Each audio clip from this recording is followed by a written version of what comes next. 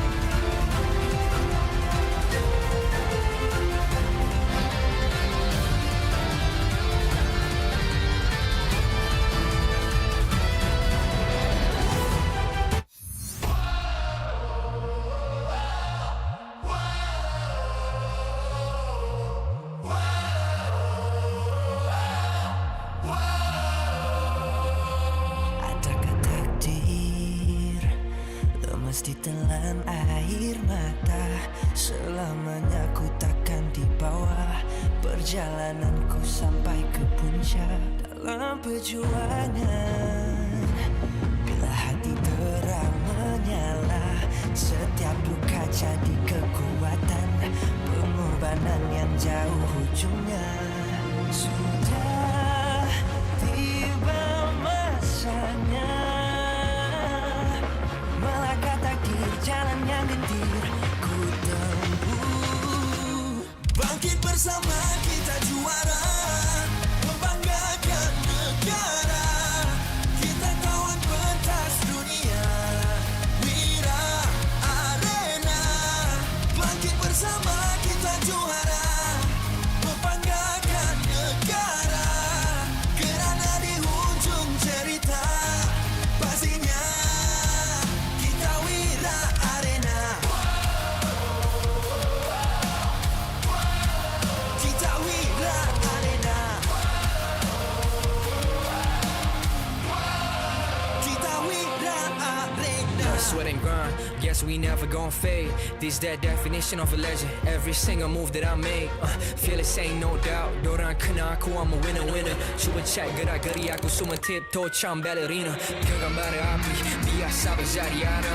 Mimpiku mula menjadi, tiada siapa je yang halang. Kalau bikin hari-hari, benda susah jadi senang. Segala cabaran aku ready, masa depan aku terang. Sudah tiba masanya,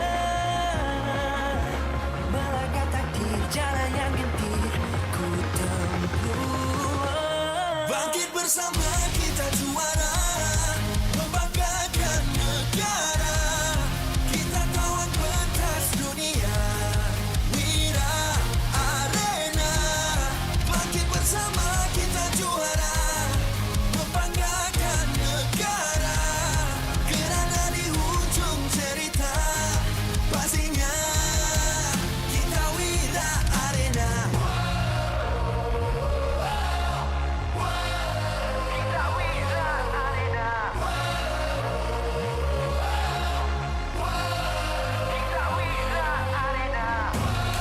satu hati, satu jiwa, bangkit bersama kita wira arena. Dari bayangkan nyala api, nama kita terpahar di bumi. Bangkit bersama kita juara, membanggakan negara.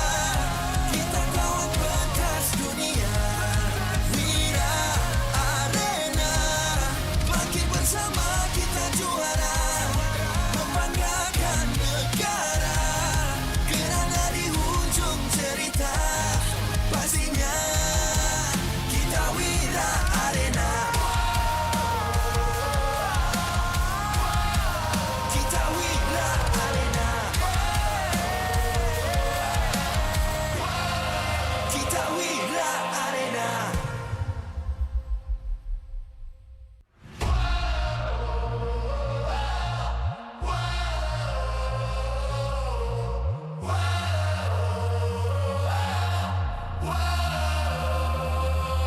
Adakah takdir lemas ditelan air mata? Selamanya ku takkan di bawah perjalananku sampai ke puncak. Dalam perjuangan, bila hati terang menyala, setiap luka jadi kekuatan. Pengorbanan yang jauh ujungnya. Sudah tiba masanya melangkah takdir, jalan yang gentir ku tempuh. Bangkit bersama kita juara, membanggakan negara.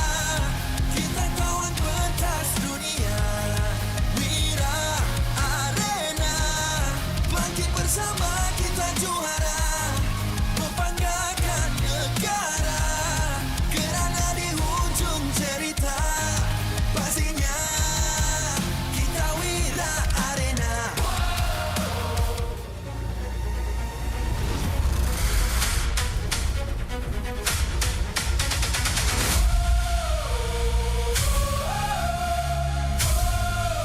Kita Wira Arena.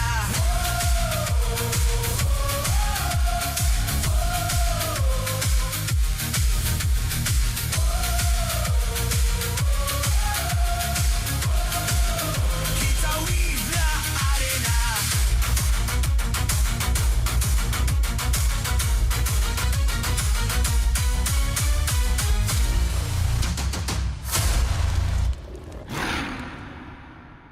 MPL Malaysia Season 17 is powered by Moonton.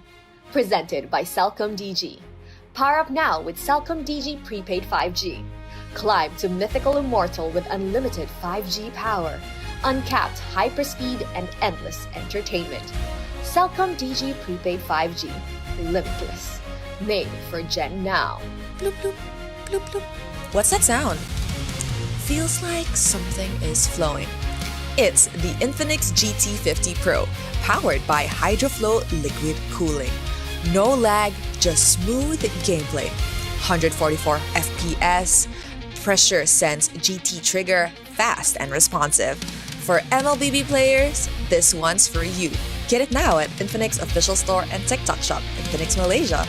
Food delivery Grab. Definitely focused when full. When people is hungry, they lose focus. Then they will have bad aim or bad performance during the game time. Hence, order from GrabFood to stay focused. Cultured by Todak. Get your official MPL Malaysia merchandise at a Todak booth or online at store.todak.com. MPL Malaysia is now cultured by Todak, empowering the next generation through Todak Academy and its industry-focused TVET and STEM education programs. Official motorcycle partner, Yamaha. Official content partner, Media Prima. Official streaming partner, Tauntaun. Our strategic partner, Fairy TNT Co., OBSBot, PSM. Supported by KBS, ESI, Rakan Muda, MESF. Bersiaran secara langsung dari Stadium Juara. Para penonton sudah pun membanjiri arena untuk menyaksikan perlawanan Upper Bracket Semifinal antara Invictus Gaming menentang tim Vamos. Ini merupakan antara perlawanan yang bakal menentukan siapa yang akan mara ke Upper Bracket Final dan sekaligus hanya selangkah lagi ke MSC. Para penonton kini membanjiri arena. Pemain-pemain sedang lakukan persiapan terakhir mereka. Pertempuran besar akan diperlihatkan.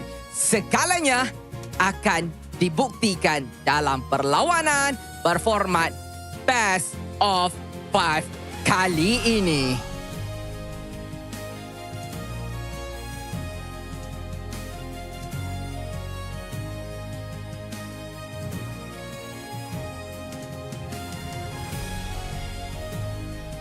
Selamat datang ke Playoffs MPL Malaysia musim ke-17. Nama saya Rose, host anda sepanjang playoffs ini. And of course, since this is a playoffs, kita pun ada Poji sebagai kita punya side reporter. Hello Rose.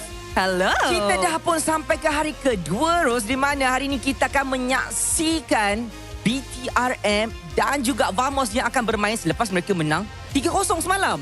Uish.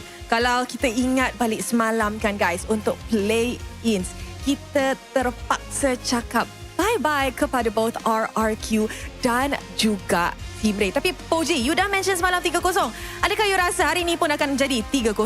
Saya tak rasa hari ini akan jadi 3-0. Saya berdoa banyak dah daripada semalam, Rose. Saya mengharapkan 3-2. Saya nak biar match panjang, caster kerja banyak sikit cakap, penonton jadi lebih happy dan tak ada orang dekat luar sana yang cakap gameplay kita tak best. Uish, ramai ke cakap macam tu? Biarlah rahsia. Tapi guys, I rasa kan kalau kita dapat game yang 3-2 untuk kedua-dua match, I rasa beli tiket lagi berbaloi. Beli tiket berbaloi, yang tengok pun lagi enjoy dan juga penonton yang datang rasa puas. I agree. Korang agree kan? Nak tengok game lama-lama, 3-2, kita semua balik esok pagi macam tu. Tapi Rose, itu bercakap pasal game, sebenarnya ada lagi benda lagi special hari ni. Oh, ada lagi benda special hari ni. What is that? Actually, bermula season ini, setiap hari kita akan ada award ceremony. Setiap hari? Setiap hari. Biasanya kalau kita ikut musim-musim sebelum ni, kita punya awarding ceremony jadi hanya dekat Grand Finals. Tapi season ni setiap hari hari kedua sampai Grand Finals ada. Betul. Wow. Setiap, macam hari ni kita akan ada pukul 6.30 nanti. Oh. Esok pun ada, waktunya berbeza lah. Sampailah Grand Final dan kalau boleh kita nak orang ramai datang nak tengok. Sebab hari ni award dia memang yang semua orang dah undi-undi dah. Oh, okay guys. So, kalau you guys memang akan tengok match kedua nanti, do come early, saksikan awarding ceremony bagi semangat dekat your favorite players and coaches. Itulah dia punya hint. Betul tu Poji.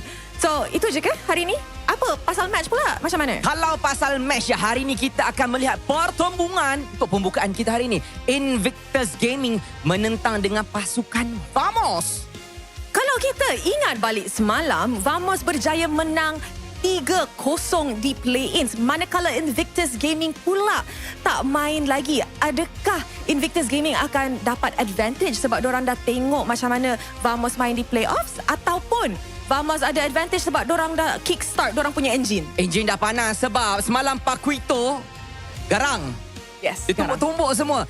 Lepas tu kita ada error 404. Tajam retreat sana sini. Tapi itu bercakap pasal game. Kita tak boleh nak cakap. Kita boleh predict. Tapi whatever happen dekat dalam game, anything can happen lah senang cerita. Macam tu lah. Betul tu Puji. I rasa kita punya audience pun dah ready. Cuba bagi gift sikit. Okey, kepada penonton-penonton yang berada dekat dalam venue dan juga di rumah, ini adalah kod istimewa untuk anda. Itu kita nak bagi hadiah istimewa Laila Emote.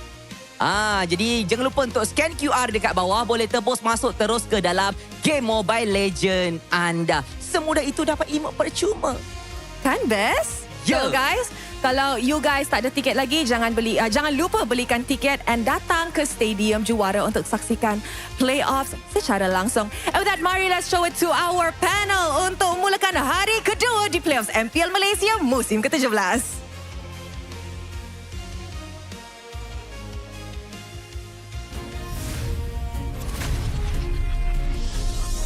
Ladies and gentlemen, welcome to MPL Malaysia Season 17, and this is going to be the playoff day number 2. Yesterday, we've witnessed the play-ins. It was a bit a one-sided match here and there, but I would hope so for today's match is going to be a bit more different, a bit more entertaining rather than yesterday. But hey, let me introduce myself. My name is Syed Adin. Together with me is going to be Sadafa, and we're going to be your casters for the day. But Sadafa, yeah, you were here yesterday. One-sided?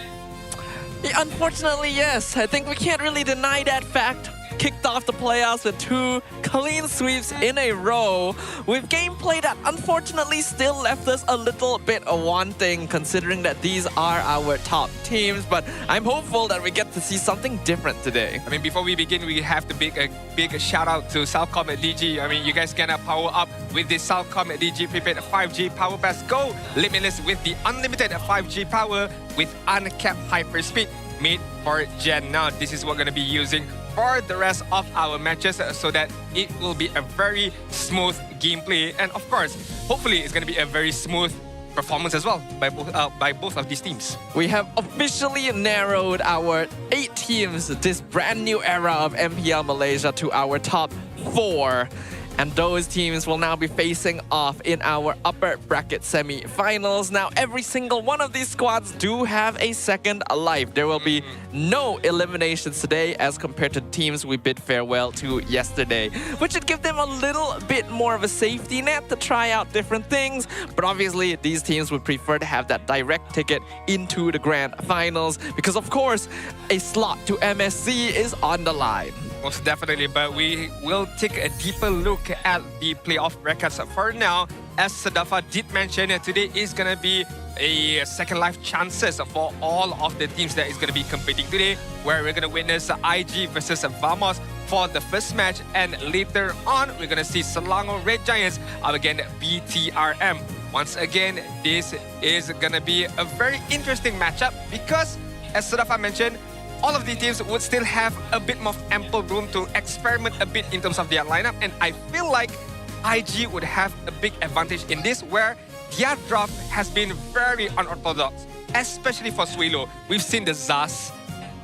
I'm not too sure if it's going to bring up it again. We've seen the Valer at the same time, so I feel like IG has a bit more wiggle room to play here. You could say that, but you could also argue that Vamos is looking really, really good right now. This is a team that understands their playstyle, their identity, and knows how to draft and execute on it. That's why they were able to take their series so handedly yesterday. And they've technically had the chance to warm up as compared to IG, who has been waiting since the end of the regular season to finally take to the stage. There's definitely going to be pros and cons to either way, but it's going to be fun to watch these 2 teams square off.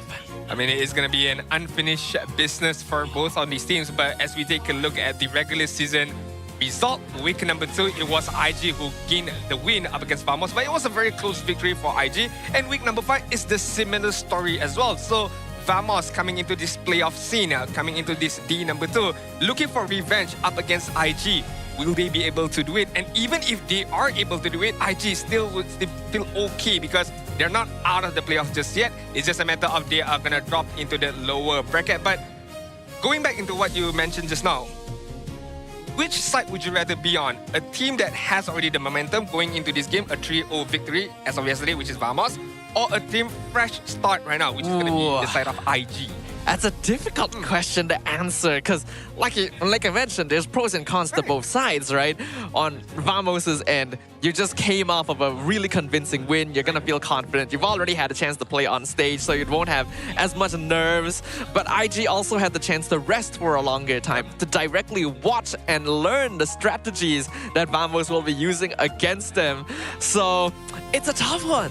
I mean, we will definitely discuss a bit more after this, but we do have one video, and it's going to be Rose and a player of MPL Malaysia. Let's take a look at it together, shall we?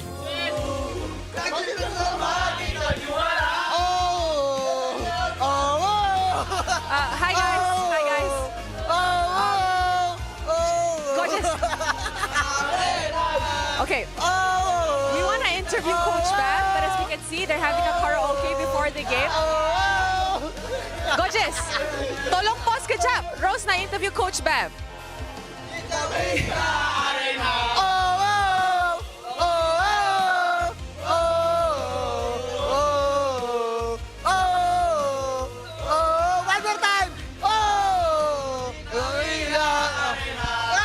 Okay, semangat.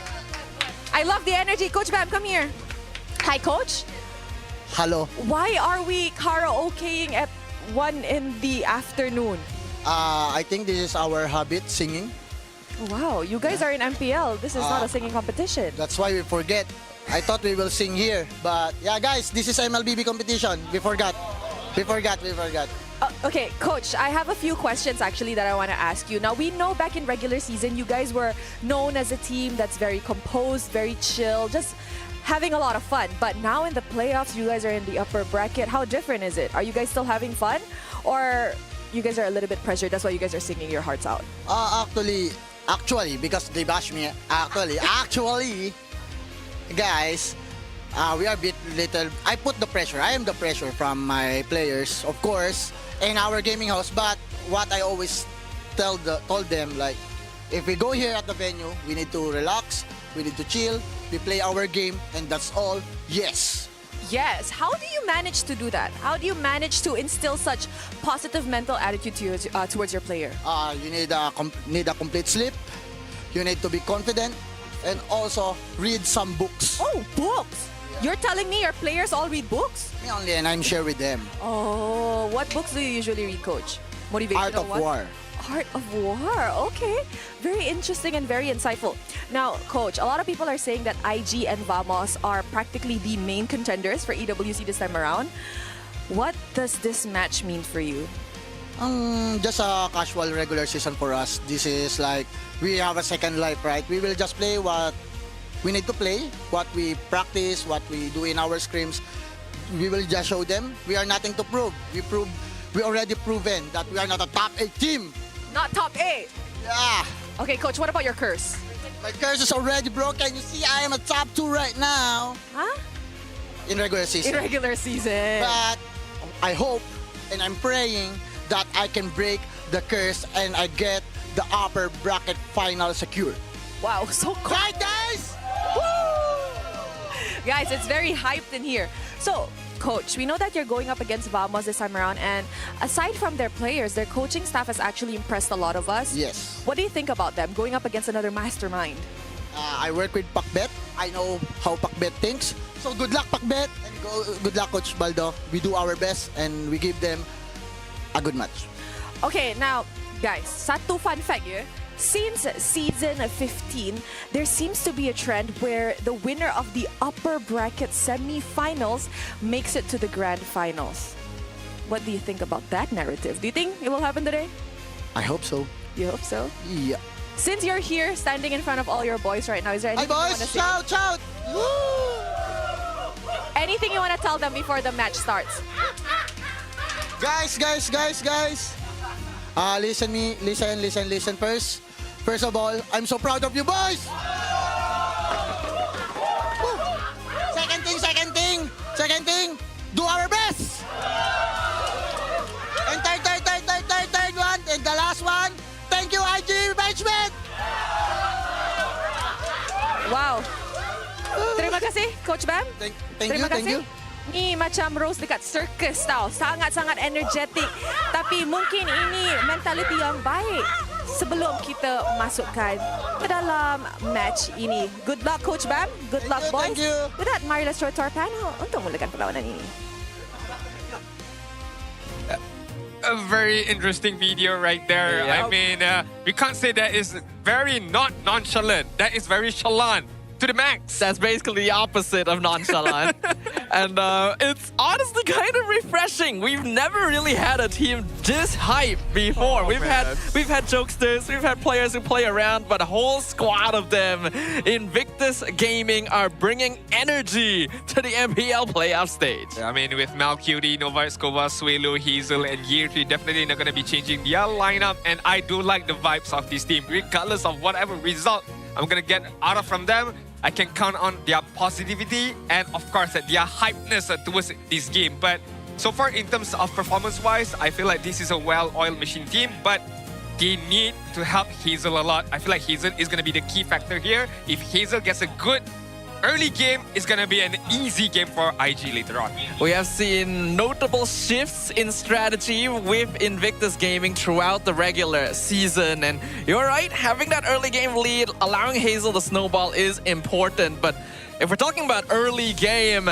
Team Vamos have been the masters in recent history. Up on screen right now, we got Natko, Zkeep, Klokun, Error 404, and Sapad coming off a commanding victory. I mean, I've seen a lot of people talking about Error 404, the Retribution Battle, the Queen. I've seen Sapakito as well, been popping off here and there. But my man Kloko deserves a compliment as well. I feel like he is the silent killer within Team Vamos. He's just decimate anybody on that mid lane, regardless of whatever hero that he uses. Utility, you got it. A very burst mage, you got it. Everything you need, Klokun will deliver. You're honestly right. The mid duo from Vamos, Zkeep and Klokun together may not be the flashiest, but they really know how to get the job done and play as the supporting foundation for their cores. All right now, ladies and gentlemen, we shall introduce both of these teams onto the main stage to begin our first match of the day. Let's go!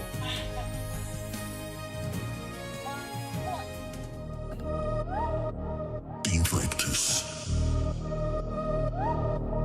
Invictus.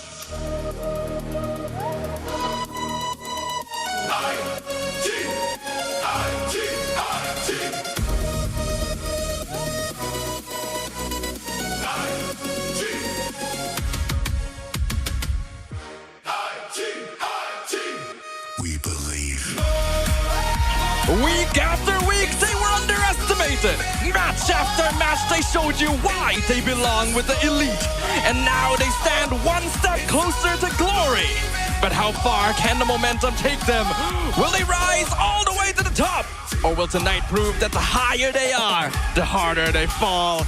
Ladies and gentlemen, Invictus Gaming!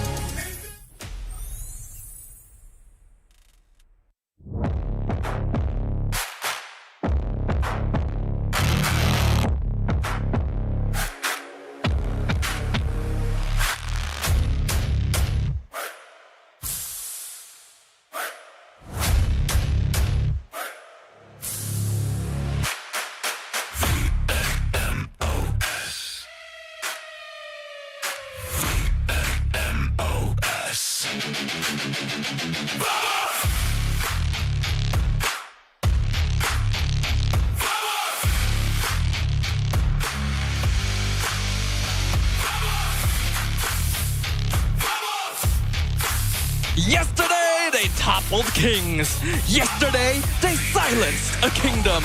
Today, they face a greater challenge. A rival that has defeated them every single meeting this season. Now, with a place in history on the line, they get one more chance. Can this new generation rewrite history? Let's go! Team Vamos!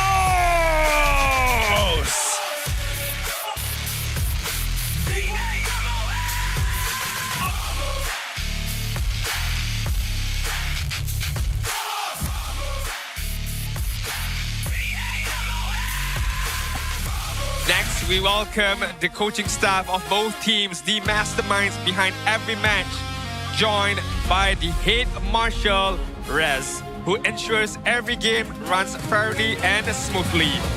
On the side of IG, Coach Bam as the head coach and Coach Jazz as the assistant coach. Meanwhile, Vamos, Coach Valdo, the head coach, as well as Pat, the assistant coach. Now they shall march onwards to the main stage to begin the match. As shall we keep it going with a fist bump between the teams. A true sign of professionalism. This is how we roll. This is the Malaysian sportsmanship. Our very first upper bracket semifinals is officially about to commence, ladies and gentlemen. While the stakes may be a little lower without lives on the line, the chance to move into the upper bracket finals and grab the first direct ticket to MSC is looking ever closer. And both these teams eager to etch a place for themselves upon that point in history. When the season began, I felt very iffy about Vamos. The fact that they took a high miss in introducing this new generation of lineup. You got Aero 404, you got Zakif at the same time, under the wings of, I would say, Natko as well as Klokun, the, I would say, more veteran players within that squad itself. But so far, they have proven me so wrong. The fact that they can perform really, really well. Coming from behind, they can win. They have a good lead, also they can win. But as we take a look at Zakif, a tougher challenge does await them.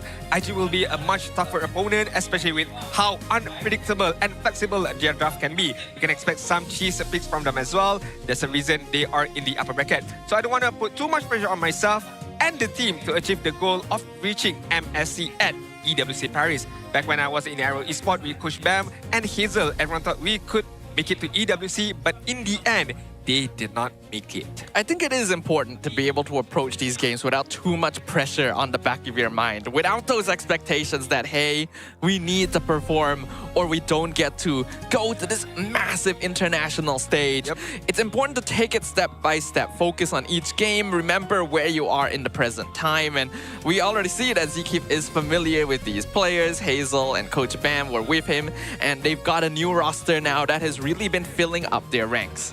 I feel like a sense of maturity from Zakif, such a young player, young talent as well. But to have this mindset of, okay, we gotta go one match at a time, one result at a time. Yes, the end goal is definitely to win MPL Malaysia Season 17 and of course to get that golden ticket to MSC at EWC Paris. But hey, one step at a time, one match at a time, one draft at a time. So again, props to him, kudos to him having that very, very mature mindset from Zakif. And honestly, I would like to see what else does he have in store for us. Yesterday, we saw a lot of Atlas pick from him, but I'm pretty sure you got the Gatot Kacha. I'm pretty sure as well, if Queen is available, if Aero 404 does not want to use it, Zakif can use it pretty well. Glue as well. So there's a plethora of choices for Zakif to showcase himself for this match. Yeah, compared to what we've seen yesterday, both these teams have very wide hero pools and very directed approaches to the drafting. While both teams started off the season in slightly more iffy positions, they've really come into their own and have figured out exactly what makes them tick. Both sides have also gone through player swaps to really figure out what this main roster is going to be heading into the playoffs. Both sides look solid. The question is, will nerves get them? Will we actually see the full performance of both IG and Vamos here? Okay, we shall take a deeper look at the draft in a matter of moments. Of course, we gotta get to know about the map as well. But of course, we saw Coach Bam a couple of seasons already here in MPL Malaysia. I mean, Zakif already mentioned on how he was with Coach Bam back in the days of Aero Esport. But Coach Bam has a history of not being that good when it comes to best of 5 or best of 7. Will this be the kryptonite towards IG, where your coach yourself is not comfortable in this format? That is honestly a good question, because anyone who has paid enough attention will agree that overall, Coach Bam has had pretty solid records of making it to playoffs, but never making it to the top of playoffs due to longer series and maybe slightly less flexible drafts. I think that he has grown a lot this season, and he has the player roster that allows him to be more creative with hero picks, but it remains to be proven. Oh, look at that, coach. Just on the sideline, separating his teammate, and of course, protecting, not too sure whose child that is, but I mean, he is doing a good job of taking care of that baby right there. And as we jump back into the draft, I do have to agree with you, Sadafa. I feel like Coach Bam has grown a lot as a coach as well. And I feel like in terms of this format, best of 5 or best of 7, if he's not comfortable with it, I feel like this is where Coach Jess comes in as well to help him out and to get him out of this, I would say, tunnel vision, so that the draft can be constructed well for the side of IG. And speaking of which, IG is gonna get the Queen first. will Vamos reply with a Paquito pick for themselves? I guess we'll find out, right? We have a bit of a fun fact where basically IG bans Guinevere 71% of the time, whereas Vamos wins with Guinevere 88% of the time. So we can expect this hero to be very consistently contested or banned throughout the series. But the Paquito also highly contested. Vamos will always first phase ban or pick the hero. That's what we saw yesterday. This is a very good opener by the side of IG. The fact that they got that Gwyn, which has a very high percentage win rate as of now. And also the Zuxin. I mean, yes, here in MPL Malaysia, there's this whole of FOMO Zuxin pick, but it does not affect IG at all because out of those 10 plays of Zuxin, 7 out of them, they have won it. So it's a high percentage win rate for Zuxin in the side of IG. Meanwhile, Vamos is going to reply with their very own jungler right now. Is going to be the Leo mod. So they have a good, I would say, a frontliner with the Leo mod, a good damage as well. But the Paquito is going to be the true main damage dealer later on. But as we approach the later phase of the game, Harith is definitely going to step out on top. So far, the draft has been proceeding very quickly and both sides look pretty solid already in that first half. We haven't actually gotten the chance to witness a proper Paquito versus Arlet lane matchup yet. So this is going to be an interesting test of their capabilities, especially since towards the end of the regular season, the E3 basically played nothing but Freya. With the hero banned, he gets to finally show his stuff on other picks. And we'll see how he fares against Paquito. I would like to see, will IG ban out the Atlas as the last ban later on, or are they going to target down Clockun's hero? But if we do talk about Clockun's hero, I mean, you still got the guard, you still got Valentina, if I'm not mistaken. Yep, Valentina is still there, but going up against Zuxin is not going to be easy. I mean, as we all know, the reach that Zuxin has is pretty much big, and it's going to be very difficult for you to be able to control that mid lane later on. But Vamos, one more ban before we head over to IG, is going to ban out the carry, not allowing Mel QT to use it later on. Carry is a hero that Vamos places a lot of stock in. Their gold laner is basically the carry player of MPL MY. And they know how well this hero can perform even against the Harith, so they'll take it out. Atlas being hovered like you pointed out. The scary thing about IG's lineup right now is that they are basically doing what Vamos did in the regular season. A full Guinevere comp. Arlet and Zuxin are go very good heroes to combo with the Violet Requiem. And they're going to be looking for more. That's why the Kalea was banned by Vamos as well. To deny more heroes that can set up for this Gwyn. Alright, so IG is very good against a composition that likes to group up within one and another, because the Final Slash and the Violet Requiem can instantly decimate you once you group up within one another. Hence why Vamos is going to opt the option of a disengagement kind of a hero with the Gatot Kaca. If Gwyn jumps us in, Gatot Kaca can immediately use this AOG to just neutralize any threat on the side of IG. Or, in a better scenario, Gatot Kaca is going to be the one who's going to initiate the team fight for Vamos later on. Yeah, having global presence is actually very important here for Vamos, because IG is already playing more of a pick-off style. They're going to be setting up ambushes with this Guinevere. So the AOG to save anyone who is getting hit with that Violet Requiem is a good revitalize holder as well, means that Vamos at least has some way of counter-playing. That's also why the Zetian was banned. That's a hero that can instantly counteract the Violet Requiem engagement with that Fury of the Phoenix. IG, though, still gonna keep it standard. They got the Claude and the Hylos. So they're going to be playing very standard IG. This is a strong front to back with good early mid scaling, and then the Claude for the late phases. And it does not look good for Leomon right now. The fact that the Hylos is there, the Zuxin is already there. So Arrow 4 has to find some different pathways to be able to lock down the neutral objectives, such as the Turtle as well as the Lord, because you don't want to walk up into a Zuxi, you don't want to walk up into a Hylos. That is somewhat of a death trap for your own health later on. But hence why Vamos is going to pick up their very own AOE control with the Yve on their own side. A very utility of a utility of a mid laner here for Clockun, but I feel like it's good enough because you can control the map really well, and you don't need to stand too near to be able to dish out your damage. You got your Void Blast, your Void Crystal, so you can deal with the Zuxin on a very safe distance at the same time. It is a potentially risky hero pick because Eve standing still for the RLM is a very easy target for the Guinevere, but control is the name of the game. You are right. They need a mage that's able to reverse the control over an area if IG decides to go for an initiation. And if the Eve picks up a Purify, should be able to handle most situations.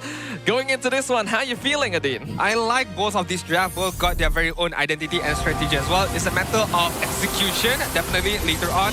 And we shall see for this game number 1. All right, ladies and gentlemen, the land of Dawn beckons once more. Our very first visit into the lands of MLBB. At the beginning of day 2 of the playoffs, it's going to be Invictus Gaming on the blue side versus Team Vamos on the red.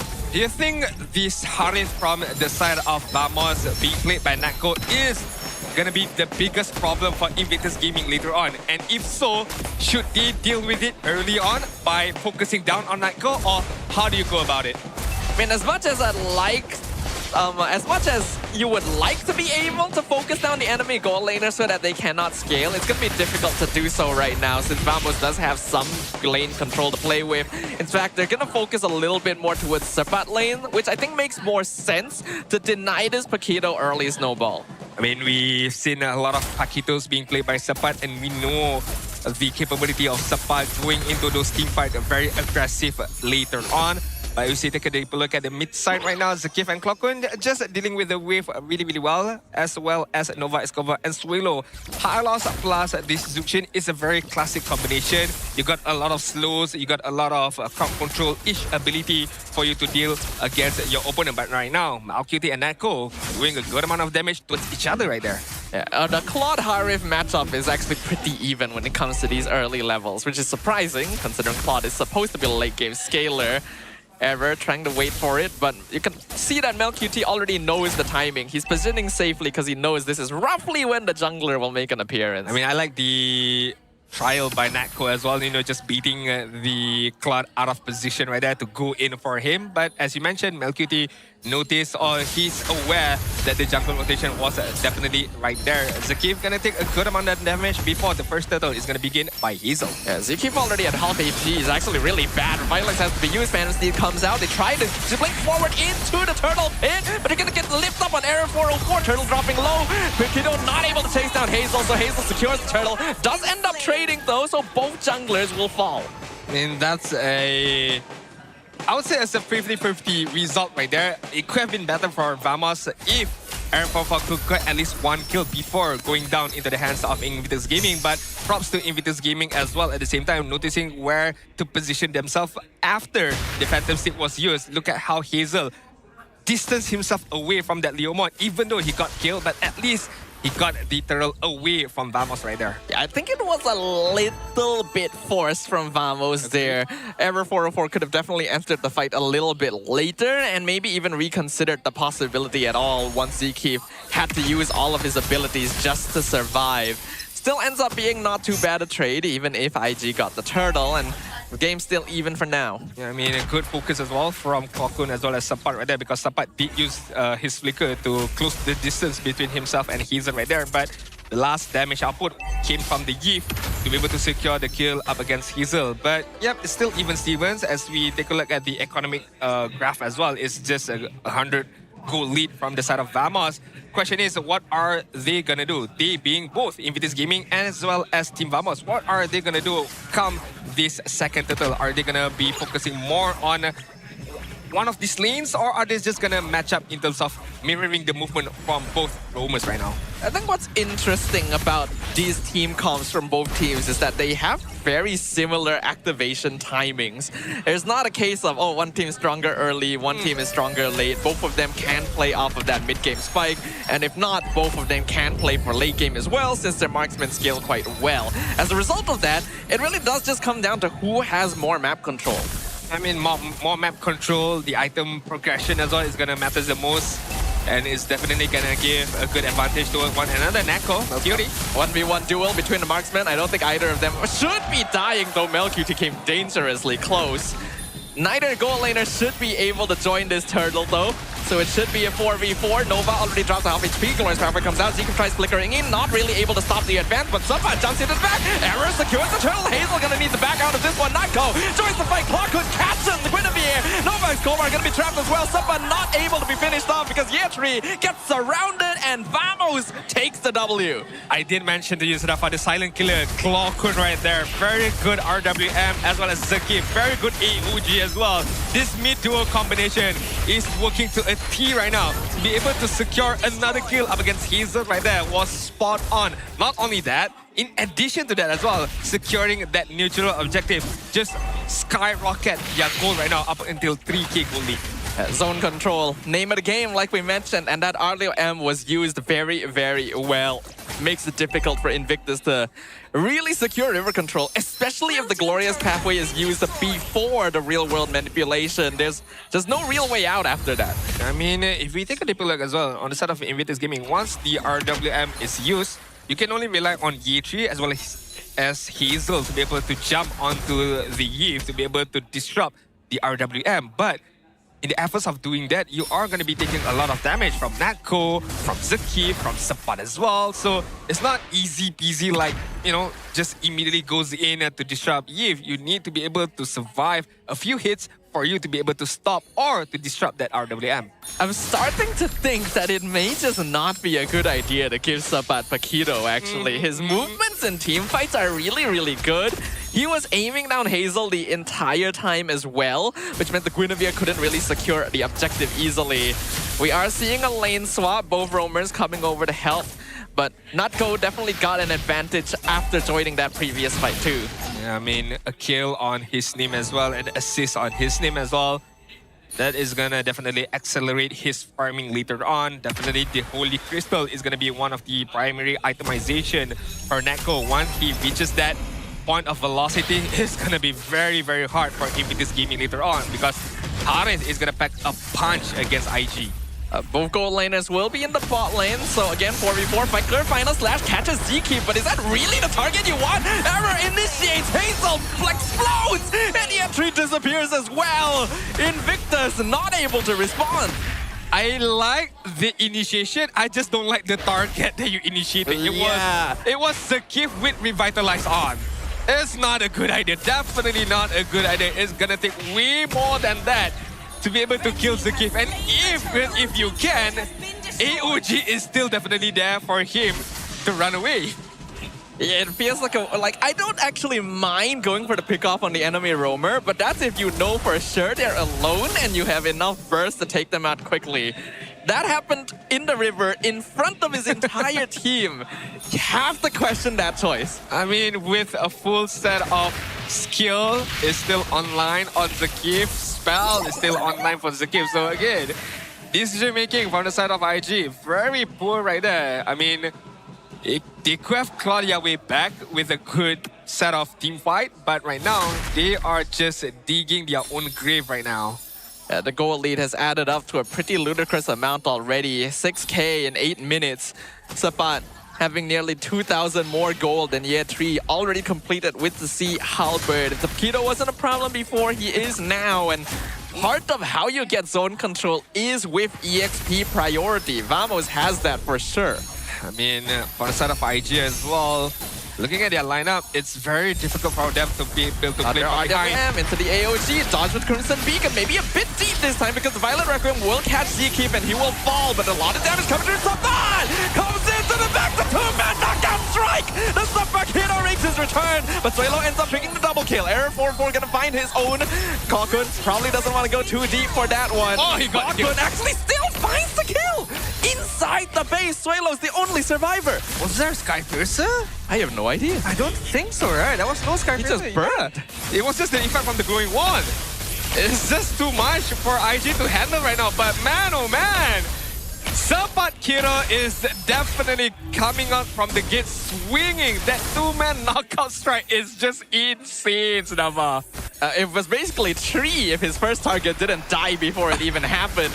I thought that Zkeep may have over-initiated, but it took them so long to take him out that Vamos could collapse. Sapat picks up Hazel instantly, 2-man stuns, sets up for Error 404. Even dying there is more than worth it. I mean, not only the fact that it was a two-man knockout strike, but the target prioritization, it was against Melcuti. During that blazing duet, initiation from himself. So not only he set up the kill for Arrow 4, but he definitely stops the Blazing Duet from going too far away from the Cloud, going too far away. So again, just great decision making from Sapat, as well as the execution is super on point. At this point, Invictus Gaming have completely lost mid-game control. They need to scale, and that means macro. I like that they're sending MelQT to split push waves, but Vamos don't really mind it too much. Sapat can handle him alone while they take other structures. Vamos, they are tempo specialists. Once they got that snowball, they don't let go. So Invictus have to hope they make a mistake somewhere. I only got 2 words for you, my guy. Holy Crystal is online for Natko right now. Hence why it's go time from him right now. Look at that damage. Waylo cannot survive. He's gonna get lifted up. Violent Requiem Purify comes out. He actually waits for the last second to use it. But E3 jumps the backline, finds the kill onto the Harif. He ends up dying himself though. And here comes Sapat. He's gonna get trapped under the tower. The Winter Crown keeps Hazel alive, and Suelo picks up the mega kill. Some mistakes being made by Vamos. Okay, I was gonna be like, okay, you got the Holy Crystal, maybe not in that fashion. You want to go too aggressive right there. I mean, Team Vamos was, I feel like it's a bit of a gamble, high risk, high reward kind of thing. If they gotten a few kills right there with the Lord pushing on the top side, they could look to end it. But mistakes were made, overcommitment, but it's still okay right now. It's going to be hard for Vamos to actually fight this, which gives IG time to work on the Lord. But Arrow will still pick up the monster kills. Zeke's going to jump forward, basically throw his body in to try and get the tower, but not able to do so. I mean, good effort from the side of Team Vamos right there. Noticing that they have a good advantage with the Lord pushing on that top side, and Zakif was just gambling his life away to be able to help the Lord march in towards that inhibitor turret. But Invictus Gaming, good high ground defense from them. But still, a lot of work to be done right now. 6k goal lead in the favors of Team Vamos. Huge map control on the side of Team Vamos. Meanwhile, for Invictus Gaming, as you mentioned, I feel like this is the time for the macro play. Split pushes, and they are able to do that with the help of the Cloud. But you need someone to accompany you in that effort. That's why they're usually sending Nova with MelQT. Right now, though, logically, the biggest threat on Invictus' side should be Suelo. The Zusin is 5-0, but unfortunately decided not to go for the Sky Piercer, probably because early game wasn't going too well. Stacks in that would actually make a huge difference for IG right now. Most definitely. AOG? Aggressive AOG. They're looking for the taunt. They grab the E3. RWM comes out. They're aiming the Arlet. Blazing Duet can be used into the backline. Clockhood in some trouble, but look at Natko. He's diving in with Sapat. He's dismantling the backline. Clockhood is dead, but look at the rest of IG. They're going down one by one. Godlike streak for Natko. Only 2 left, and now Vamos is go time. Whoa, we need an interview on that shot call right there. Who made that call? And that could be the winning call for the side of Team Vamos. They're going in 2v4 situation. Some are going to take a lot of damage from the tower. The minions are being slowly taunted away, but Nova Cobra goes down. Killing spree for Natko. They push Suelo away. It's a shutdown, and the crystal is ripe for the picking. Vamos takes first blood, first game of the series. What a gameplay from Vamos right there. Clean execution, clean game plan, and a clean shot call. Everybody was on the same page. I go in, I deal the damage, you guys steal from behind. Or let's reverse that script. Let Natko be the one in front. I'm gonna AOG in first. I know somebody is gonna be in that particular push right there. Natko was already in prime position. And then you just feed in Sapat at the same time. It just all works to plan from the side of Vamos right there. Vamos moves fast. There is basically no hesitation from this team. And we talked about this yesterday. They are not afraid of making mistakes because they know their limits. IG honestly didn't make too many blunders this game around, but I think that they lost a bit too much tempo early on and just couldn't regain it against a team that's so good at snowballing. I mean, we did talk about how Hazel needs to get a good early game for him to be able to play make for the side of IG. Meanwhile, Vamos understand that as well. So what they did was all of the team fights, regardless it was going to be Little Wanderer, regardless whether it's going to be Turtle or Lord fight, the main focus is, of course, the neutral objective, but another focus was Hazel. Disrupt him as much as we can. If we can get a kill him, that's good. But as long as he's not anywhere near within his teammate or anywhere near at the neutral objective, we are happy as Vamos. It's hard actually for IG to initiate. You would think that they could build with a team that's built around this Guinevere. Yep. Problem is, I think Hazel is building a little bit more into damage, which means that he's squishy. He needs to have proper setup before he can really enter the fight. And Sapat is just waiting for that chance all the time. He is finding these punches. He's dropping Hazel to half HP. And without that Violet Requiem, IG has a much tougher time. I mean, we managed to see a couple of times that the fact that Sapat flickers in, Hazel was just immediately gone from the punches of the Pakiro. But hence why he is our deserving MVP for game number 1 right there. I mean, not only the knockout strike was good, the decision making was good, the rotation was good at the same time. So, hey, what more compliments do you want me to give to Sapat, man? I mean, I feel like I've given a bag of compliments to him already. We've already been giving him compliments non-stop since yesterday, honestly. I said it during the game. I will say it again. I think that Paquito cannot be allowed for Vamos. Sapat is too effective at playing it. I like the earlier idea of Invictus ganking the lane, trying to set up for year 3, but it just couldn't translate that into anything. Not only that, the fact that Hazel did not have a good early game, and of course he was going to be focusing a lot on damage, but it means that he would need somebody else to be able to set up for him, to be able to open up the map for him. And definitely he would hope for Nova Escova to do that or Yechi to do that. And it was just a bit too difficult for them to be able to execute that perfect combination of Final Slash, Violet Requiem, and then Zuxin comes in with the Crimson Beacon because they are taking too much damage from the side of Vamos. From the side of Natco, from the side of Clockwood, it's a long-range damage as well, and Arrow 404 can just goes in with that Phantom State as well. Look at the KDA of Hazel right there. That is not something you would like to see from your, I would say, star player on the side of IG. Yeah, basically, most of the composition is built around Hazel. So if he's not performing, the team has nothing to play with. And in this case, it's less of IG making mistakes and just Vamos playing too quickly for them. True. Once again, props to Zkeef and Clawkun. Their zone control is so good.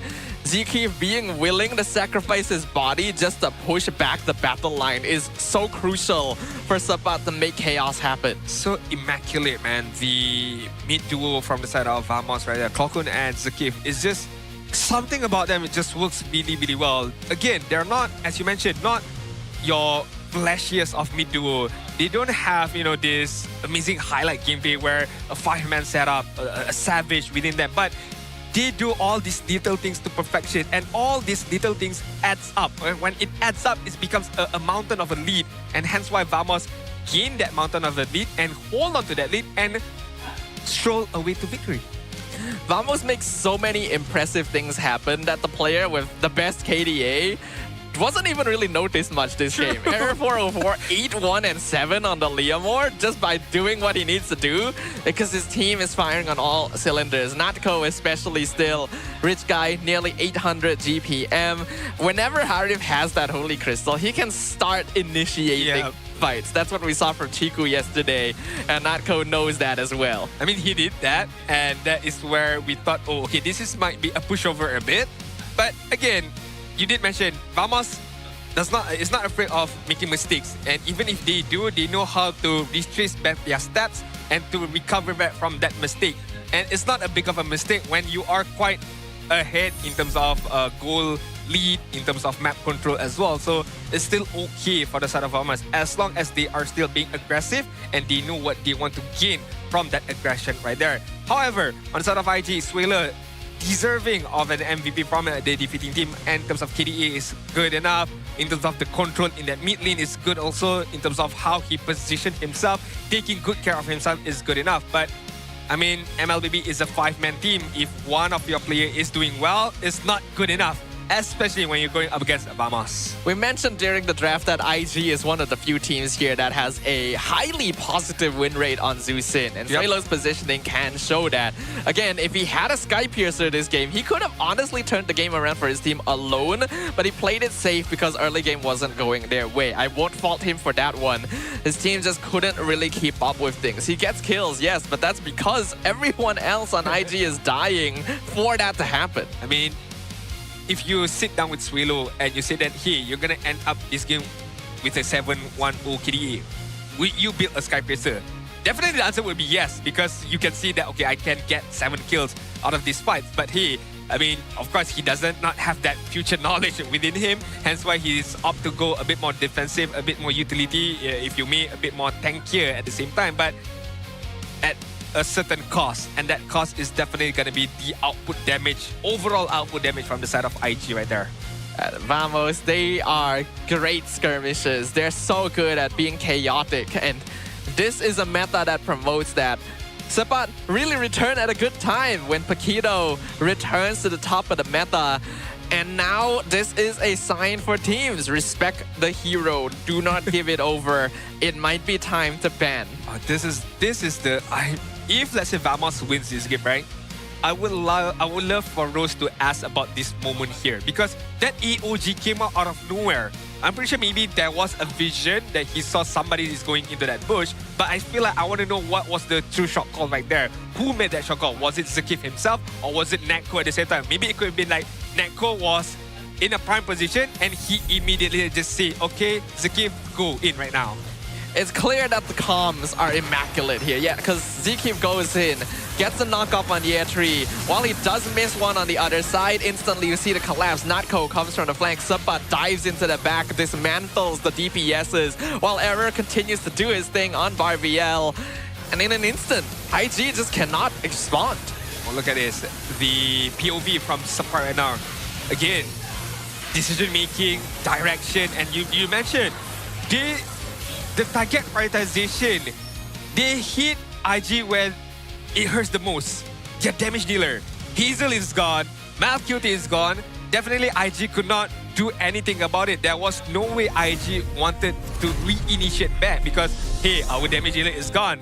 So we just gotta back off and hope that our high ground defense will be enough to protect the crystal. For a very long time, the meta has been for EXP lane, utility side lane. More of damage sponges or just generally team fight setup heroes like that Terizla or, you know, tanks like Uranus. It's been a long time since we've seen players get to really show their stuff on this type of backline assassin. Even heroes like Arlet don't really do that anymore. True. So Sepat has found back that mojo. And the question remains of, can the other EXP laners keep up? It does feel like Sepat knows when to come back, the right moment to come back. Right? I mean, he knows something right here. It feels a bit iffy and fishy right here, but hey, don't worry not. I mean, MLA is definitely here for you guys. Don't feel iffy or fishy about MLA. Mobile Legends Adventure is a relaxing idle RPG. You can collect over 100 heroes, level up with ease, and enjoy idle rewards at any time. Build your strategy in auto battles, explore endless game modes, and fight other players worldwide in a global PvP. Or if you like a guild versus guild of a mode, MLA is definitely for you guys. So make sure you guys download Mobile Legends Adventure to start your idle adventure today. And that's not the only adventure that you guys can explore, because we have the MPL MY Festival brought to you by Esports Con right here at Stadium Juara from the 3rd to the 7th of June. We've got the Ultra Giant Screen Watch Party. We got team merchandise, stage activities, meet and greets, a food village. It's a lot of food, by the way. Wow. And even more for you guys to check out. I mean, a chance to win an all-spot camera as well, in-game diamonds. There's going to be a lot of lucky draws as well. And of course, there is going to be a very special MPL MY Grand Final ceremony with the upgraded, the Dream Stage. That is going to be the highlighted event for our Grand Final. So make sure you come down over. Even if you don't have a ticket, it's okay, because the Esports Cons Festival is gonna going on up until the Grand Final. But right now, we're gonna head over to Poji with a VMix call with a very, very special guest. I wonder who's it gonna be. Poji. Terima kasih rakan Kastana kembali bersama saya Popo J untuk Women's Call bersama dengan orang yang jauh di negara yang sangat jauh, Arya dan juga Rexwin. Hello guys. Hi! Hola guys! Hola. Apa khabar korang? Korang saya dengar cerita sekarang Arya dan juga Rexwin bersama dengan Gen G Esport. Jadi pertama sekali saya nak tanya korang dekat mana sekarang dan apa yang korang tengah buat? Sibuk ke, busy ke, tengah try out ke? Apa yang korang buat? So basically kita orang sekarang dekat Mexico, Cancun, and kita orang ada NWI qualifier for North America. So basically kita orang tengah bertanding lah. So kita orang pun dah habis game tadi. So our next match is on Sunday, Malaysia time zone against RQ. Oh, korang ada dekat Mexico, Cancun untuk MWI? Yes, correct. Wow. Jadi kepada korang yang tak tahu, MWI ni akan jalan serentak dengan EWC nanti dan korang akan mewakili region sana lah macam tu? Ya, betul. North America. Alright. Agak menarik sebenarnya sebab untuk MWI yang lepas, korang mewakili North America juga tapi bersama Gaming Gladiators. Tapi kali ini dengan Gen G Esport. Sekarang sebenarnya untuk Gen G saya difahamkan korang menggunakan line-up yang hampir sama cuma tukar jungler je. So apa yang menyebabkan berlakunya perubahan tu? So, as you guys know, dalam setiap team, kita memang perlukan perubahan untuk improvekan team dan diri sendiri. So, perubahan di jungler itu harus dibuat untuk kami lebih berjaya. So, harapkan yang terbaik je lah untuk kami. Perubahan perlu untuk berjaya lebih ke depan. Tapi Arya, saya ada soalan yang mungkin bunyi dia macam jahat tapi ni realiti saya nak tanya. Kenapa Arya main untuk North America tak main untuk Malaysia? Sebab sana bayar pakai dolar ke? Bukan. Saya rasa bila saya di North America punya team ni, bakat saya yang terpendam tu lebih menyerlah. And saya dapat dalam yang benda yang tak ada dekat Asia. So saya rasa macam benda ni menarik untuk saya improvekan diri saya and improve saya punya career. Maksud Arya coach Malaysia tak boleh nak kembangkan bakat? Okey. Bukan? Ni coach Malaysia. Gurau je. Alright, dekat untuk pada poinnya simple je, EWC dekat Paris kali ni adalah salah satu pertandingan yang besar untuk MLBB ni. Jadi kalau boleh Arya dan juga Rexwin kongsilah, kalaulah korang terpilih kan untuk mewakili North America untuk kali ni, adakah benda ni akan memberi apa-apa makna yang besar untuk korang? I think quite besar juga sebab kali ni EWC dia dekat Paris, so it's a Europe based lah. So we trying to create another history sebab last year kita orang buat history baru which is gold medal for the women CM. So I hope we can buat history baru dekat Europe nanti di EWC. Saya mengharapkan korang boleh mencipta kejutan juga, bantai-bantai semua tim yang ada. Itu yang kita harapkan sebab Arya wakil Malaysia, awak wakil Malaysia.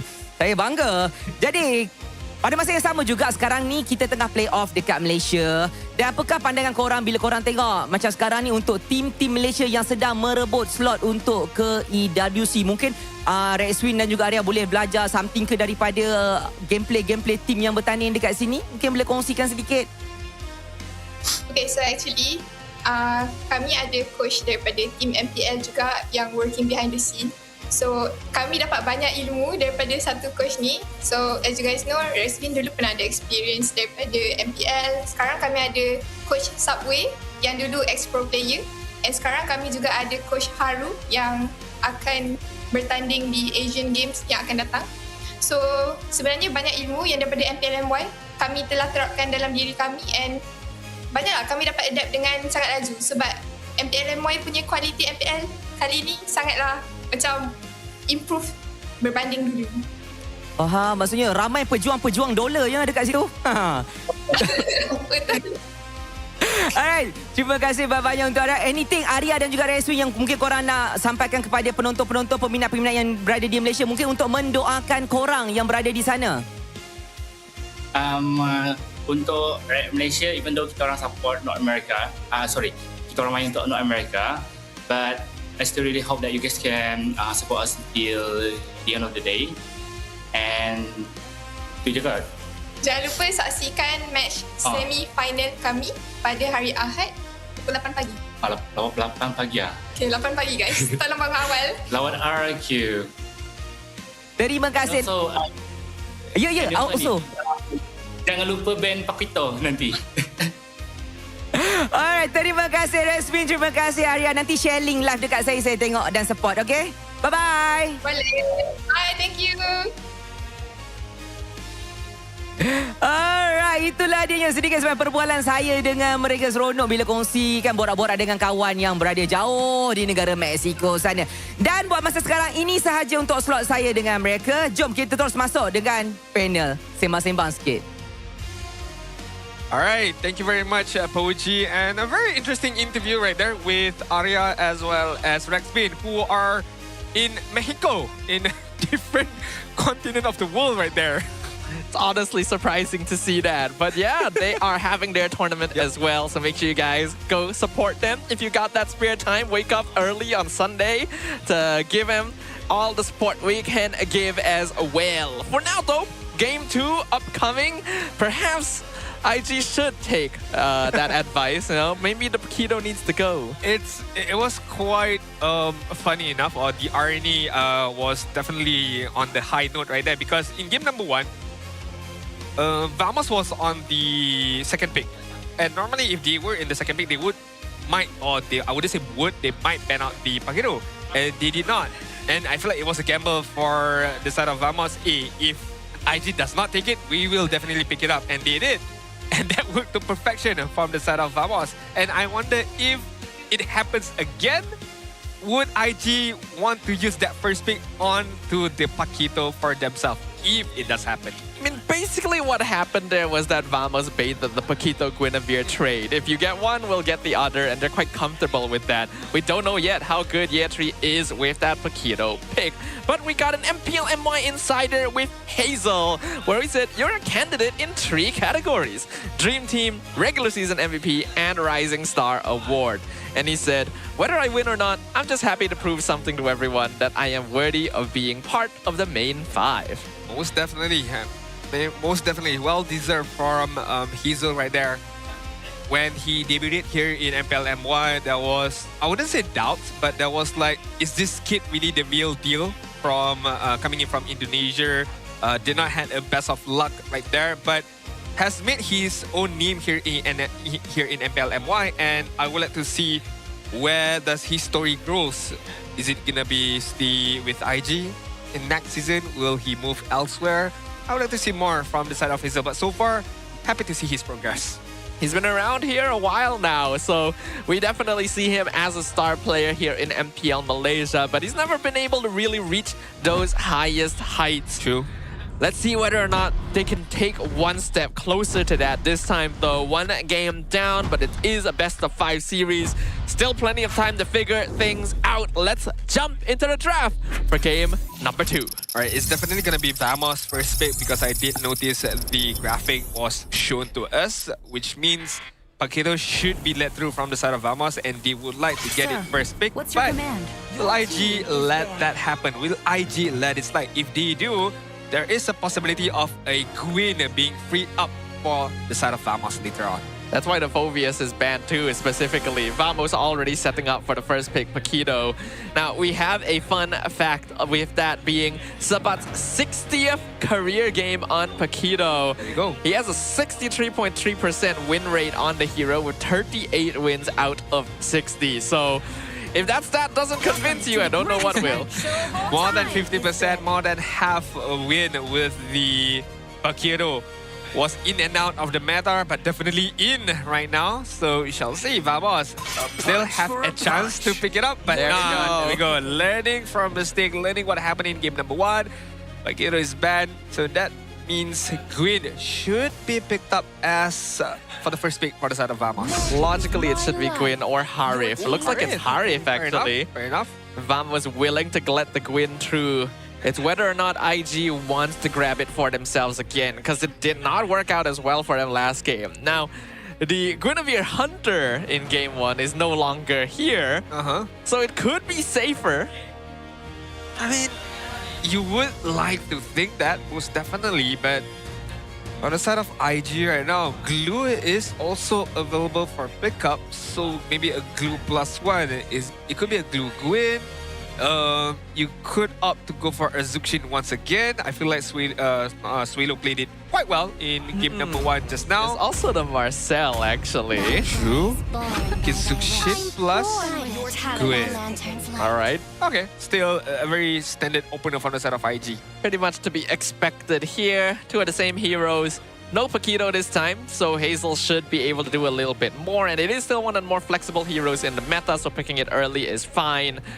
What will Vamos want to do now? Like we pointed out, the Marcel is open. It's not really something that ZQ plays too often though, so I don't know if they'll prioritize it. They could also take the Arlet. Up until now, Sabat specialties have been the Paquito and the Arlet overall. It's a hero that combos with the Guinevere, so if Vamos steals it away, it would feel better. And there's no Phobias to counter. I feel like Arlot plus Glue is a good pickup for the side of Vamos. You can leave Clockwood's hero later on, but it does not look like that is gonna be the case because Yves gets picked up very early on to be given to Clockwood. Meanwhile, Lower Mod as well. So a similar opener from the side of Vamos. I would say a similar heroes getting picked up from the side of Vamos for game number 2. IG right now. You think Arlot is suitable here, or you want to go for your roamer here? If Zusin wasn't already picked up, I would say it's a good Valentina game, but yeah, no longer an option. Arlet is possible, and then you ban out the strong EXP lane solutions, but it doesn't feel as good. Yeah, Claude probably needs a slightly higher prio since he's basically the only marksman that can really match up the Harif. And if you don't pick him now, he'll get banned later, but it does mean that IG looks like they're playing the same draft again. Are we gonna get to see a different kind of EXP laner style here for the side of both IG as well as Vamos? A more spongier of a EXP laner because Uranus is still there, Terizla is still there. But if you want to go for the backline dive, Lapu Lapu is still there.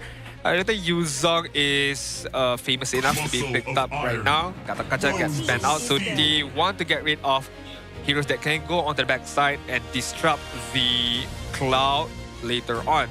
Arlot is still definitely a contender right now for both sides, so we shall see. Vamos right now. One more ban before we approach the IG's ban later on. Whoa! They themselves ban out the Alice. Okay.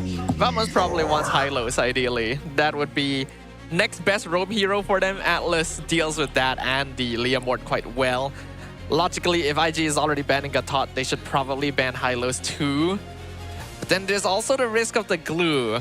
But IG does have first pick second phase, so they could ban one, pick the other for themselves. Instead, they ban Cho. Interesting decision. You want to get rid of a crowd controller, but you are leaving Kalia still open from either side right now. Unless Vamos bans it here and they still opt to go for, you mentioned, the high loss later on. So there is still a possibility for Vamos to do that. So ban out the Kalia, you get the high loss. Meanwhile, IG for the 4th pick. It's going to be for Nova Escobar. So Glue still there. Khalid is still, Marcel still there, but I'm not too sure Khalid gets banned out. But I feel like Marcel is a very double-edged sword. It's very difficult for you to maneuver around. If one bad move, one mistake you made, it's gonna be disastrous for the side of IG. So IG will go for the glue instead. Right. Definitely makes more sense. Should be no risk of being directly countered since Eve is already locked in for Vamos. And this also allows IG to keep their draft a little bit more flexible until the end. You don't actually know which hero is in the EXP lane. And that should give Yetri the best setup he can to make sure that Sapat doesn't do his thing. So for Vamos, they need a rumor as well as an EXP laner right now. I still feel like a sponge hero for Sapat, maybe a Uranus. But if you want to go for a Arlot setup, it's still okay, I suppose. But right now, Vamos is going to go for the Kalia as well as... Oh, Alice! Okay. So another way for you to go on the backside with the Throne of Ruins. Not a bad setup here. Like you mentioned, they need a sponge hero.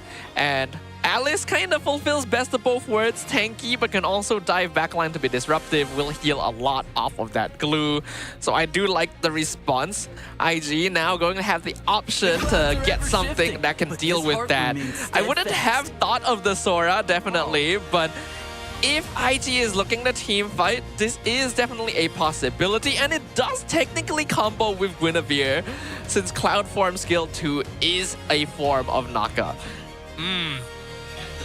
This means Yi3 is gonna be the one up front, or the single target up front, and it could be an easy target for Kalia to just pick him up, pulls him backwards, and then you got the barbell from Arrow 404. Of course, you got the Void Blast, Void Crystal, RWM from Yves. So I feel like Yi3 is gonna... He needs to play it very, very careful for you to be able to set up that Stormbind Stormwind combination together with the Queen at the same time later on. I think the big thing here is that Invictus is trying to draft in a way that makes them the more proactive team. They've got multiple catches, multiple forms of setup. They don't want to allow Vamos control over the team fights. That's why they got rid of Gatot as well.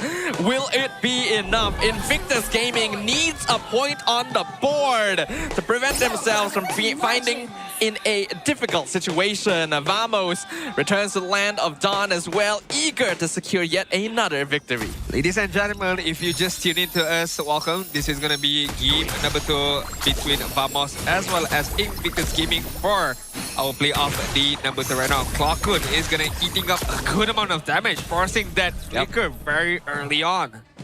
Glue and Zusin are a very sticky mid lane duo. And that means IG is going to have that mid lane prio, a very important thing to have on their side because it allows Hazel to secure Little, allows him to start invading, though Zeke will be here to prevent any sort of funny business. I mean, I like the fact that the mid duo of Vamos still being as aggressive as much as they can, not giving anything from free for the side of Invictus Gaming. And on this bot side, as we see game number 1, is gonna be a very even battle between both of these gold laner, but Nako gotta be very, very careful right now. Playing with fire, but he knows his limits on this hero. In fact, he's trying to bait MelQT closer because Error 404 is right here. He's not level 4 yet. Ooh. Misses the momentum. Good dodge from Mel. Meanwhile, in mid lane, though, the dive on Swalo just barely gets away. It's not something you would like to see from the mid duo of Invictus Gaming, who should be a bit more aggressive, but right now, Arrow 404 is not giving up, trying to disrupt as much as possible towards MelQT. Hazel in the mid lane, Clockhood in a lot of trouble. He doesn't have Flicker this time, so Hazel will secure first blood. In the bot lane, Nako once again close to death. MelQT though gonna get sniped. Error stayed so long to get that kill. Hey, it paid off. It definitely paid off from the side of Arrow 404, and MelQT, I feel like that is a mistake that at his caliber, it should not have happened, because you notice that Arrow 404 is definitely very proactive on your side, so you should be a bit more careful. Swalo, full dive onto Swalo. Vamos knows they're not getting the turtle, so they're committing for everything, so they've already lost Zeke, and now the Sora jumps forward, finds Clockhood with Heaven's Wrap. Arrow 404 completely out of position, and the grab pulls him back. Invictus Gaming finds 3 kills. Coming out of the gate swinging right now, Invictus Gaming. With these multiples of wave for you to be able to set up for your own team. The Sora can set up, the Glue can set up, the Zuxin also can set up. So there are multiple ways for Invictus Gaming to be a bit more aggressive, to be a bit more mobile throughout the map. And they are using that to their advantage right now. And Team Vamos, so far, needs to be a bit more careful right now, not allowing too much kill to be given away to the side of Invictus Gaming. I like the idea of trying to trade kills for the turtle, but perhaps a little bit too much overcommit there. Definitely not worth it for them. All things considered, though, still keeping up in farm pretty well. Only about a 500 gold lead for IG right now. And there is still a lot of time to play for. And right now, Invictus Gaming slowing it down a bit after a very good start right there. Still not a 1k gold lead from the side of IG, but still a good momentum swing towards them right now. Meanwhile, Team Vamos, we have not seen the mid-duo combination between Kalia as well as Yves, but it would take a bit more than just Yves for you to be able to kill off any target you would like to Tsunami Slam on. Hence why Arrow 404 is definitely right there with you as well. Yeah, the effectiveness of IG's lineup right now is just the sheer number of counter-engage options that they have. Anytime Vamos tries to start something, there is a hero that can do something about it. And we're gonna see that Zkeep has to just keep running. He can no longer stand in front the way he did with that Gatot. The lack of vision and River Prio is making it hard for Vamos to play like normal. Most definitely with you right there. I mean, from the perspective of things as well, Invictus Gaming also are not, pushing the agenda towards Team Vamos right now. But Zeke's gonna get lifted up and grabbed, has to flicker away to make sure he doesn't get pulled back, but no longer has that initiation tool. Yeah, Tree just waiting for a chance, but gonna scout out the bush first. Turtle down to half HP. Throne of Ruin gonna flicker forward, land on the glue, but meanwhile, the backline's being destroyed by Tree! The double kill! Heaven's Draft comes out, chases down to Eve as well. He's looking for the triple. Meanwhile, Subbat gonna be completely abandoned 1v3 in the backline. He's buying time, but there's no one left to use that time bot. A total victory yet again from Invictus. Natko gonna trade from LQT through the mid lane. So he's not going to be able to contest Turtle for sure. I mean, a consolation prize for Natko right there. But props to Invictus Gaming, props to G3 right there. Prime position right there to be able to set up for Invictus Gaming themselves right there. I mean, once Zkeep was flickered away, there was no way for Zkeep to be able to set up with the Tsunami Slam. And we saw that Throne of Ruins was used by Subbat, but Invictus Gaming dodged that immediately right there. I mean, the target was on Nova Escova, but without any kind of follow-up. It's just a bit of a dismember from Team Vamos right there. Yeah, I think that was just desperation from Vamos. Very unnecessary to force that engagement, especially onto glue of all people, while leaving your backline exposed. Yep. We know that Subbat has largely played more aggressive fighters, and this is a different style than he's used to.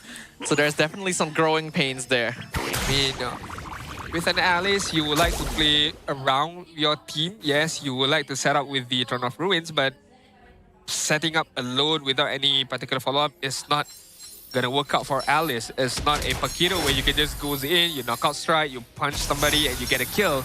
It's a different kind of style right now for Subbat, so he needs to be able to adjust within the team at the same time, not going too far forward and not being too passive on the backside. And hence why Invictus Gaming having a good lead, having a good momentum right now. They are trying their best to get that this started on this bot side right now. IG has done a good job of generally slowing down Team Vamos' game plan. Their next goal should be to make sure that Natko is not keeping up, because I'm pretty sure he's actually still ahead of MelQT in farm slightly, thanks to the kills that he's picked up. This Harif will still be a problem, even with this 3k lead on their side.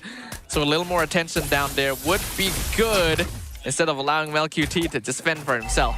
And the biggest question right now has to be given to Vamos right now. What are the options that they have right now? What are the action that should be taken from the side of Vamos right now? Are they just going to allow Invictus Gaming to have the map control to initiate first, whilst they just focus farming on Natko and waiting for any mistakes from the side of IG? Or are they going to be the ones who are going to be a bit more aggressive still, initiating first? We shall see right now. This is going to be the third turtle. Well, the instant initiation fantasy comes out. Grab gonna land on top of Zkeep. Error secures the turtle. Meanwhile, Zaman Force pops down in backline. And the fight is completely split in half. Tsunami Slam gonna be used. Pulls Yetri forward, but he's gonna flicker backwards.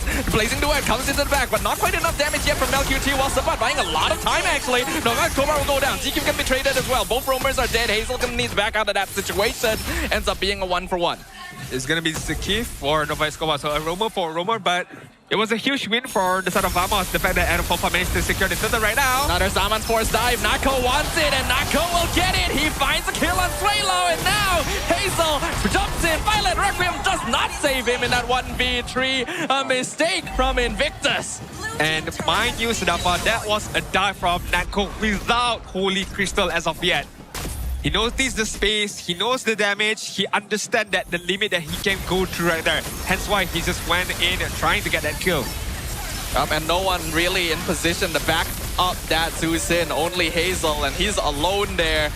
He would have actually gotten the kill if Ever and Kalkun weren't nearby, but this is what we talked about. Natko is still the comeback play for Vamos, and he is getting funneled. I think it's also the fact that Natko knows nobody has the mobility to run away, but hold that thought. Now Fury. Are definitely going to be used. 2-map knockup from Tidal Strike. Here comes the Sora as well, doing a good amount of damage. Absolute chaos in the mid lane, but look at the Zaman Force. Look at the Harif go. He pops the Purify, survives the shifting skies, but a great catch from Yetri. Secures the triple kill.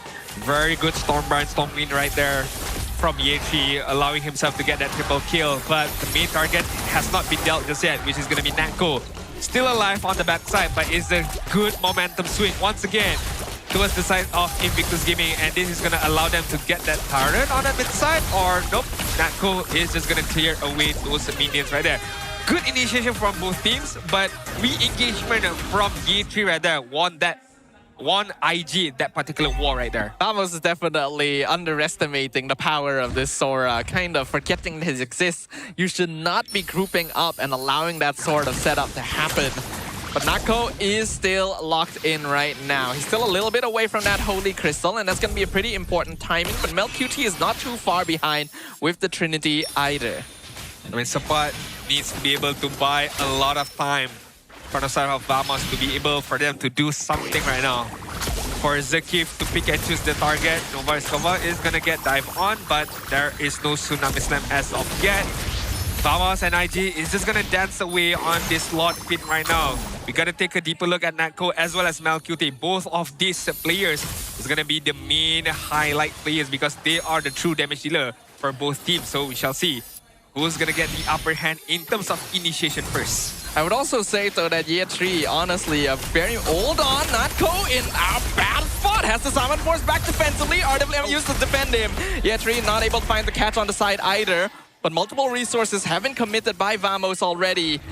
So the Lord is going to get started on by Hazel. I mean, this is a good advantage from IG because Ye3 still has the flicker and the ultimate as of yet. Zakif right now is going to get jump on. Yeah, to get grab. Phantom Seed to zone.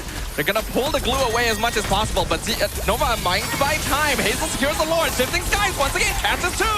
Natko finds one. That's a mega kill. Godlike streak for Ye3. Blazing Druid comes out. Doing a good amount of damage. They've already found Aaron 404. Natko's still going ham. But the rest of his team is gone. And Ye3 picks up the shutdown. The Sora turning the skies into his domain. Double kill for Hazel. Zakif, the only survivor. A complete victory for Invictus. Intense gameplay from the side of IG. Brilliant gameplay from the side of IG. The understanding as well.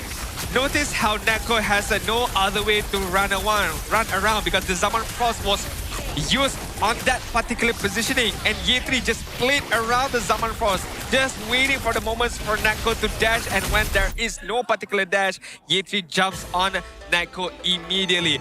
Not only that, I feel like Nova Escobar was pulled away. It's just a matter of buying time. It allowed Hazel to get that Lord. Hazel was still alive. MelQT was still alive. And Ye3 was definitely still alive for them to even continue on that team fight. Another shifting skies catches two. RWM though, this time gonna be locking Ye3 in position. Absolute chaos once again. Sapat in the back, but is able to blink back out. And Natko finds the shutdown on the Sora. They take out the Lord as well.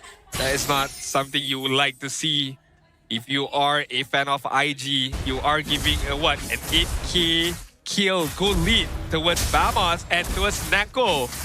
For all the side of the players, Natko is not the one you want to give that momentum away to right now. Hence why the Divine Glyph has been picked up by Natko right now. But as we approach the later stages of the game, right now it's 12-minute mark. I mean, as we approach 15-minute mark, 16-minute mark, itemization is not going to be a thing.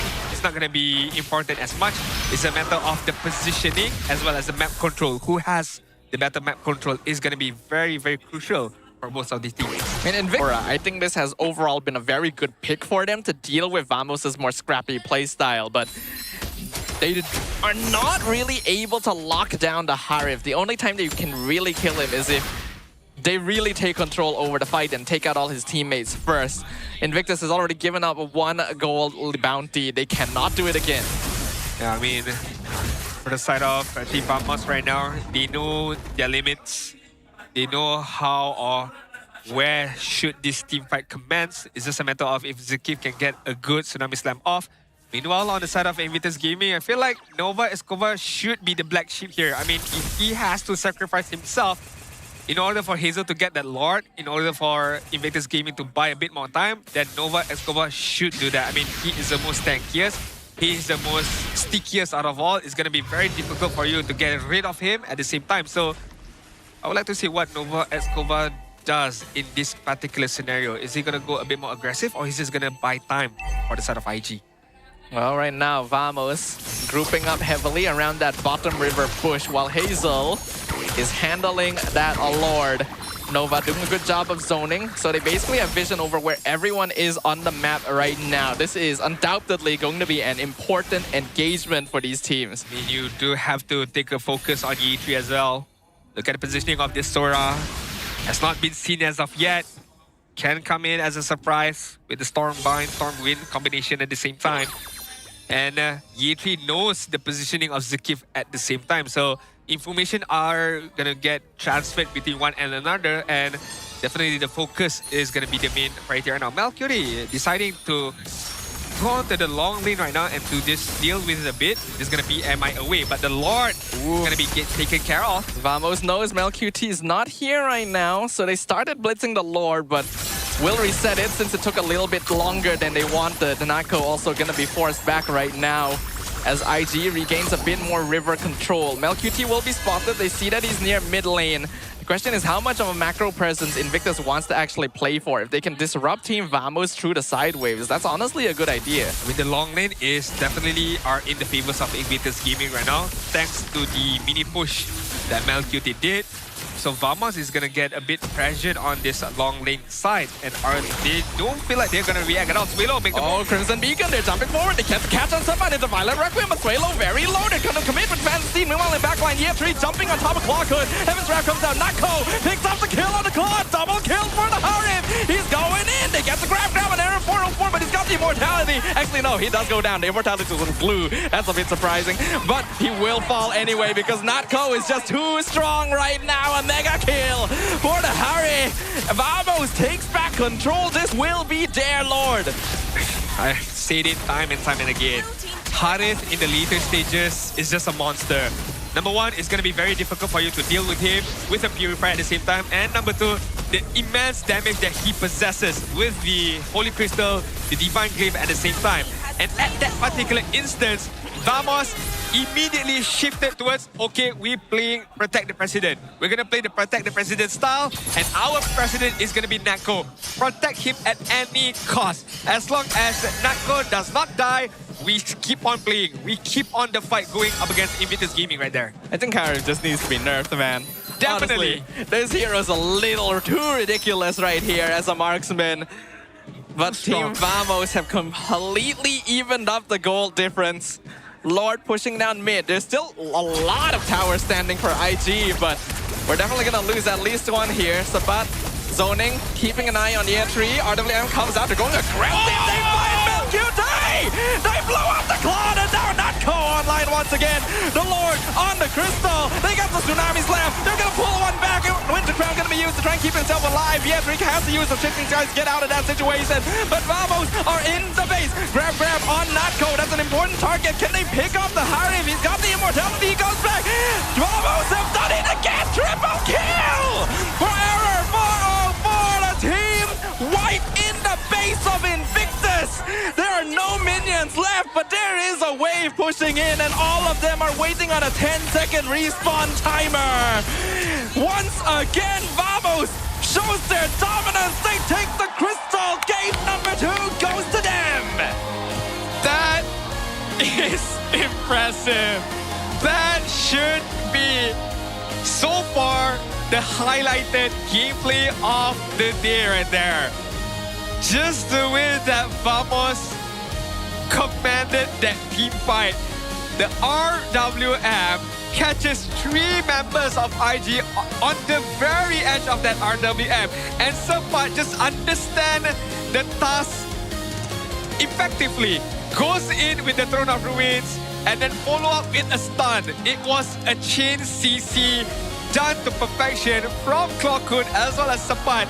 And that just gave a big opportunity for Error 404 to dive in with the barbell, with Nako to just dive in with the Zaman Cross at the same time. If you're talking about teamwork at its finest, that is the best example I can give you. This truly is the cleanest example of coordinated initiation that we have seen.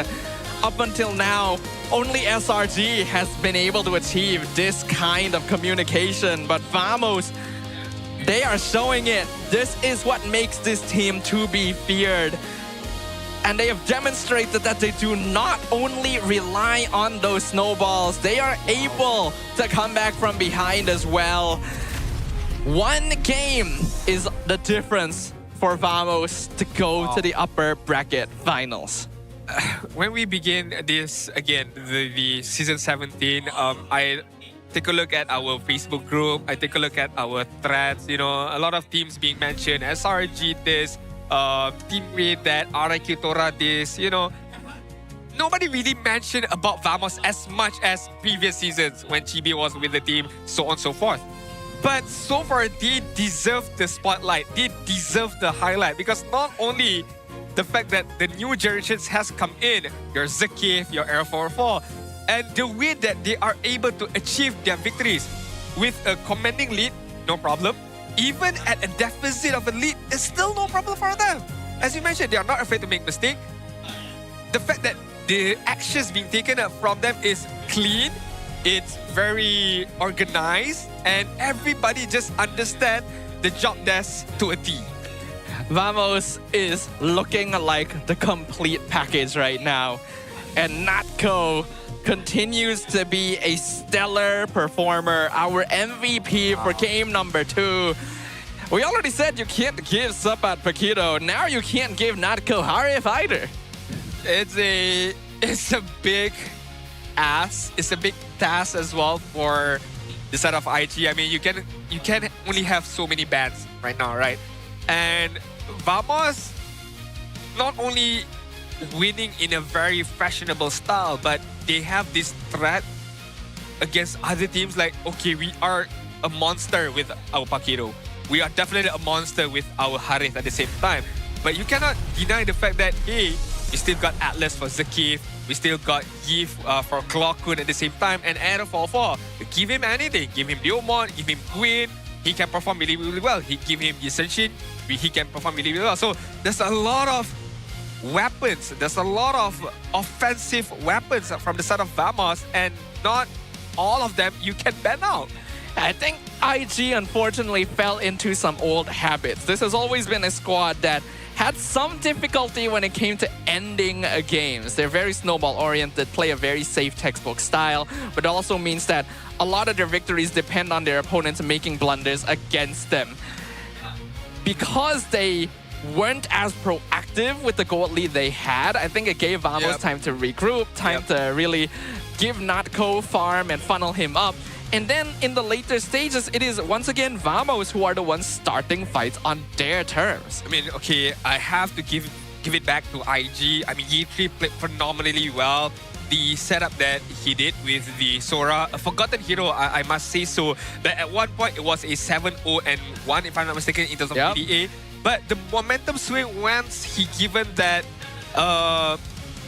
momentum away when he overdived on that bot side, and the one that got the kill was Natko, and that just accelerated the farming of Natko even further. I mean, at that point, the Holy Crystal was picked up already by Natko, but with that kill, he was able to get Divine Cliff at the same time, just allowing to, you know, sell and buy items for that immortality switch at the same time. So, yes, not understanding of or not knowing how to close the game or to play a bit more aggressive once you have the lead is one thing.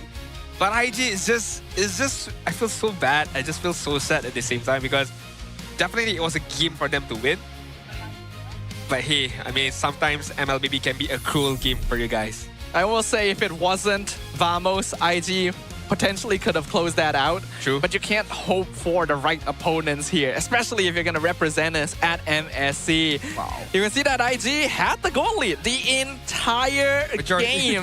Now, it wasn't a very big goal lead. That is one thing. I really wish that IG was able to snowball that a little harder. I feel like MelQT still needs to keep up a little bit with his farming speed. Yeah. It's not quite matching other marksmen.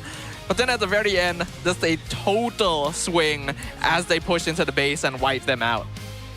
And our defeated MVP is going to be Yi3, if I'm not mistaken. Yep. I mean, with the Sora is phenomenally well and how he played right there at the leaning stages. I mean, like, Sapat could not do anything much in that leaning phase. Once it comes to that team fight, I think the first two team fights was definitely won by Yi3. setting things up for himself or for his teammates at the same time, and just finding these pickpocket spaces to be able to catch out the damage dealers of Vamos, especially Arrow 404. And Arrow 404 a couple of times walk into that trap of Sora. But you did mention, once IG got that momentum, they did not push the envelope, and that allowed Arrow 404 to readjust his positioning. Now that, okay, I know where Ye3 might be, so I need to be a bit more careful to just dodge a few set of skills from this Sora. I can see in the highlights, honestly, that Natko was already really popping off in the early game. He has an eye for an opportunity, but Vamos were also taking fights a little bit too messily. That's why Ye3 was able to come in, grab multiple strong Sora ultimates, and build up the lead that he got. Problem is, Ye3 needs to commit his resources into dealing with the rest of Team Vamos. So he's basically saying, you guys need to find Natko. I cannot do it. I'm in charge of everyone else. And they just don't really have a dedicated Harith handler. I mean, who will you want in this particular instance, right? I mean, Clue is definitely not going to be able to stick against the Harith unless Harith messes up between the dashes. Maybe you would rely on Gwyn, but then again, Natko has the Purify to just purify away the Violet Recrim. So it's a tall ask for you to be able to catch out Harith with a Purify at the same time. This was a moment, oh my god. A really massive initiation. RWM into the Phantom Steed, into the Throne of Ruin. It was just perfect from Vamos, and then after that, it is a slow process where Zuki grabs Swan. You have the clear numbers advantage. You got the Lord pushing in.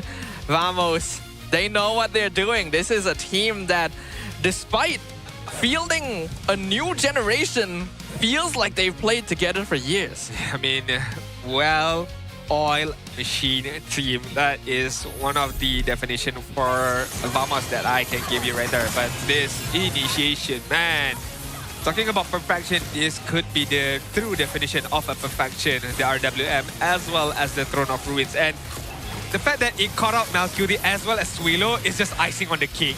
Anybody else could be still okay, but the fact that you caught out the main damage dealer for the side of IG is the true icing on the cake right there. And they saw the opportunity to do so. The moment that the core showed themselves like, hey, go time.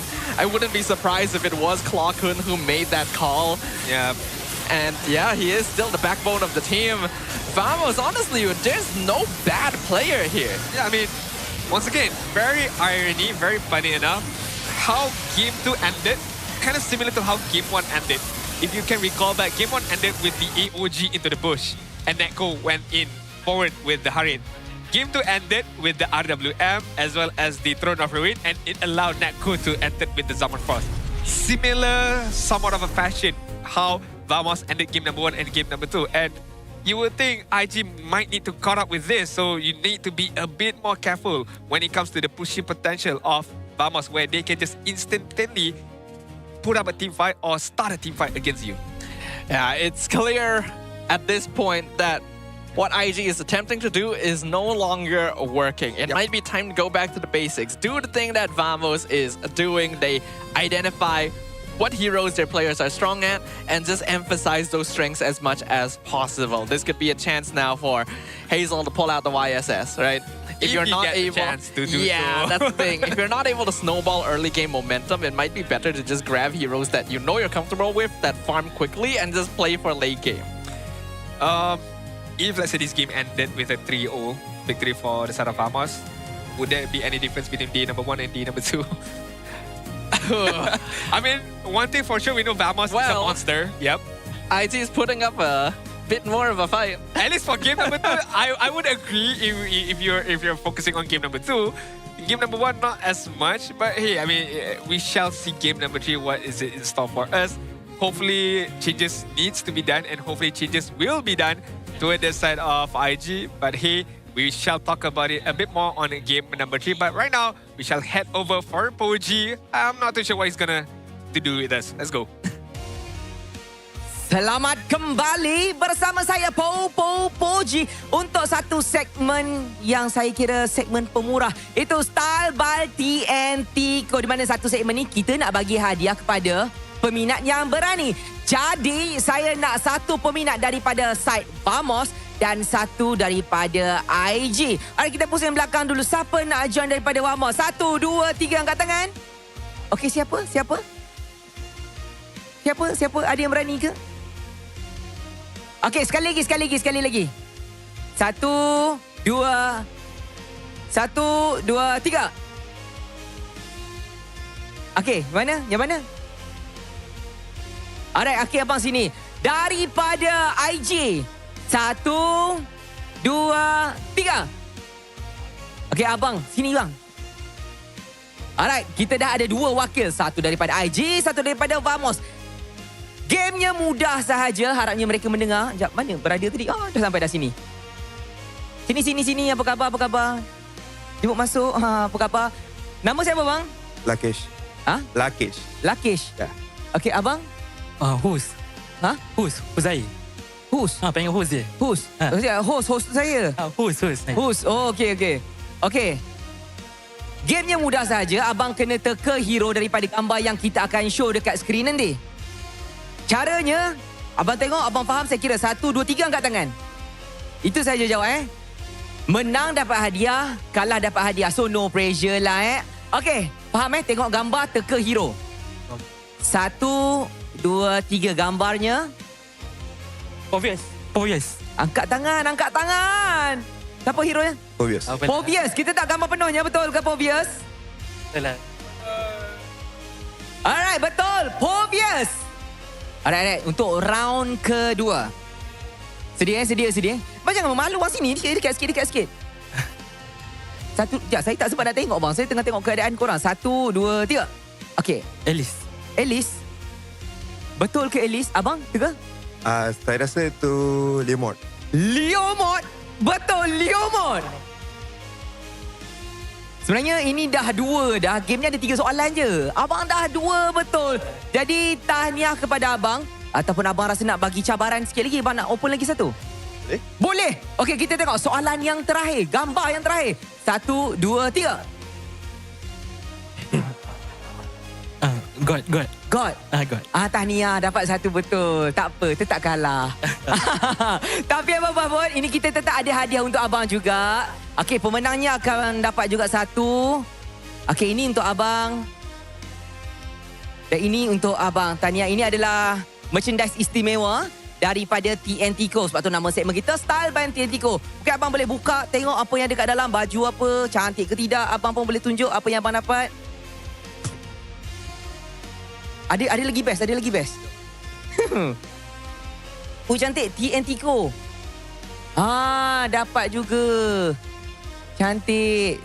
Tahniah.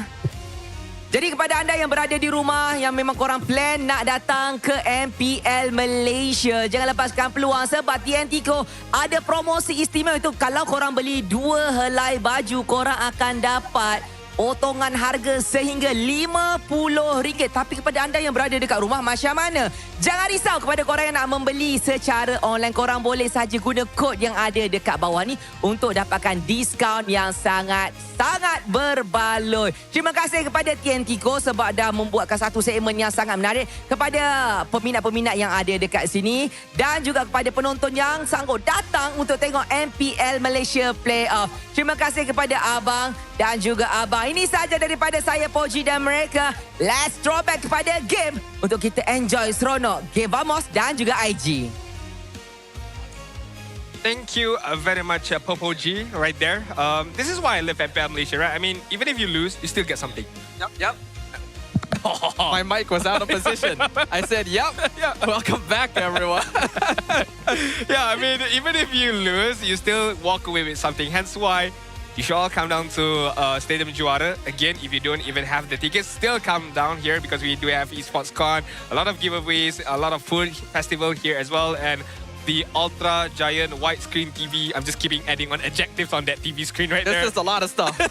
That's just a lot of stuff that is happening right now here in MPL Malaysia Season 17 playoffs. But the most important thing that we need to discuss right now, how will IG bounce back from this? You know, something that I should have checked while we were having the break was what is the highest record Vamos has achieved? Because this could be something new. Okay. You can check that out in a moment. While I read Natko's quote, proving his place in the main roster. In this playoffs, if we can secure the EWC slot, it can prove that I can be part of the main roster. Back when I was in EVOs in MPL ID, I was a bench player for 3 seasons. Even in season 15, I only played for 2 to 3 weeks. And in EXPN mid-rolls, to be honest, I wasn't sure why my former team didn't field me, even though the management saw my potential. That is definitely something to, a bit ponder. And I mean, proving his place in the main roster. I mean, after we seen of yesterday and today, he definitely deserves a spot here in Team Vamos in the main roster as well. But talking about the highest achievement or placement for Vamos here in MPL Malaysia, it should be the grand final spot that was way back. I can't remember in season number what. But that was definitely when they were up against Langone Giants and it ended up in a 4-2. It did lost, but it was still a 4-2 score line right there. I see. Okay, we're asking the players, which side do they lean to? Hazel or Error 404? Who's he say? It's Error 404? We're racking up votes in the audience. We're trying to see which player has more fans. Which side are you guys on watching online? Make sure to tell us in the comments. Judging by the score line as well as the performance from the side of Vamos, I would like to believe there's a lot of Vamos fans out there. But hey, here in the Stadium Juara, I feel like IG has a bit more fan base here because when we were doing the walk-in, when IG was walking up to the main stage, there was a lot more cheers on to the Invictus Gaming side. But it's okay.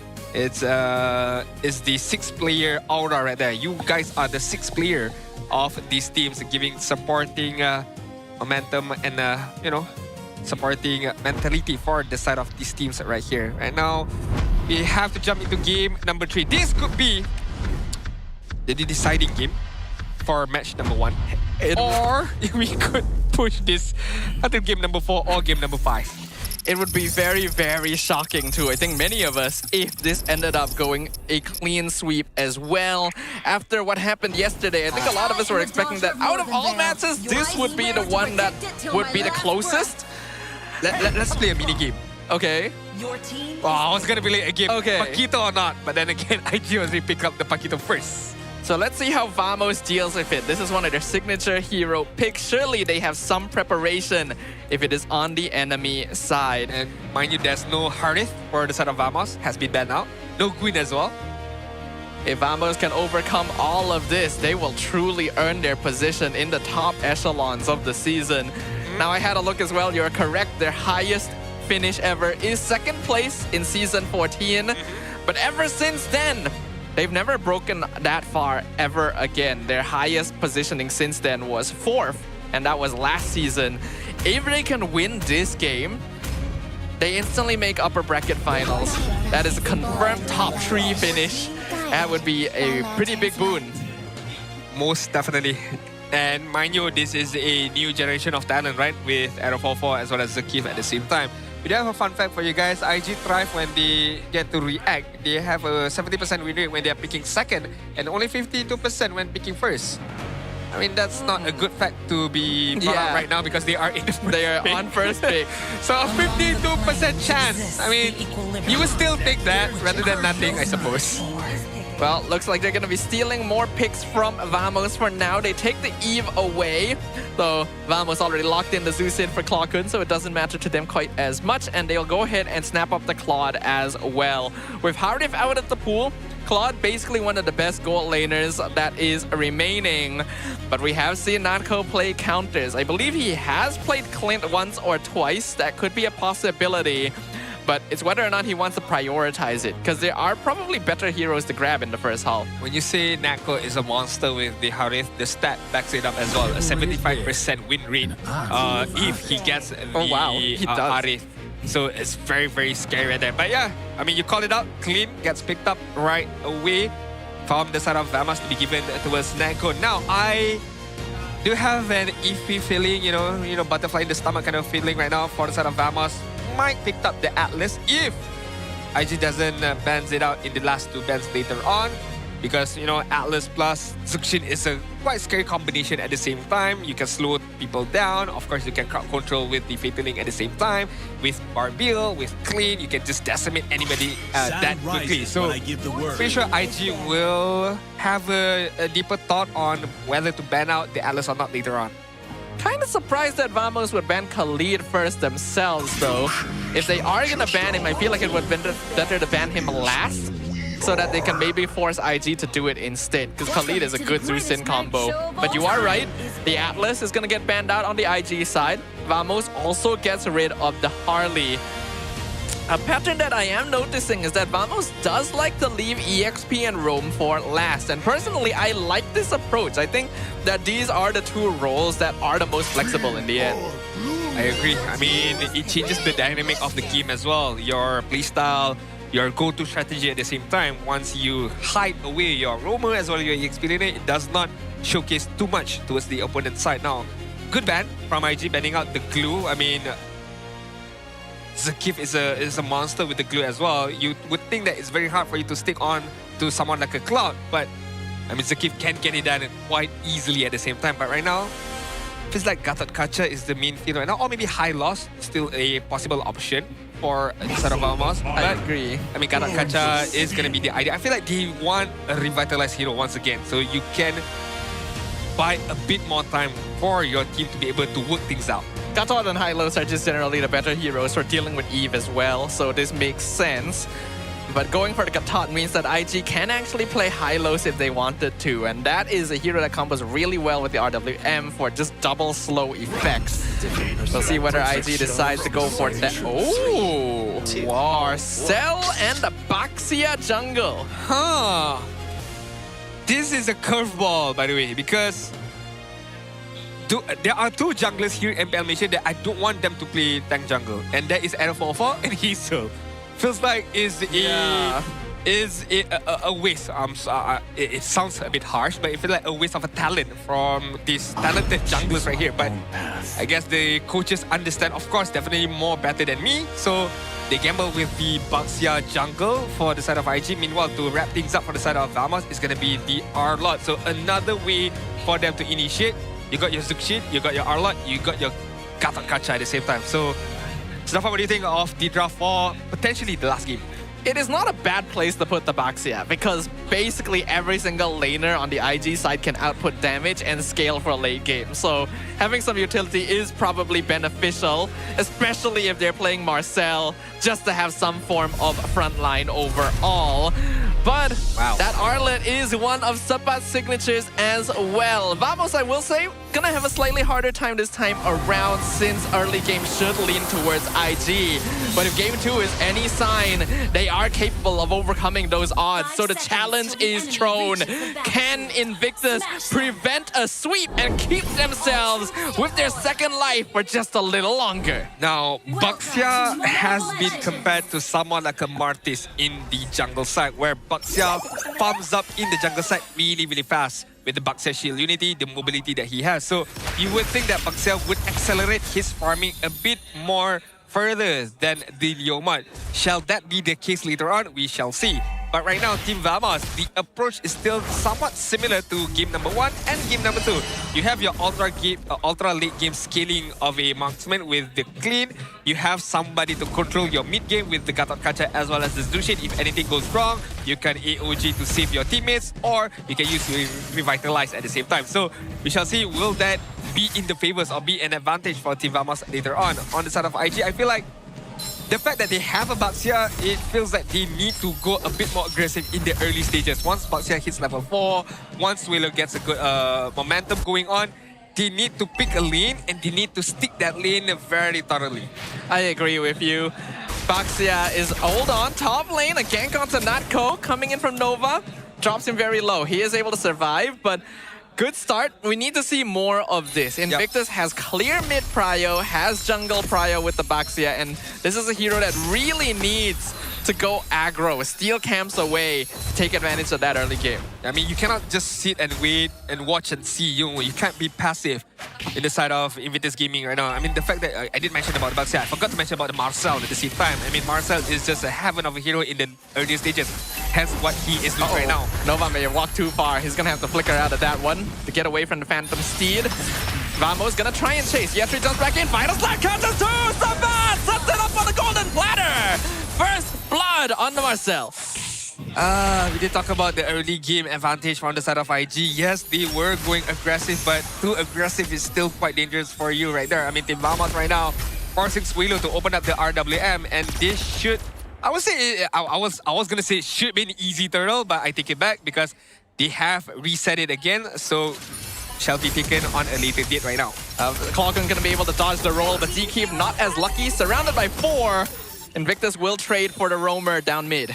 All right, I mean, almost getting caught out right there from this side of Hazel right there. Got picked up by Clockun, but still alive to be able to fight for this turtle. But he is going to be taking a bit more time. I mean, finishing up the buff first, and this would give a good amount of time for Vamos to set things up. Final Slash did not connect right there. Yeah, no Final Slash for the turtle fight now, actually. This is go time for IG. Nova gonna stun the backline, and here comes the Baxia rolling in, taking out Clockwood. Error 4-4 secures the turtle, but IG is looking for kills instead. AOG forced out defensively. Sabat nearly dead in a 1v1 to Yetri, but he'll be able to escape. I feel like that's a win for the side of Vamos, right? I mean, only Clockun was killed, but at least you got a turtle. And they steal the buff. They steal the buff, okay. Even Stevens so far, I was gonna give it away to Vamos, but the fact that Hazel managed to get that buff away, that's still the buff away. So it's a win for the side of Invictus Gaming right now. Yep, and now IG continuing to make their presence known, trying to steal more camps. Exactly what they should be doing. Make Vamos run around in panic. Don't allow them to safely farm up, especially since you honestly have better late game scaling on the IG side now.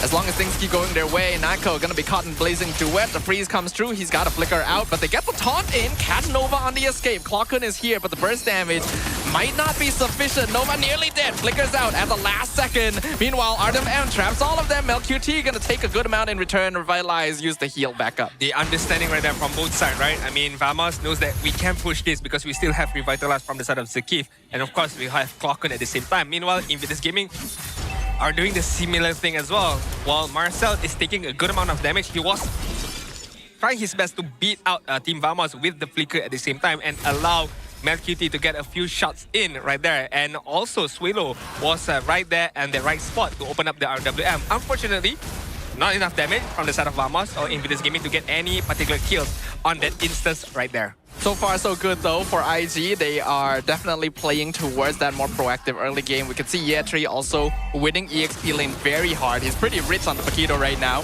which is why Vamos is putting more attention towards the top side. Hazel gonna roll after Nako, not able to make the collision happen. They cut the stun. Golden Hour gonna freeze the Leomord in place and stop the engage. AOG used aggressively, a bit greedy from Zkeep there. He's gonna be stuck under tower and go down. Not too sure what was that all about. I'm not too sure. It does feel like a bit of a misclick, but hey, things happen right now.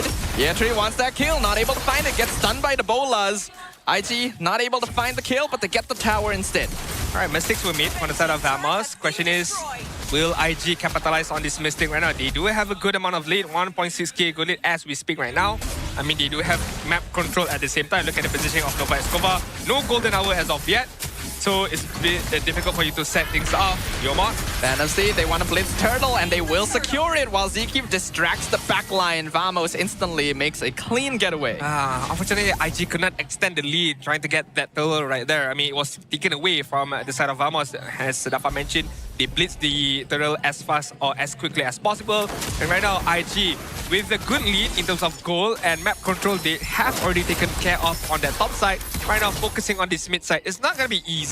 I mean, Team Vamos is already aware of this and they are not that far behind. I mean, Arrow 4 is already hit level 8. Meanwhile, Hazel is at a similar level. You want Baxia to be a bit more further in these particular instances. You would, but I would actually say that IG still have a better late game. They've got 3 heroes that all scale very, very well compared to Vamos, who are playing Clint. I think that kind of speaks for itself a little bit. So if Vamos don't regain some control in the next couple of minutes, this game is still going to be very hard for them. Unless Clock could opt to go for something like a Sky Piercer later on, but this is going to be a very good flank if it works out for the side of IG. But they know that Vamos are waiting in there, and MelQT baits it out. 2 ultimates gone in an instant. Well played. Nice. Good timing right there from the side of MelQT right there. Sapat, gotta be a bit careful. Sapat on the rotation and force another flicker. IG doing a great job. It's a big win from the side of IG right there. You bait out 2 spells. Oh, sorry, you bait out 2 ultimates. You bait out a spell from Sapat right there. And this bot tower is easy for the taking for the side of IG right now. Free tower. Nova just walks back, takes some pictures, and Vamos cannot respond. We're looking at a very solid map control from IG. That is the scaling item from Clean has been picked up, which is going to be the Sky Piercer. Now, you need to funnel all those kills towards Neko, sitting at a 0 kills, 0 death, 0 assists for the side of the gold leader of Vamos. Meanwhile, Invictus Gaming is just going to chunk a bit of health from this turtle right there, baiting out Vamos to come out of their own shell, but Vamos is not going to react. Yeah, it's going to be a free one, but they're still going to try and force the fight. Fantasy comes out. It's absolute chaos. Sapat catches Nova and Kobar. AOG cuts off year 3. Nako trying to finish him off. Blazing Away going to be used. Error 4-4 dropping very low. He's going to get picked up by Hazel. But the rest of them are going to recollapse onto the Claw. They get the pickup, and the killing spree goes to Sapat. I don't know what to feel about that setup. I really don't know what to feel about that. I feel like Invictus Gaming was playing really well up until that point right there. Not too sure why MelQT stood there for too long right there. They get the final slash on Hazel. He's dropping low, but he's still pretty tanky, and the rest of the team is here to save him. So that's going to be it for now. And also, I'm not too sure if this is this true or not, but the Golden Hour hit MelQT at the same time on that bot side, or not bot side, on that turtle pit right there. And feels that it disrupts a bit the momentum of MelQT on deciding of where should he go and why he was there in the first place right there. But still, it's not too big of a wound for the side of IG. Yes, they lost a bit of momentum. To be fair, the mid tower is still standing strong for the side of IG, but Vamos slowly but surely just creeping their way back into this game right now. Yeah, IG basically just needs to avoid those kinds of situations happening again. They are not a team that specializes in skirmishes. They gotta have a tighter formation and slowly break down through the front line. They have more than enough damage to do so. I still have really yet to see Year 3 do the same things that Sapat was doing before, because they are pretty obvious targets back there. Just take out Natko and Vamos cannot fight. I mean, that is a true statement right there. Looking at the KDA as well, 0-0-0 from Yeti at Nova. Final slash onto Nova. He is able to run away since Vamos a little too far to follow up on that. Was that a Malefic gun? Yeah, okay, it's a Malefic gun from Natko, so extending the range of his gunshots is going to be quite difficult for IG to handle and something to be aware of at the same time. Meanwhile, Cloud still not finishing up his Trinity as of yet. Baxia is quite tanky with the Curse Helmet as well as the Chestas Pauldron, but you know, a few shots from Natko is still gonna hurt quite a lot. So right now, Invictus Gaming as well as Team Vamos just dancing around this Lord pit. Long lane is, I think Vamos has an advantage right now, and Invictus Gaming definitely have MelQT, you know, just in the vicinity of that long lane right there. I really feel like MelQT needs to be farming a little bit more. He is ahead on EXP right now, but Invictus has so much map control that he could be taking a bit more advantage of. Yeah. Vamos are still controlling the Lord. They will find Sapat. They get the freeze. Sapat in bad spot. Flicker, final slash. This is the AOG. It's a disaster for Invictus as Vamos collapses. The RWM is good, but the follow-up is even stronger as Nako is able to stand in the back line and totally snipe them down. Yeah, 3 down to 10% HP. Will be able to heal back up, but they've lost their front line and Clockun's just chasing them back to their base. My, oh my. My, oh my. For how many times have we seen that setup? Oh, damage from Malgood is quite strong. He does want to fight this. He knows Clockun doesn't have resources, but it's a bit risky. Without his frontliners, they're still trying to contest, but Error has the retry. So that's a Lord to Vamos. If that were Chico Guy's Cloud, I feel like he was gonna he would go in with the Blaze in the web, with the but MelQT once again a bit more passive, not willing to take the risk right there. For the side of Invictus Gaming. But talking back about Team Vamos, How many times have we seen that kind of initiation from Team Vamos, right? Final slash into AOG. What a perfect, beautiful They combination. see entry out of position. They taunt, they live. He's not surviving, and they give the kill to the Clint again. More Sky Piercer stacks. Yes, please. Perfect. Icing on the cake once again, like bread and butter right now from the side of Vamos. Lot is marching in on the mid side. Invictus Gaming only have 4 members alive right now to be able to defend the inhibitor turret. Will they be able to do it right now? Alora's gonna be collapsing in. It's only 12 minutes. Vamos has turned the goal lead around. RWM is good. Catches Sabat. Ziki walks in the back. Phantom Steed as well. A full dive as inhibitor goes down. Vamos quite satisfied with that one. Going to back this off. Definitely they're going to be satisfied with that, Sadafa. Most definitely. I mean, if anybody asks you, are you willing to take an inhibitor while you are being down 2k, 3k goal leads, and now you are up again? You know, you have this swing back of a momentum right now. AOG! Here comes Sabat. He misses the flicker final slash. AOG wins as well. Golden Hour freezes all of them. Sabat's already gone. Vamos may have overextended here. Look in the back as well. There's the Baxia flag. They found Nako! Flicker in from Tree finds the Clint, and now Invictus fights back. You pushed too far. This is our neighborhood now. There we go. There we go. Some bite from Invictus Gaming. A bit more bite from Invictus Gaming right now. Not giving anything away for free for the side of Invictus Gaming towards Team Vamos.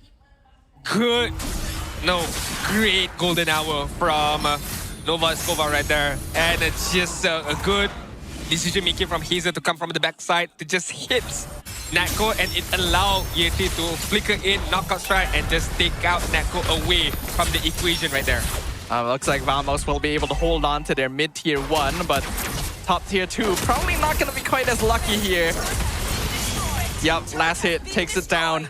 Vamos gonna be even on gold now. Invictus actually skews it slightly back in their favor after that pickoff. That was an important one. That cuts Natko's Sky Piercer stacks in half as well to continue slowing him down. I feel like it's gonna be a battle of Final Slash and Golden Hour. Who gets a better Final Slash, or who's gonna get a better Golden Hour out of these two teams right here? And that could be one of the biggest key factor of winning the matchup, winning the war team fight later on. As we approach the 14-minute mark, a lot has respawned on the bot side, but both of these teams are focusing on the long lane. They want to gain control on this long lane to be able to take care of things so that they can focus on the lot fight later on. Absolutely. It is still pretty even right now, and I do still think Invictus has the better late game, but I kind of need to see more from Mel QT. Yep. And Tree somewhat as well. That previous kill was only possible because Hazel came from the flank when it really should be the Pedo. But they will spot Aaron 404 in the Tri-Brush all by himself. Can he get out of this one? No, Tree picks up the kill on the Leomord. Final Slash finds 2. It's a good setup. AOG gets one man knocked up, but the Blazing Wind comes through and Sabark falls. Floating now, we're gonna freeze things on the opposite side, cut the fight in half. Nako trying his best to fight, but he's being run down by every single member of Invictus, and they'll take him out once again. 4 members of Vamos down for the count. I mean, that is a, once again, great initiation from Invictus Gaming and good find as well. Finding Arrow 404 out alone in the wilderness right there. And just good chain CC towards him, not allowing him to walk away and kill him off. But Invictus Gaming, they are looking towards the end. They are looking towards the inhibitor turret. They are not really focusing on the Lord right now. Team Vamos will respawn in time. They'll just allow the minions to finish off that top inhibitor, while Tree and Hazel handle the Lord. Should be a free objective for them. Invictus finally in the driver's seat. Now that we are at the late game phase, all of their heroes scaling is really starting to add up. Vamos is largely dependent on Natko making things happen, and he just hasn't picked up enough Sky Piercer stacks to be that clutch carry. Not only that, I mean, for Natko to be able to get that kills, the Sky Piercer stack, he needs a great setup. And that great setup can either come from Zakif, Klokun, or Sapat, or the combination of 3 of them. And yes, it happened a few times later, earlier in this game, but in Invictus Gaming, I think they adapted really, really well. They know the timing, they know even if they get caught, they don't need to panic. They have the set of skills to get away from that initiation from the side of Vamos. You got RWM, you got Baxia Shield Unity from Hazel, as well as the Blazing Duet, which can be used to disengage any particular team fights from the side of Vamos. Lord gonna be pushing up top. there is no inhibitor left standing up there. The final external tower will fall as well. Conceal comes out, RWM catches 3. Look at the damage add up on Clockhoon and Error. They have to go back and heal, but they still have to deal with the Lord as well. And mid inhibitor is being defended. Zkeep does a good job of tanking the minions. Somehow Vamo is still holding, but another wave is coming through. Invictus still healthy, still has their resources. Zkeep gonna taunt the minions away. And Invictus actually play it safe. They're not risking it. They're not pushing. I don't know if this could be a mistake from the side of IG, which they are not being aggressive enough, or they're not pushing the envelope. At least get that mid inhibitor turret right there. I mean, they don't need to overdive it to the point of, you know, get the crystal, but at least get the inhibitor turret should be the main focus with that lot right there. And unfortunately for them, they were unable to do so. Nonetheless, they are still in the lead. They are still in the driving seat. Look at the map control. They are controlling over 75% of the map. Meanwhile, Team Vamos losing a good amount of lead. They don't have prioritization in the map control, and they need to play from behind right now.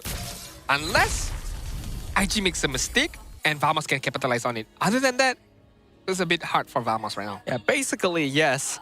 Vamos' lineup doesn't offer them a lot of room for misplays. It really is a full wombo combo, and for Natco to actually be able to get those kills, which is hard to do when a Clint is not snowballing. 7k gold lead. Normally at 18 minutes is a little less impactful, but still quite important when we just look at the lineup matchup. I mean, the Sky Pixel stack also is not that big enough for Natco. Meanwhile, Support, yes, it does have a good amount of damage within him, but, you know, as we all know, if you focus on physical offense, your defensive capability is going to get jeopardized. So even if Support can do a good amount of damage, question is, can he survive that long to be able to buy time for his team? Meanwhile, on the side of Invictus Gaming, they always have a get out of jail free card with that golden hour right there. It's just a matter of Nova Escobar needs to land that golden hour perfectly. This is quite scary right now for you. Zkeep is gonna spot him out there, so good opening of the map. Vamos is making sure that no one gets caught by an ambush. They know what a Paquito can do. They will be able to push out of the base slightly because IG honestly is not putting as much pressure on the lanes as I would like. But they have enough wave pressure to at least stand on top of the Lord. Okay, long lane has been dealt with by Zkeep as well as Natco. They are gonna make their way back into this Lord pit right now.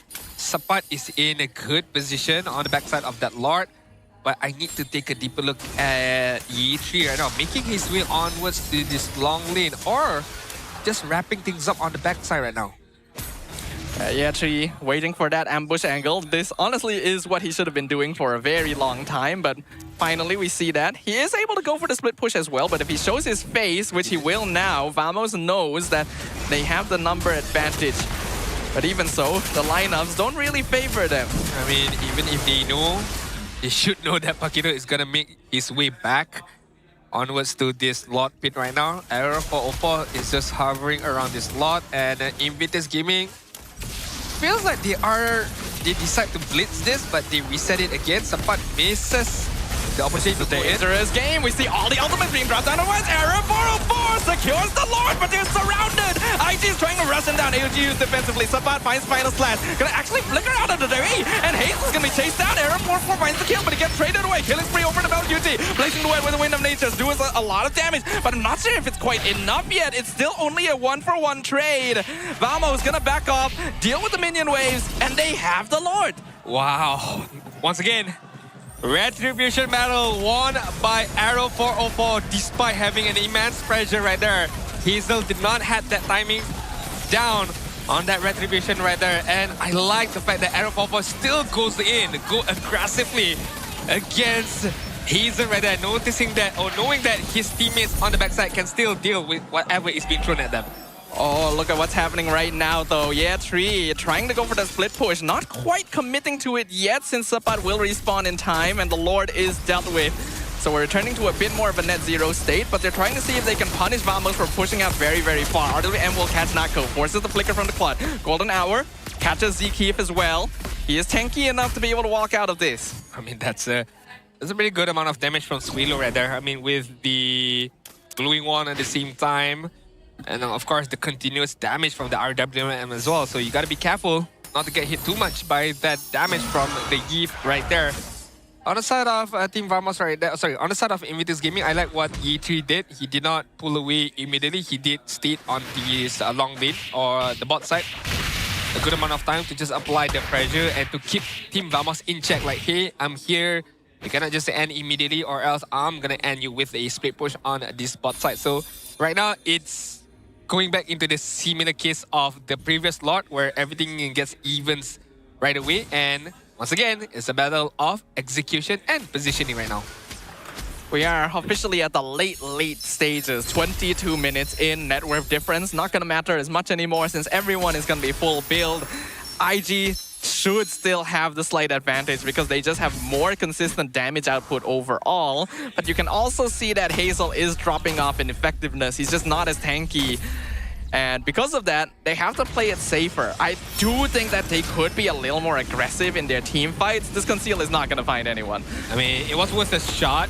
They did found out Arrow 44 in the previous skirmish, so they would hope that maybe Arrow 44 was there again, but Arrow 44 learned from his mistake, not allowing himself to do it once again. And right now, Team Vamos looking like they are kind of blitzing this Lord, but once again, just beating things out, just wanting to know where is the positioning of Invictus Gaming. Neko, ought to be a bit careful not to take a good amount of damage from this Lord right here.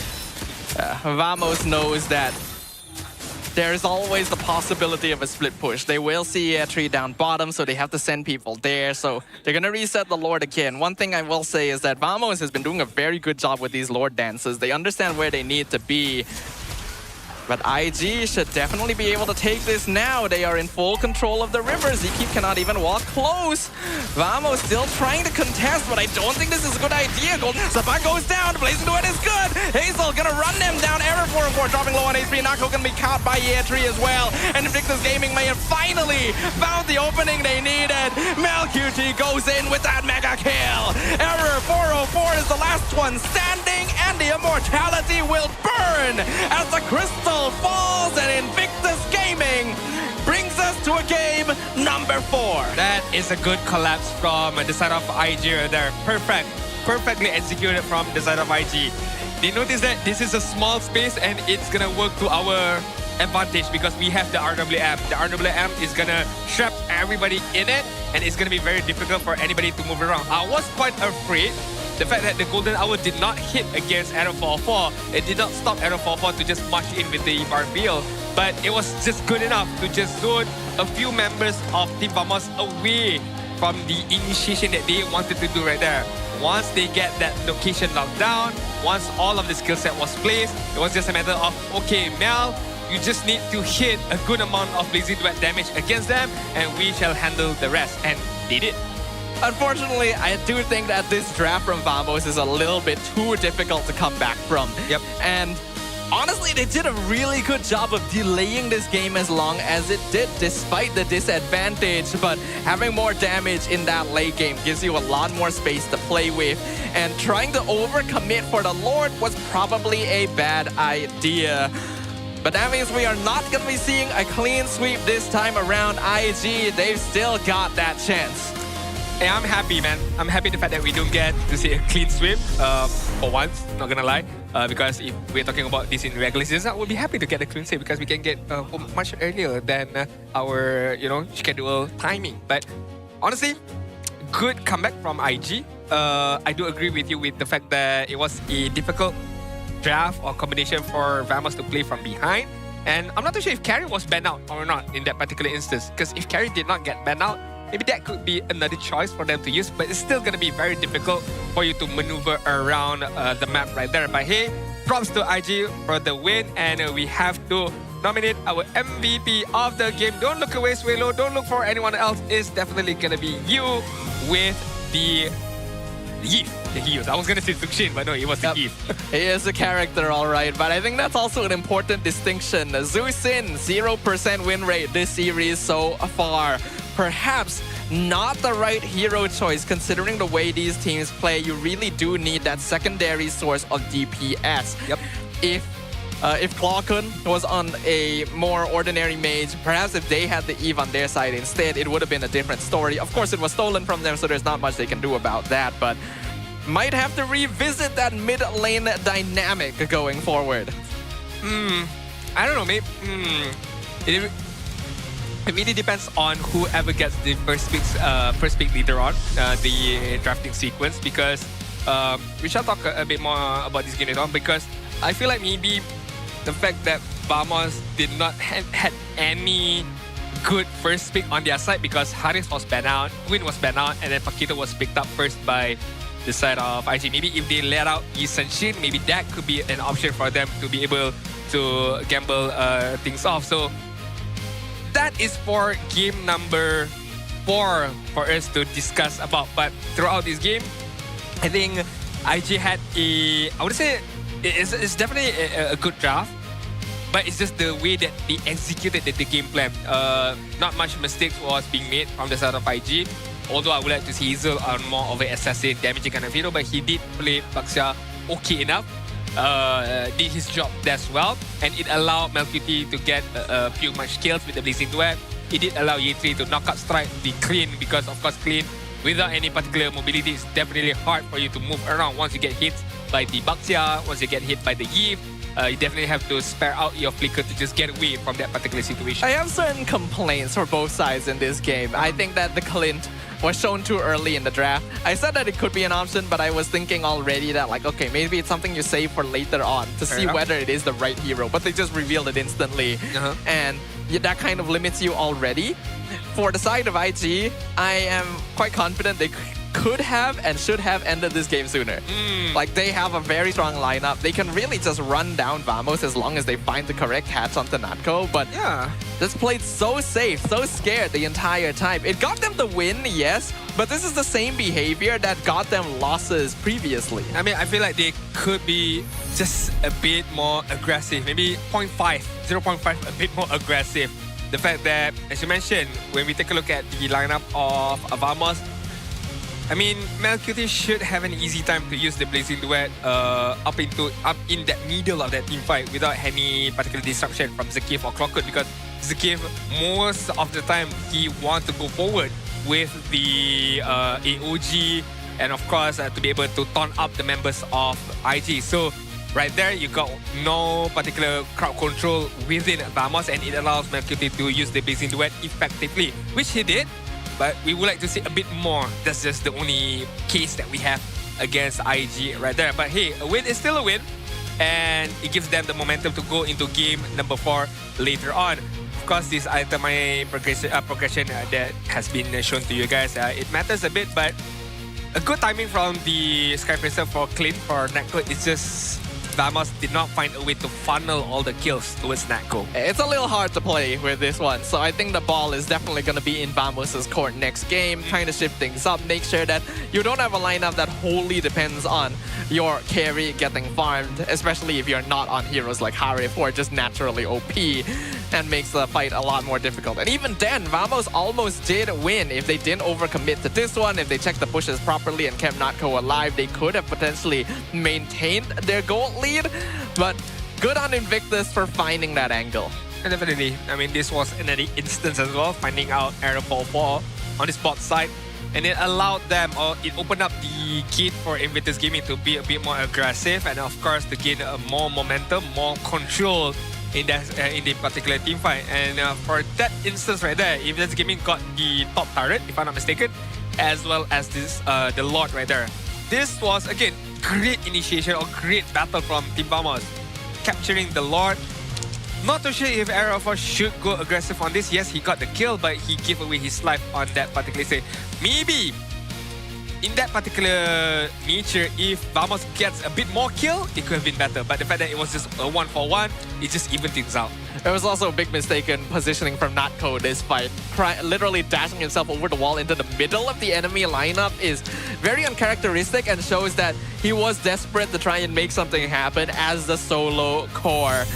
There definitely doesn't need to be a draft to force this kind of situation. Yeah, very unfortunate for Natko right there.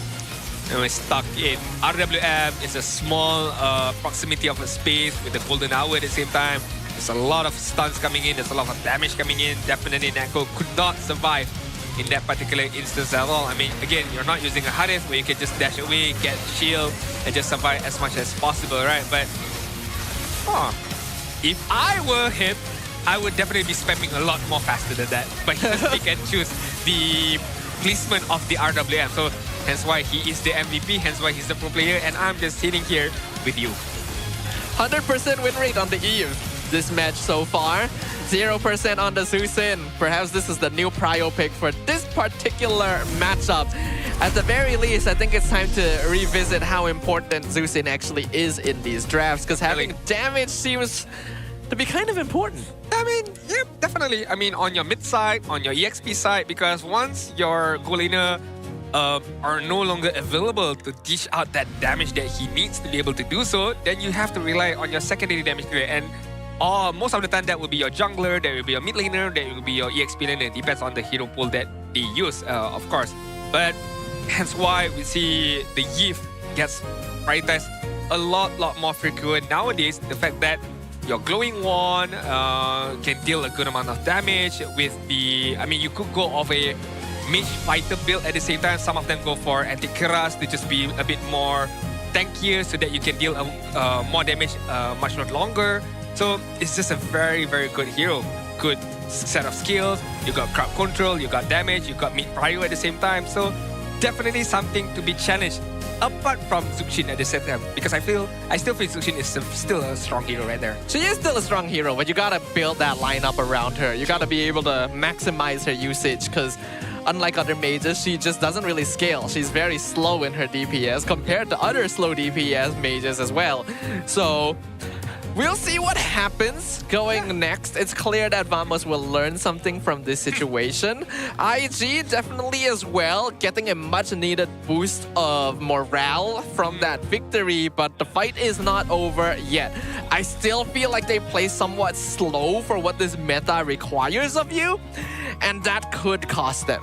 I mean, something needs to be changed, of course, still for the both of the side of the teams, but that will be shown on game number 4 later on. We do have a special announcement for you guys. The exclusive dynamic portrait and radiant skin for Leslie Angelic Injured is now available for grabs. You can enjoy a 20% discount during the first month, and that will last until, well, technically it's still over because we already approached month of June already, but still, it's still available for you guys to grab. The dynamic portrait skin is only 640 diamonds, and the radiant skins are only 200 diamonds, so make sure you log in to the game to claim the Legend Leslie skin today. It's always nice to have fancy stuff. Legend skins, radiant kits, they're all cool. But for now, we're gonna jump to a short break. Make sure these teams have the rest they need to prepare for game number 4. I heard that Poji's got something going on, a VMix call apparently. Poji, who are you talking to? Terima kasih kawan-kawan, dan inilah masanya untuk saya Poji bersembang dengan orang yang boleh saya kira terhebat di planet, DJY. Hello DJY. Poji, what's good? Okay, how are you, my man? I'm good, Poji. How are you guys doing? How is everyone doing? Well, technically we are having quite a fun game over here and watching Invictus just bounce back from just losing 2-0. And DJY, I just want to ask you a few questions. Is it okay with you? Okay, why not? Why not? I'm in the interview already. Give me some questions. Give me some spicy one, you know? All right. First of all, this is one of the biggest stage for Malaysian MLBB. So, in your opinion, what do you think about the dream stage experience so far? I saw the stage, bro. It's amazing, bro. The stage is amazing. I mean, comparing to all the other playoffs, I mean, I think so far, I think it's pretty cool.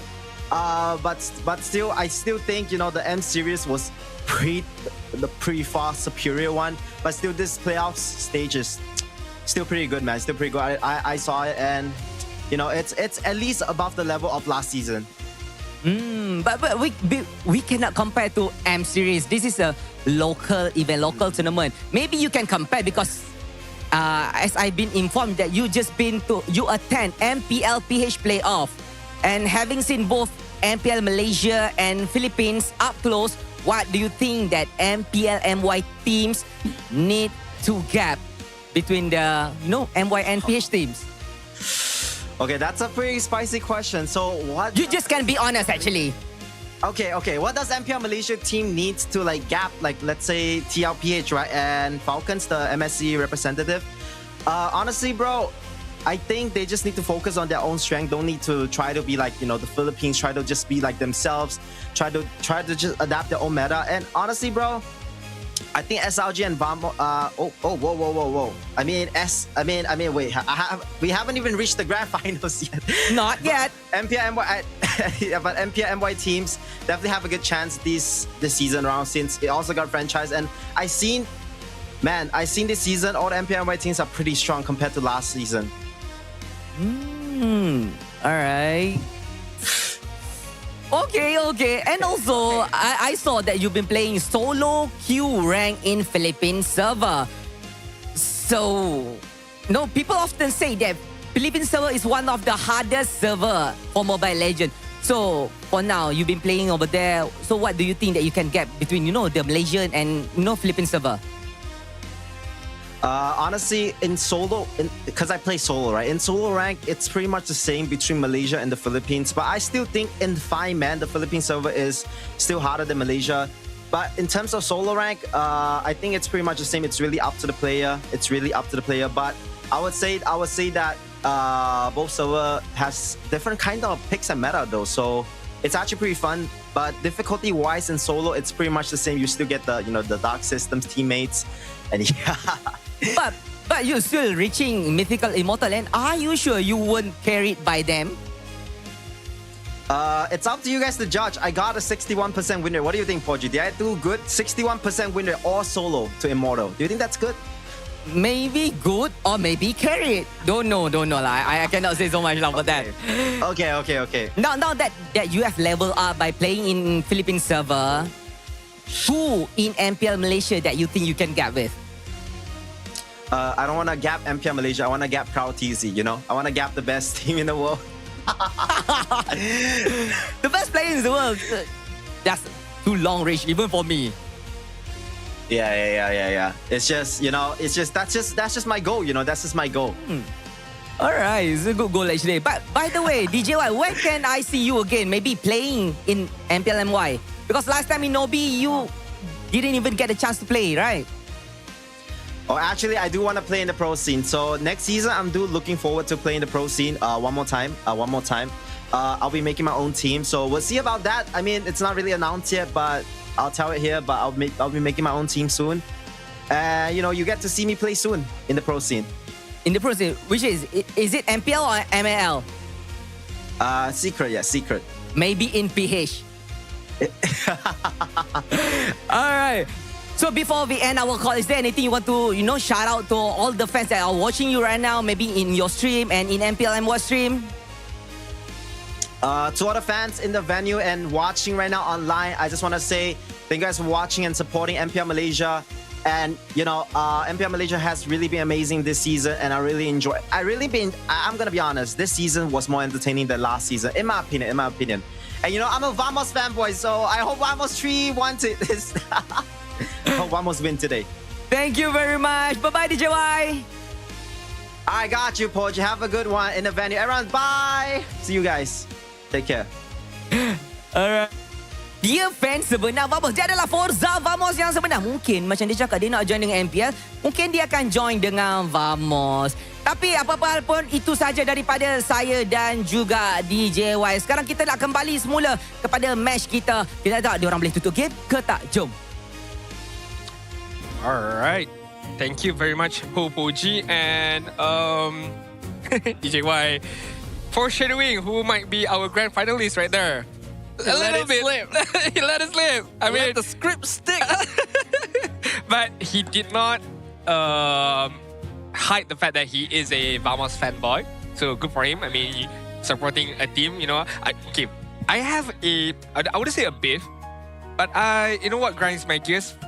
A fan who is a supporter of all teams. You're not dedicated yourself to a one team. Like I support One day I can support SRG. You don't like that? I don't like that. I mean, you need to stick to one. Die or live, win or lose, whatever happens, do or die for that team. Have some integrity. Have some faith in your team, despite whatever team that is. I see. It's a very safe option. Like, okay, if I ask a friend of mine, oh, which team do you support? Oh, no, I just support all teams. Like, it's a boring answer, man. Plus, I cannot like call you out if your team. But what if they say like, oh, I don't support any team? Okay, then that's fair. That's fair. If you don't support, if you don't want to support, then don't support any team. You can't say like, oh, I support all teams. Or like, what if they say like, oh, I just support the teams that are doing good? That I have a big problem of, because you are a glory hunter. I see. All right, don't be a glory hunter. You stick by your team till the end. Unless your team disbands, then there's a different case. So who's your team? For this season? Yeah. I was gonna go for Vamos, not gonna lie. Okay. I really like All Vamos.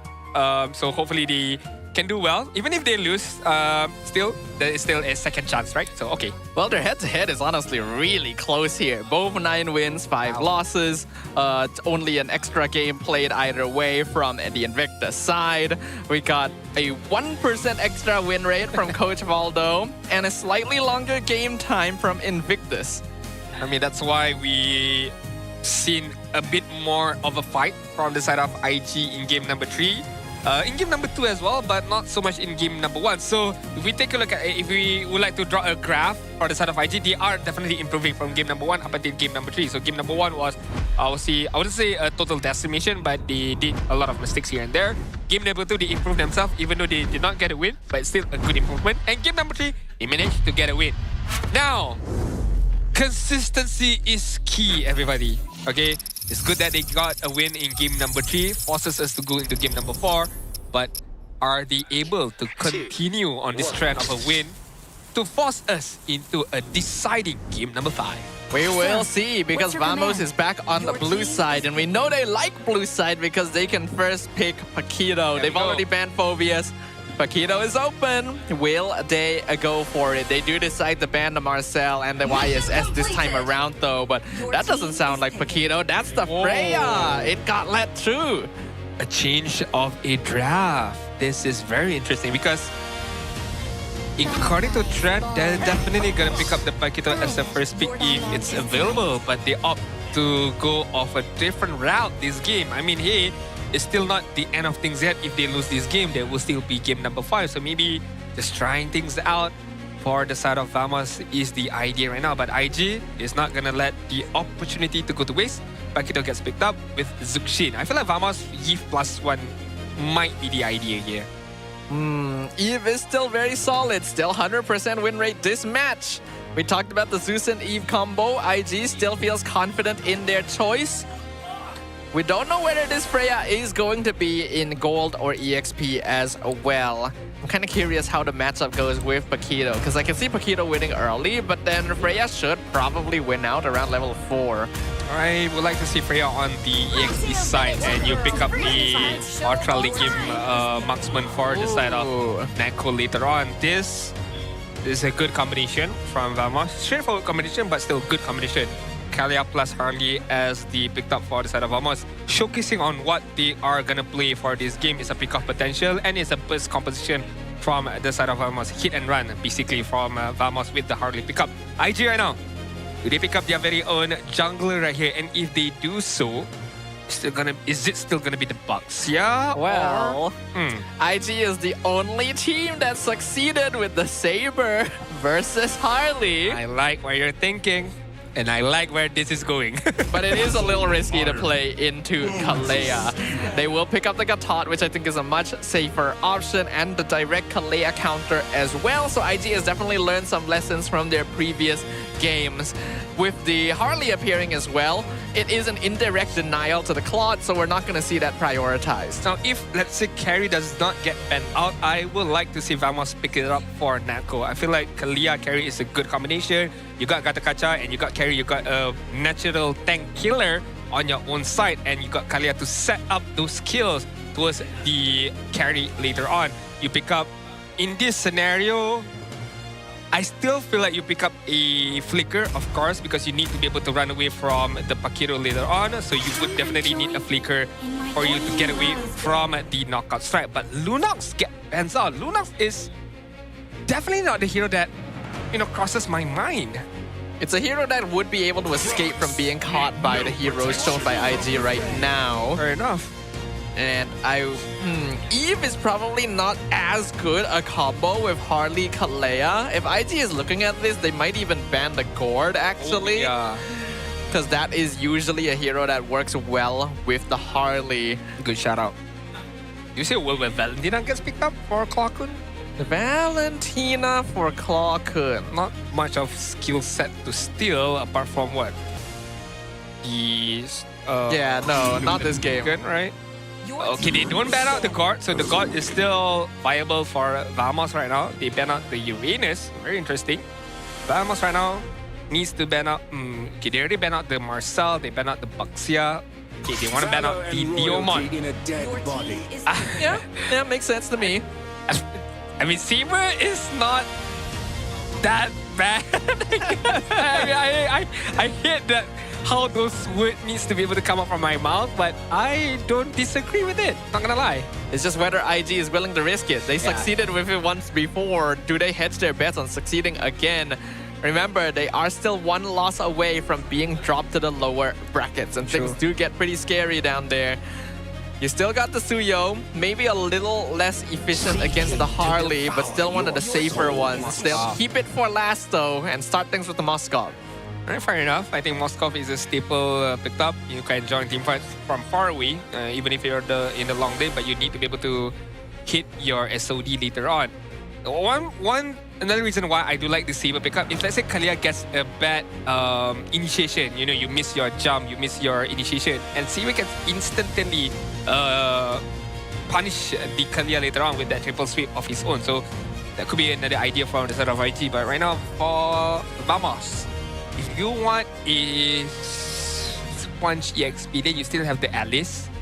You still can go for there's the Freya, so you need a marksman right here, right?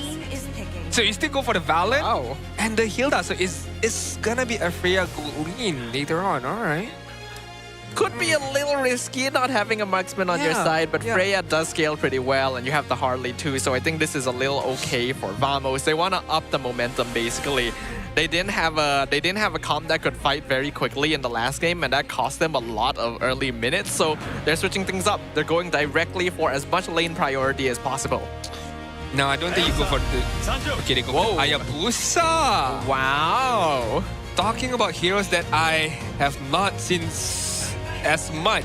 Only 2 times has been picked up right there, so... Very interesting. The Hayabusa gets picked up, so... I mean, if Harley can hit and run you, Hayabusa can do the similar thing as well. So, similar idea, I suppose, from the side of IG right now. All right. It's interesting. Hayabusa has found some success in other leagues. I remember casting a couple games of it in MSL Myanmar, I think it was. But it is definitely a hero that you only really fall back to because it is necessary. I can see it being a good matchup to the Harley though, with that Ogi Shadow Kill iframes. Yep. But once again, if Hazel does not have a good early game and the Hayabusa falls off, it's gonna be tough for you to bounce back again.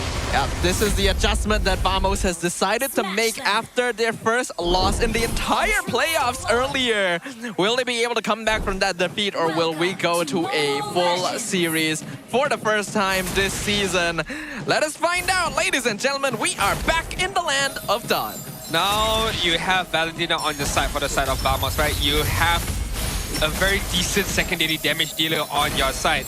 Question is, will Clockun be able to use it to effective up against Invictus Gaming, who necessarily have a very strong mid-lane duo with the Gatam Catcher as well as Zuxin later on. Another question that pops up into my mind is, what sort of skill would Clockun want in his arsenal right now? You take Zuxin?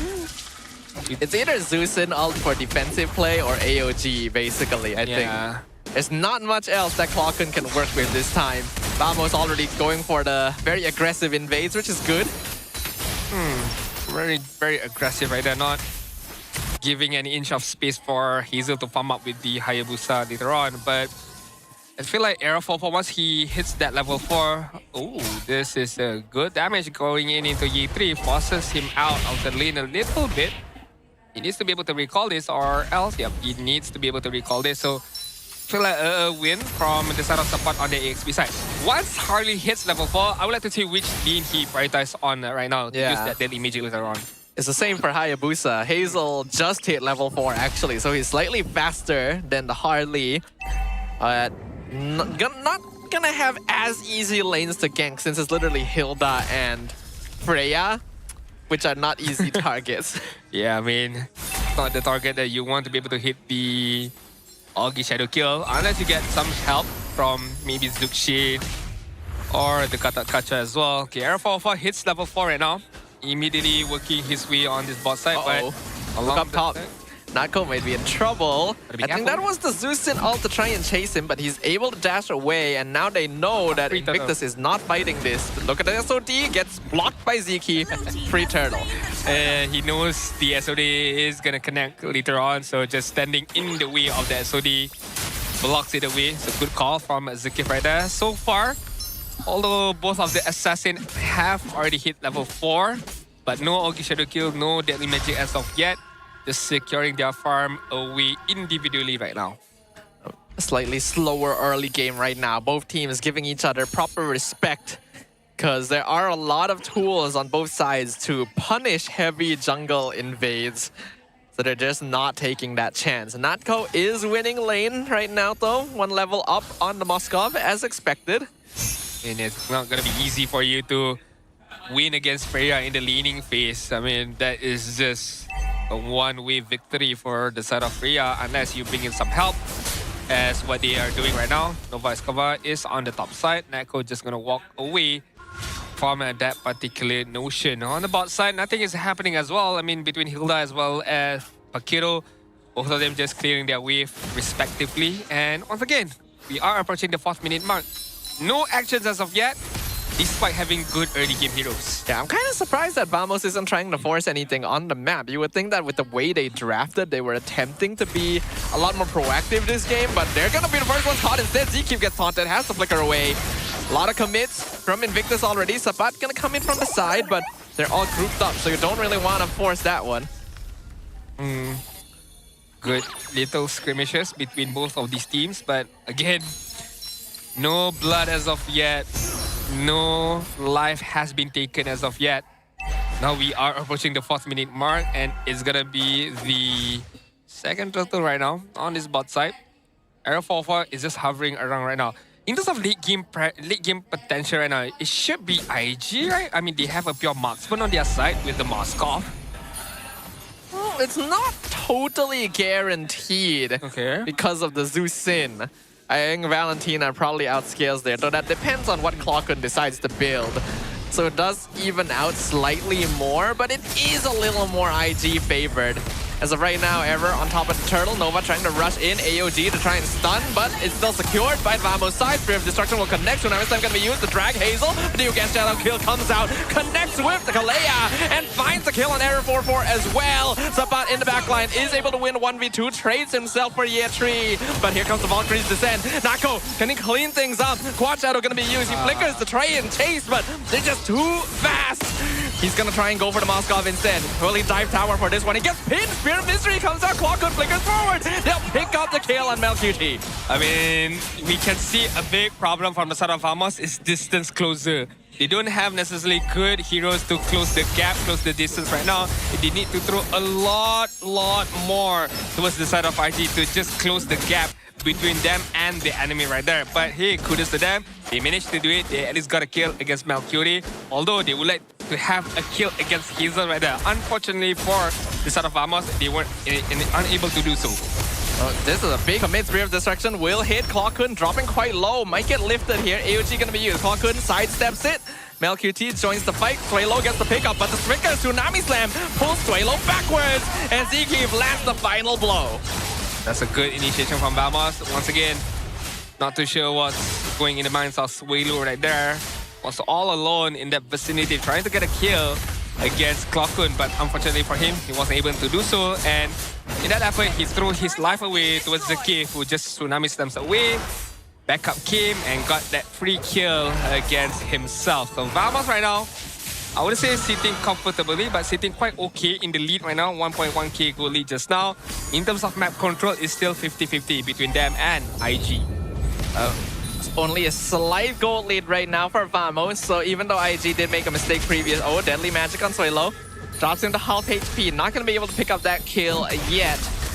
Side waves going to be swapped on over, and Vamos has a slight lead because they were able to get the tower down bot. And that's a good initiation or good effort from Vamos right there to be able to get that turret from Nako, but to get the pot right now, gotta be careful. Somebody's literally deep in it, and here comes the Freya. Nako joins the fray. Error 4-4 secures the turtle. AOG used defensively, but Suelo doesn't have a get out of jail free card. Another kill over to the Freya. That's an easy kill from the side of Vamos, noticing that Suelo does not have the necessary mobility to run away. No flicker because he brought in the Purify. And that was an easy enough kill for the side of Vamos. 3 turtles in same old fashion of Vamos, leading, but not too far ahead right now. IG definitely is still winning this game right now, especially with the speed pushing capability of Hayabusa as well as Melchiori. Both junglers hold on. Deadly magic onto Yetri. They're ganking him up top. He tries to flicker away. Gonna get Retri. Last hit. Killing spree for Natko. Nova not able to come to his rescue because Zkeep and Clockun slows him down. Very unfortunate for Yetri right there. Was caught in the thick of it. Could not get away from... Shadow kill used defensively. Hazel has to use Retri too just to get his buff.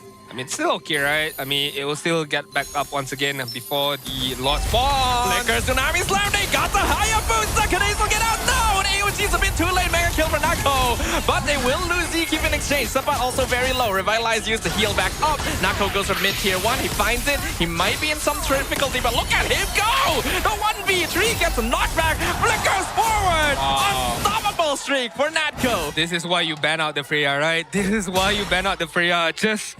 I mean, yes, she is considered as a melee type hero, but the splash damage from the Freya right there, it feels like it's a ranged hero right there. The fact that Suelo was standing behind, and yes, flicker was used, but it was enough. The distance was enough, the reach was enough for Netco to get that kill against Suelo.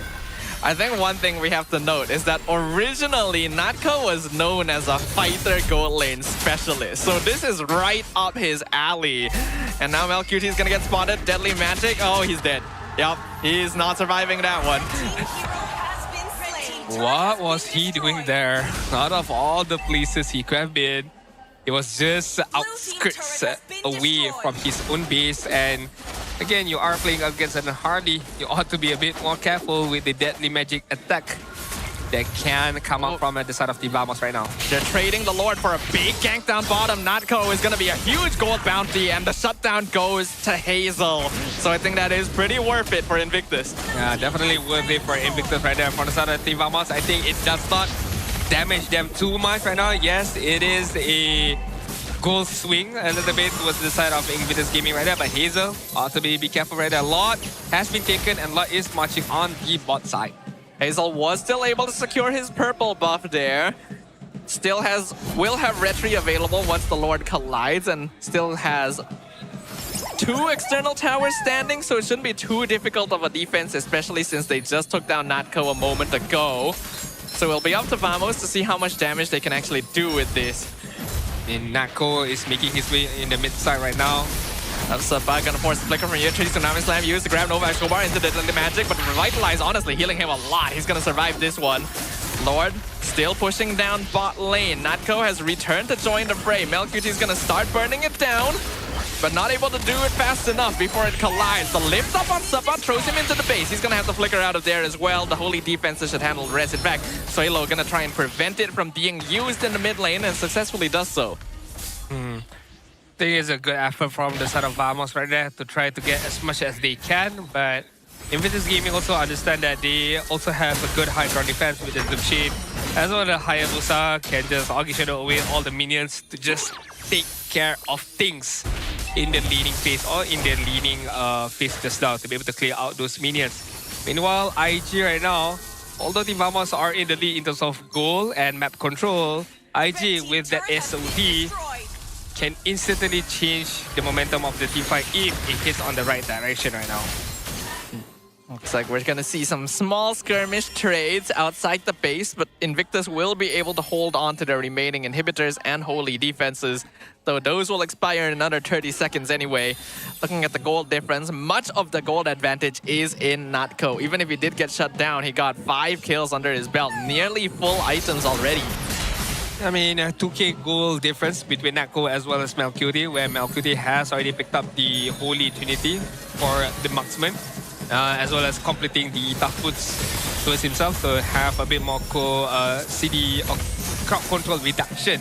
That's the word that I was looking for right there. But Air44 trying to find a way against the A3, not managing to get a kill right there. So it should be 5 versus 5 right now as we approach the 13-minute mark, and it requires less than 20 seconds right now for the Lord to spawn on the top side. Look at the positioning of Team Vamos right now. They are taking care of that long lane.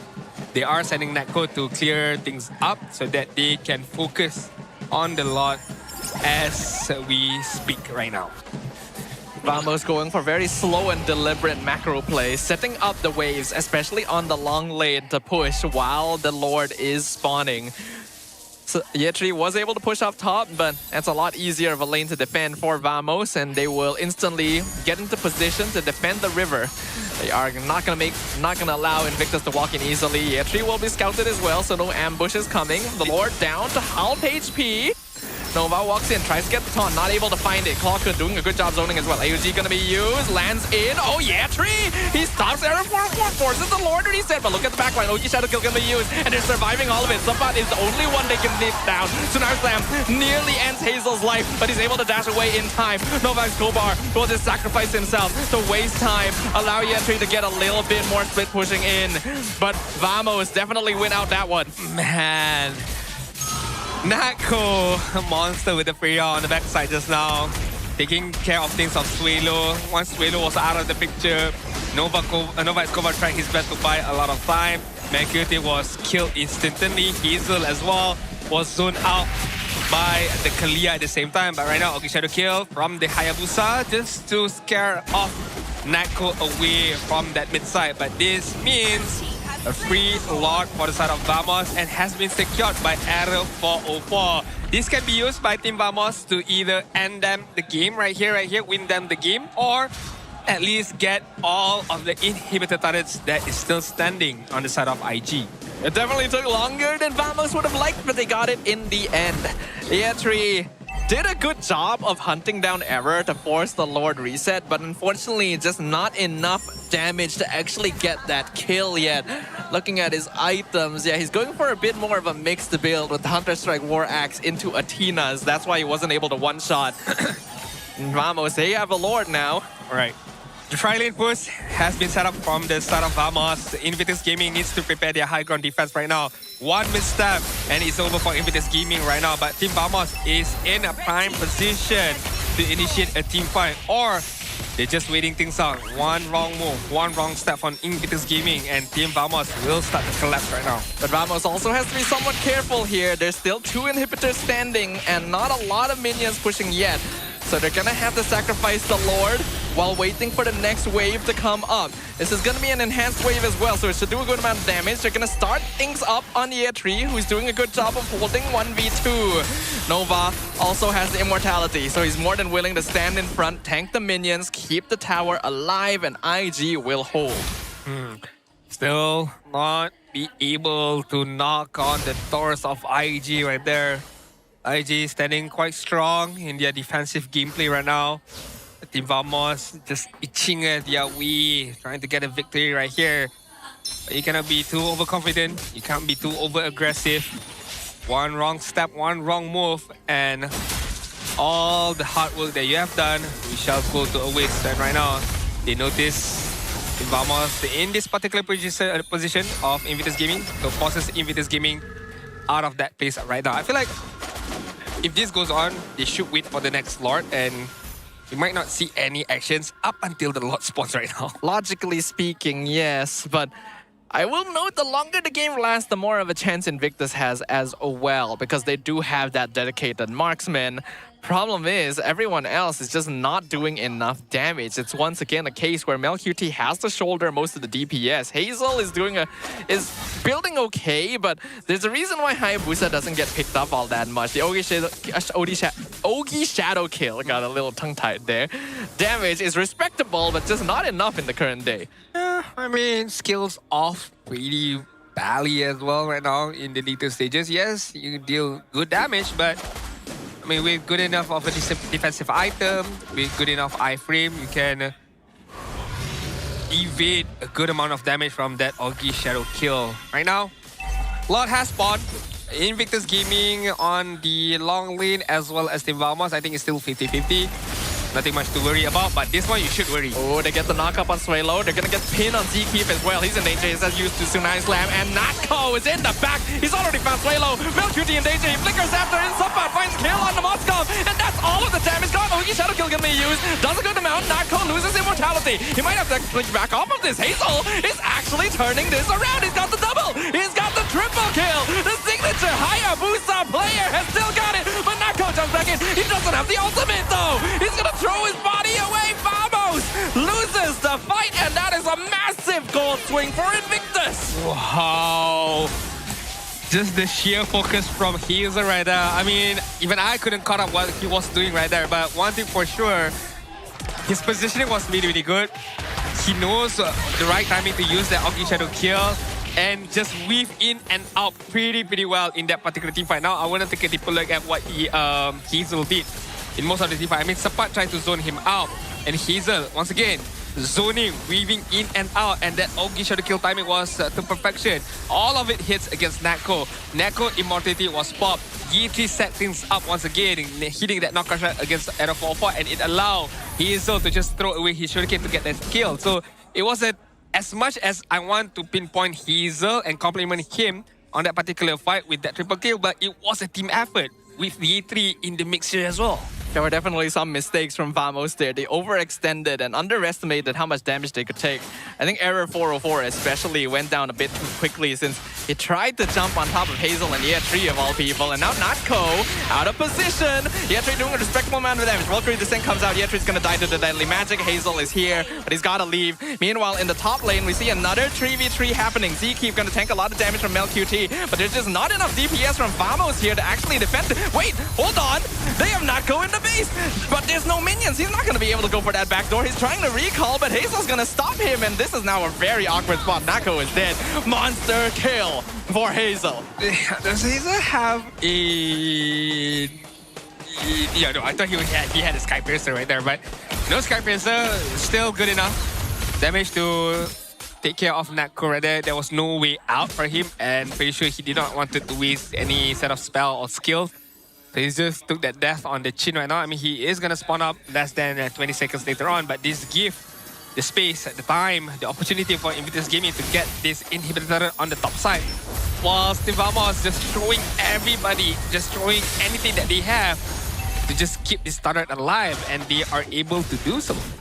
MelQT gonna be able to take that mid tier too, and now the scaling has truly gone out of control. Looks like I may have to take my words back. I thought that Hayabusa doesn't do enough damage under the current meta, but Hazel showing that he is still capable of playing ball. Now with the Moskov and Haya on their side, even Natko alone may not be enough to handle things. Vamos has to be very cautious about this one if they don't want to go to a full series. I mean, now Vamos are the one who's looking a bit lackluster in terms of damage right now. I mean, Natko, yes, you can do so much, but if you don't have the gap closer, it's going to be very hard for Freya to just melee the side of Invictus Gaming, where Invictus Gaming, they have mobility, they have distance, they don't need to come close to you to be able to deal the damage that you need to do so. Error sees MelQT! That's a burst on the Moskov, but the Revitalize is saving him! The rest of the team is now gonna collapse. Error 404. I don't know where he is. I'm kind of surprised he's still alive. Okay, now he's gone. Now the rest of them collapse. MelQT will fall. Natko going ham. They found Hazel! That's a shutdown! They we've been looking for. Double kill for the Freya. The rest of Invictus know that they are in emergency mode. They're trying to escape from the top lane, but Nova Tobar will fall as well. The Immortality burnt down, killing spree for the Freya. A great knockout strike, but the damage is not enough. Vamos is also low, but they won that one. This should be a free lord for them. I mean, look at the arrow. Look at arrow for heart rate right there. 169, 168. I mean, you surely gotta be really, really careful in terms of that particular team fight right there. Although Vamos does come out on top right now, Invictus Gaming, do they have what it They're takes? trying to end it. Flicker backwards. Zapat zoning away one. Tsunami slam on the other. That's gonna be year 3. Look at the amount of shield Paquito gets, but he's surrounded 1v4. He picks up 2. Year 3 is holding. He's alive. Paquito is way too strong right now. They get a title strike. Invictus Gaming will hold. Vamos tried to go for the end game, but they could not find it. And now they no longer have free access to the Lord. The chef known, Vamos chef known that they do not have what it takes to end that game right there. I mean, they don't have necessarily natural damage dealer. And the fact that IG still had the Paquito right there, and we saw how much shield he generates and how much damage he generates with that knockout strike. And right now, Invictus Gaming are the one at full force, while Team Vamos in the underhand right now. Year 3 alone can handle Natco already, and they once again regain control over the Lord. But look at the backline. Look at Error 404. He's trying to push, but the minions are just not far enough. I don't know if he can get this back door. Year 3 will be more than enough to send home to handle it. So a good attempt. Spear of Destruction connects a Clockhood. Looks like Natco is just gonna jump in. Feels like a bit of a throw right there. I don't think that's necessary. Shut down for MLQT. I feel like we're definitely going to game number 5. I mean, seems that way. What started that looked like a 3-0 victory for the side of Vamos, and Invictus Gaming crawled their way back. Literally crawled their way back from an 0-2 to almost a 2-2 right now. I mean, Nako still requires 30 more seconds to respond. Pretty sure he will be able to respond once this Lord reaches on his top side, because Invictus Gaming is slowing things down. They're not accelerating the wave as quickly as possible. They are trying to set up this trident push. Question is it enough? Do they have what it takes right now? Tsunami Slam. Tsunami Slam, they found Hazel, but they don't do enough burst damage. The rest of Invictus is zoning away the backline. And now the Lord will collide. Top inhibitor will go down. Year 3 jumps in. Zones out Zkeep. Clockhood already very low. AOG comes out. Winter Crown's gonna be used to keep themselves in play, but Zkeep gonna get lifted up once again. And Invictus is still 5 men strong. They're healing things up. Valkyrie Descent comes through, but the Spirit of Misery pins Nako against the wall. He's not able to damage. He's not able to heal. Invictus Gaming have done it. We are going to a game number 5. Ladies and gentlemen, we do have a match in our hand.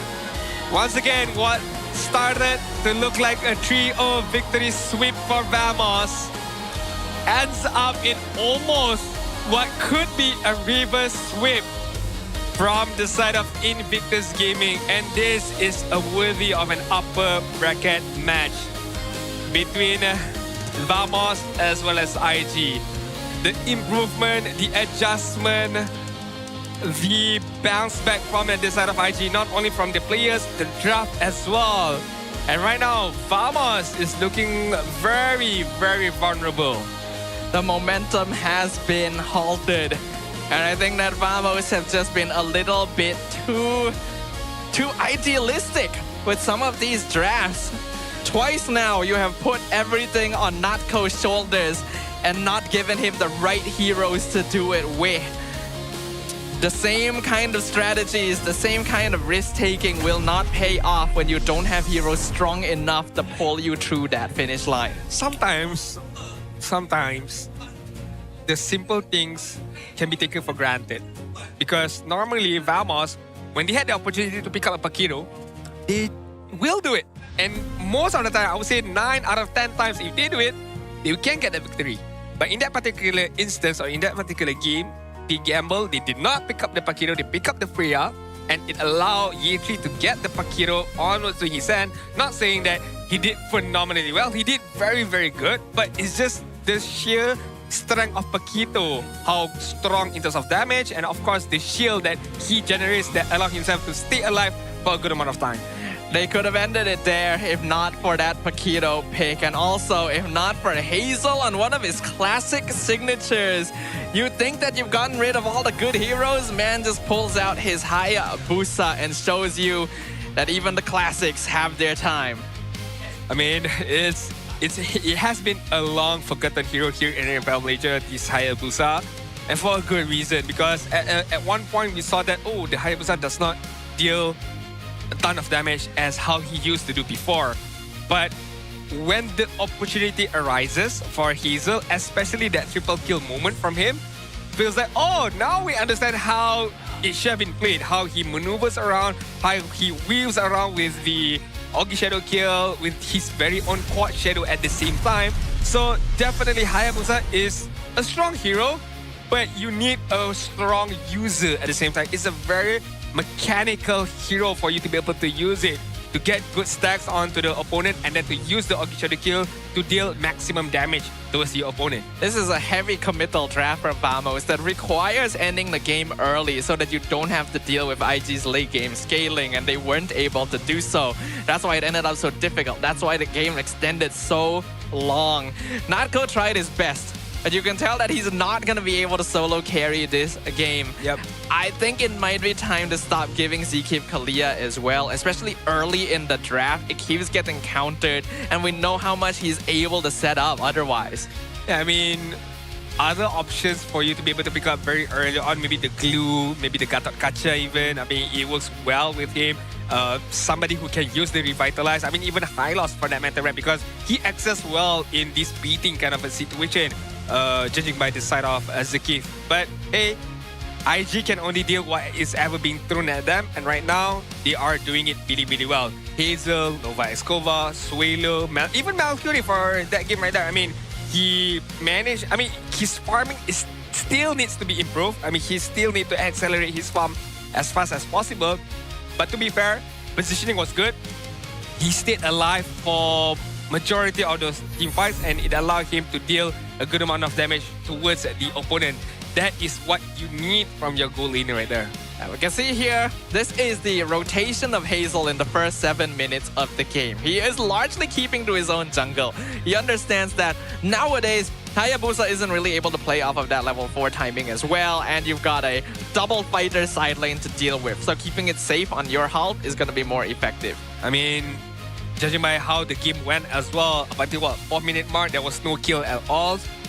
Nobody wanted to be more aggressive, hence why we see lesser kills in the first 7 minutes. It's just more of a farming and to be able to match up with Harley at the same time in terms of level as well as in terms of itemization. But as the game progresses up until what, 10-minute mark, until 20-minute mark, we see a bit more aggression from both sides, trying to find that space, trying to find that chances to get those kills. And a lot of the kills that was gotten by Hayabusa, by Hazel, it was towards more on their own side of the map right there. I mean, showcasing that Vamos really, really want to be a bit more aggressive, but could not do so effectively, I would say so. Vamos did start off the game pretty strong as expected, right? You got a Hilda side lane, you got a Freya side lane.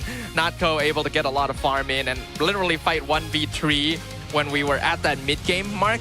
But they couldn't close it out quick enough and ended up throwing multiple kills away with Natko split pushing, Natko diving too hard, especially giving those kills to Hazel was really bad.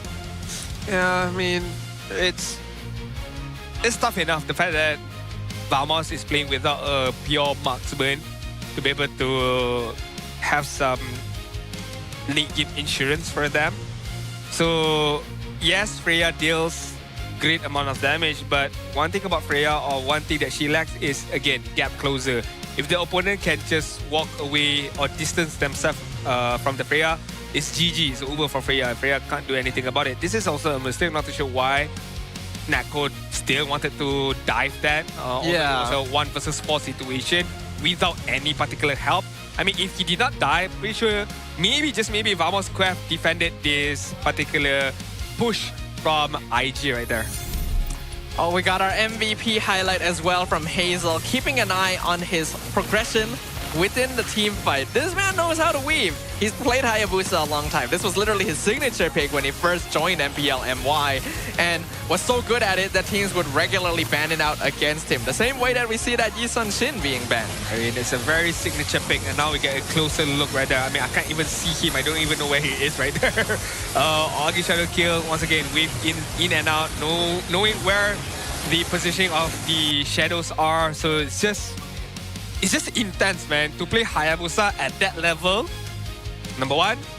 And it was a do or die match as well. It was very, very intense. And hey, Hazel took it to the chin and coach, give me Hayabusa. And I'll show you why I'm the best Hayabusa player here in Malaysia. Looks like we've gotten our makeup exam for yesterday, right? Clean sweeps all the way to day one, and we kick things off with a full series on day 2. It's my first day as well.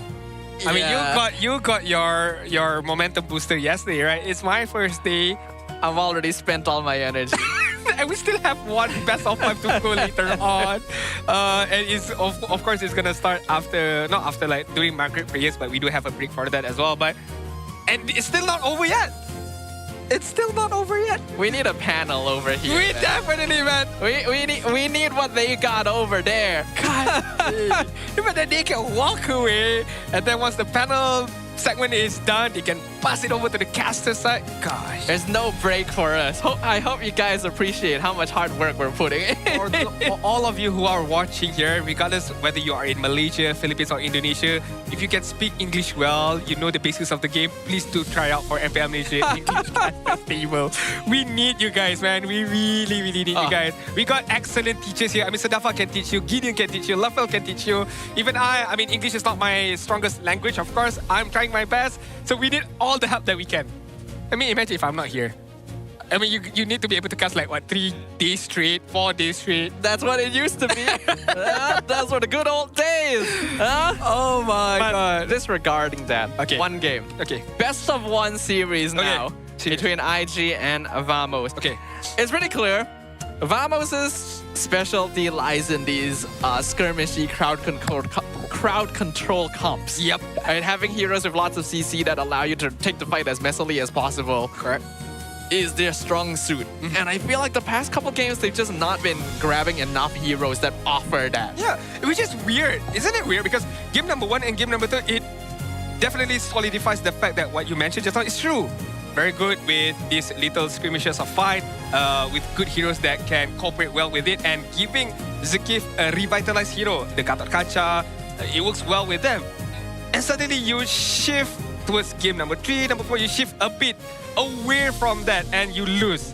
It speaks volumes. So game number 5, go back to the basics and maybe Vamos can get a bit more advantage, but IG will definitely not allow that to happen later on. But what you guys can do right now, I mean, the merch for the official merch for MPL MY is definitely available up for grabs. You can use the code of TODAXMPL where you can get a good amount of discount. Maybe you can sweep up your way, get a bit more free gifts here and there. But if you want to get to know more, you scan the QR code down below to get to know more about the merchandise, or why not come over to Stadium Juara and take a look at it for yourself? I mean, yeah, you can see we've got shares. We got the Todak booth right here. A lot of merchandise, man. A lot. You guys gotta visit the Todak booth. You guys gotta visit the MPL arena. There's so much stuff happening here, including the games themselves, in a super cool stage. It honestly is still so cool when we turn around and look at it right there. I mean, the fact that we've been here before and it was a different setting, It right? was, Completely. And now it's a different setting. I feel like it's very... How should I say it? It's very, I wouldn't say underappreciated, but we take it for granted that the fact that it's the same venue, but it's a different setting. It's very, very, very, very good. I mean, now I feel like I want to be an audience, man. The fact that they can go out to the food festival. I mean, there's a lot. I want some food. A lot of foods out there. We got like ayam kunteng, for those of you who know, it's a fried chicken. We got ice cream goreng, it's a fried ice cream. We got a lot of drinks. Wonder what else is out there. Kebabs, I don't know. Man, oh man, I'm hungry. Why? I mean, you did that to yourself, dude. Why would you list out all the different kinds of foods here? I'm just excited. We've been here too long. We need to pass it over to someone right now. Somebody please save us. Somebody by the name of Poji right now. What do you have to install for us? Terima kasih rakan-rakan dan kembali bersama saya dan juga Hazel tu calon rising star, calon best jungler untuk Dream Team Malaysia. Jadi Hazel, macam mana perasaan sekarang? Nervous lah tapi masih semangat. Mungkin awak boleh kongsikan sikit sebab perasaan dengan saya sebab awak bounce back daripada 0-2 kepada 2-2 dan ini adalah mungkin menjadi game penentu untuk berada di upper bracket final. Saya ikut mindset saya je. Mindset saya tak nak bagi second life kita orang dekat Famus je. Tu je. Apa jadi sekarang kena kasih jadilah senang cerita ya. Betul. Jadi kalau awak menang untuk game ini, game terakhir ini adalah kali pertama daripada awak debut season 15 awak berada dekat upper bracket final. So macam mana dengan macam situasi dekat dalam team punya bilik, macam mana awak punya emosi sekarang, mental macam mana, are you prepared for any of the outcomes? Kita orang semangat je buat match ini, buat match game 5 nanti sebab goals kita orang masih TWC. Saya doakan yang terbaik juga untuk semakin dekat langkahnya dengan EWC. Kata-kata terakhir awak mungkin kepada pasukan lawan awak dan juga kata-kata semangat kepada tim awak sendiri untuk game yang terakhir ni. Buat Famus je good luck lah. Untuk Famus good luck. Itu saja, simple. Untuk tim sendiri, peminat? Untuk peminat jangan pindah kerusi dulu sebab kita orang masih fight. Let's go Invictus Gaming. Terima kasih Hazel. Saya pun tak nak kacau awak. Awak pun dah boleh pergi ambil tempat duduk awak, berehat di sana. Dan itulah dia kata-kata daripada Hazel. Good luck. Dan selesai bahagian daripada saya. Kita jumpa selepas ini. Jom masuk ke dalam game. No, talk more. Talk more. Come back, Poji. Ask more. We need you. No, interview someone else. Become a fan. Hey, come on, Adine. We gotta lock in. Okay, lock in. All right. We gotta lock in. One more game, right? We can do whatever needs to be done after this. Okay, let's just power through this. This is the last game. This is a deciding game right now between IG as well as Vamos. And it could be a reverse sweep for the side of IG, or it could be not so much of a reverse sweep. I mean, almost through the game for the side of Vamos. But whatever happens, both teams are still alive. They are still in playoff. So is there need a worry? I mean, yes, one team can get into the upper bracket final, right? Yep. And the other team has to fight their way on the lower bracket, which is not what you want, but still it's an okay feeling like I'm still in the game. I'm still in the playoffs. Oh, I just realized there's some cards that have gold backgrounds, huh? Yeah, that's the special edition right there. Was that in the packs of we used to open? No, I don't think so. No, right? I don't think we've ever seen one. Wow, okay. Make sure you guys drop by, grab some of those cards. Maybe you can grab a gold card for yourself. I've been seeing a lot more gold cards being pulled by our fans, our spectators here. So I think you have a good amount of amount of chance to pull out those gold cards. But given you need to be able to do the task from Celcom DG booth to be able to get those packs and for you to get a chance to pull those cards. But right now, Sidafa, who are you rooting for? The team that ends faster. I don't care whoever wins. Just make it quick. 10, 11 minutes is the sweet spot. 12 minutes is still okay. Don't want this 18 minutes, 25 minutes. Hey, Zorn is still. Hey. Hey. Oh, it's Pubs. And hey, it's Poji. He's the star in this one. Yeah, he's definitely the star. I mean, a lot of energy here. Feels like Team Flash is just scouting things out. You know, maybe whoever can be brought over into the lineup of Flash for next season. Something to ponder right there. Okay, less than 20 seconds to go. Hey, by the way, we do have to... I mean, we already shouted this out just now, but don't forget, we do have the award ceremony later on. Ah, yes. So it's going to be the Dream Team category and Best Coach category. Yeah, we're doing it a little differently this season. We're splitting up the award ceremony. There's a small chunk of it happening every day from now on, instead of all at once in the grand finals. Yes, sir. Which, you know what? Sounds like a good idea. We'll give it a try. You guys can let us know what you guys think. I believe we have a QR code where you can give us feedback at the end of the day. True. But drafting phase officially commences for game number 5. Now, we're very tired, Adin. Definitely. Imagine how the players are feeling. Ooh. I feel, because you gotta know it's not only the physical aspect of things, the mental aspect of things as well. Because once your mental is out of the game, it's super difficult for you to get your confidence back in, get your groove back in. So hopefully, if it's physical thing, I think it's still a given, but mentality is still needs to be in a top good shape right now, where Paquito is still let through. For sure. And Paquito gets picked up first by the side of IG. Did you not hear what Rex Min said? Bad the Paquito, man. It's a bit of a feels bad, especially for Sabat. He played such a good Paquito. And they've just let the hero through multiple times in a row now. And they're starting with Moskov to lead the charge. And Hilda.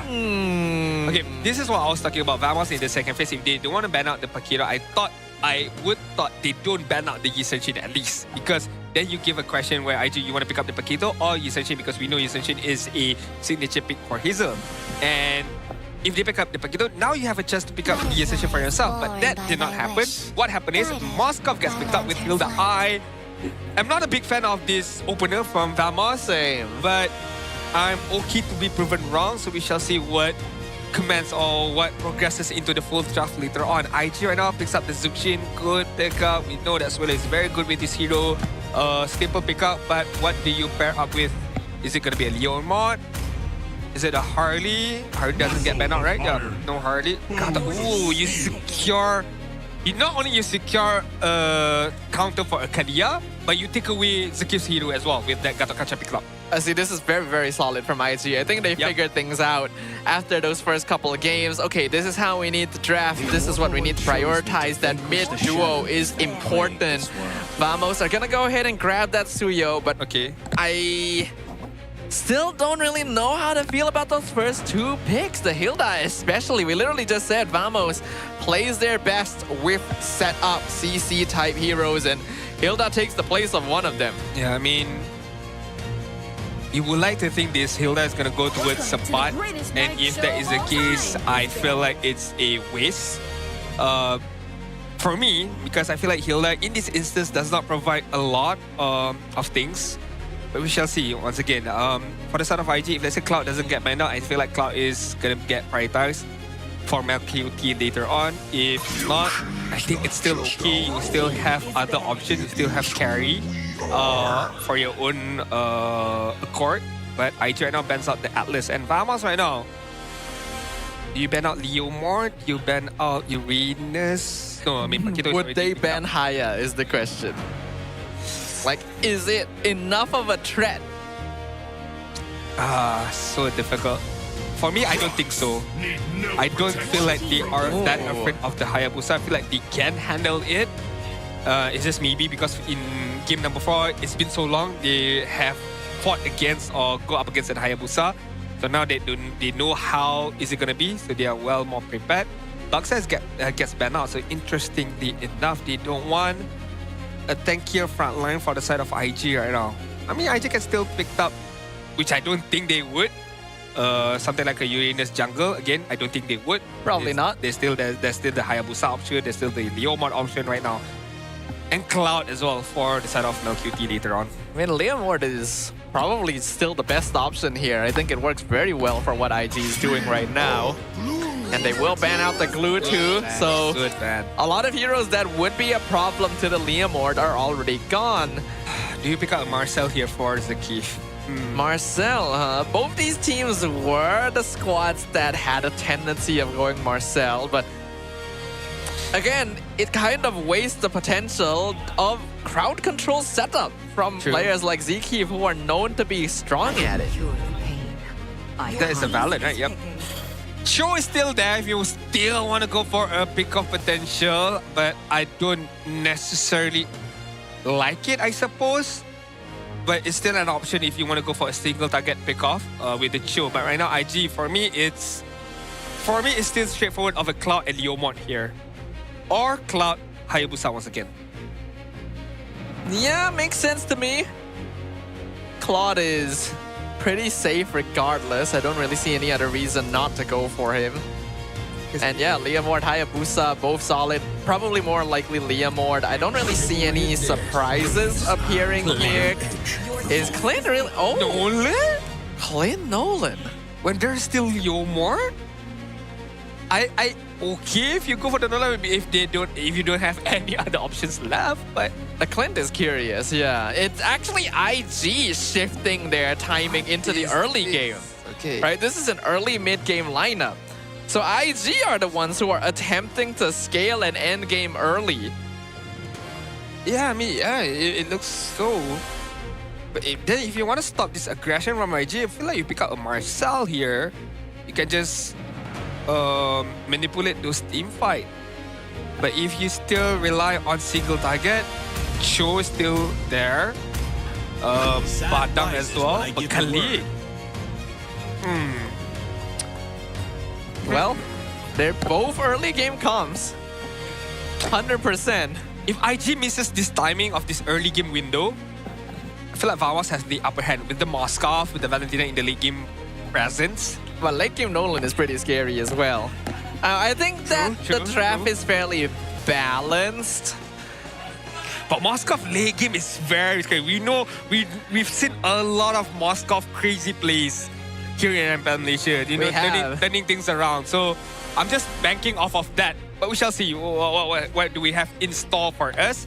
And what is it going in the minds of IG right now with the draft that he possesses?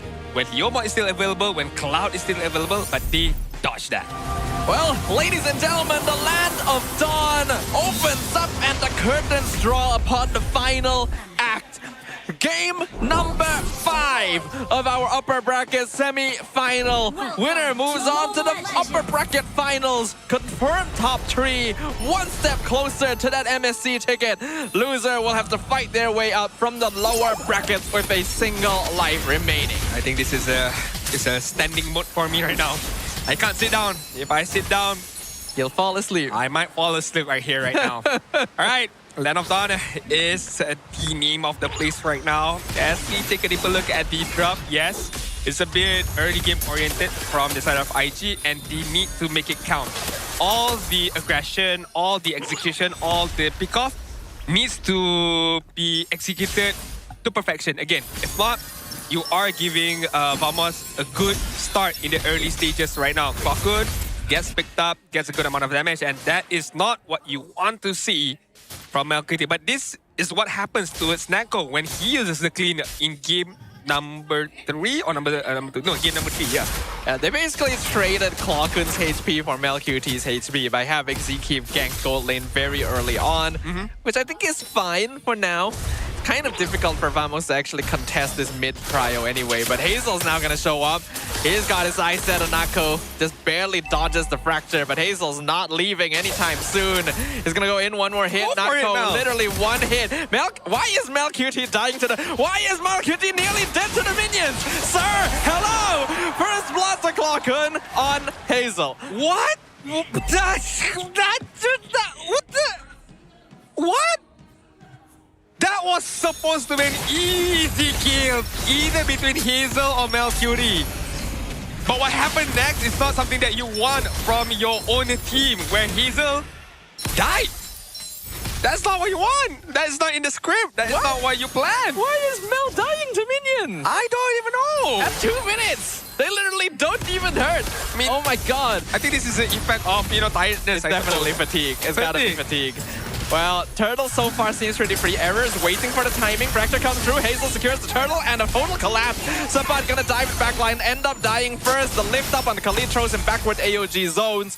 Invictus get the objective. Oh, that lift was crucial right there. If not, the game could have gotten a kill against Invictus Gaming right there. But good recovery from Invictus Gaming. Get a kill against Sabat and got the Turtle as well. So whatever happened on that bot side, you can, I suppose, brush it away. But hey, that was a big whoopsie right there. That's a clip moment right That's there. definitely a clip moment. Not too sure what happened to Melcudy right there. My disbelief on YouTube tomorrow. Took a bit of damage right there, maybe from the turret itself. Right now, Blade Surge connects Raging Sandstorm on Novak's Kobar. One hit away, he just barely dodges out. Meanwhile, Error gonna get ganked by Hazel. He's also alive on 1% HP. Hazel now gonna be chased down by Zkeef and Clawkun. He dodges back to the tower. Spear of Destruction misses. He's fine. Lucky enough, count your lucky stars, Hazel. Nothing connects right there to get a kill against the Nolan. At the same time, at a 4-4, we could see a similar thing about him as well. Count your lucky stars still alive for this game as we approach the 3-minute mark. In terms of farming, I feel like Melcudy is definitely a bit on behind. I mean, the fact that he took a lot of damage early on, but the second game, I mean, it's not too far apart.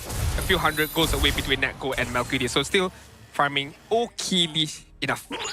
Invictus definitely have a bit more control right now because Melcudy has overwhelming lane priority, and that means that Zkeef has to be dragged over to help make sure Natco survives most of the time. You would think that with this mid-prio, Invictus would be trying to make things happen on the map, but so far, it's in not really going their way.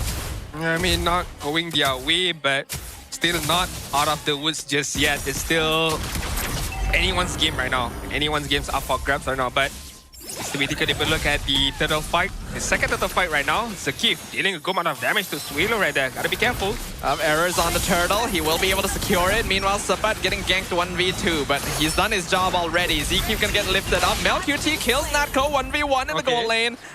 And that's gonna be it. That's a good kill from Melcudy. Uses the flicker right there to get a kill, and Natco did not had the same chance to use the flicker to get a kill or to run away right there. Unfortunately for Zkeef, just missed the bush where Melcudy was recalling away right there. Arrow 4-4 trying to get a kill against E3, but dodges it immediately with flicker. But here's the finish. Clawkun waiting in the tri-brush for that. So Hazel gonna go ahead and grab the purple buff as an exchange for his EXP laner. A flicker from Swalo under the tower. Flickering Sandstorm connects with 2. Swalo one hit away and Zkeef finishes him off. He'll probably die here, but he'll buy a lot of time with that quicksand guard. He's definitely dead, yeah. I mean, I'll be surprised if he's alive. Hold on. Sabat tried to flicker for that kill, not able to find it.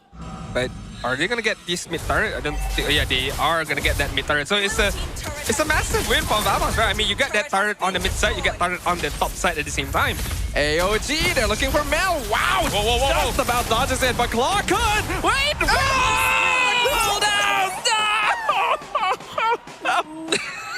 Fatigue, man.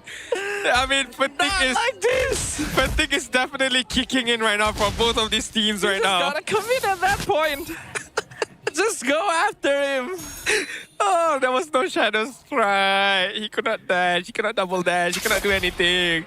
He was just a lonely Gatot Kaca right there. An imposter Gatot Kaca right there. Imposter syndrome is real. Okay, this is turning into like a funny clip moment instead of an intense gameplay where whoever wins gets Upper Bracket Finals, by the way. Yeah, there's a lot of stakes on the line right now, ladies and gentlemen. Vamos in control of the turtle. Nova is there though. We can see everyone just collapsing in. Natco still on the opposite side of the map, but of course he has Spear of Destruction, so he's gonna go ahead and clear the minion wave. Very big chase from Invictus. Going for Sabat. Actually, no, they might be finding Natco. He's able to dash away for now as Sabat is here to help zone. Meanwhile, the turtle's gonna be reset by Nova. I was gonna like, Sabat, don't bring him there. Not reset, okay. Oh, Spirit of Destruction connects. Does Natco join? Yes, he does. AOG comes through. Nova and Cobra gets a knock up on Zkeef, but they're going for the Clint in the backline. Melcudy gonna be dived. Shut down for Sabat. And Vamos will make a retreat. I mean, look at the mid side right now. I mean, Yi3 is using whatever opportunity that he has to just split push on this mid side. He knows that top lane is a lost cause already, so there's no point in rotating there. However, Arrow 4-4 is definitely at the right place at the right time, be able to defend that mid turret from being taken away from Yi3. Good SOD, by the way, from Neko, landing that hit, and it allowed them or Team Vamos to get a kill against MalQT just now. Yeah, so far so good, but we're 8 minutes in and the net worth difference really isn't much right now as both teams are just trading blows back and forth. We've seen some suspicious plays so far, but still pretty stable. I think we are in for the long run here. I just have this iffy feeling we are going to go into like a 17-minute game, 20-minute game right now because goal lead as of 8 minutes is not that far apart. In terms of map control, I would give it to Vamos, the fact that they have all of their turrets still up right now. But I wouldn't count on Invictus Gaming with one good engagement. They might be able to get at least a top turret or a bot turret after these few minutes before maybe the first lot comes up. I'm just curious as to whether Vamos was just that heavily affected emotionally, because where is that bombastic, synergized gameplay that we saw in games 1 and 2, right? It feels like it's just gone. Is it because of the draft? Is it because they're tired and just like trying to play it safe? I don't really understand it, but Clawkun is getting chased down by the punchy man and flickers away. Raging Sandstorm connects with Year 3 and he is dead. Nako comes in from the flank. Swallow got an ult out of the way, but Nako chases him down anyway. Here's the lift off. Blade Surge connects. They find MalQT, and there it is. That's what I'm talking about. The bombastic fight from Vamos. Hey, this is a make-a-wish. You wish, you get what you want. Thank you. There we go. Instantly, you get what you want. You ask for it and you get what you want. I do feel like if you were asking that question for game number 3 and number 4, it's definitely the draft. The draft does not suit that kind of style of a bombastic gameplay, just diving in, collapsing against the side of Invictus Gaming. But right now, with this draft, I feel like it's not necessarily the most perfect of draft for you to be able to play that kind of gameplay or style, but it works because Vamos have good initiation from Khalid. They have good initiation from Cocoon, stealing multiples of AOGs and trying to set things up. And Invictus Gaming right now on the lower end of things. Question is, they need to be able to come back right now. If not, it's going to be a one-way traffic for Vamos. Year 3 just really doesn't do enough damage to Sapat right now. I'm looking at what is his build. War Axe first item for the Paquito. Error gonna be ganked with the Fracture. Hazel trying to chase him down. He The 1v1 turnaround, and now Vamos is go time as well. They nearly take out Year 3. That is not a good look. Call an ambulance. Not for me, but for That's you correct. right there. Literally trying to get a kill. And got killed. Yeah, they get the lift on Sapat, but he is pretty tanky. Year 3 gonna re-engage, tries to take the kill, but he heals off the bush and back off.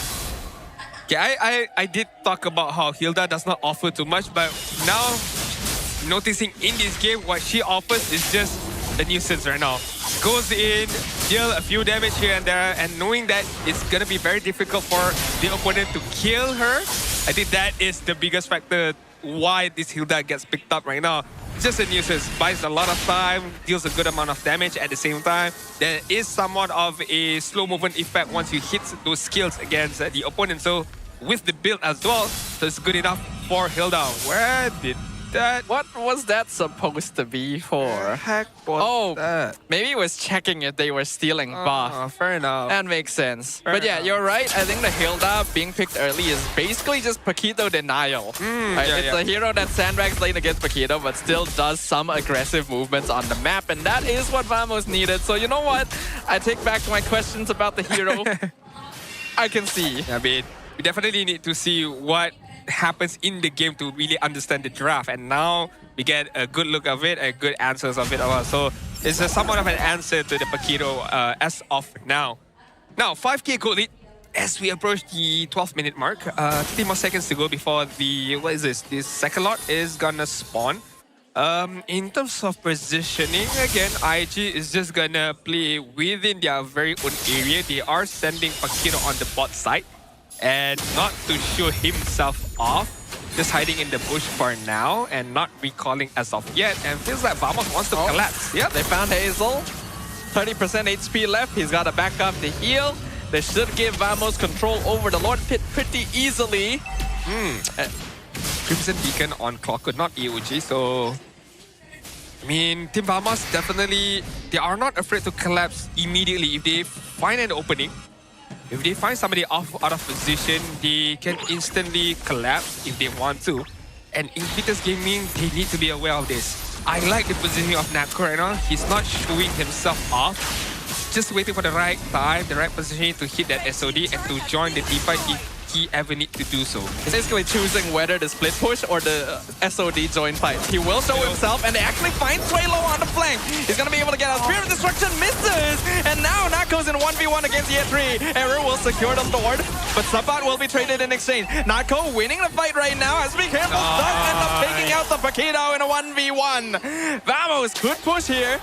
Nice movement right there from Natko, utilizing the dash as well as the flicker. And of course, as we all know, Moskov does have that continuous damage. If you hit the front line, your back line get hits as well. And that is what happens towards Paquito right there with the extended damage, the extended distance of damage with the Malefic gun at the same time. So Lot forces in on the top side, but Inhibitor Turret has been taken care of. And Vamos, I think that is the only benefit that they can get. Yeah, they can't really push out to try and end the game here. Invictus is all still alive. I will say, this is purely personal bias. Okay. I don't like the way Invictus plays. Throughout the whole series or just in this particular game? In general. Well, this series. Yeah, I agree. Before this, it wasn't like this. Because, like, basically as an explanation, they play too defensive. Yeah. It feels like this team plays not to lose rather than to win. The only times they've won is when Vamos tried forcing things against them and they just responded correctly.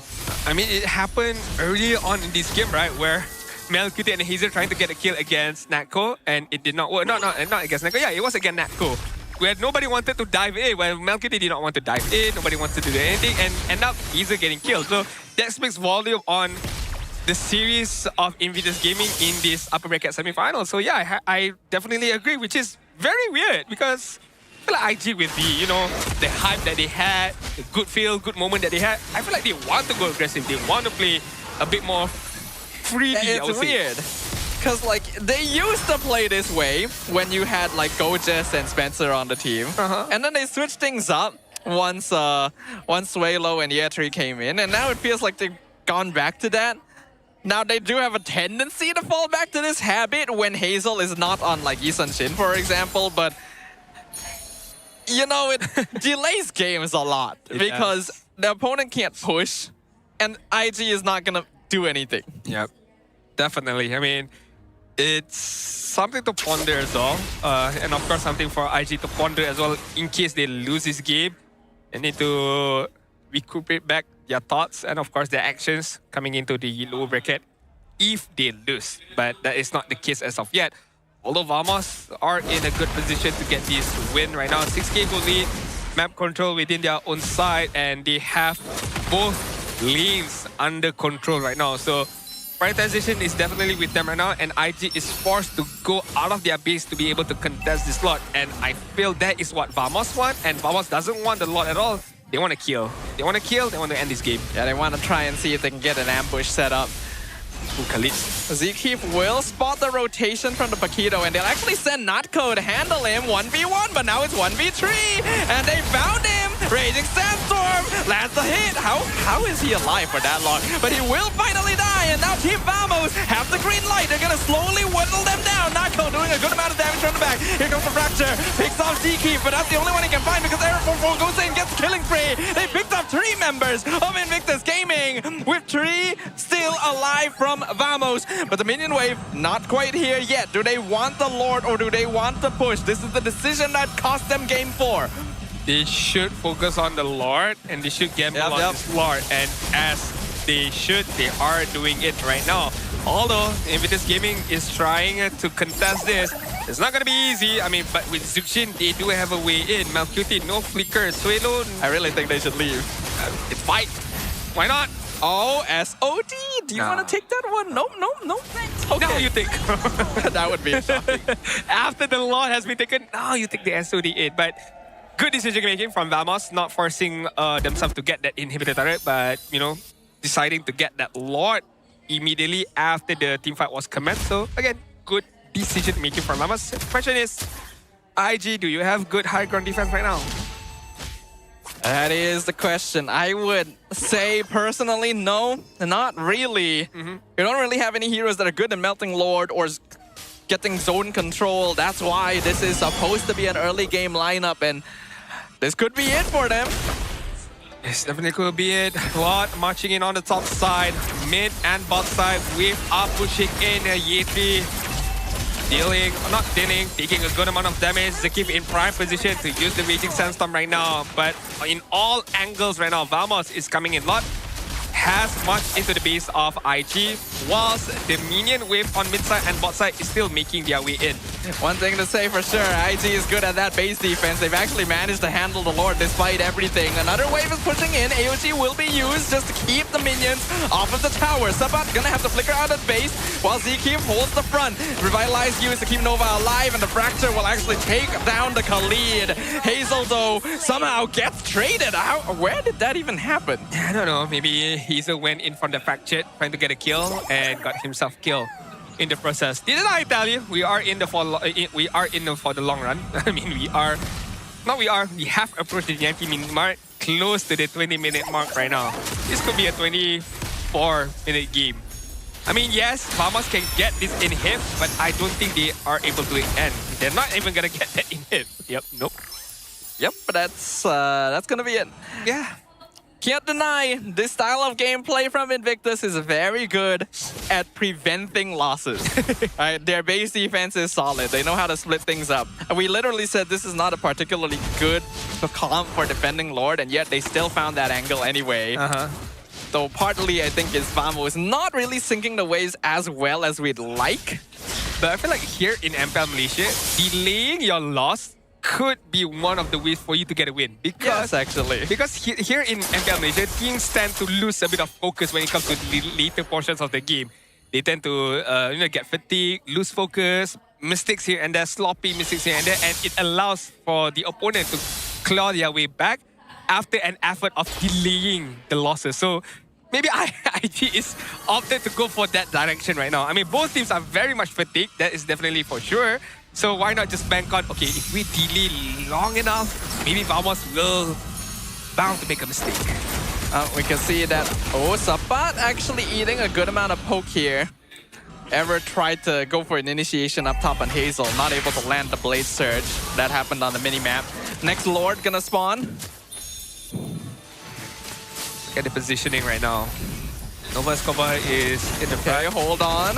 Sabat. IG actually trying to go for the flank right here. They find Sabat instantly. Grim Destruction though lands in the backline. They're looking for MilQT. And Nako finds it. The Moskov is going in, but he's going to get hit with the knockout strike. Wind of Nature keeps him alive. He's going to dash backwards. Meanwhile, look on the opposite side of the map. Error 404 is in the base. Suyo is in the base. Sasuke is trying to destroy the Leaf Village. Team Vamos, could this be it? They will get Hazel back in time, but he's on the crystal. Error 404 wins out to 1v1, but he's now going to try and escape from Suelo and Nova Escobar. Looks like he will be able to Ivory Mount, but Yatri actually wins the trade in mid lane. He's on a killing spree. That means that Error is actually the last one alive on his team. Yeah, I mean, Error is the one only alive. Bot Wave is still pushing. It forces out Suelo to recall back, as well as Yatri, who noticed that, okay, he was going to recall back, but Yatri cancelled the recall. Continue push on that mid side right there.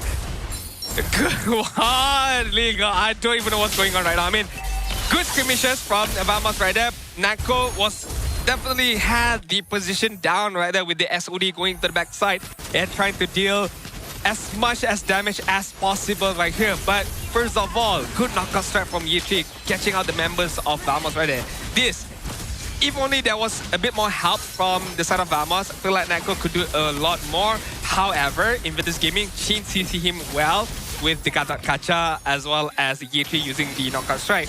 And the recall coming in from Hazel was crucial, was definitely crucial. Although he got killed, but the fact that he recalled back, that delayed the effort from Error 44 to try to win that game from Team Vamos right there.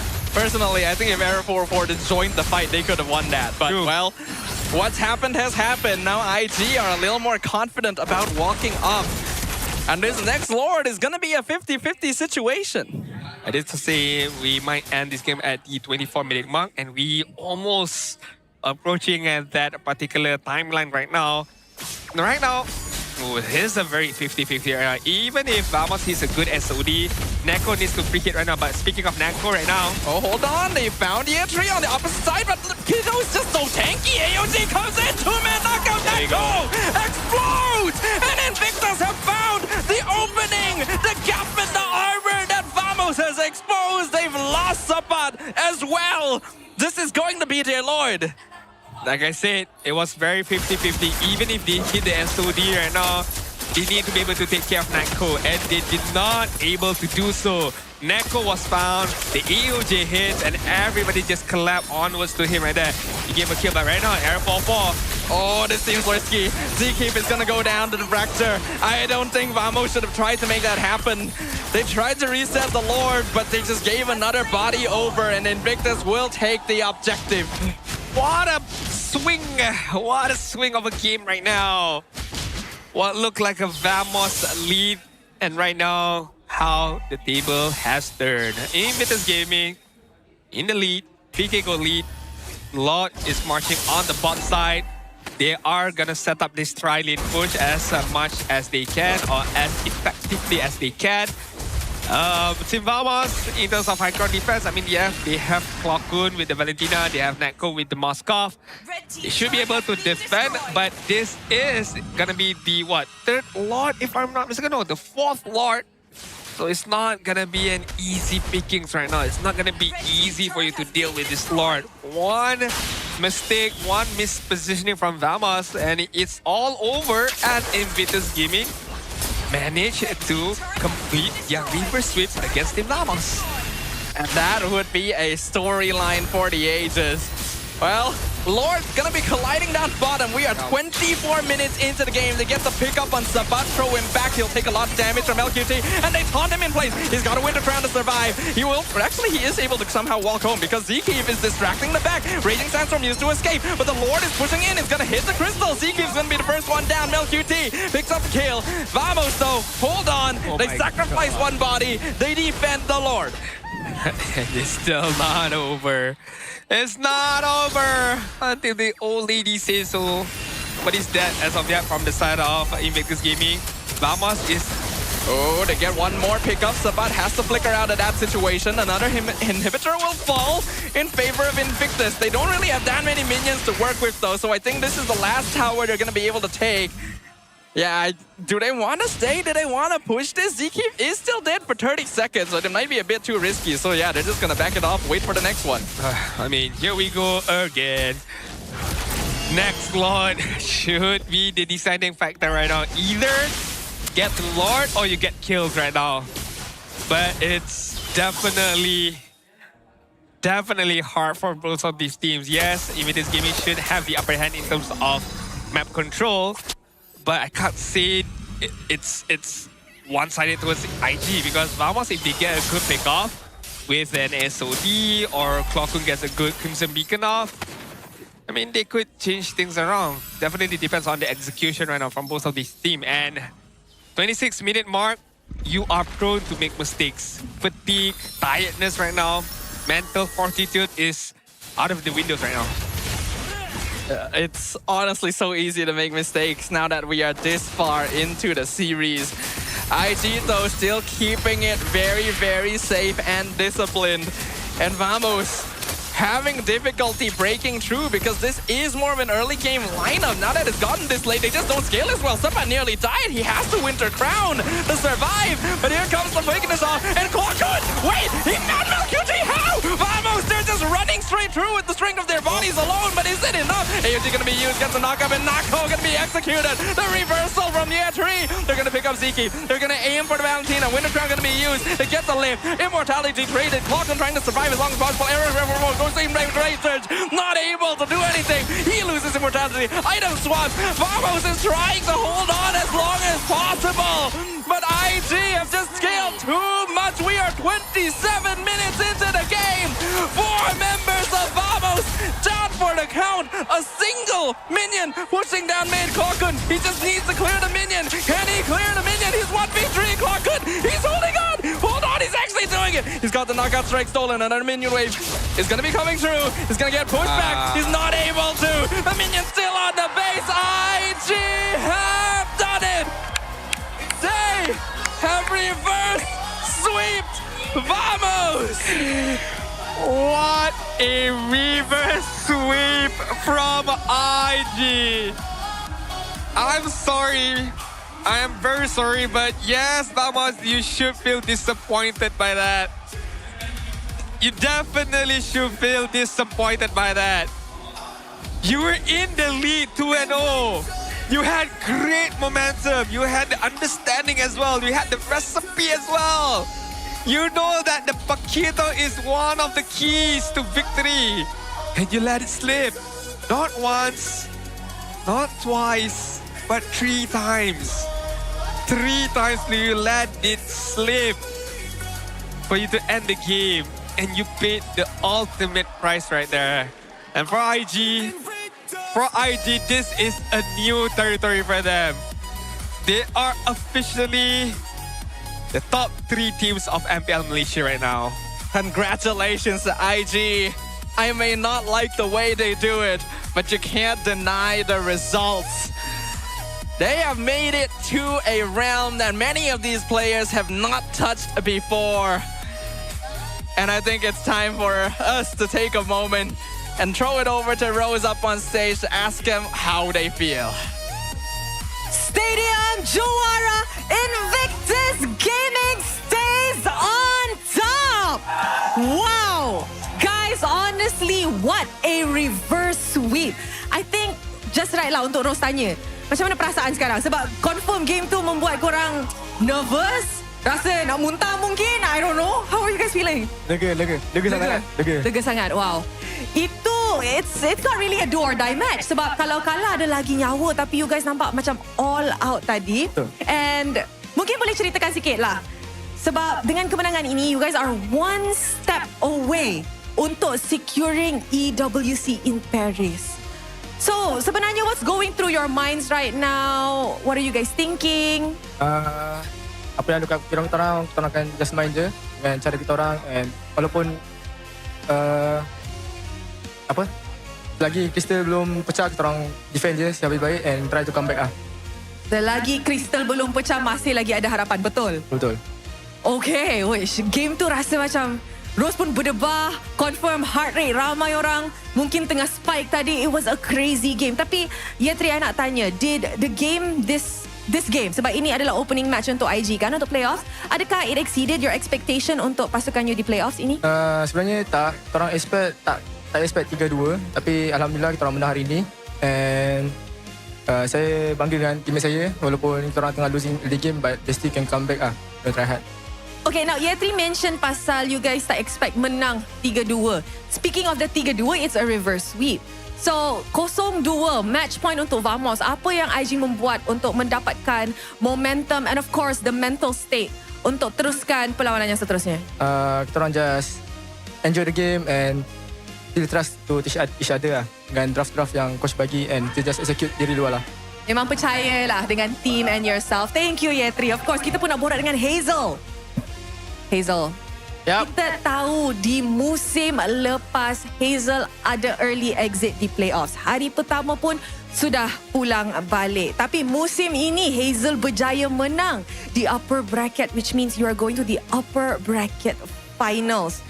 And of course, kita tahu semua pasukan ada 2 nyawa. So bagi Hazel lah, betapa pentingnya untuk all out di upper bracket punya perlawanan. Sebab ada beberapa pasukan diorang cakap takut nak all out di upper bracket, takut strat dibaca. Untuk Hazel, macam korang all out dah tadi.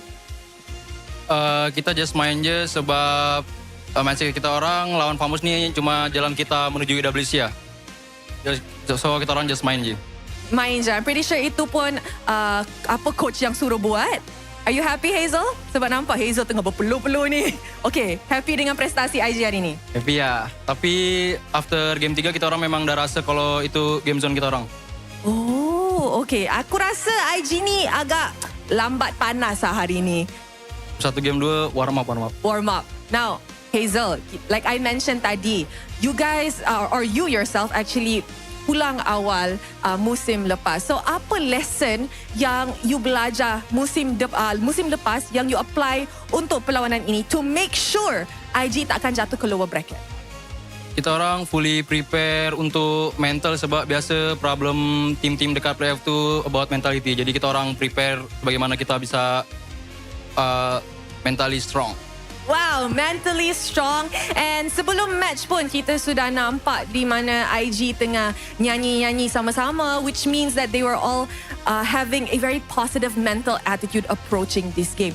Now guys, kita pun sudah tengok perlawanan yang reverse sweep, tapi hanya seorang yang boleh menjadi MVP. So Stadium Juara, siapakah MVP anda?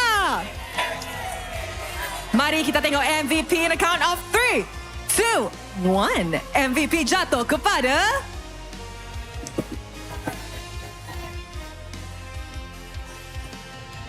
Suelo.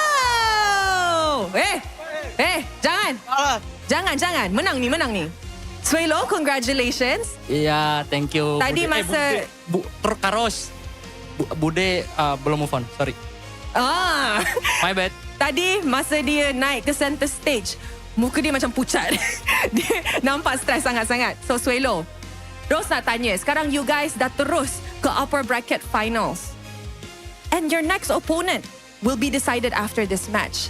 Di antara BTRM dan SRG, Suelo nak jumpa siapa di upper bracket finals dan kenapa? Nak jumpa siapa tu? Mungkin kita jumpa siapa pun kita sikat karena pasti yang menang di match nanti itu pasti yang terbaik, dan yang terbaik dari yang terbaik bisa jadi baik.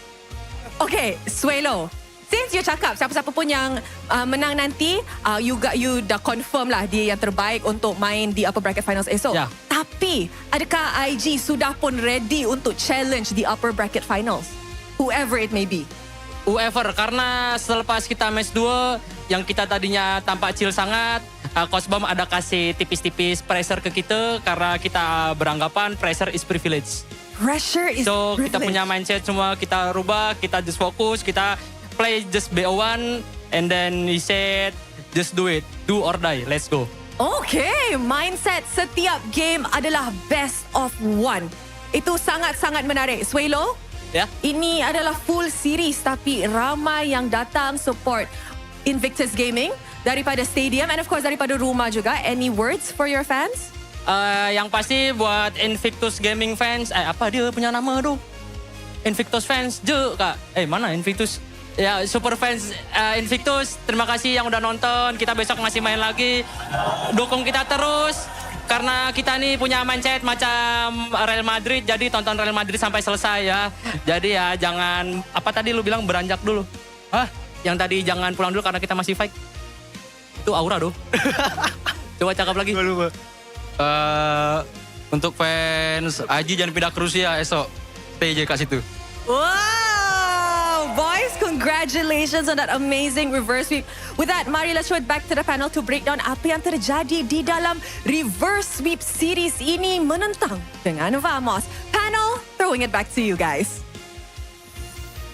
All right, thank you very much, Rose, and congratulations to Invictus Gaming to be our first team to make it to upper bracket finals and officially becoming the top 3 teams here in MPL Malaysia season number 17. And what a way for you to get a victory, and what a way for you to grab that upper bracket final spot. Coming in from a 0-2 deficit, reverse sweep a 3-2 straight away. It honestly takes something special to be able to do something like this, to be able to turn around a deficit and keep your wits about you for 3 long 20-plus minute games. Again, I have a personal bias. I don't really like the way they play. Understandable. I cannot deny that what they say is correct. They were able to keep their mentality strong. It's not easy to play this safe, this clean for this long and continuously punish your opponents for mistakes. It is because of that IG were able to claim victory today. We do have to take the quotes from Hazel. He did mention about how in playoff, a lot of the teams, something that they need to work on is the mental fortitude, because we all know all of these teams can play. We know all of the players can perform really, really well. But what separates them from great and the best is just the mental fortitude. Regardless of whatever position you are in, whether you are winning by 10k goal lead, whether you're losing by 10k goal lead, it does not matter. It's just a matter of how you stay calm, focused, collected, and how do you find your way to crawl your way back from the depths of N to the top of mountains for the victory. And I like that. I like that from the side of IG. And of course, there's a lot of things they need to work on being a bit more aggressive, a bit more agile, a bit more, freely in terms of their gameplay. I do have to agree, I don't really necessarily like the style of being so passive and you just want to wait things out. Whether when you have the lead, that is the most crucial part. When you have the lead, yet you still play that passively. I really don't like it, but if it works for them, it works for them. What more can I say about it? But up against a more upper echelon of teams, maybe it would be a bit more difficult for you to do so. But hey, they still managed to get the dub. They still managed to get the win. And I have to credit, or I have to re-quote back what Swello said. Pressure is privilege. That is, wow. I mean, It's a strong line. It's a strong line. It made me think about it as well. And it's definitely really, really true. It is true, because having the opportunity to be in these positions where you are pressured is a privilege. The fact that they're still here, still competing, instead of sitting at home waiting for next season to start, right? True. And being able to overcome that is huge. It's a big step up for some of these players who have quite consistently exited early in the playoffs, and for Coach Bam as well, who has always had a bit of a playoffs curse, right? I mean, coming into upper bracket finals later on, there should not be any excuse from IG that they cannot do it, because they can do it regardless of the position for them. But we do have to take a breather. We do have to take a break before we jump into the next match. So don't go anywhere. Catch you guys later on. Itu keluar dulu tuh. Bisa guyungin. Ayo, ke gua. Taruh. Main zaman. Tuh niku. Mati. Jangan. Kating ke kanan. Main guys. Kalian main. Nah, itu dia guys. Bawa, naikin bawah. Bawa sama mid barengin. Udah ulti tuh, tusin. Gol. Dia tadi BM, ayo. Gol. Nice. Tuh. Kating. Wing. Mati. Ayo, mid lagi. Masih ada next wave. Masih lagi. Cycle. Lagi boy, nice one. Ganyang boy. Orang. Ganyang boy. Ganyang boy. Kita ada damage lah. Pukul, Cok. Iya, pukul. Tapi tu Niki. Aman. Gue mau. Nice one, Nick. Aku ada flash. Bagi aku. Nice one, boy. Itu maju guys. Ayo, Poki majuin. Arotnya bisa spell lah. Udah habis kan lu. Gak ada jurang guys. Maju. Orang ini. Arot guys. Kena. Mati. Gak ada ulti gatutnya. Aman mat. Yang clean. Clean.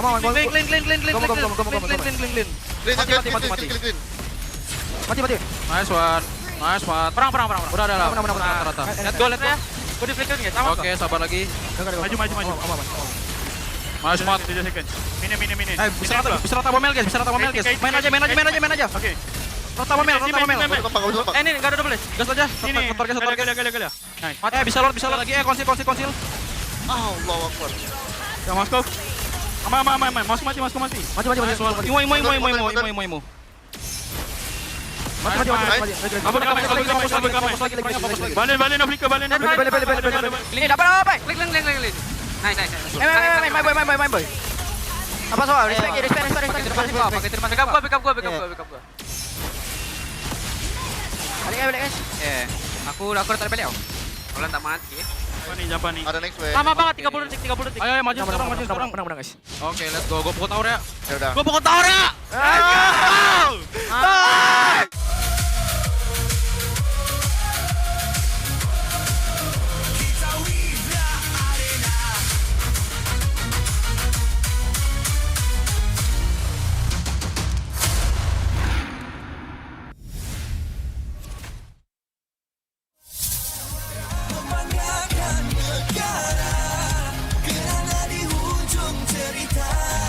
Pastinya kita wida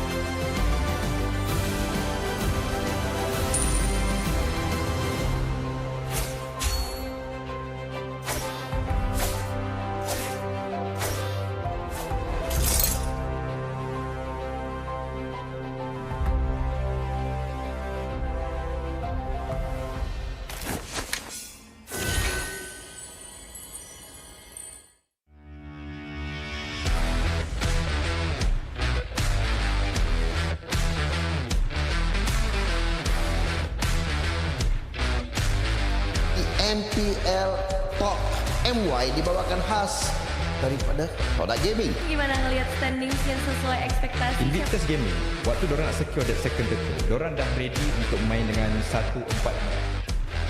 Cultured by Toda.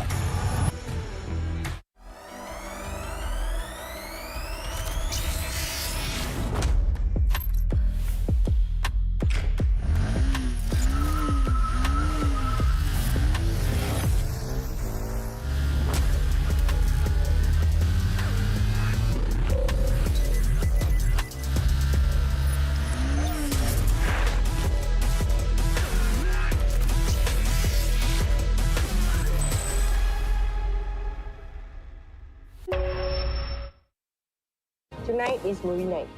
Cerita apa you suka? Contoh macam cerita makan-makan ke, macam dia ambil makanan ni kan? Tengok. Ada rasa pahit coklat. Ada rasa manis susu. Ada rasa pahit manis coklat campur susu. Roti dah nak siap.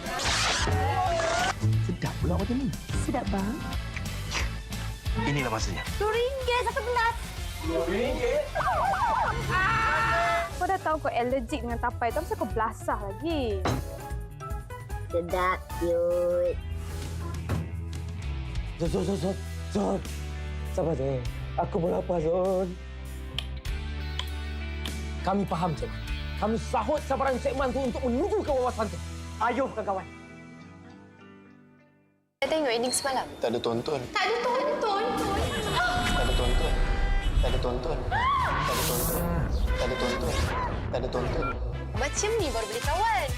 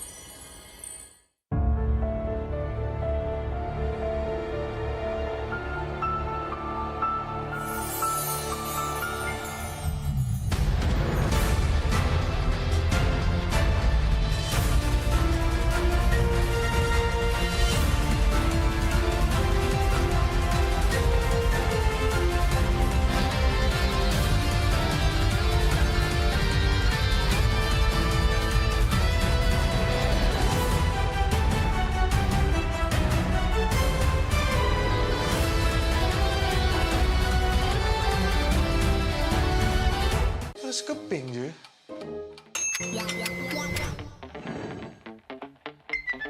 Mesti shopping pun boleh. Siap ada diskaun lagi.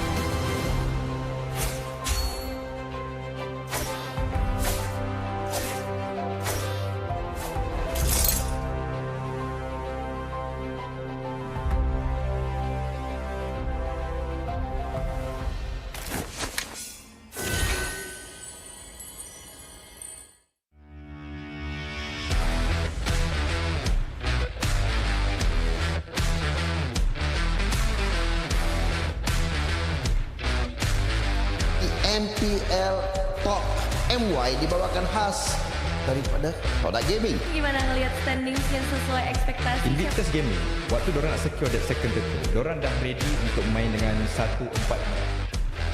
Cultured by Toda.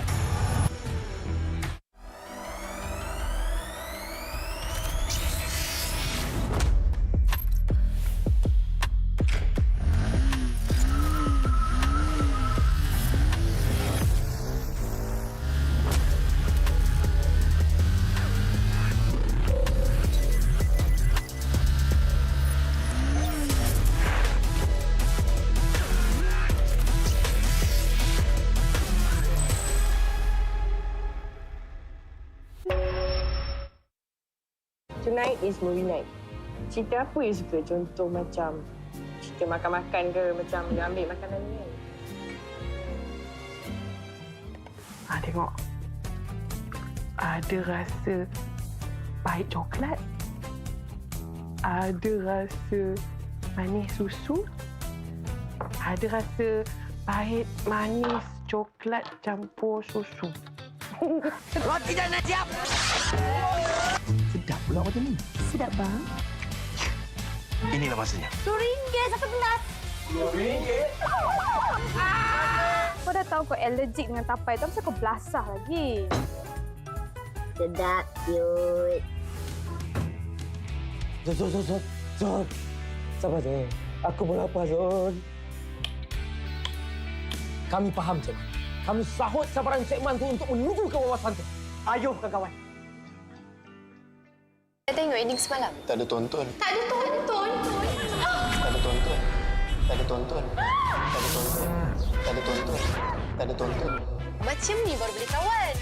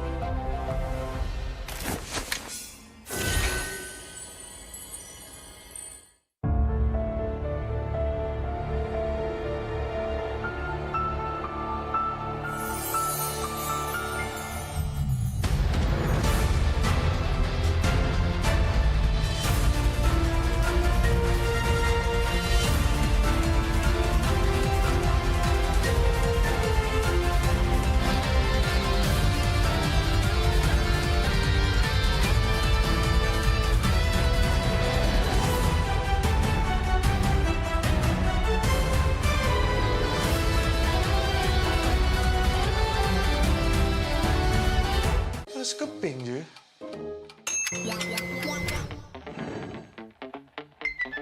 Mesti shopping pun boleh.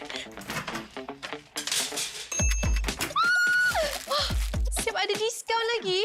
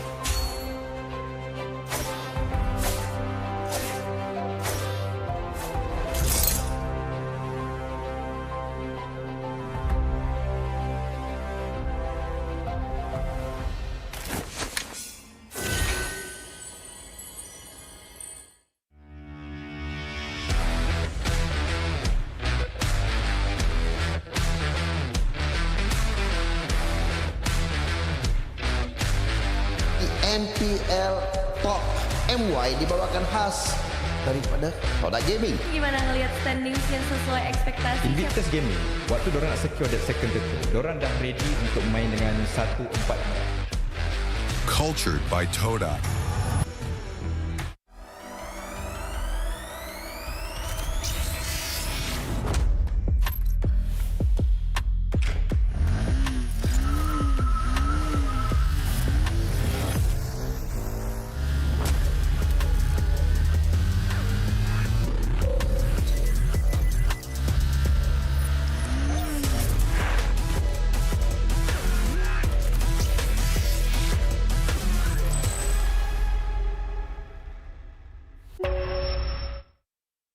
Tonight is movie night.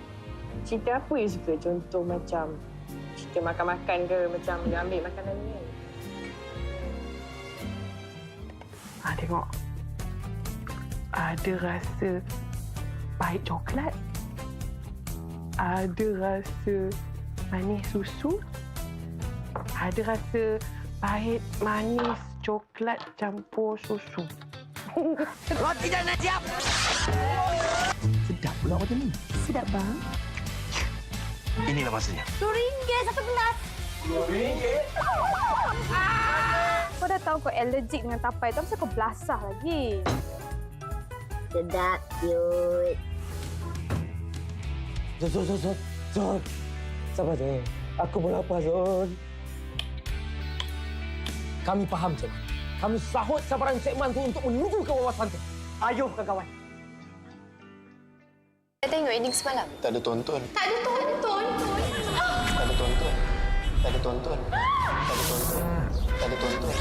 Tak ada tonton. Macam ni baru boleh kawan.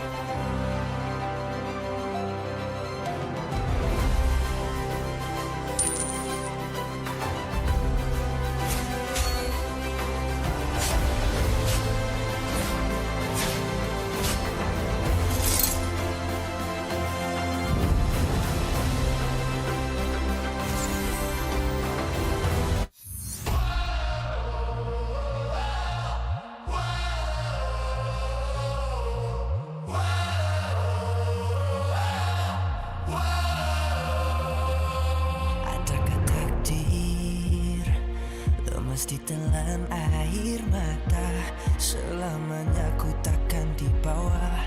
Perjalananku sampai ke puncak dalam perjuangan. Bila hati terang menyala, setiap luka jadi kekuatan. Pengorbanan yang jauh ujungnya. Sudah tiba masanya melangkah takdir, jalan yang gentir ku tempuh. Bangkit bersama kita juara, membanggakan negara.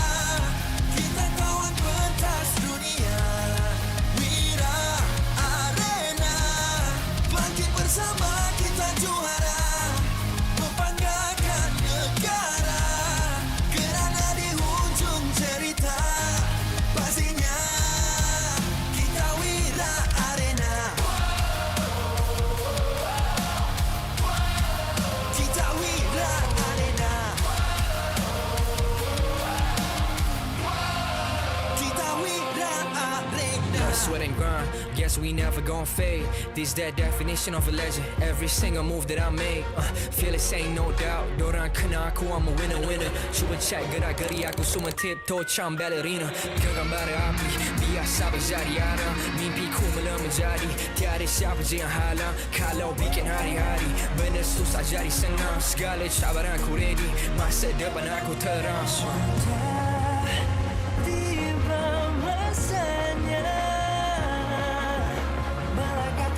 jalan yang gentir ku tempuh. Bangkit bersama kita juara, membanggakan negara. Kita kawan pentas dunia, Wira Arena. Bangkit bersama kita juara, membanggakan negara.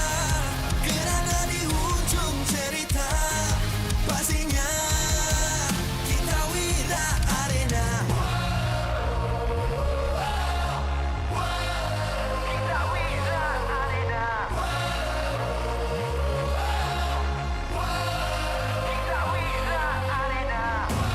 Satu hati, satu jiwa, bangkit bersama kita Wira Arena. Dari bayang kenyala api, nama kita terpahat di bumi. Bangkit bersama kita juara, membanggakan negara. Kita kawan pentas dunia, Wira Arena. Bangkit bersama kita juara, membanggakan negara. Kerana di hujung cerita, pastinya kita Wira Arena. Kita Wira Arena. Kita Wira Arena.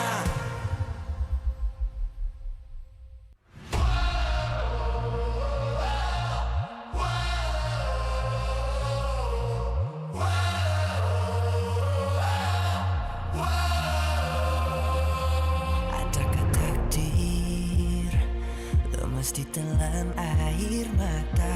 Selamanya ku takkan di bawah perjalananku sampai ke puncak.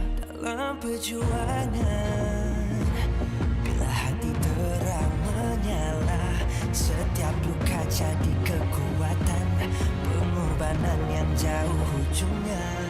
Sudah tiba masanya melangkah takdir, jalan yang gentir ku tempuh. Bangkit bersama kita juara, membanggakan negara. Kita kawan pentas dunia, Wira Arena. Bangkit bersama kita juara, membanggakan negara. Kerana di hujung cerita, pastinya kita Wira Arena. Kita Wira Arena. Kita Wira Arena.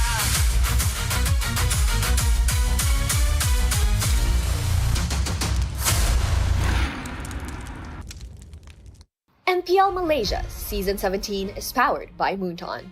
Presented by Celcom DG. Power up now with Celcom DG Prepaid 5G. Climb to mythical immortal with unlimited 5G power, uncapped hyperspeed, and endless entertainment. Celcom DG Prepaid 5G. Limitless. Made for Gen Now. Bloop, bloop, bloop, bloop. What's that sound? Feels like something is flowing. It's the Infinix GT50 Pro, powered by HydroFlow liquid cooling. No lag, just smooth gameplay. 144 FPS, pressure sense GT trigger, fast and responsive. For MLBB players, this one's for you. Get it now at Infinix official store and TikTok shop, Infinix Malaysia. So food delivery, Grab. Definitely focused when full. When people is hungry, they lose focus. Then they will have bad aim or bad performance during the game time. Hence, order from GrabFood to stay focused. Cultured by Todak.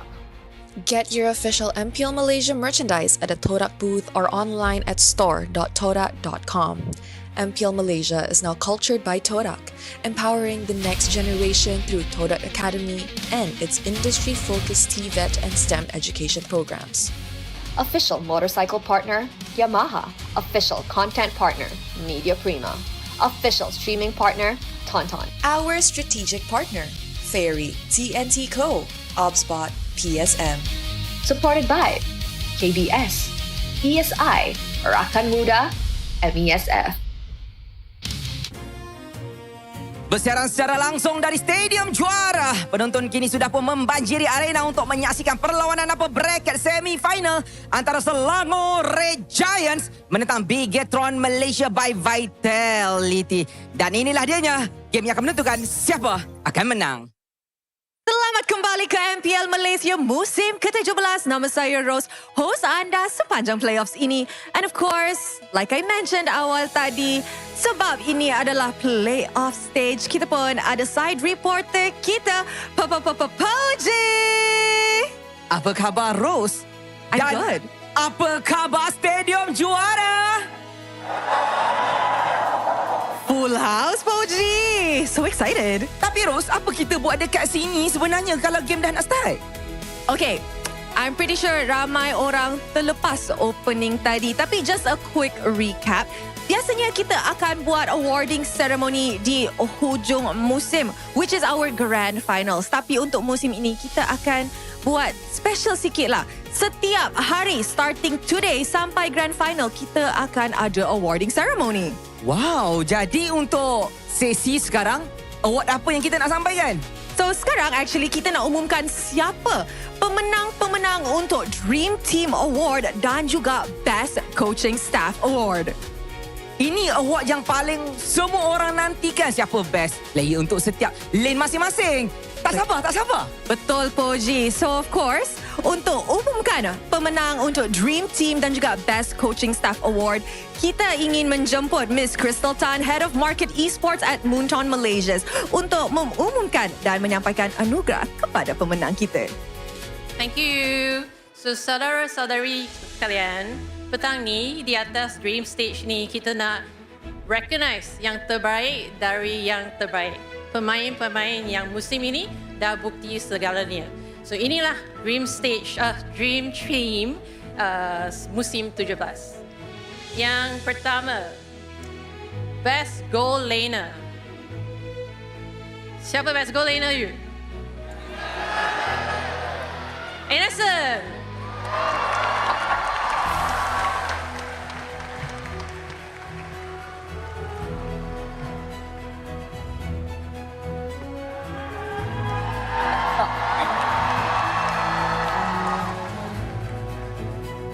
Guys, once again, give it up for Innocent!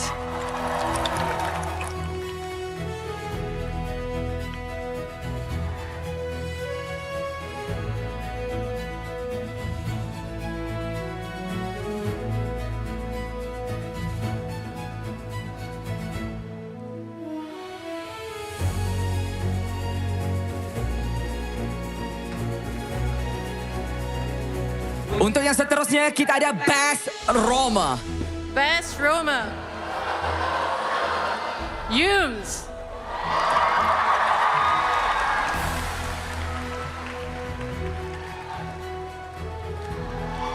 Once again, Stadium Juara, make some noise for Yums!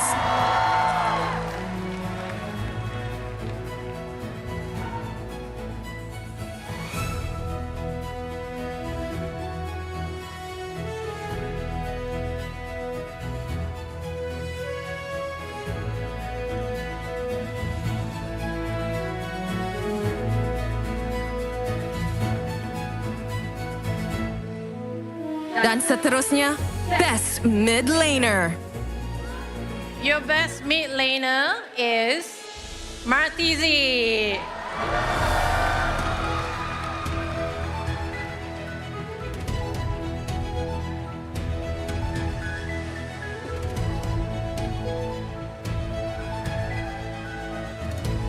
Tahniah sekali lagi kepada Martizi kerana ini juga akan menjadi wakil Malaysia untuk ke ENG nanti.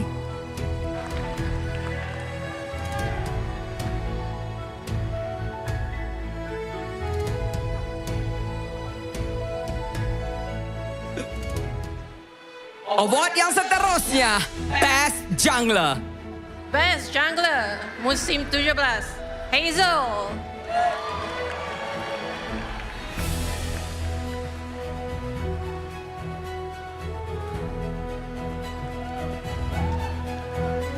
Guys, a round of applause for Hazel! saja mengunci slot ke Upper Bracket Final. Ini satu pencapaian yang sungguh membanggakan.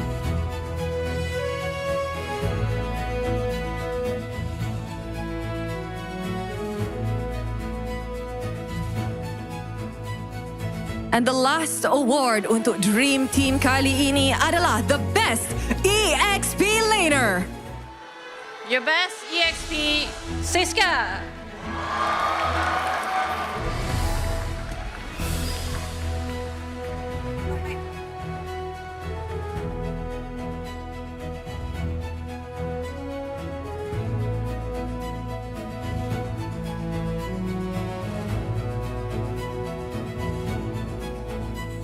Tahniah kepada Siska mendapat pengiktirafan untuk berada sebaris untuk menjadi antara 5 pemain terhebat musim ini.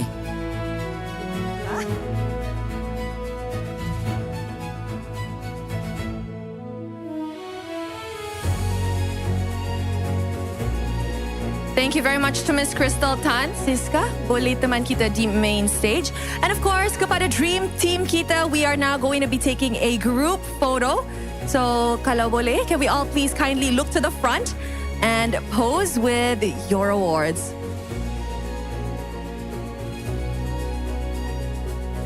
Smile, guys.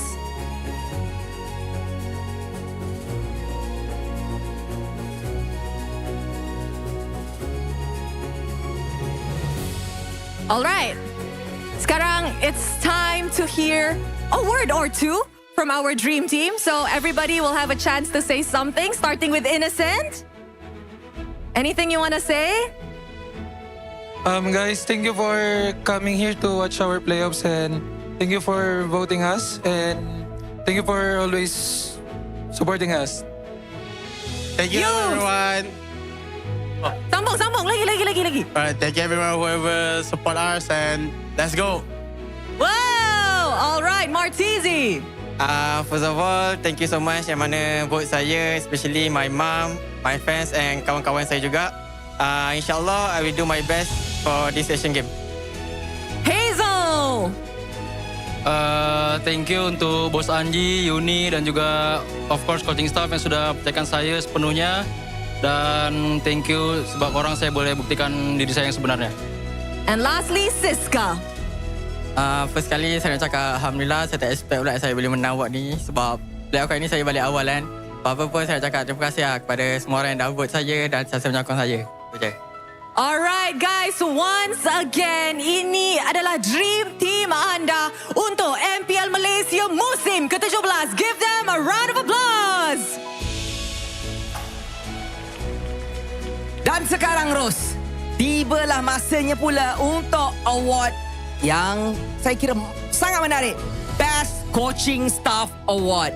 Dan sekali lagi, saya ingin menjemput Miss Crystal Tan, Head of Market Esport at Munton Malaysia untuk mengumumkan dan menyampaikan hadiah kepada pemenang. Okay, tanpa lena, pemenang bagi staff coaching terbaik musim ini ialah Coach Bam and Coach Jess dari Invictus Gaming.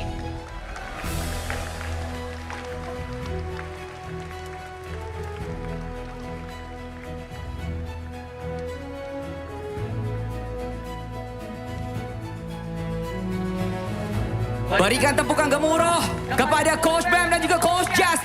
Mereka telah membuktikan kehadiran mereka ke dalam pasukan IG untuk season kali ini. Memberikan makna yang sangat berarti kepada mereka.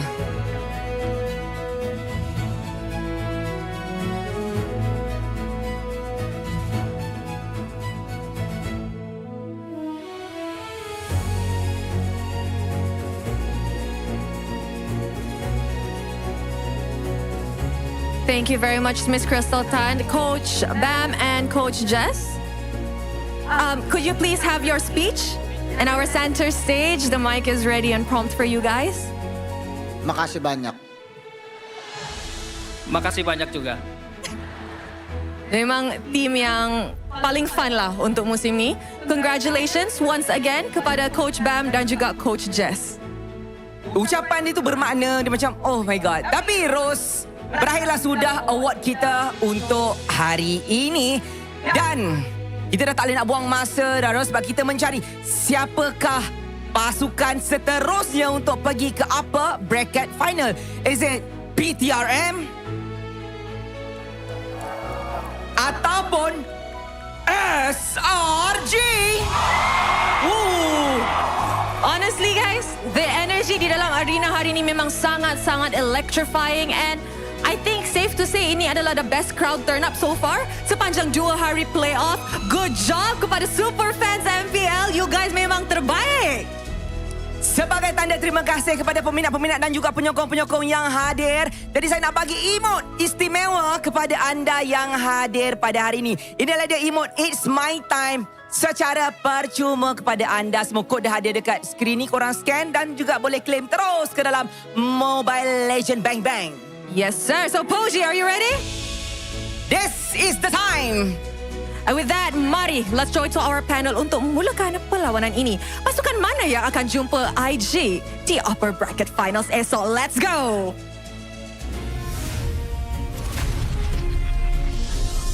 Alright, ladies and gentlemen, welcome back to MPL Malaysia Season 17. This is going to be the playoff day number 2. My name is Syed Adin. Together with me is going to be Sadafa, and we do have a special guest right here. It's going to be the one and only Coach Pops, head coach of Team Flash. How are you feeling? Feeling so good today. This is my first time being here, so I hope I'm not gonna do something bad here. I mean, it's okay. You'll Just be relax. fine. You'll be fine. You'll be fine. Don't worry. Nothing happens in English there. Definitely not. Definitely not. We can get away with a lot of things. Okay, we're going to talk a lot more with Coach Pops later on. And of course, we want to hear his input as well for the next game later on. But kudos to our dream team as well as the best coaching staff. I mean, Sadafa, would you agree with the winners? I mean, it's a voting. It was a vote. So, I mean, would you agree? Would that be your pick right there? Maybe not 100%, but pretty close. I think all of these players have deserved the spot. I think some kind of picked up later in the season, so maybe affected the voting a little bit here and there. But overall, I'd say everyone up there deserves to be there. Definitely. I mean, I like to see the fact that we have nominees from outside of SRG as well. Give love to some Team Ray, as well as we also have IG's nomination as well, which is Hazel, who won the Best Jungler Award right there. By the way, we do have to give a shout out to Infinix. By the way, it's going to be the GT cert as well. Infinix GT50 Pro, powered by the HydroFlow liquid cooling, no lag, just smooth gameplay, 144 frame per second. Pressure says GT trigger fast and responsive. Pops, being in MPL Malaysia, of course, we do have a lot of device, but so far with Infinix, how do you feel about it? Your team okay with it? The features that this phone gives to us is quite unique because it has its own liquid cooling system, right? Built in the phone. So yeah, shout out to Infinix. You guys are giving us a good phone for us to play well in the tournament. I mean, normally when I hear liquid cooling, it's always about PC, CPU and stuff. Right? We never heard it on a mobile phone before, stuff. Yeah, nowadays phones are so advanced and we want to make sure we get the best gaming quality possible. So it's great that we have these devices and we literally have a coach here telling us how great they are to play on. Make sure you guys grab them for yourselves. Definitely. I mean, if you guys are able to come down here at Stadium Juara, you also can visit the Infinix booth as well to take a look at the Infinix mobile phone as well, the Infinix GT Pro for your own viewing. But up next is going to be SRG versus BTRM. But before that, I want to ask Coach Pops, the match before, IG versus Vamos, a reverse sweep. Did you expect that to happen? Or when Vamos were up 2-0, you thought, okay, Vamos can win 3-0? I was expecting a hard game. Okay. From IG, he will not try to give Vamos a free win. But again, they didn't give up yet. So that's why what they show us on the stage just now is a very, very good performance. I would say the final before the final. Bold statement right there. High praise. Definitely high praise. But right now, our focus is going to be BTRM versus Selangor Red Giant. And Stadium Juara is all red. BTRM, the big red robots, up against the big red giants right now, Stava. I hope that we are all ready for what is about to happen here, because this is going to be an interesting one. We have BTRM coming off of a hot victory, clean sweep against Team Ray yesterday, up against our back-to-back champions who just welcomed the return of Captain Cram as well. Will there be shifts in the gameplay though? I mean, Captain Cram is definitely going to be back on the main lineup as we can see in the graphics just now. But going up against BTRM who won yesterday 3-0 victory, I think it's going to be a very interesting matchup as well between both of these teams later on. We do have one post, and this is post from our community, by the way. Our audience, our fan who made this post right here. Red Giants, you can see Yums there, and then Chiku just facing off the big Red Giants right now. Hopefully BTRM kalau tak menang at least bagi fight. By the way, ada chance poster fan-made di show akan ke live. Teringin nak masuk walaupun tak ada power dalam photo manipulation. So basically, the fan is hoping that his post will be making into the live, which it did. So there you go. Congratulations. Congrats. For Salimus DG is his name, by the way. And for those of you out there, if you guys have great posters you want to be showcased here at MPL MY, make sure you post on our Facebook page because our admins are very active in there, by the way. So hopefully BTRM can I wouldn't say defeat, but give SRG a good challenge because it's definitely, I have to be honest, it's not going to be easy. Hence why Dafadi mentioned back-to-back champions. So it's not going to be easy. But Coach Pops, what are your expectations or your first thought on this match? Based on BTRM's yesterday's performance, I will say that they might give a hard time to SRG. Or I will just say they might even win for today's match. Because yeah, what I can say is Kram just come back from his whatever his issue, and I don't know whether he get enough time to train to get be comfortable with his team back, because like we know before, Uni is playing in his role, in his position, and I will just say that duo Chip B. Duo Chip B, is performing so well yesterday. But they are being assisted by Minion, right?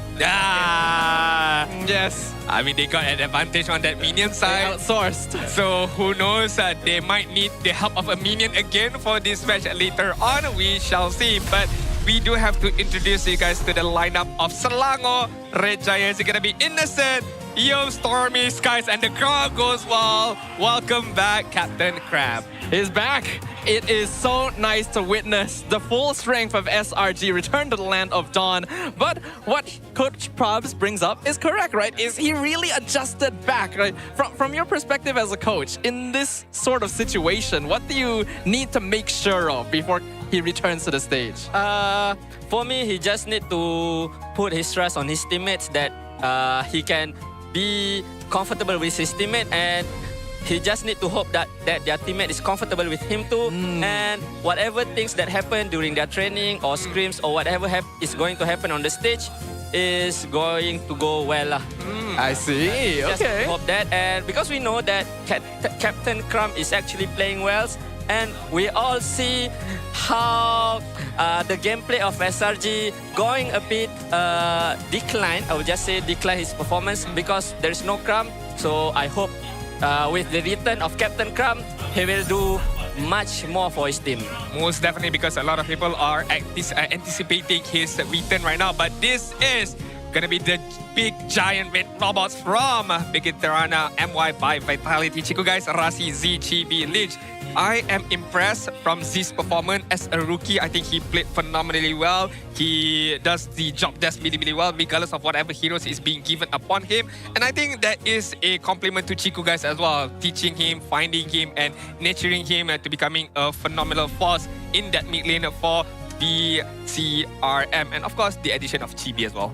Yeah, BTRM continues to be a force to be reckoned with. Chiku somehow finds these players out of nowhere. We really don't know how he does it, and yet they have come this far already. Coach, you said that there's a chance they could take games. There's a chance they could win. Is there anything specific they gotta do? They just need to play aggressive like how they played yesterday, and they just need to be composed, because everyone when facing against the SRG, we have a bit of feeling like oh, they are very strong. It's hard for us to beat them. But yeah, we need to push away that mentality and just do whatever they can to win the game. All right. You have it from Coach Boss. And right now, let's introduce the team on the main stage.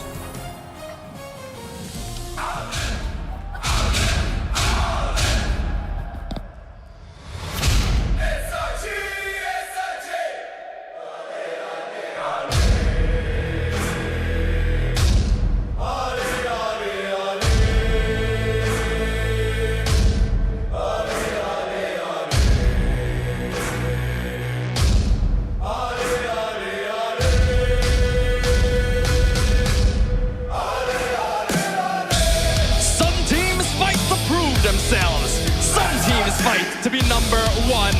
The Giants fight to defend the standard they have created. A standard that every challenger in the league is still chasing. With their captain, Graham, back at the helm, they are whole once again.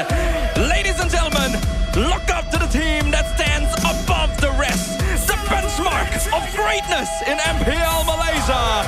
Let's roar for Selangor!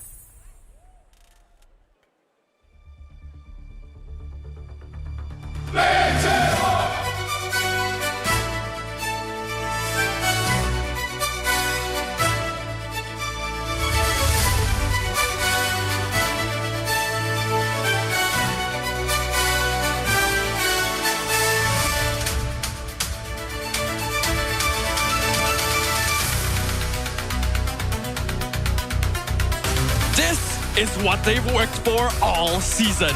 The biggest stage, the toughest opponent, the highest stakes. The Red Robots spent this season rewriting their code, and tonight the latest version has arrived. Let's see if it will be enough to upset the odds. With the CEO making ready to walk up on stage right now, let's make some noise for Bigatron Malaysia by Vitality!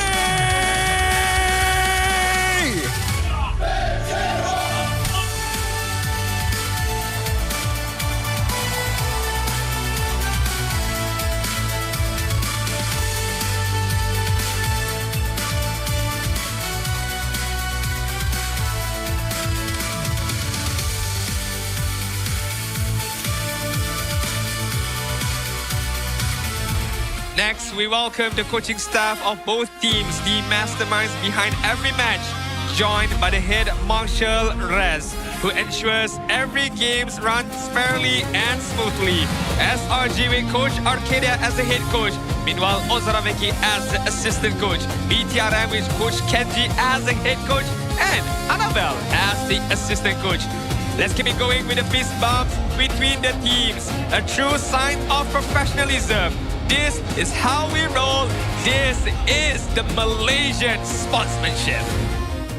We already had quite the brawl with our first upper bracket semi-finals of the playoffs, and now we move on to the other. SRG will be on first pick, currently sitting on a 95% win rate. Now, before we get into the match, I gotta ask, right, since it's not often we have a coach on stage, how does it feel to do the walk-ins? You know, does it feel cool?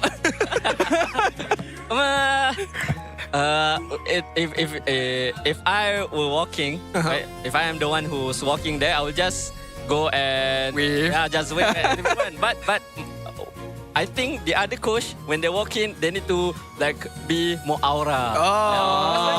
Right? Because when you walk in, you stand there on the stage, people look at you, wow, this is the player, this is the coach. Yeah, we are excited to see our favorite player, our favorite coach. So yeah, I think yeah, we feel the aura. All right.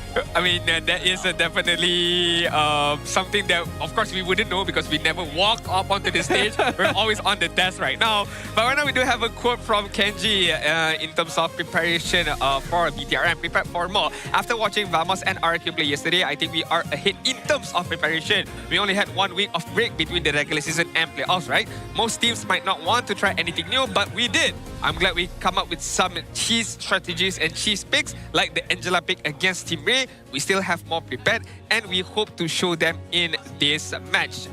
Okay.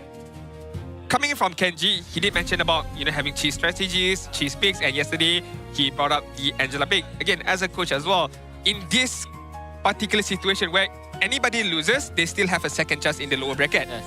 If you were in the position of either BTRM or SRG, would you want to show everything in terms of strategy, or would you want to keep some of it for either lower bracket or upper bracket finals later on? I will show everything. Okay. I will try to do everything in order for us to win this match. It's just one match and one time. We don't need to think about upper final bracket later, or if we lose, we don't have any more cheese strat. No, we don't need to think about that. We just need to do whatever we can do in order for us to win. Yeah, because let's say they have new cheese strat, new hero that they can use here, like maybe Hellcat, or maybe God again, or maybe some other hero that we don't know yet.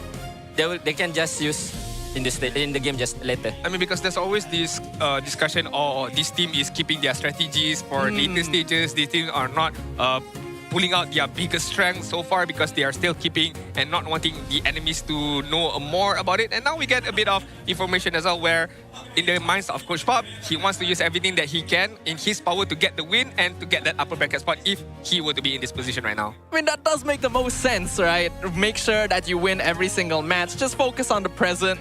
Don't think too much about what happens later, because you never really know what will happen. But let's talk about this man on screen right here. Chiku, guys, our CEO. We have to remember, many seasons ago, he was part of the Todak lineup that awarded SRG one of their first losses, dropping them to the lower brackets in the playoffs. The question now is, can they do it again? We already asked Coach Pav earlier specifically what they need to do. Is there anything more that you personally are looking forward to here? If you are looking the matchup between the players, I will just say that SRG player has much more experience. They have what they need in order for them to win this game. But from BTRM side, what they need to do is just trust themselves, trust in their decision making, and just play as a team, because that is the only thing that can make us win against SRG. I like that. You need to be able to trust yourself to be able to defeat the giant, the behemoth of SRG right now. But right now, we want to take a look at the map tracking so far. Out of all the 4 matchups, this is a good stats to take a look upon it. So Expanding Rivers definitely is going to be one of the 2 favorites map of SRG with 83.3% win rate. Meanwhile, Flying Cloud is the highest with 90% win rate. Meanwhile, on the side of BTRM, it's, I would say, quite even Stevens between Expanding Rivers, Dangerous Grass, Flying Clouds, but Broken Walls because of lessest matches being played, so 25% on that side. Honestly, Pops, different maps, does it really affect your draft? Like, for instance, of Flying Club, we need to take this hero. Expanding Rivers, we need to take that hero. I wouldn't say it's really affecting our draft, but it's actually affecting our gameplay. Okay. Let's say in Flying Clouds maps. Okay. Even though we have an early lead, we want to invade, we want to play so aggressive, we try to kill their jungler, we go try to open every position in the enemy's area. We need to be aware of enemies that already died and coming back to the game, because they can just go straight to us and punish us. Yeah, so that's the moment we need to prepare. And it can be happen in the late game too. It's not only in early game. Yeah, I think that is very, very crucial, something that you really have to ponder as well. It's not much about the hero, but the playstyle on different maps as well. But talking about maps, so we're gonna jump into game number 1. SRG going against BTRM. What map is gonna be given to us right now? Is it gonna be Broken Walls? Is it gonna be Flying Clouds? We did talk about a bit of Flying Clouds, but it's gonna be Dangerous Grass for the first map. Okay. Pretty interesting map to start things off on because there really is a lot that can happen when it comes down to dangerous grass. Ambushes become a lot more possible. Heroes like Hilda increase slightly in terms of priority, but we'll see what kind of styles these teams will be bringing to the table. As a reminder, the winner of this best of 5 moves on to the upper bracket finals to face IG, while the loser will meet Vamos in the lower brackets. Not a fate that they will want to have to deal with. Okay, I would like to get to know the thoughts of Pops regarding Paquito. Since Paquito has been banned out and we saw just now Paquito was either pick or ban right now. What do you think about Paquito changes right now? Is it really meta? Is it worthy of a first pick? If we look at MPL Philippines, it has been a meta hero. Same goes to MPL MY. It's not really because of the damage, but since the publisher already buffed the Paquito clearance wave is stronger. A bit stronger, and it can be played by damage and also it can be sustain heroes. So it's a flexible pick. We can actually, if we pick Paquito, it doesn't necessary for us to go sustain jungler. It can be also assassin jungler, and we can put Paquito to play sustain, to be a sustain hero. Okay, fair enough. Very flexible right there from the side of Paquito. But right now, since Paquito has been banned out, so no Paquito so far in this game, but SRG opens things off with the Marcel pickup. Gwyn is banned out, so BTRM, are they gonna go look towards a glue? Zuxin is still there, by the way. Yif is also still there, by the way. Zuxin is definitely still a very contested hero. The Harif also very popular right now, especially in the hands of players like Chiku, but BTRM doing something a little bit different. They go with the Arlet and then the Fredrin, which GB performed very well with yesterday. Now, personally, I do want to get Coach Pab's opinions about Marcel as well, right? I think this is a very funny hero to play with. For Marcel, it's actually good against pick-off heroes, and it's actually good against hero that can play ambush type of gameplay. Okay. Because maybe the player cannot really anticipate the movement of the enemy, but suddenly they can still stop it by using passive, right? So yeah, that is just the power of Marcel. I mean, it depends on the user. Sometimes they're playing aggressive, but sometimes they just play to protect the president. So he's probably actually a little bit better in dangerous grass, right? Because if he does get ambushed, he just gets that freeze off. I like it. I like it a lot. I mean, the fact that if you want to play a protect the president style, Marcel can fit that condition really well if you opt to go for that style of gameplay. But BTRM right now not opted to show any of their gold leaders as of yet, and they opt to show their mid first, which is going to be the Valentina picked up for Z later on. Okay, enough much about heroes. I want to talk just a bit more about players, because we hype a lot about Chiku, guys. We do also hype a lot about Chibi, and I know Pops have been working quite close with Chiku guys and Chibi during SEA Games, if I'm not mistaken. What is the one thing that Chiku guy has that other players are still lacking of? Is it leadership? Is it confidence? Because when you see him play Cloud, when you see him play Hadid, he does not care. He just wants to go forward and he wants to create that gameplay.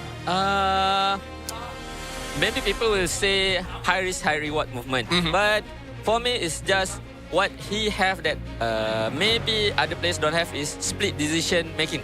Good split decision making. Got it. Because we sometimes can see that when he play Cloud, he just jump straight forward, open the Blazing Duet.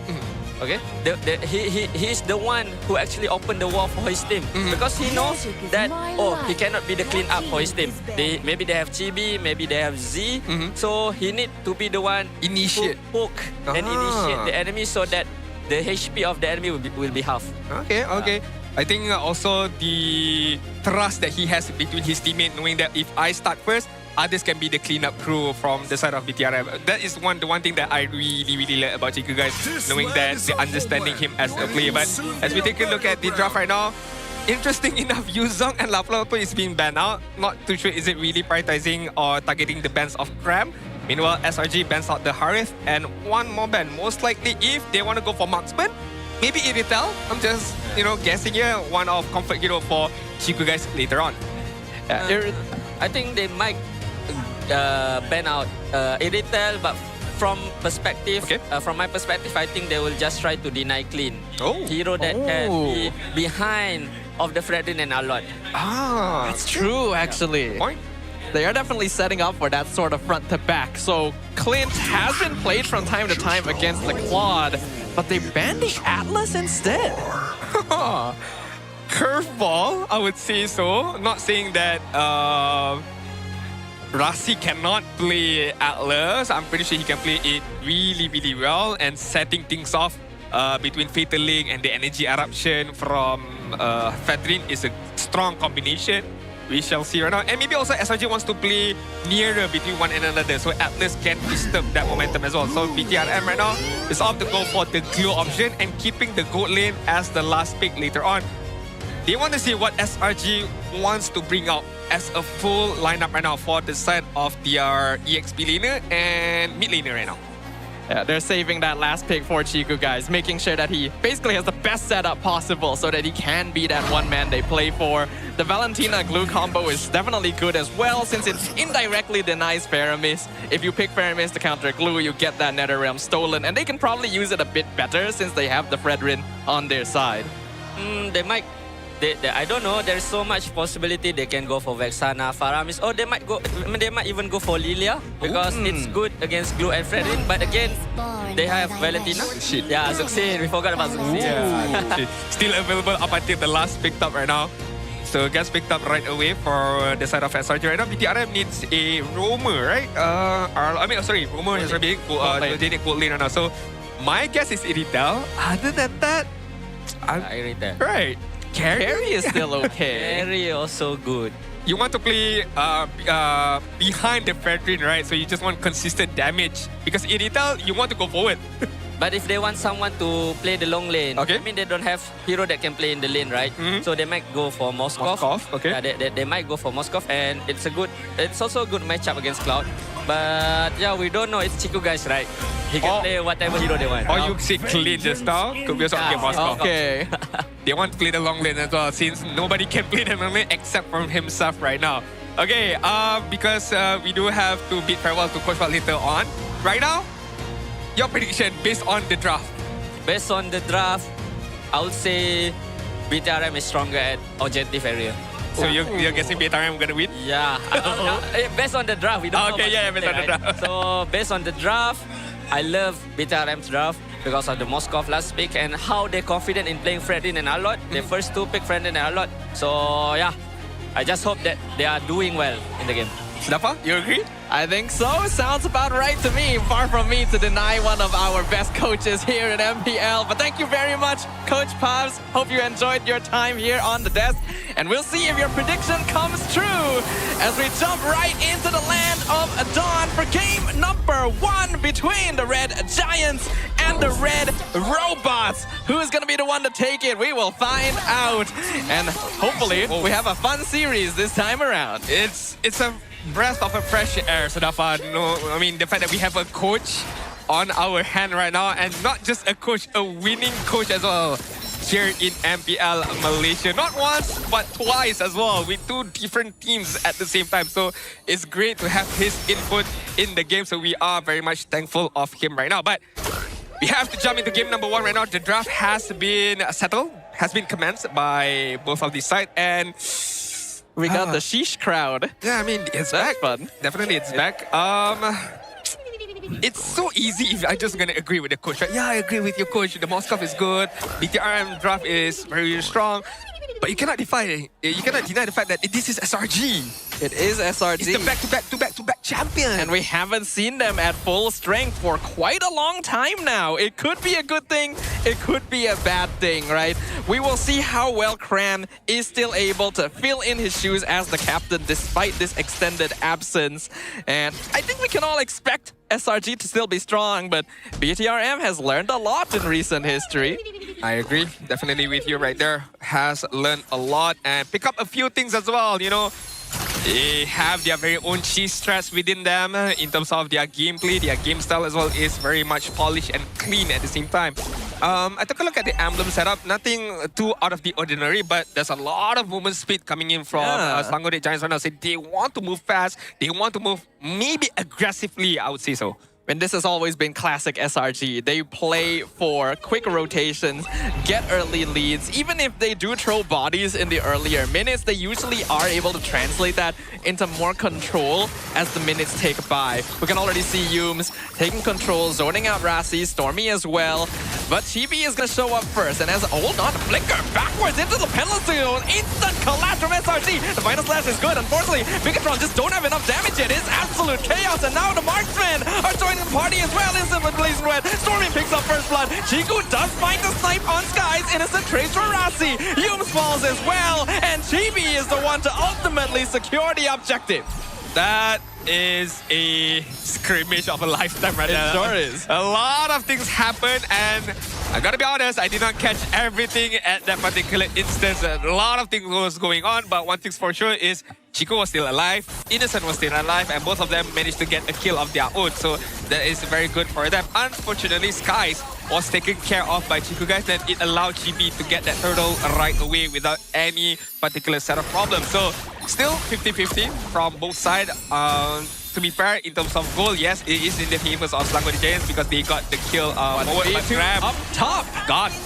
Cram gonna be ganked. But SRG will use that opportunity to go for the jungle invade. Golden Hour comes out, freezes one. Rasi gonna be stuck in place. Skies able to secure the purple, but Spear of Destruction, Chico guys, comes in, picks off Stormy, and Humans falls as well. BTRM coming out of the gates, gunning right now, and after that kill, they're not stopping. Look at Z right now. Very aggressive. Confidence from our very new player here, up against the Red Giants of all people. Yeah. Bigatron not giving him a chance to breathe. Hey, like Coach Pop says, right, you need to have the confidence to be able to take down Selangor Giants. You cannot be this, oh, they are too strong. They are the champions of Malaysia, back-to-back champions, MSC champions. You cannot have this kind of mindset. You cannot have this kind of mentality when you are going up against Selangor Giants. So you need to have that self-confidence. And I'm liking what I'm seeing from Z right now. Very confident. I'm like what I'm seeing from BTR right now. Very, very aggressive right now. And once again, Prep is the main focus right now. Gotta be careful. They'll see Chibi and they'll cut off his rotations to make sure that Cram doesn't go down again. The EXP laners are still probably somewhat even since they've both died once at this point. But the next turtle is going to be coming up soon. And right now, I still think that Bigatron should have the advantage just because of their lineup. But it really depends on that golden hour from Yums. It could just change things around. The dynamic of the team fight can change instantly with that golden hour. However, we do have to keep an eye on that SOD from Chico guys. Can come out of any particular moment for him to be able to join this team fight. But feels like BTRM is taking their time to get this turtle, while Selangor Giants is just hovering around the neighborhood. Yum's gonna go in and get the 3-man freeze. Lynch and Cram have been 1v1ing the whole time. Golden Hour does freeze the turtle and Chibi together to slow down the take. They've made time for Innocent to join the fight. Chiku's still not here. Fantasy comes out. The Flicker penalty zone catches one. Chibi secures the turtle. SOD comes in with the final slash. And Bigatron finds the combo. It's a killing spree. Double kill for the CEO. Lynch finds his own. Stormy's the last one left, and they'll chase him down. Triple for the CEO. Team wipe for Bigatron. And there is a reason why that man is the legenda of Malaysia, man. There is a reason why he is still in this league. Talking about perfectly executed right there. Final slash into the SOD. You gotta have maximum points in your chemistry to be able to pull that off between Lynch and Chico guys. And I did not. Out of all the combinations, I did not thought that would be possible from BTRM. That is literally textbook perfect. When you look at Arlet's ultimate, you see it pushes everyone into a line. You think, that works perfectly with Moskov. But practically, it's so hard to do. That's why we've never really seen it. And yet, Bigatron has pulled it off against the Giants. They are now leading by 4.5k, a notable advantage. We will see how SRG deals with this.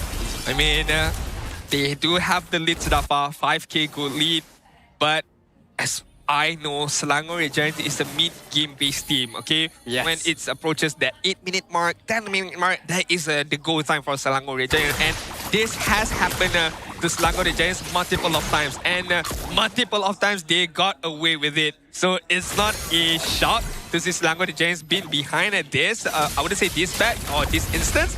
But Selangor Giants, they're still keeping their cool. I mean, as long as Innocent is still farming, they are still okay with it. It is definitely a little unusual though. Yes, SRG being behind early is not uncommon, but usually they're at most 2k, maybe 3k gold behind. Victron's holding on to a 5,000 goal lead after those successful initiations. They have 10 kills to 3. They are controlling the turtle once again. Yumes will make his presence known. He'll go ahead and golden hour the turtle, but SRG is just not in position to actually contest this. SOD did connect, and he's fighting down there. But looks like Innocent will be able to escape for now. Turtle has been secured. Now BTR translates their attention to the rest of SRG. Chibi gets 2-man taunt.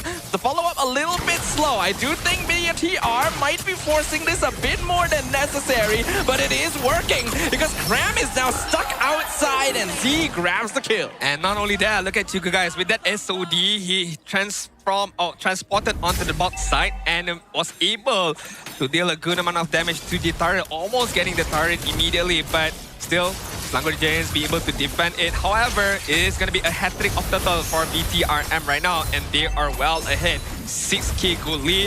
Look at the aggressive move from TB. They found Innocent. TB probably dead to the tower here, but his job is done. It's just the rest of the team now that needs to pick up the rest. Chiku 1v1 against the Susan, but look at Crab jumps in. 2-man penalty zone locks them down. Chiku still zoning Stormy out. Lynch with the flicker final slash mega kill for the Arlet. He's gonna need to survive 1v2 now. He's healing up a lot. He's dodging everything. Is Lynch out? He dashes to the minion wave.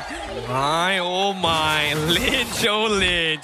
To be able to pick off Stormy on the back end and stay alive at the same time. And if I have to rewind it back again, Chibi, that energy eruption to catch out Cloud as well as the Appraiser's Wrath to get a kill was insane. It's not easy for you to be able to catch out Innocent using the Cloud, having the Purifier as well. This is a different tempo from BTR. They were not playing like this yesterday. This is not Chiku-centric at all. Every single player is operating at 100% capacity.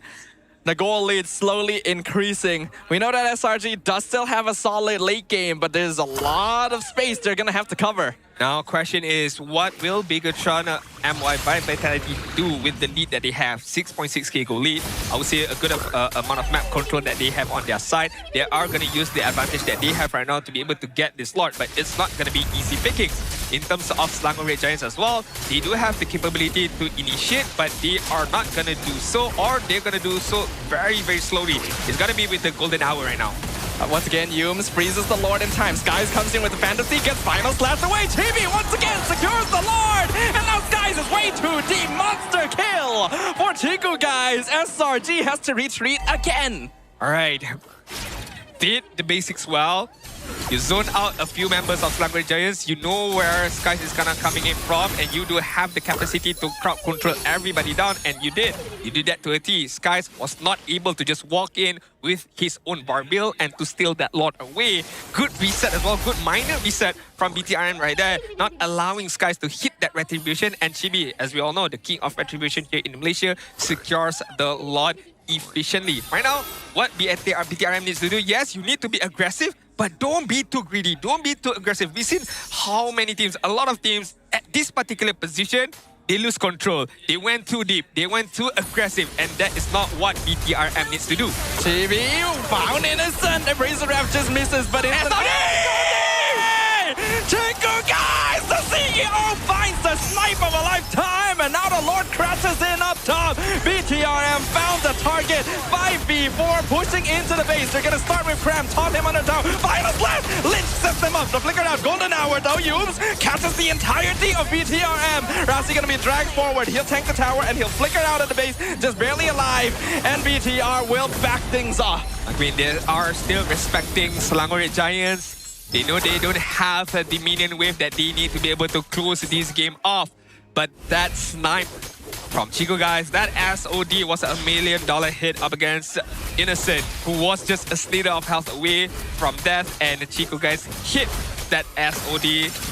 What a massive gameplay from BTRM right now. Almost 8k goal lead. Selangor Red Giants, I did say the timing window for them is the 8 to 10 minute mark, and we have already passed that, and yet Selangor Red Giants still cannot find a footing in this game as of yet. It's not the first time SRG has found themselves this behind, but usually when this happens, Innocent is still free farming the map. He is usually scaling just as quickly as the enemy gold laner. But not this time. Chiku, guys, has had his number. The Moskov is max level, while Innocent is still level 12.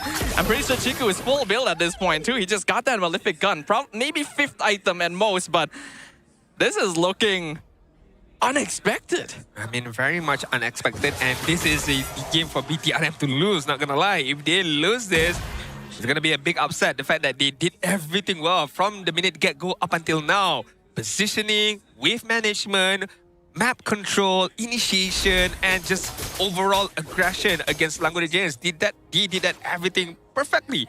So they should be able to close this game off. However, again, it's not going to be an easy task because Selangor Red Giants is a well-experienced team. They have been in this position for many times. So they do know how to manage their very own game right now. Stormy. They're jumping Stormy up top. Z with the stolen penalty zone. Picks up the kill. And now SRG just cannot walk up to the Lord at all. And that is very unorthodox for Selangor Red Giants. We rarely seen such mistake coming in from Selangor Giants. This seems like a bad idea. Yums is now going to be caught with the grab. Golden Hour completely whiffed. Free Lord for Chibi. Yums slowly melts away to the weight of Patrick. Cram gets grabbed at the final slash. One by one, the Giants are being felled. Again, this is not your traditional Selangor Red Giants. I'm not too sure what's going on. Maybe it's because of first game nerf. First game, you know, trying to lose some bad habits. It's just a matter of that right now. But BTRM take nothing away from them right now. They're forcing their way in. Z already distracted a lot. Forced 2 ultimates out. It's going to be a free tower for BTR. They don't even need to necessarily rush this down. They got a Lord pushing up top. Chiku is just going to slowly take down the final inhibitor. And they crash in once again. Innocent nearly dead. Almost dead right there. If the SRD hits, I'm pretty sure Chiku guys is going to go in for the kill. But right now, BTRM playing it very slowly, waiting for the Lord to push on the top side, waiting for another minion wave to crash in on the bot side. But it's not going to be a lot of minions, so not much for BTRM to work with right now. Well, the Lord is now pushing in. All 5 members of SRG have respawned, so this is going to be a tricky one. Rasi going to be focused on by Innocent. Golden Hour freezes too. Wind of Nature timing actually going to be wasted on Chiku, and now he's going to be pushed backward, but he's able to dash away and escape. Blazing Door comes out from Innocent. He's clearing the minion wave. Lord dropping low. BTR going to need to back out of this one because SRG has mounted an excellent defense. They will keep the game going for a little while longer. This is something that you can always rely on Selangor Red Giants. Their high ground defense is intense and insane as well. The fact that the Golden Hour hits on point towards Chiku guys throughout the duration of that Wind of Nature as well. So kudos to Yums to be able to get that off. If not, it could be over for Selangor Red Giants. But talking about lead, it's not official. 10k gold lead BTRM has over Selangor Red Giants as we approach the 15-minute mark. Judging by how it's gonna go, right, Stafa? I feel like we're gonna have another set of 20-minute games once again. It's not impossible, but we'll see what happens. Okay. Because right now, I will say that this is a pleasant surprise in a way. You were expecting dominance from SRG, but BTR has stepped up to the plate. 10k is usually the range where you only lose if you make some kind of big blunder. Yeah. Let's see if BTR can actually close out game 1. Okay, some might say I'm very hypercritical with this statement, but I do have to be because you are a professional player. You have won multiple titles. All right. Cram looks very rusty for this game right now. I do understand that it's very difficult for him to do anything. The fact that you are going up against a glue, very sticky of a hero. You are going up against a Valentina who can instantly steals the Zuchin ultimate away. You are going up against an energy eruption user with the Fedrin. I do understand that, but we all know Captain Cram in this particular moment, he should shine, he should stand out. But so far, BTRM has all the answers for Cram right now. It does seem like time has taken its toll somewhat. SRG trying to contest. Lynch gonna be picked up, gonna have to flicker away. Look at Rasi though. He's keeping Innocent away with that conceal. Lord is dropping low. Raz is gonna be frozen in the bush. Sky's being zoned off. But the Lord is dropping. Chiku's on it. He's helping Chibi blitz it. He will secure the objective. SRG gonna have to walk away. I respect the decision making from Selangor DJs not to contest that fully right there because they were in no right position. They were not in the best of position for them to be able to contest that. I mean, Skies can pop the Phantom Steed, but it could got so worse for him. He could not steal away the Lord. Worse than that is he could get himself killed at that particular moment. So what SRG did is just, okay, we have to gamble on our high ground defense. Gets saved by the passive there. If not, humans may have died on the spot. It doesn't change the fact the Lord is pushing down mid. And our tri-lane push is going to be set up by BTRM. Meanwhile, Selangor Giants is going to have to defend this. High ground defense is the name of the game right now. Lynch, move forward. Hold this one. We see some freezes being done by Hume. Slows down the tempo of the initiation. Lynch gonna get dragged backwards by the Phantom Steed, and the Lord is being held in place. Chibi goes in, gets a stun on Cram, who is tanking quite a lot of damage right now. They'll push Humes aside, freeze him down. Golden Arrow comes out, but Humes will be the first to fall. Two-man penalty zone comes out from Cram. Catches Z and Lynch. They're gonna have to flicker out. Shut down for Cram. He picks up the Arlet. Wind of Nature on both marksmen, but the crystal is open, and Chiku's on top of it. He finds the legendary streak on Stormy, and BTRM are the first to take one. Game 1 secured by Bigatron. Look at that. Look at that. Look how happy Rasi is. He knows what that win and what that victory meant to them right there because it is definitely a momentum booster for this series right now. As we all know, this most likely is not going to go for a 3-0 series. We might go the distance, and to get that first victory is a momentum booster. It's a confidence booster for BTRM. And a lot of question is going to be thrown out to Selangor Red Giants right now. Captain Cramp, yes, he is back, but it looks a bit rusty right now in that EXP side. Yeah, a little bit. You can tell that maybe he's not quite used to what the new meta demands of him right now, and that could be a slightly concerning question for the Red Giants, who literally posed it to Pavs while he was up here. Has Cram been able to adjust to what has SRG needed to do to prepare him? And have they had done enough? Who have they done enough? That is the $1 million question from Sudafar right there. I don't have an answer for it.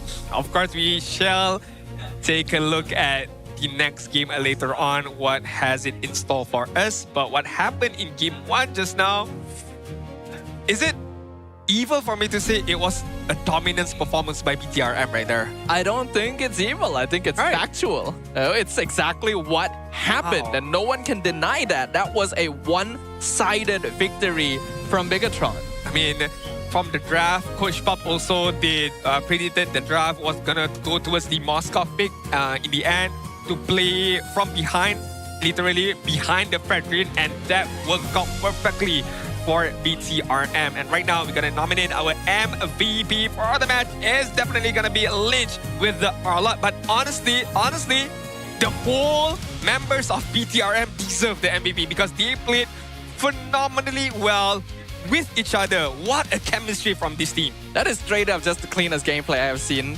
since the start of the playoffs. I don't even think that's an exaggeration. That was the cleanest, most disciplined, most coordinated engagements I have seen, and it was against the Red Giants.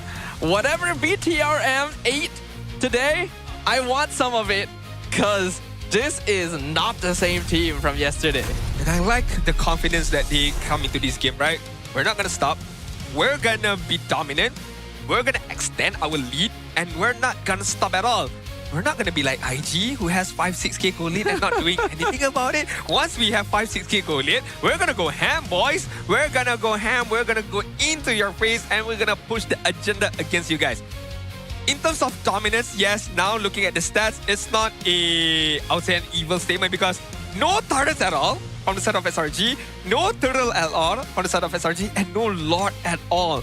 So it's a straight away victory from the side of BTRM. It is wholly unexpected, but really, really solid performances here. Chiku did not die at all, despite being in the thick of some of these fights. Lynch on that Arlet, securing these kills with final slashes. Apparently, he's still undefeated on the hero. We didn't even know that stat, but yeah, 100% win rate on the Arlet for Lynch right now. And I do think that draft ended up playing a slight role here. We've talked about this earlier in the season, but Zeusin Marcel mid lane has virtually zero wave clear. So you're already missing out on mid priority there. When you combine that with the fact that Cram is actually losing lane to Lynch, it becomes very hard to play off of that early phase. I mean, going up against a Clue, Valentina mid lane as well, it's not going to be easy for you to be able to clear the mid wave off. The fact that Z as well as Rasi can clear much more faster than you guys and rotate much more faster and apply more pressure towards the side of SRG. The reach guys is going to be Chico guys with almost 900 gold per minute. Z dealt 83k damage up against the enemy Cram. The Sunback Rasi, the best wingman with 16 amount of assists. The thing about Glue is, yes, you play him as a roamer, and yes, you want to disrupt the opponent as much as you can. You want to zone out the opponent as much as you can. But once you get that grab locked towards anybody, it could be Cloud, it could be Terizla, it could be Leomod. The damage that he has with the glowing wand and the curse helmet is just a lot. It's just a lot of damage coming in from a roamer. So technically, BTRM has an additional damage dealer from their own side from this Glue right now. Yeah, I was a little bit concerned with the draft, thinking that, like, does SRG really have enough resources with this kind of hero pick? And looks like the answer to that is no. The golden hours were pretty solid in general, but when you don't have anyone that's able to take advantage of that time bot, it becomes pretty non-functional, unfortunately. And Chiku was so active even from the beginning here. Look at that. Oh, beautiful. Play that 10 more times. I'm still gonna get impressed. Like, first time watching it over and over again. Just the icing on the cake, getting that triple kill as well. That boost up his confidence. Not only that, the farming capability of Chico guys at the same time. Solo kill from Lynch and was able to walk away freely right there. Skies gamble his own life to get that retribution, but did not manage to do it. And this SOD from Chico guys just spot on. There was no BMI from Innocent. There was no way he could get away from it. They just slowly catch them one by one. When you're this far ahead, you can make many mistakes, and BTRM didn't even do so. They did greed a little bit with the push, but at this point they understand, yeah, it's time to end. We can't let them last any longer with this Claude on their side, and it is so refreshing to see a team that clearly has an understanding of what needs to be done and the skill to execute on it. And out of all the teams today, I would not have been expecting to say that about BTR. And now I do have a bit of concern for our Selangor Red Giants right now. Not necessarily are they able to come back from this. It's just a matter of what happened in Game 1. Because yes, we've seen a couple of times Selangor Red Giants loses a couple of their matches, but the way that they lost in this game felt very unlike of Selangor Red Giants, at least from most matches we've seen from Selangor Giants. They find a way to crawl their way back a bit, put out some good fights. But in this game, honestly, they got trashed.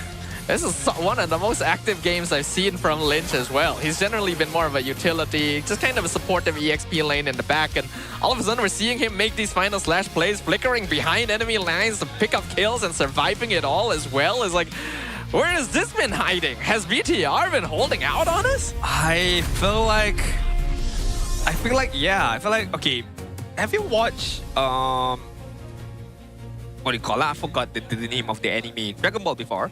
Okay. There was one particular moment where this was early episodes where Goku joined the first tournament and he opened up his costume and it weighted a lot on his body or on his shoulder, body and foot. Okay. So I felt like Lynch literally took off all the chains, all the weights off his body right now and just rack hammered against everybody in playoffs right now. I think the more famous scene would be Rock Lee. Yeah, that would be definitely, that's the one people recognize more. That'll be much more famous towards the Gen Z. I'm a millennial, so I watch it from. But yeah, that will be much more correct not reference. Even the Gen Z. I feel like Naruto is much more later, right? Apart from Dragon Ball, it's like I guess a little bit, but it's still pretty old at this point. I agree. But yeah, I feel like Lynch is similar to that. Once playoff comes, not only today, because yesterday I think he performed really, really well, but in this particular matchup, he popped off instantly. Well, now we have to see whether they can keep that going, right? Game 1 was great. Can they keep doing it? We'll find out. For now, we'll hop to a short segment with Poji to ask, what is he up to over there? Aku BTR.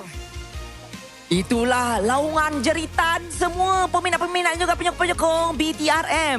Anda kembali bersama saya, Poji, untuk satu slot istimewa bersama dengan peminat nombor 1 Ciku. Saya bersama dengan Adam. Apa khabar, Adam? Alhamdulillah, sihat. Saya difahamkan Adam datang jauh daripada Terengganu untuk menonton Ciku dan Adam dah sokong Ciku daripada Ciku musim 4 lagi. Betul ke? Betul, Poji. Saya support Ciku daripada season 4. Oh, jadi kenapa Adam sokong Ciku? Mungkin Adam boleh kongsi sikit lah dengan kita semua yang ada dekat stadium ni. Saya support Ciku sebab first kali saya nak cari siapa yang boleh bagi inspirasi awalnya untuk saya main ML. Lepas tu saya tengoklah Ciku. Dia bagi inspirasi macam kita tengok gameplay dia yang cukup-cukup berani. Dia macam nak gameplay dia tu seolah-olah mengatakan, Dam, kalau kau nak main, kalau kau nak buat apa-apa keputusan, kau berani je. Sampai kan caster pernah kata Ciku tak takut mati, tapi mati yang takut Ciku. Statement tu nampak macam berat tapi memberi satu impact yang besar untuk Adam ya. Hidup kena berani walaupun untuk main game. Satu inspirasi yang sangat bermakna sebenarnya untuk saya sekalipun. Mungkin saya akan boleh ambil inspirasi ni. Tapi Adam, saya ada tengok juga ada dekat satu wawancara lah. Adam ada bagi nasihat dekat Ciku untuk bertembung dengan SRG ni. Mungkin Adam boleh cakap lagi sekali ke ulang bagi kita semua dengar kata-kata nasihat Adam kepada Ciku tu. Sebenarnya tak ada apa sangat pun nak bagi sekarang sebab tengah match. Saya just kata kalau boleh shutdownkan Stormy dengan Cram, tu je lah. Shutdownkan Stormy dengan Cram. Tapi itulah yang berlaku tadi, Dam. Saya rasa pasukan BTRM memang dengar apa cadangan Adam berikan dan hasilnya dah terbukti sekarang 1-0. Tahniah kepada BTR dan terima kasih juga kepada Adam sebab berkongsi satu poin yang penting. Dan Adam, dan kita faham juga, kami difahamkan Adam ni seorang pemain Mobile Legends juga. Walaupun Adam ni ada masalah penglihatan, tapi bukan menjadi satu masalah Adam untuk bermain Mobile Legends. Dan logik matematiknya, saya nak tunjukkan kepada korang macam mana Adam boleh main ML. Tapi sebab kita tak boleh nak tunjuk, suasana dekat stadium ni bising. Sebab Adam ni dia bermain menggunakan deria pendengaran. Dia nak kena fokus dengan bunyi hero bergerak, daun, jungle, river dan sebagainya. Jadi kita tak boleh nak tunjuk. Tapi tepukanlah sikit untuk Adam sebab dia boleh main Mobile Legends walaupun dalam keadaan yang kurang upaya. Adam, boleh ke kalau saya nak kongsi dengan orang Adam punya account Mobile Legends biar orang nampak, oh Adam ni ada juga ranknya tinggi, boleh ke? Boleh je untuk kongsikan. Ini adalah rank terkini Adam.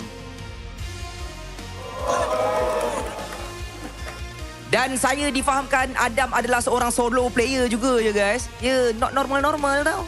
Berani-berani je kan. Tapi Adam, mungkin Adam boleh kongsi macam mana Adam boleh kenal Mobile Legends sebenarnya?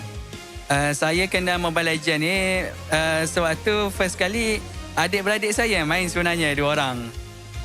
Dia yang start main, lepas tu macam saya dengar dia main tu macam best lah pula. Lepas tu saya masuk sekolah menengah, kawan-kawan saya pun start main. Saya minta adik saya tolong ajarkan. First dia ajar butang.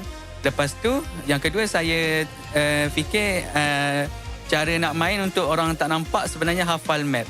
Maknanya kena hafal satu map Mobile Legends tu. Maksudnya kalau Adam ni kalau on je memang main tu memang dah boleh agak dah movementnya ke mana semua. Ya, dan kita dah tahu kat mana. Kalau macam sekarang kan ada dangerous grass. Kita tahu kat mana semak yang ditambah. Hebat.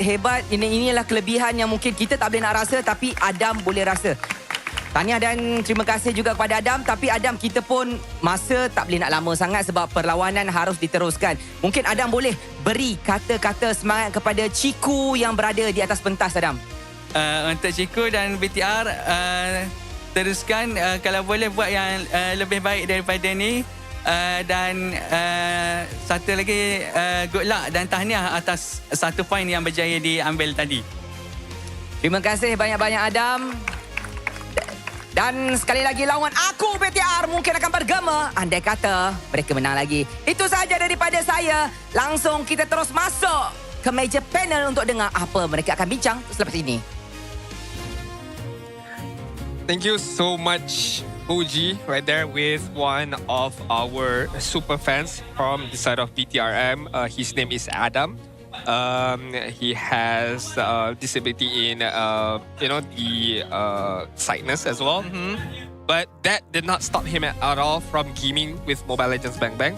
And looking at his rank as a solo player, it's far much better than me, Sudafa. It's higher than me as well. So we're in the same boat right there. And it really is incredible to see what people are capable of. The fact that you can play a game like MLBB without sight is just on another level entirely. Something that most of us could never even imagine. Memorizing the map, knowing where everything is. And goes to show that it's a big world out there. And right now we are living in a timeline where SRG is down a game. SRG is down a game. Something that I would never imagine seeing it in MPL Malaysia.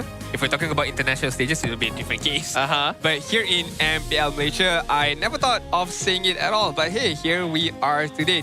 This is definitely a new era for all of us, where all of the teams right now are able to beat one and another. And this is the kind of competitiveness that I want to see here in MPL Malaysia, not just for this season, but for the upcoming season as well. As strong as you are, no matter how many trophies you have in your cabinets, you are still defeatable. Now, we may be talking about things just a little bit early here. It is indeed only one game in. I think the next one is where we really need to have a look. Can BTR keep this consistent, or will SRG bring us to a 1-1? We talked a little bit with Coach Azora Vecchi, and he talked about a familiar MSC story where he said, I think IG and Vamos are strong contenders for the MSC slot at EWC Paris. Both teams have a strong identity, and at the same time, they also have clear strengths in the current meta. But if I have to choose, I would go with Vamos. It's because Liquid and Falcons are returning to MSC, so if Vamos and SRG qualify, it would feel like a repeat of MSC at EWC 2024. I mean, this quote was after Vamos' loss up against IG, so definitely a turn into a different kind of story right now. But still, he did predict it about between Vamos and IG. Both teams are strong enough to be able to qualify, to be able to be that representative to EWC Paris, MSC at EWC Paris. But again, that is for, another day of a story for tomorrow, for our grand finals, so on and so forth. And right now, as you mentioned, we have to go back into game number 2 right now. And this is where I think it all matters right now. Will BTRM be able to take a 2-0 lead against Selangor Legends? And if they do, that will be a massive advantage that they have. But we shall see. We shall definitely see right now, SRG. What will they do to be able to bounce back in game number 2? They begin with banning out the Fedrin. That is very interesting. You don't normally see Chibi and then you associate it with Fedrin. You would see Chibi more of an assassin style, right? But ever since the playoffs have began, Chibi has been playing on me and a Fredrin. So I don't even think it's a bad idea to just take that out for now. BTRM, they banned the Fanny, they banned the Kalea. These are, the Kalea especially, going to be a target ban over to the side of Ayums. We got a drawing of skies right there. Very nice. There we go.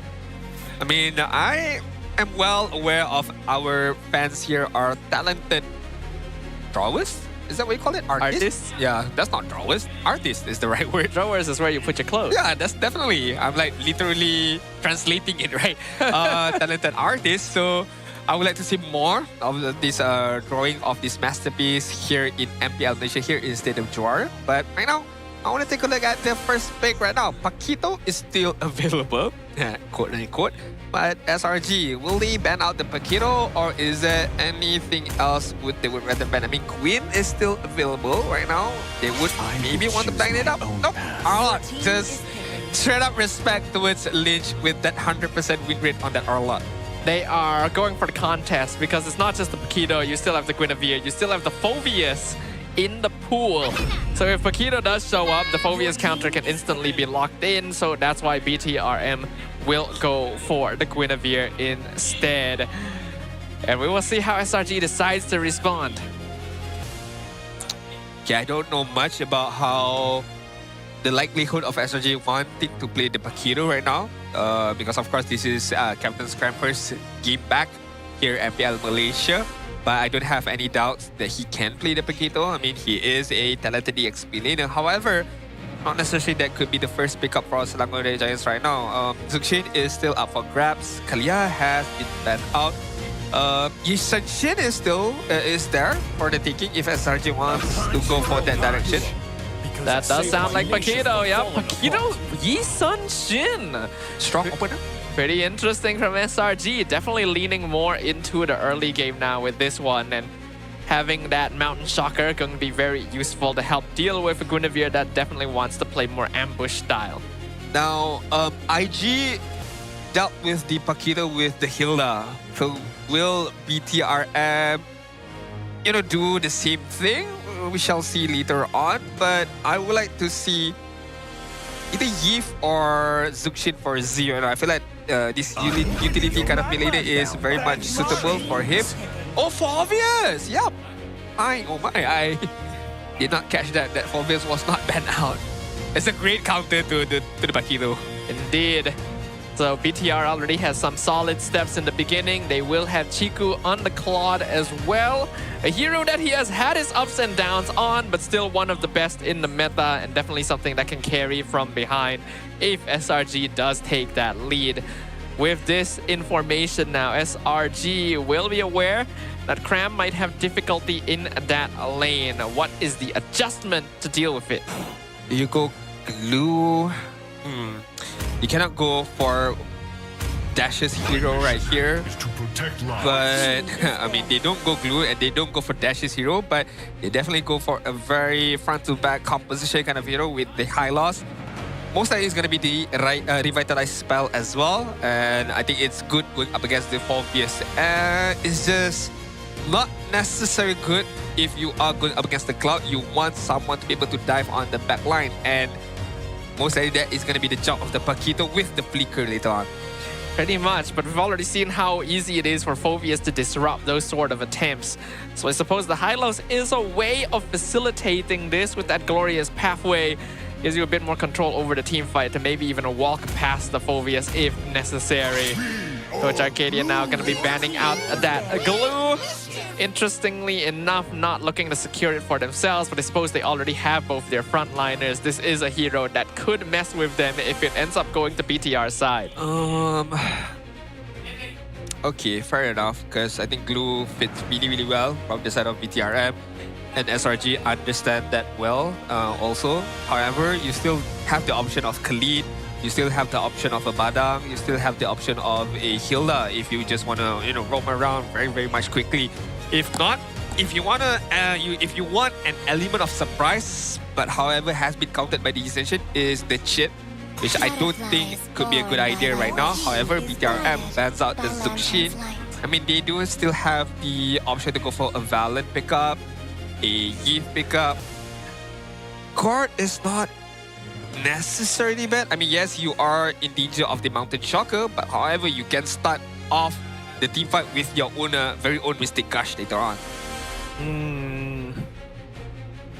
I would say overall I'd prefer a Lilia over a Gord as of this point. Fair enough. That the Yisanshin does move very quickly. So having a very stationary mage not going to be the most ideal right now, since BTR doesn't really have the most solid front line either. And SRG is getting rid of heroes that could slow down the momentum, even banning out that Atlas. I'm gonna let it through, man. I am in love with Atlas. Why is the fact that when I cast, I don't get to see Atlas. But yesterday, yeah, I mean, Atlas was that true, right? So definitely something that Maybe he just doesn't want to see you. Fair enough. I mean, you know, you can't force people to see you, right? Even if you want to see them. So he's rejected your confession. What to do? Maybe try again tomorrow, I suppose. Is that how it works? I guess so. You just can't give up like that, right? Selangor Red Giants are in the picking side right now. They need their own mid laner and also their good laner. Most likely mid laner first. They may want to keep their or the other way around. I think the other way around most likely. Moskov is still there, I suppose. Hey, Kimi. Okay. Kimi? There's no way SRG is going for triple marksman, right? That is way too risky considering the current meta. But if they want to go a fighter, there's not much. It would be Sora. Yep. I mean, I don't see they will they go a mid-sitar. Unless it's Paquito Gold. It was a thing a while back. Yeah, I'm not gonna rule it out. Also, this is SRG. They do, I wouldn't say have the tendency to do so, but they can do such things. But right now, it's gonna be the Khalid, all right, with the Yi. A lot of crowd control from the side of BTRM. You have a good frontliner with the 4 years. And to set things off, you have the Queen. I like the draft of BTRM right now. Yeah, this is a very solid, balanced lineup coming out of BTR. Strong early to mid-game scaling, and then you got the Claude to finish things off. It's time to see if SRG is surprising us with a fighter gold lane, or if they're actually attempting to replicate the success of the triple marksman meta from the past. They picked the Sun. The Sun? The Sun and gold lane right now. I mean, hey, even if they lose this whole series, they're still the lower bracket, right? So they can experiment a little bit here and there, give Crab some game time. Oh, it's double fighter side lane. We don't actually know which one is going to be gold, but I think it is likely the Paquito since Lapu Lapu is one of Cram's signatures. You call it. In this way, they avoid putting the Paquito into the Phoveus lane. He'll definitely have an easier time facing off the Claude. You called it. I am speechless, not gonna lie. You called it right away right there.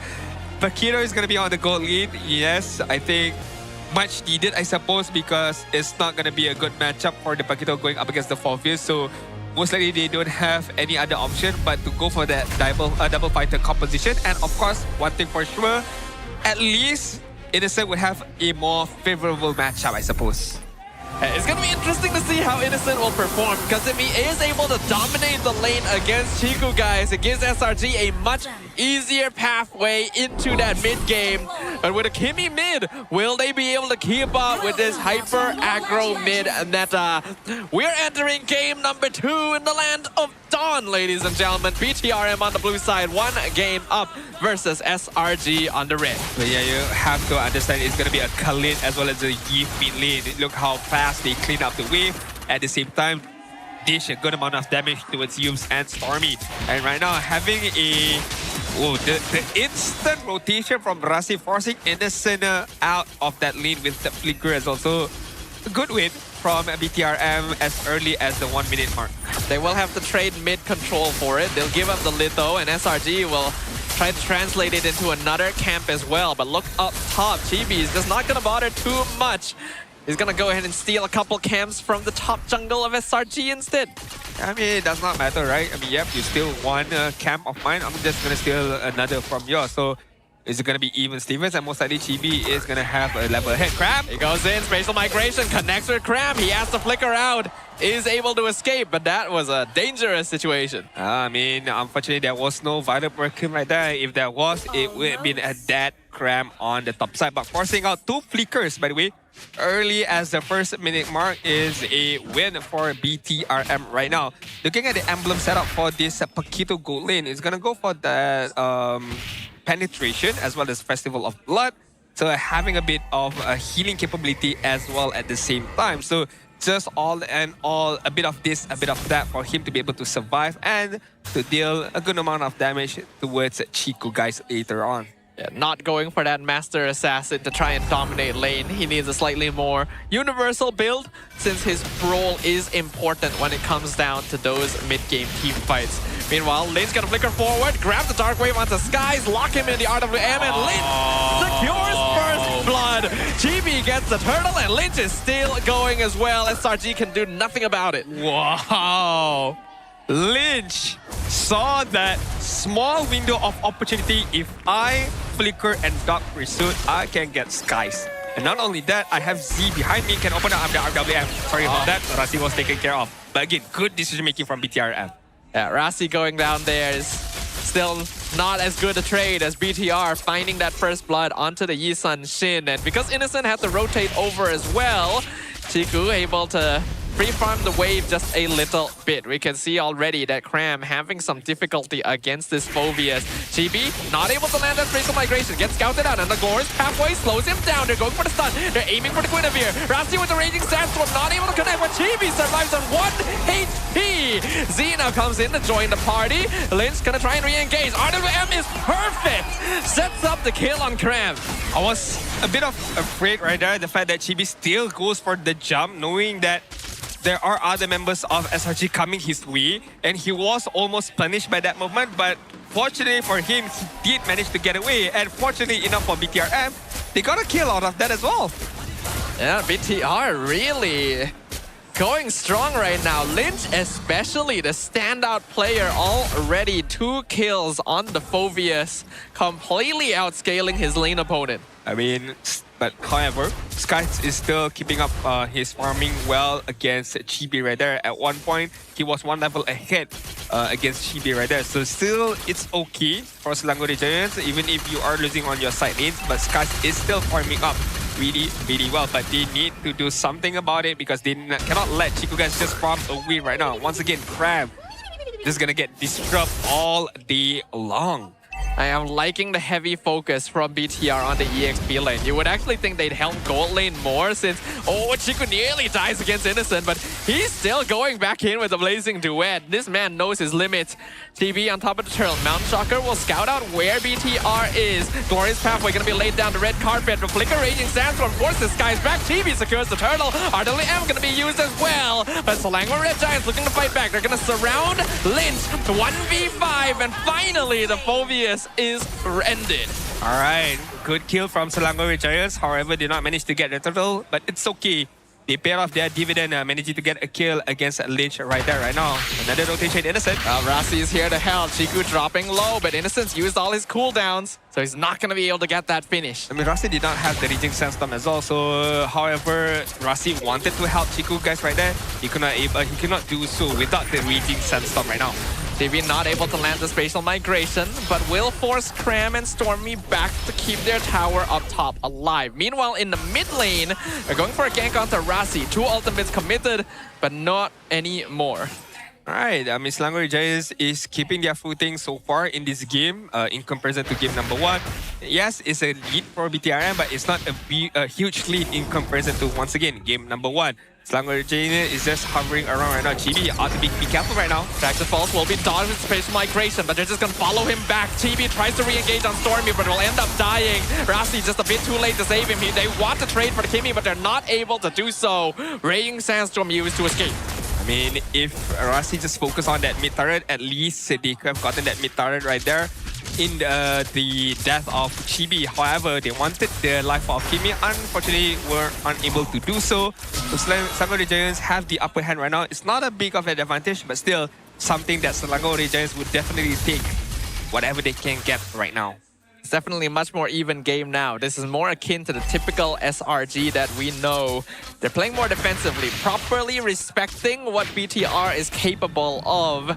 And that is allowing them to maintain control over the side waves despite Lynch's early lead. It's going to be very interesting once we approach the league game stage, right? I mean, yes, we all know Cloud is very strong in the league game stages. However, on the side of Selangor Giants, they do have the Yisun Shin.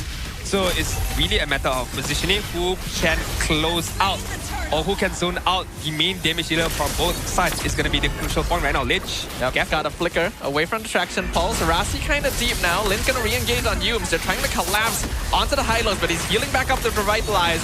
And Lin's going to be forced to fight. Raging Sandstorm connects with two. They're looking for Stormy, and Chibi finds the kill. Chiku guys comes in with the Blazing Duet, but it is still quite early, so his damage is not that high yet. SRG going to be able to survive. They're going to back off, retreat to the tier 1 tower mid. BTR looking for it. They'll force them back even further. Not only the damage was not there for Chiku guys because it's still very early on, but the knockout strike was enough for Innocent to stop the Blazing Duet from Chiku guys right there. So good decision making from Innocent, good positioning as well. This is something that Chiku guys needs to be aware of.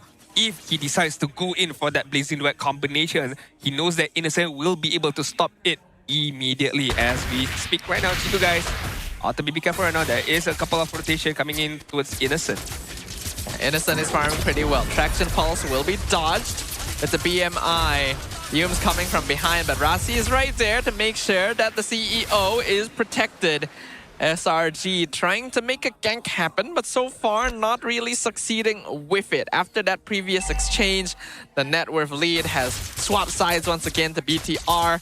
But it's still very, very close. Someone that is very underrated throughout this game, I do have to give it to Z right now. The position is very good, allowing him to open up the RWM very much safely. And not only that, the positioning when he opens up the RWM, once again, on the very edge of the tip of RWM, allowing the stun to hit the members of Selangor Giants. And it's not just once, it's multiple of times that Z managed to do it. So kudos to him. Question is, can he stay consistent and to do it all the time throughout this game is definitely crucial for Bigatron MY by Vitality to get a victory in game number 2.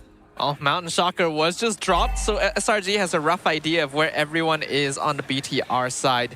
If we're looking at the itemization, nothing too out of the ordinary. Chibi has gone for the concentrated into Queen's Wings. He knows his job here is just to survive, get that engagement. Traction Pulse gonna be denied with the Infernal Pursuit.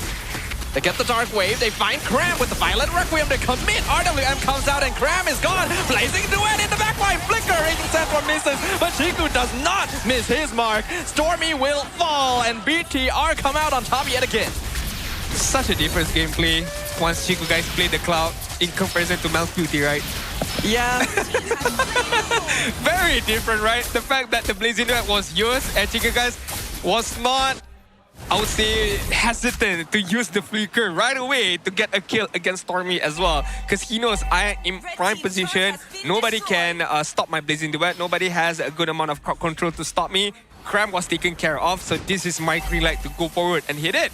And not only that, he managed to get a kill, they managed to get a lot, and now they have the momentum on to BTRM. And that was before Chiku finished his Trinity as well. He just finished that last item. So now he's gonna hurt even harder in the next team fight. The net worth was basically even for a very long time, but now BTR has a slight lead, 2k at the 10-minute mark. Lord gonna be crashing down a mid. We see the Glorious Pathway come out, Traction Pulse as well. Cram gonna be stuck in the RWM, instantly zoned. Z honestly does so much damage. Why? And the tower will fall easily for BTR. Why is the Z doing a lot of damage? I mean, okay, Glowing Wand, alright, no wonder. I mean, 2 items up right now in the favors of Z, hence why the damage output is super massive for this. I think it's more that Cram is just kind of poor. Nah, that's He's another only got thing as well. 2 items, and neither of them were magic defense. Okay, that's a given as well at the same time. So, question now. I mean, this Kimi is, I'm not too sure, not doing much. I suppose he has managed to get 2 kills, but other than that, the Stadium Beam is nothing right now. Traction Pulse is also nothing. Everybody can dodge it. Another Glorious Pathway. Traction Pulse does catch a Lynch, but he is pretty tanky. He'll just walk straight out without too much issue. SRG not able to find any of the engagements that they actually want, and it's just BTR controlling the pace. Yeah, and normally what you see most of the time once the Traction Pulse has been used, the Glorious Pathway has been used, normally what you see, Cram will go in on the back line with the Raging Sandstorm, but in this particular instance, in this particular situation, Selangor Giants are not able to do so because of the fact that they are quite well behind. They don't have necessary map control. They don't have the itemization as of yet to be able to deal with what BTRM has as of now. And you did mention about Cram's Lapu-Lapu right now.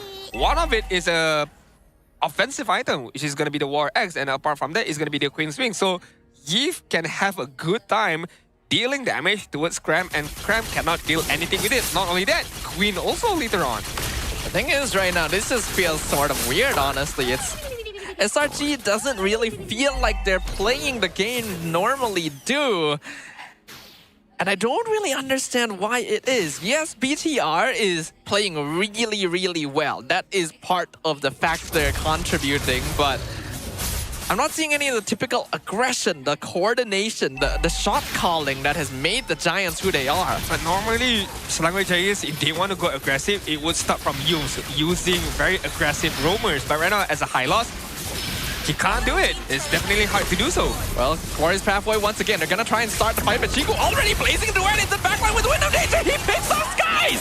He's gonna blink back, he's in danger. Cram will get the punish at least. Lord, stolen away by Innocent, but Cram will pay the price with his life. Flicker Raging Sandstorm coming in from Rassi, lands on two, sets them up. Stormy one hit away, Z flickers forward, lands the final with the Void Crystal. Innocent trades for Rassi, but he is the last one standing. Lynch will be sent to deal with him while the other two push the mid wave. Oh, look at that. Wow, instantly. Innocent gets his full health back, but Lynch is not gonna stop. He's trying to disturb Innocent as much as possible right now. However, BTRM is looking for the inhibited target right now. Innocent dodges the jump. The Vanet Requiem from Chibi right there, and it allowed Chibi to just run away. This was a good engagement from Chico, guys. I like the aggression. However, you gotta be careful. Once he popped the BMI back, Cram was on standby. However, I mean, it's very unfortunate that Chibi did not manage to get that Lord right there. There was no threat from Skies at all because Skies was taken care of. It's just Innocent was just on point with the knockout strike right there. It's just Innocent things, man. He is still that half-man, half-beast. And he's given SRG some time. They're gonna push indoors. Pathway cuts off the back line. You know, Cram gonna jump forward. Landshaker gonna be used, but he's surrounded under the tower, so he will fall. Innocent tries to dash back in. He's gonna get caught in the dark wave. 1v4, and the half-man, half-beast will fall. Mega kill. But look, as the Sky Prince comes in, picks up the double of his own Mountain Shocker use to slow. He needs to get out of here. Rassi, no flicker, right? Yep. No flicker, and Skies with the Mountain Shocker is just gonna walk away. But Rassi is not gonna let it happen. Okay. Unfortunate for Rassi right there. But I mean, they are still gonna focus on this inhib right now. However, Sky still has the Mountain Shocker, right? So can clear this wave immediately. Nope, he's not gonna even dare to do so right now. This is a 1v3 push, but BTR knows they're not ending it here. Okay. They'll go ahead and tell Z to go home, deal with the waves, they'll settle for a single inhib. What happened on the top side? How when did Selangor Giants manage to get that inhibited target? And bot side as well. A lot has happened. What happened, man? Am I dreaming or something? Anyways, okay. It is what it is, I suppose. BTRM right now losing 2 inhibited turrets on the top and the bot side. So it's gonna be a bit difficult for them to be able to set up for this Lord because 2 losing lane on the top and the bot side. So they need to be able to take care of things, especially on the long lane side, especially on the bot side right now. But Selangor Giants, they can use this to their advantage. They can hold off the Lord, they can let the minion wave push first and allow BTRM to deal with it right now. Mountain Shocker. There's the conceal play. They see Lynch and Z. They're gonna pop the Glorious Pathway and start with Lynch. RWM used defensively. The final Valor Rocket, not gonna play. But Chico, guys, again hunts down the Sky Prince. Cram with the Landshaker finds 2, but he just ends up dying. It's a double kill for the Claude. Raging Sandstorm Flicker lands on 1. Stormy gonna be chased down. He S-purifies, he will get away. And Paquito finishes him off, but Hume's gonna be focused down. Triple kill for the CEO as Bigatron takes control yet again. Is this it? No. Is this it? They're not going back. Oh, yep. I mean, Z is going back right now. Oh, Innocent. Innocent pops the immortality. This might have been a mistake from Lynch. He stayed too long. Innocent with the revenge kill. Right, Z is being left on defensive duties right now. Meanwhile, Chibi as well as Chico, guys, taking care of the Lord Raider, the duo Chibi combination from BTRM. Innocent is just gonna recall away. Man, this This game feels like BTRM, but Selangor Red Giants, okay, no, he can't get away. But Selangor Red Giants does have what it takes to steal this victory away from BTRM. Innocent is full build. In fact, I think he is the richest guy on the board right now. We got a fun fact from SRG though. Their decision to field Paquito in the goal lane for Innocent marks the first appearance of the pick in a Southeast Asian tournament this season. Oh, fair enough.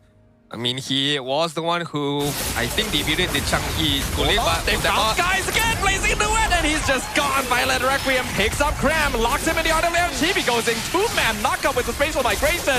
But look at Innocent, he's trying to split push. Does he have minions with him? It looks like he does. They're going to send Rasi back home. The Lord is being slowly melted away by Stormy, and it will fall. Rasi will keep Innocent away from the base as well.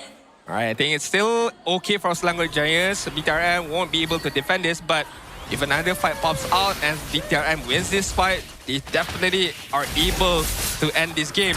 However, BTRM's focus is gonna get this inhibitor turret first. Ouch, look at that damage. Chibi has to use Violent Requiem just to escape, and that means SRG, green light, they're jumping in. Z has to flicker away, but he's not able to escape in time. Chiku with the blazing duet, doing a good amount of damage. Is it enough though to get spatial migration? They knock him Innocent. Monster kill! Chiku, guys, with the double! They found the power kit they're looking for, but Skies, he wants that. Pin the nature gonna be used preemptively. Make sure he doesn't get sniped. I mean, that is a very good decision-making from Chiku guys. Once again, Coach Pop did mention about Chiku guys' speed decision-making output is very good right now. And two-man defense from Selangor Giants, are they able to defend this? Does BTR really want to go for the end game right now? Do they have enough wave clear? It is 4v2, but one of those two is Skies. He does have damage scaling. They're doing a great job clearing the minion wave. They missed the spatial migration. They're gonna jump the backline while Ichiku works on the base, but there's no minions left. Blazing Duet gonna be used. They find one. Yum's still surviving, and here comes Cram. The captain is back. Flicker Landshaker connects with two. Yums drops the immortality. Cram goes in. They find a spatial migration once again. Rasi's gonna be first one down. Landshaker connects with Chiku guys. Innocent comes through. Violent Requiem locks down the Lapu Lapu, and they find the kill, but SRG will hold. SRG still hold on right now.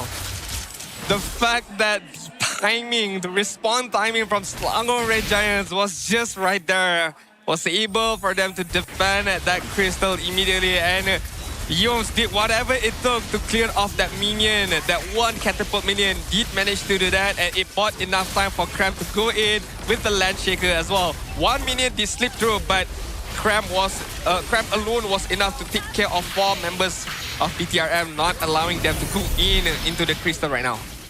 Oh, for now, BTR transitions back over the Lord. We are really seeing a true duel in the land of Dawn right now. Do they know Yums is back there? Mount Shocker. They see everyone. Yums conceal, gets himself out. And reset the Lord, but it was not a full reset right now. Pressure Pulse did not hit.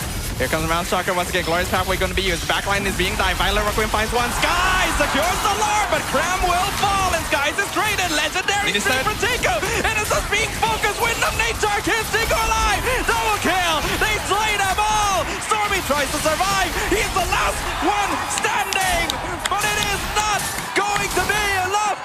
BTRM have done it again. They have wiped out the Red Giants from the land of Dawn, and the crystal is wide open. The Lord's gonna come out. Will it buy SRG enough time? They have 20 seconds on the respawn timer. I think this is it. No, BTRM. Bigatron Malaysia by Vitality. Wow. 1 game away from sending the Giants to the lower bracket. And the crowd goes wild for BTRM. Who would have thought? Who would have thought that we will be in this position right now? A 2-0 lead against the King of Malaysia, against the King of MPL MY, which is Selangor Red Giants right now. BTRM is doing it! Almost doing it right now. And I've never seen the fans of Selangor Red Giants this dead silence right now. They are in disbelief. They are shocked. They are, I don't know, scared to their core right now. The fact that BTRM is 1 win away from becoming the second team to go onwards to the upper bracket final spot. Wow. We might be witnessing history in the making here. For many a season, we have been waiting for a team that could put a fight against the Giants. We all knew the new era would bring us new beginnings, but we didn't think it would happen so soon. Wow. One game away. Could this be it? I feel like it could. And I think it's just like the stars are aligned for BTRM. The way that they play, I wouldn't say... I mean, game 1 was flawless. Game 2, yes, there was some mistakes here and there, but I cannot really pinpoint which was the mistakes from the side of BTRM. But the confidence is there, the chemistry is there, the draft is definitely there, and Chiku is feeling himself right now with the cloud. It does not matter at all. I mean, Coach Pop did mention on he can be the initiator, the others can be the finisher. But there we go, our MVP of the game, Chiku guys. Look, I mean, the mental pressure, he is feeling it right now. He wants to end this game as quickly as possible. I want to win, I want to go home, and I want to take a deep, deep breath right now. 11, look at that damage! 1 and 8. 122,000 total damage done. This man, this legend of MPL MY was the one responsible for SRG's first playoffs lower bracket run. And now 3 seasons later, is on the cusp of doing it again. It's crazy, Sadafa. It's super crazy. I mean, we've seen a lot of crazy things here in the number 2. A reverse sweep from IG, right? Vamos showing a 2-0 lead. And right now, BTRM is on the brink of a 3-0 victory. Well, then again, it could be another reverse sweep from me. I mean, we never know. But however, I mean, I'm just living into the moment right now. SRG brought in a different kind of lineup with the Paquito Golin, and it worked. I would say it worked. Innocent played well. He provided a good amount of damage in the early stages. He did not lose his laning phase. He brought in the pressure up against Chiku guys. But all in all, in the whole complexity of the game, you gotta understand at the end of the day, marksman wins out in terms of damage, and you gotta understand as well, it's Cloud, high mobility, range, and just packs a ton of damage that can be disrupted amongst everybody on the side of SRG. Look how Skies melted, not just once, multiple of times. Look at Stormy, how he melted multiple of times as well. And we're not even talking about Quinn, we're not even talking about Yiv yet at all. SRG just doesn't have enough hard lockdown to deal with Chiku guys. He literally didn't even take a Purify this game because he knows there's nothing to worry about on that regard. I think unfortunately this lineup is a bit of a relic of the past here. While I think that Innocent did play well, I think that Yums did his job, everyone else on SRG was a little bit lacking. Skies' presence was a little bit unfortunate. Kimmy, I think, is just not really the right pick anymore these days. And Cram on the Lapu Lapu got focused so hard in the early game that he could no longer contribute as much. It's intense. It's really, really intense. As much as we compliment Chiku guys, I do have to give my flowers to Z as well on how he performed. The placement of RWM is super right on the edge to get the stun in and the damage that he provides towards the opponent at the same time. But the reach guy stats is gonna be definitely Chiku guys. Out of all the farming that he did, out of 836 gold per minute, it was a lot being craved from that passive goal. The minions as well, almost 7k from the minions. Damage dealt above 120,000 and only taking a damage of 80,000 and surviving all of that with what? Single of death? And that was because he went in, and then when he goes back to the BMI, Cram was already waiting for him. Apart from that, flawless gameplay from Chiku guys. I think we have to note, 80,000 is not a small number. He is a marksman. He's supposed to be squishy. He only died once this game. This guy knows how to play with his limits on this hero. Even from the early stages, you could see that BTR was very well put together. They have the right heroes, they have a strong draft, but Lynch had a strong start. They focused on denying this Lapu Lapu. And then after that, most of their fights are so structured. Very structured. The micro gameplay from each individual players from BTRM are superb. Like really, really superb. on how they winning all these 1-versus-1 team fights, on how they are maneuvering around Selangor Giants and finding good pickoff, finding initiation, finding kills, finding these setups as well. Good Raging Sandstorm from Rasi, the follow-up from Divided Requiem of Chibi, RWM from Z, and Rasi as well. At the same time, it's just a well-oiled machine team. Lynch just become the sponge on the front line. He also did a very good micro gameplay early on with the Flicker Infernal Pursuit as well, trying to catch Skies out. So as much as, of course, Chico guys deserve to get the MVP, it's also the individual gameplay from BTRM that when you combine all that together, it becomes a well team fight oriented team from BTRM. Yeah, and they know how to execute on it as well. Yesterday, BTR was mainly playing around Chiku guys as the carry. Everyone is just the utility support to make sure he gets things done. And while there are still signs of that style of gameplay, you can really start seeing the egos of the various players show themselves. Lynch especially has been popping off early. Z continues to be that backline MVP. Chibi, as usual, great with the retry timing. Yep. And we still gotta highlight Chiku guys, man. He knows where is his time. I want to see his POV. I want to feel what it's like to be Chiku guys, man. What what are the things that he is looking out for? The positioning. Is he sliding his map to know the position of other members, right? I mean, look at this. Like knowing when to go back, position himself behind the rock as well to pre-hit Cram. Goes in with the Blazing Duet, goes back again because he knows that Cram is, Innocent. Innocent was at that particular position. Goes in back again. Like, I just don't understand. This guy, there's a reason he's a legend. Look at that! And then the Wind of Nature too from the other angle. How do you dodge? Innocent was in the bush. Can we have a replay of the Innocent was in the bush? And he dodges the knockout strike with the BMI, and as you mentioned, the Wind of Nature as well. He's built different. Get me out of here, There's a reason he's a legend. Get me out of here, man. What was that?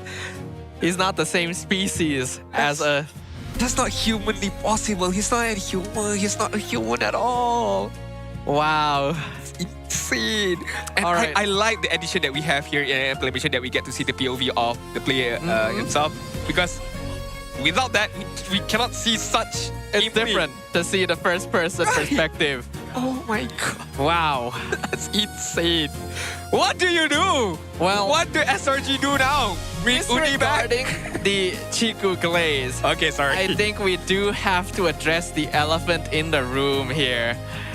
What is going on with that SRG draft? I'm really confused, right? Like, why are they drafting these sorts of heroes? Why are they pulling out such unusual things? Why are they relying on double fighter side lane, showing the Kimi, Pakito, Yisan Shin opening when Phoveus is still open? It really is a question mark for me right here. But hopefully, you know what? I can't answer these questions myself. I need to invite someone special onto the stage. So here he is, replacing Adin. Stage is yours. All right, so welcome. My name is Mr. Adin, your grab guy for the day.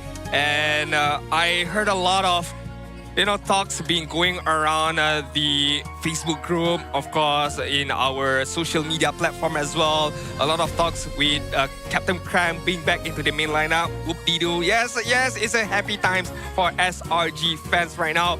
But so far, what we have seen is not the Captain Cram that we all love and like and cherish. This is not the Captain Cram we want.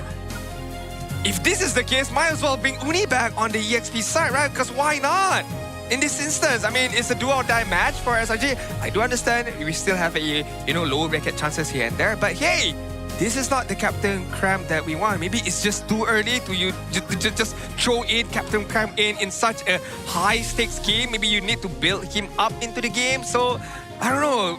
Uni could be back into the main lineup, hopefully. But anyways, enough chit-chatting. I do have a shout out for you guys, okay? Because if you guys are, cannot focus on your gameplay because of an empty stomach, you don't have to worry, right? On a full stomach, on a full focus, you can use the grab code from 9 p.m. up until to 4 a.m. to keep the late night grind going strong. I mean, the code is definitely right there for you guys. Or if you don't want to play MLBB, it's okay because maybe you want to use this time to go onto the Facebook group and to go onto SRG's platform as well and to say, bring Uni back. Who knows? Because Captain Cram is not feeling the same. My hot take, Captain Cram should be substitute. Wow, okay. Thank you very much to Mr. Adin, our Grab legend, vroom vroom, reporting for duty when we need him the most. You know what? I think Mr. Adin, our Grab friend, is correct. Maybe they're just hungry, right? Maybe they just have empty stomachs. They need some Grab food, which you guys can also take part in. The code was there. You just got to scroll back on the stream a little bit to use it. Get you guys some snacks because we have quite the show on our hands.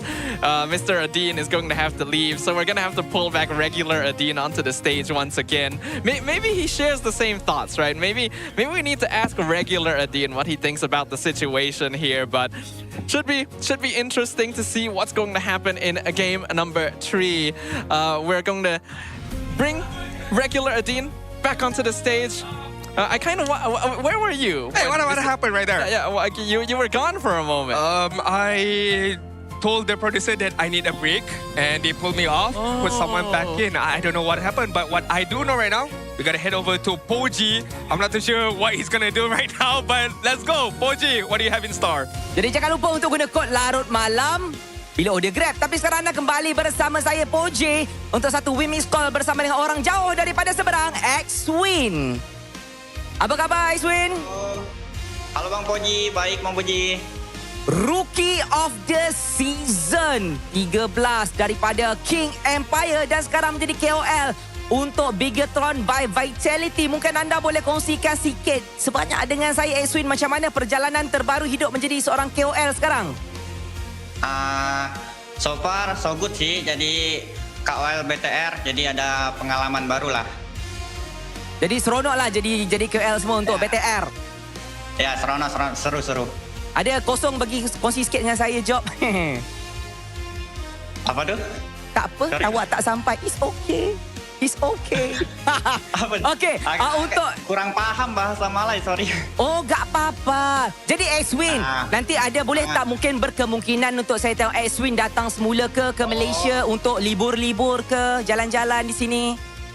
Oh, itu tentu ada dong. Apalagi nanti semoga di next season X-Win bisa balik lagi lah di MPL MY buat pro scene lagi. Tapi season ni tak nak ke datang sokong BTR Malaysia? Tak mau?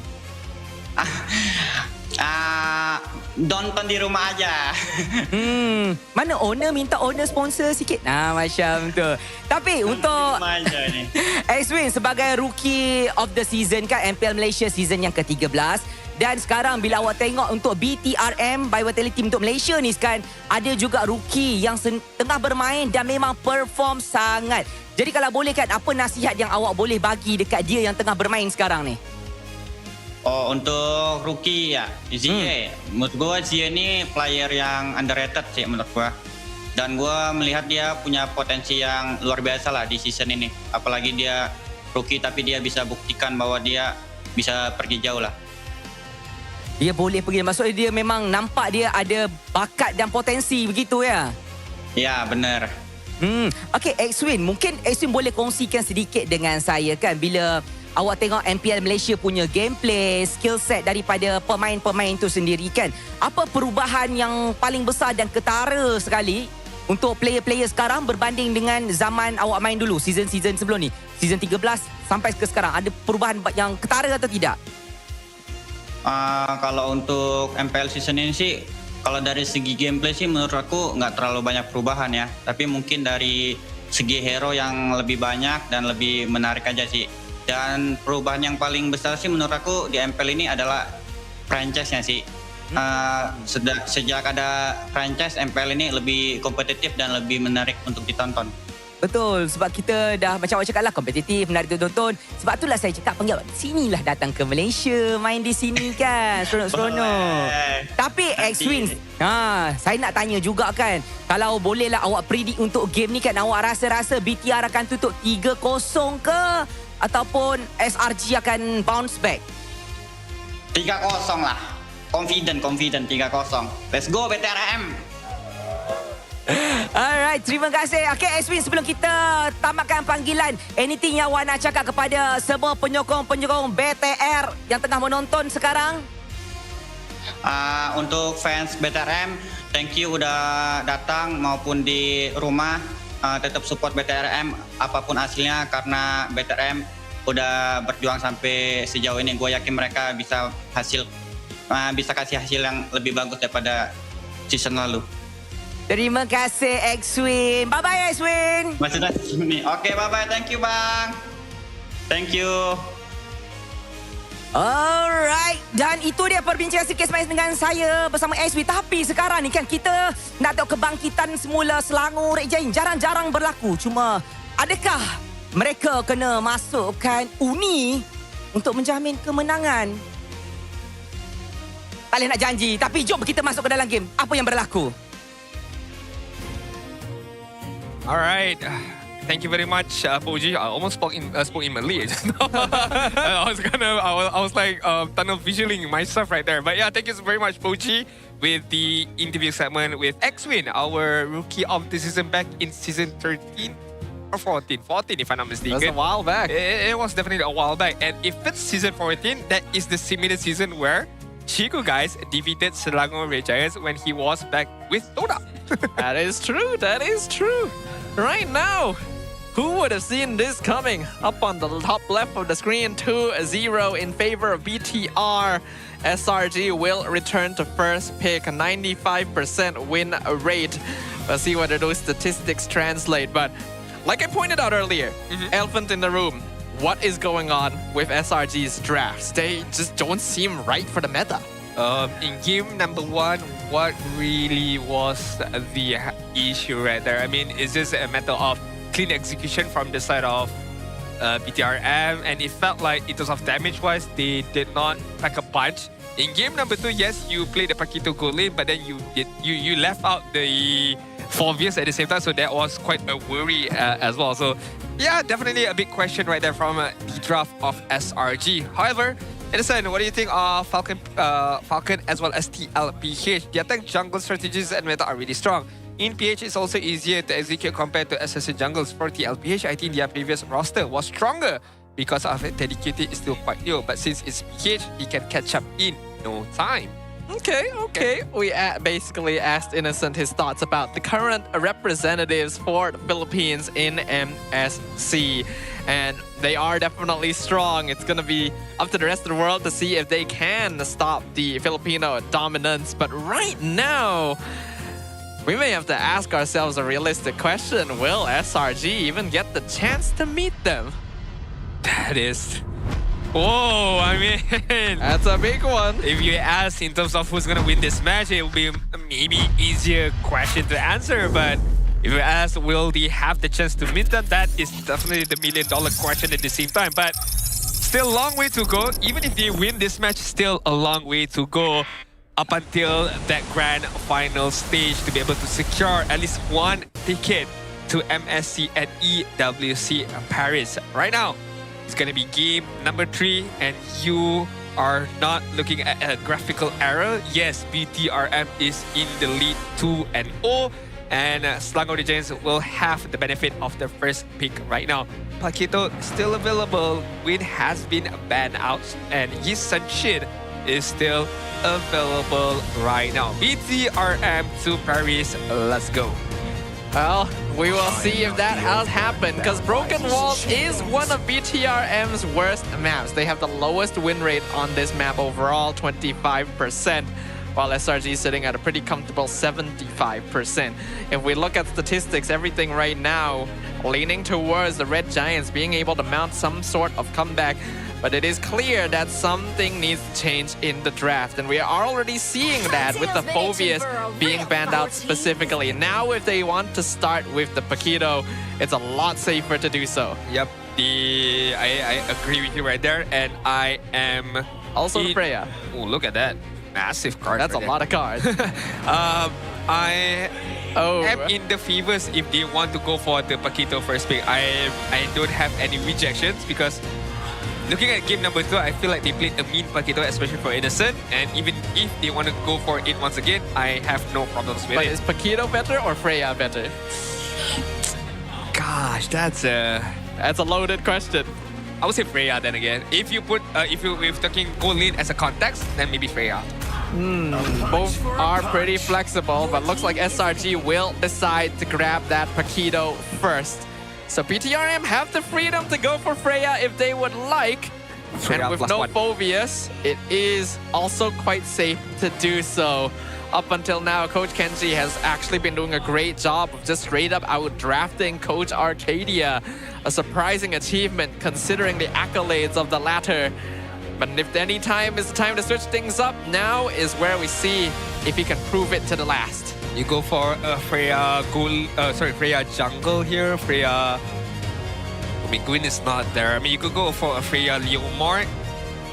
I suppose you don't want to go for an early mid lane here. Glue is an option, but then again, you are risking the option of Faramis in the favors of Slagore Chains right now. So, it's going to be Valen and Cloud gets picked up by BTRM. Early mid lane, I would not thought about that at all, but securing Cloud is, of course, no issues for me at all to be given for Chico, guys. Yeah, it makes a lot of sense to just give him Claude ASAP. Though, surprisingly, not prioritizing the Harith instead. The Freya also is just going to be allowed through. If SRG decides they want to go double fighter side lane again, Paquito Freya is a pretty strong duo. Definitely. Or you go for the Harith and let the Paquito play out in the EXP side.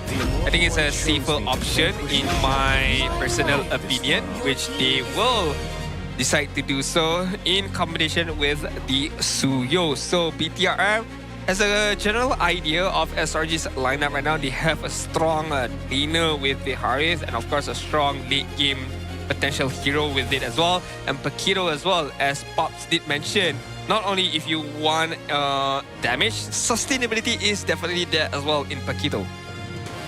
If anyone on BTRM plays Mincetar, he would absolutely wreck everyone on SRG's side. But he is still a pretty niche hero pickup. The Phobius being gone means that you can just grab all the dash heroes fine. But BTRM will go ahead and nab the Atlas early this time, not allowing it to be banned out in Phase 2.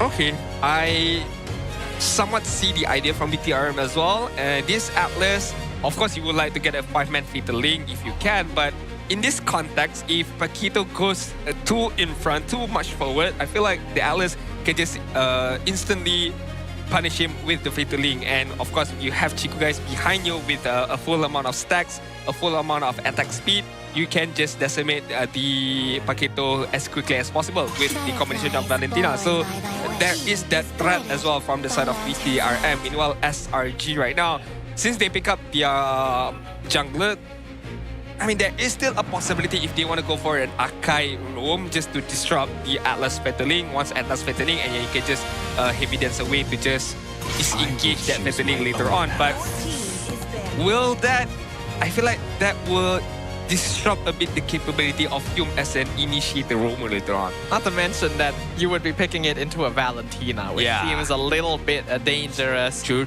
also. So picking this Valentina early is a way for BTR to just deny a lot of these big team fight ults and also keep the Fatal Links exclusively theirs. They'll ban the Cho to deny more individual playmaking that SRG can work off of. And with that and Kalea both gone, SRG will need to commit to a more team fight-oriented draft. This is such a good draft from Kenjira because when you mention about the Valentina, I mean, that rules out a DK possibility pick as well because you don't want to give the time journey against Valentina, and that would just help BTRM a lot more, and it allows Chico guys to be even more aggressive with Digi's ultimate on the favor of your hand right now. Freya gets banned out, good ban. I mean, BTRM has not secured their EXP as of yet, so a very good ban from DSI. I mean, Glue is still there for the taking if they want to go for a Glue EXP lead. If not, that is Leomon, right? Yep, Leomon gets picked up, so EXP is being kept aside for now.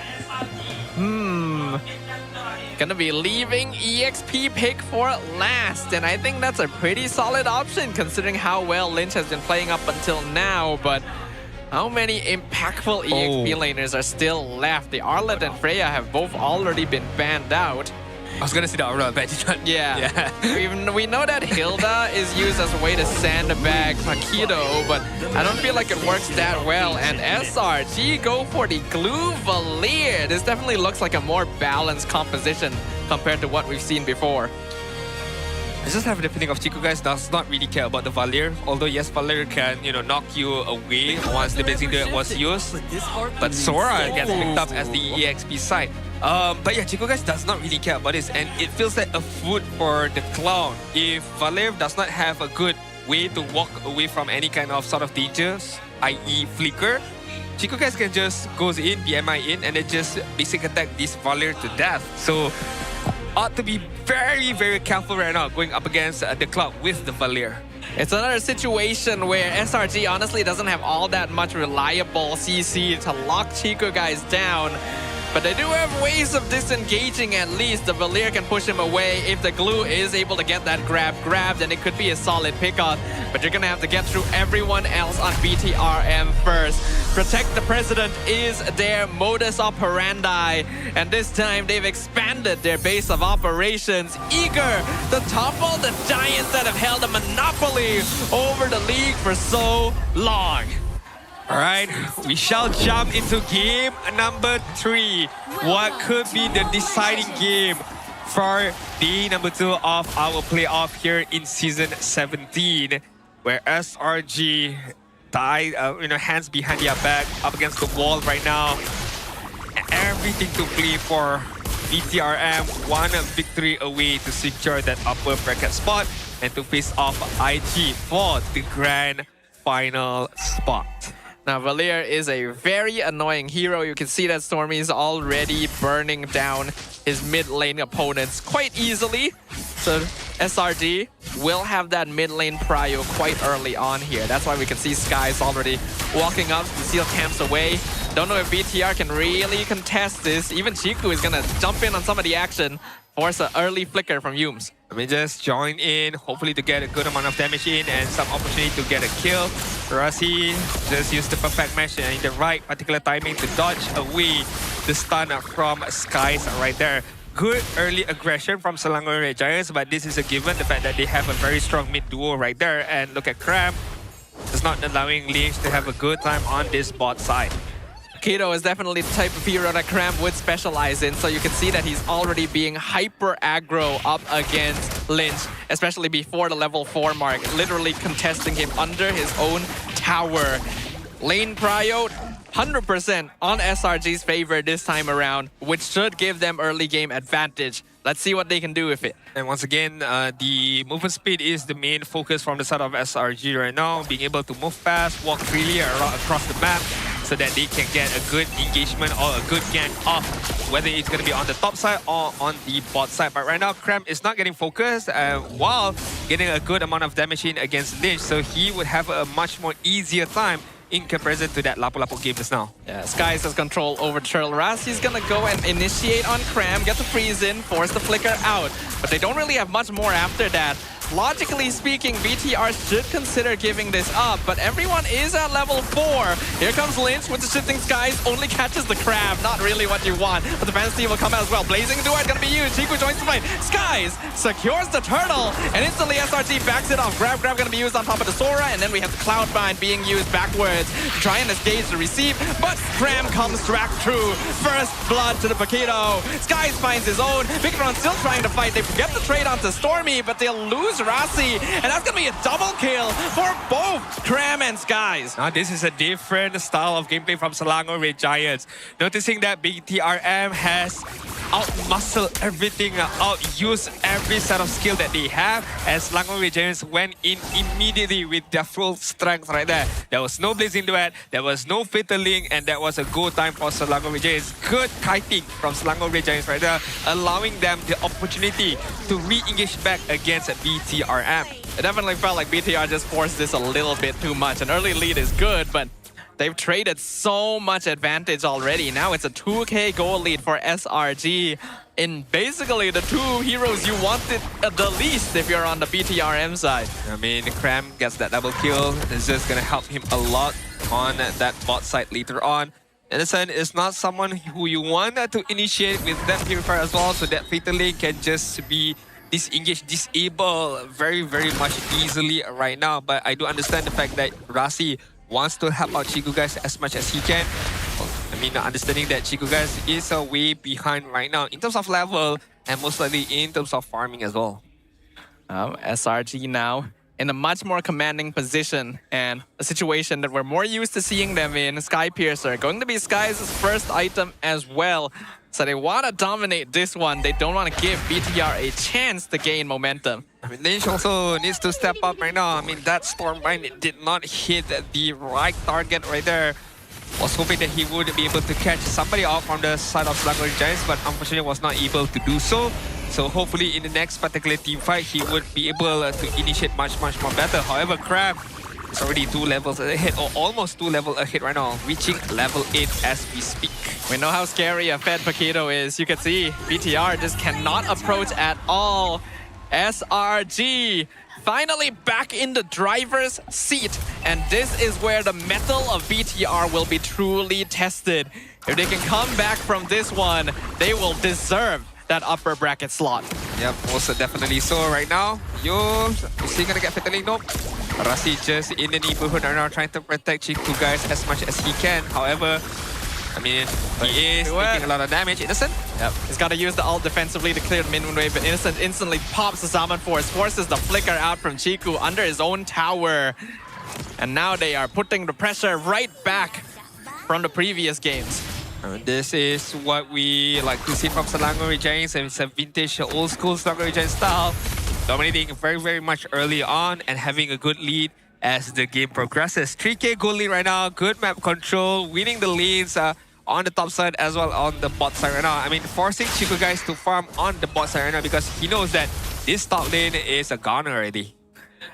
Even Chibi has to be pulled over to help clear that out because SRG putting on a lot of pressure already. While their rotations are not necessarily too strong, you can tell that they're in a good spot to farm, to apply pressure onto different parts of the map. There's not much that BTR can do about it. Definitely not much BTR can do about it. You guys just farming that double wave, double lead right now, mid as well as the bot side. However, Selangor Giants noticing this and forcing Skies to go back. Rotation is coming in towards Chico Guys right now. Ought to be a bit more careful. Cram needs to be stopped for sure. Is Paquito getting away with too much too quickly. BTR definitely made the mistake of overcommitting in that first fight, and SRG has taken advantage of it. Slowly but surely, that goal lead is growing. And even if Rasi goes for a fatal link right now, I don't think Chico Guys has the damage to follow things off. So it's understandable why Rasi is not up to go for this fatal link right now. He knows that his team is still lacking a good amount of damage.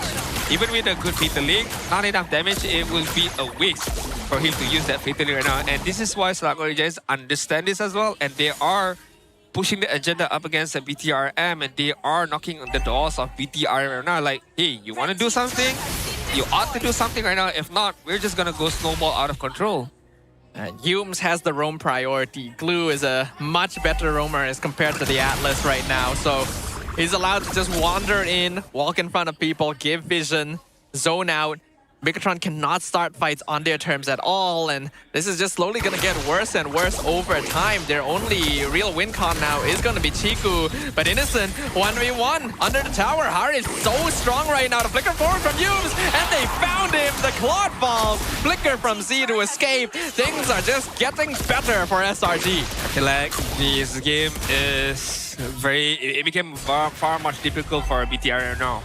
The fact that they went too aggressive, but hold that thought, maybe an engagement of just pushing away Selangor Regions right there.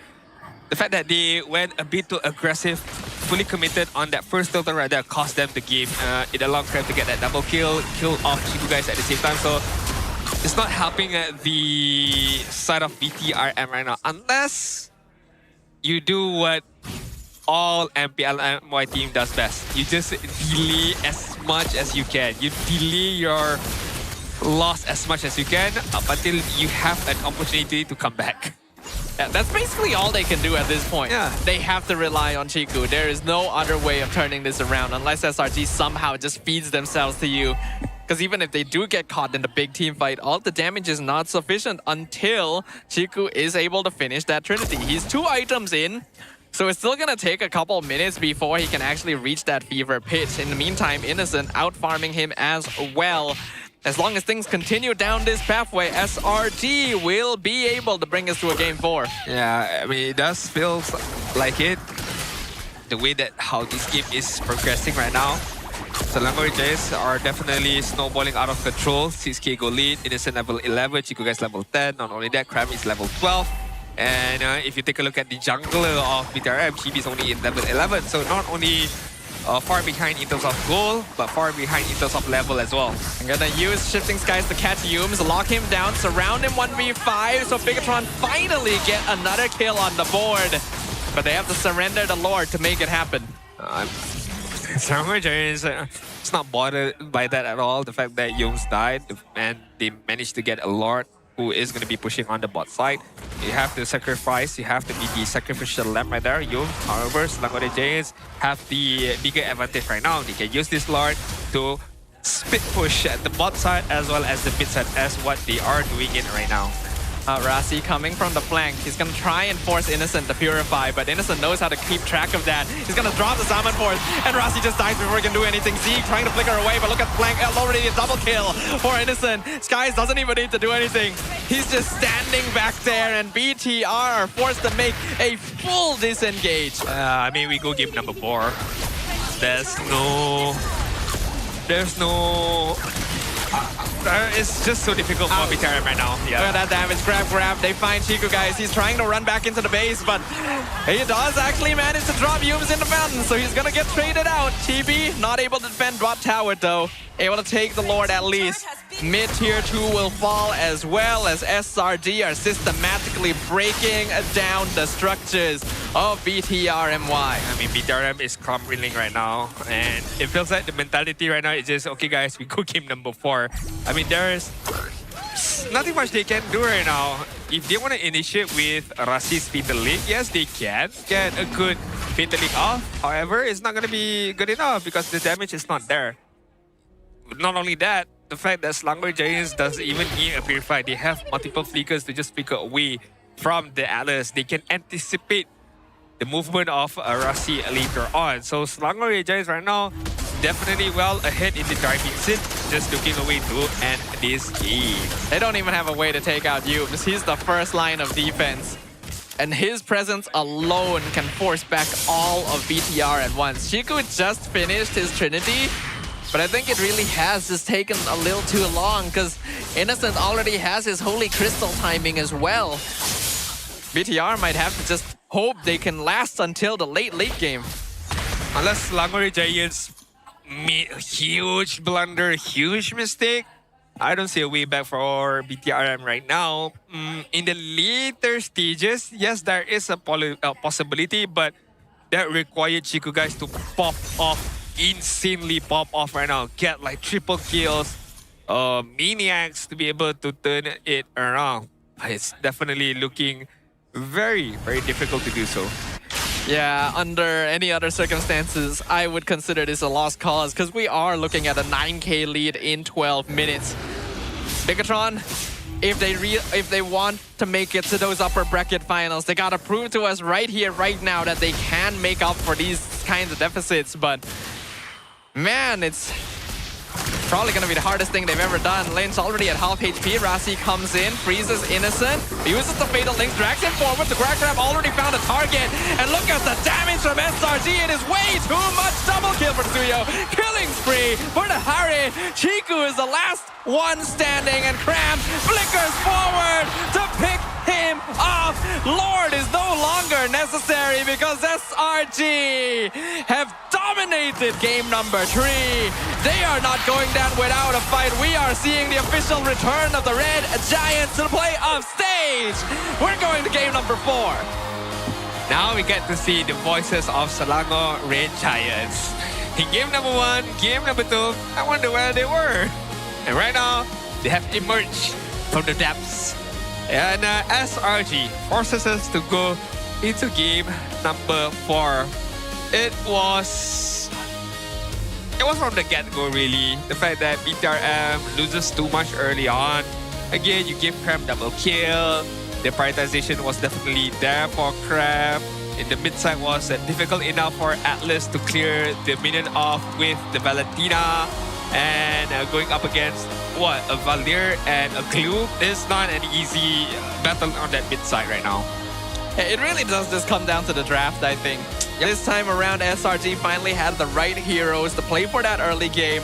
And I think that BTRM unfortunately overestimated themselves a little bit here. Gave away too many power picks. Letting one team have Harif and Paquito together is a recipe for disaster. Yep. Probably Coach KG needs to go back to the drawing boards in terms of the draft. I mean, if you need to take a look at, okay, what is available for us to use and to get those victory, right? And not only focusing on Chiku's hero, but I feel like you need to also focus on Lynch's hero as well, because I feel like he is one of the biggest factor that contributed to the win for BTRM in game number 1, game number 2 with the Arlot, and game number 2 with the Forvius. So right now you need to be able to prioritize Lynch hero. You need to give him a good amount of time on that leading phase up against Cram. Second of all, you need to do what you did in game number 2, which is disrupt Cram as much as you can right now. Yeah, Sora unfortunately feels a little bit too awkward nowadays, and our MVP is going to be Innocent.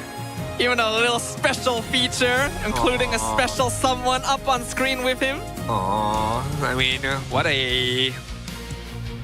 a momentum booster as well. And just the fighting spirit right now for Selangor Red Giants. Again, they have been in this situation before. It's not like this is the first time they are in this situation. So I never had any doubt that they weren't able to come back. And this could be the start of it.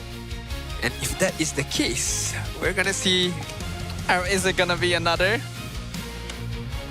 It really depends on the game 4 draft. If let's say SRG wins by a landslide, then there's definitely the possibility of another reverse sweep happening. But if before that landslide even begins, gotta take a look at the draft. If the draft feels like SRG gets good heroes, strong heroes, meanwhile BTRM gets, not so sure of a hero, it's gonna be very difficult. I mean, was SRG just trying things out in the first couple games? Because those drafts really were questionable. If they were able to pick up heroes like this from the beginning, why did it take so long to do so? That is what has me scratching my head the most. But yeah, unfortunately, I think BTRM didn't prioritize the correct things this time around. The Atlas was banned multiple times prior, but picking him early also means that you are revealing a hero that can be quite easily handled. This is actually something that happened when I was casting one of the MSLs. I forgot which MSL it was, but basically every time Atlas was picked on red 3, it lost. Bad. Right? It's just not a good place for him. It's so sad the fact that I asked for the Atlas and lost this badly, because such a good hero, such a strong hero, but there's just too many ways for you to deal with him. Not only with, Purifies, Flickers, Diki, or Akai. You can even deal with him with the Violator at the same time. Just push him away. Once he wanted to use the perfect match and get close to you, you just push him away. Not necessarily have the highest base defense at the same time. Hence why he took a lot of damage. And once your roamer took a good amount of damage and not be able to survive, then you cannot even set up for your Fatal Link right there. Absolutely. Atlas just moves very, very slowly. He's good in games where you can take advantage of his CC to really mess with the enemy mid duo, but in this case, it is strong enough to handle you. That Valier, very, very good choice from the side of SRG, but Innocent on the Harif is always a combo you need to fear. This is one of the most OP heroes in the meta. It is a hero Innocent knows how to play and excel on. That's why he's able to farm so quickly. That's why he hurts so badly. If you're going to prioritize the Claude, Harif needs to go. This is basically his only real rival in the gold lane. We did talk a lot about Harif on how broken he is as a hero, how strong he is as a gold laner as well. The fact that you could deal a ton amount of damage and generate shield for yourself as well. Kind of like Paquito in some ways. But Paquito is just a burst of a hero. Just one dash, just knockout strike, immediately deletes anybody in existence. While Harith is more of a DPS of a hero, but still packs a big of a punch at the same time.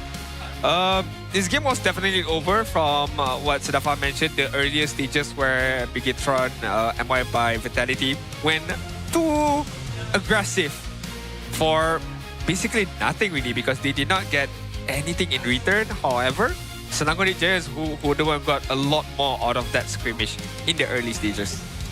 You gave 2 kills to the Paquito and the Suyo at the same time. That's just like, okay, game's over. You just can't play anymore from that point onwards, and SRG proved it. There's a couple things that need to be fixed up on, but we've already pointed them out. So let's just enjoy the gameplay from Innocent. I mean, this is the MVP for the game. He did not need to do anything much because the game was over pretty much quickly, honestly. But if we get a game 5 in this kind of fashion, in this quickly of a time of game, I don't mind, I suppose. I mean, go for game 5. As long as each game lasted about what? 11 minutes, 12 minutes? I'm still okay by it. We've been here too long. Look at that. Tell me that it's not broken, man. How are you gonna hit him? There are certain heroes that need a nerf pretty badly. I think we can all agree on that. But that means that until that happens, it is up to the teams to decide how they want to prioritize them. You really shouldn't be giving Harif and Paquito away. Yeah. The fact that SRG was able to get strong heroes, first of all. And then you give, what, double kill to Paquito. Even worse. Double kill to Suyo.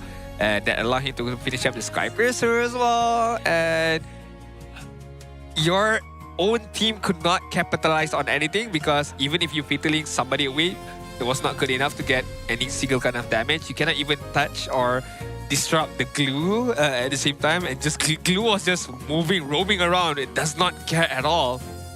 I mean, yes, hit me, but I'm just gonna regenerate away. All of the damage was taken. So yeah, it's just game number 4, I suppose. You have losing lane priority in every lane. Basically, that's the issue we are dealing with right now. And it goes to show that these teams are a lot more closely matched than we may have initially anticipated. It does come down to those hero picks. This meta hero picks are so important. So we're gonna give them some time to think about that. And in the meantime, you guys can enjoy some Poji. Take all the time, Poji.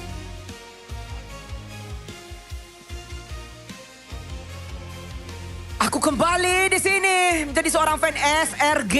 Tapi saya Popoji di sini bersama dengan 2 orang peminat number 1 di Malaysia untuk BTR dan juga SRG.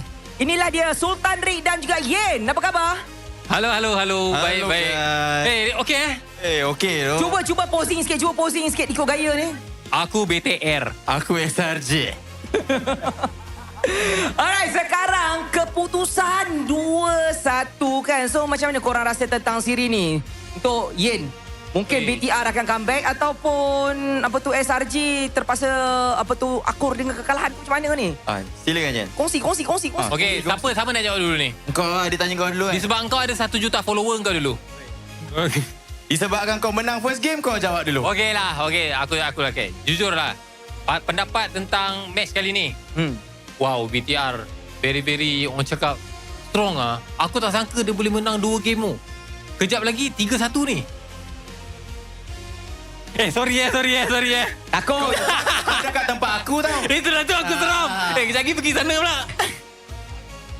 Okey, sorry. Aku akan jawab lah. Bagi aku senang je. SRG ni penuh dengan kejutan lah. Kita pun tahu. Actually, SRG, let's play without any pressure.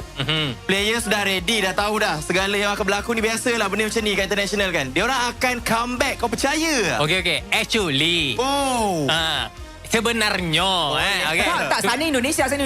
Sana. Sebenarnya aku udah agak itu 1 game itu kalah. Game ketiga pasti dibantai. Weh, speechless. Yeah. Sekarang kau adalah antara orang yang udah berdaftar menjadi aku BTR. Betul. Tapi kenapa menjadi BTR? Sebelum ni kau sini-sini juga sebenarnya. Tak ada. Sebelum ni aku tak. Sebelum ni aku start dengan KGE, Vamos, Homeboys. Semua aku pergi.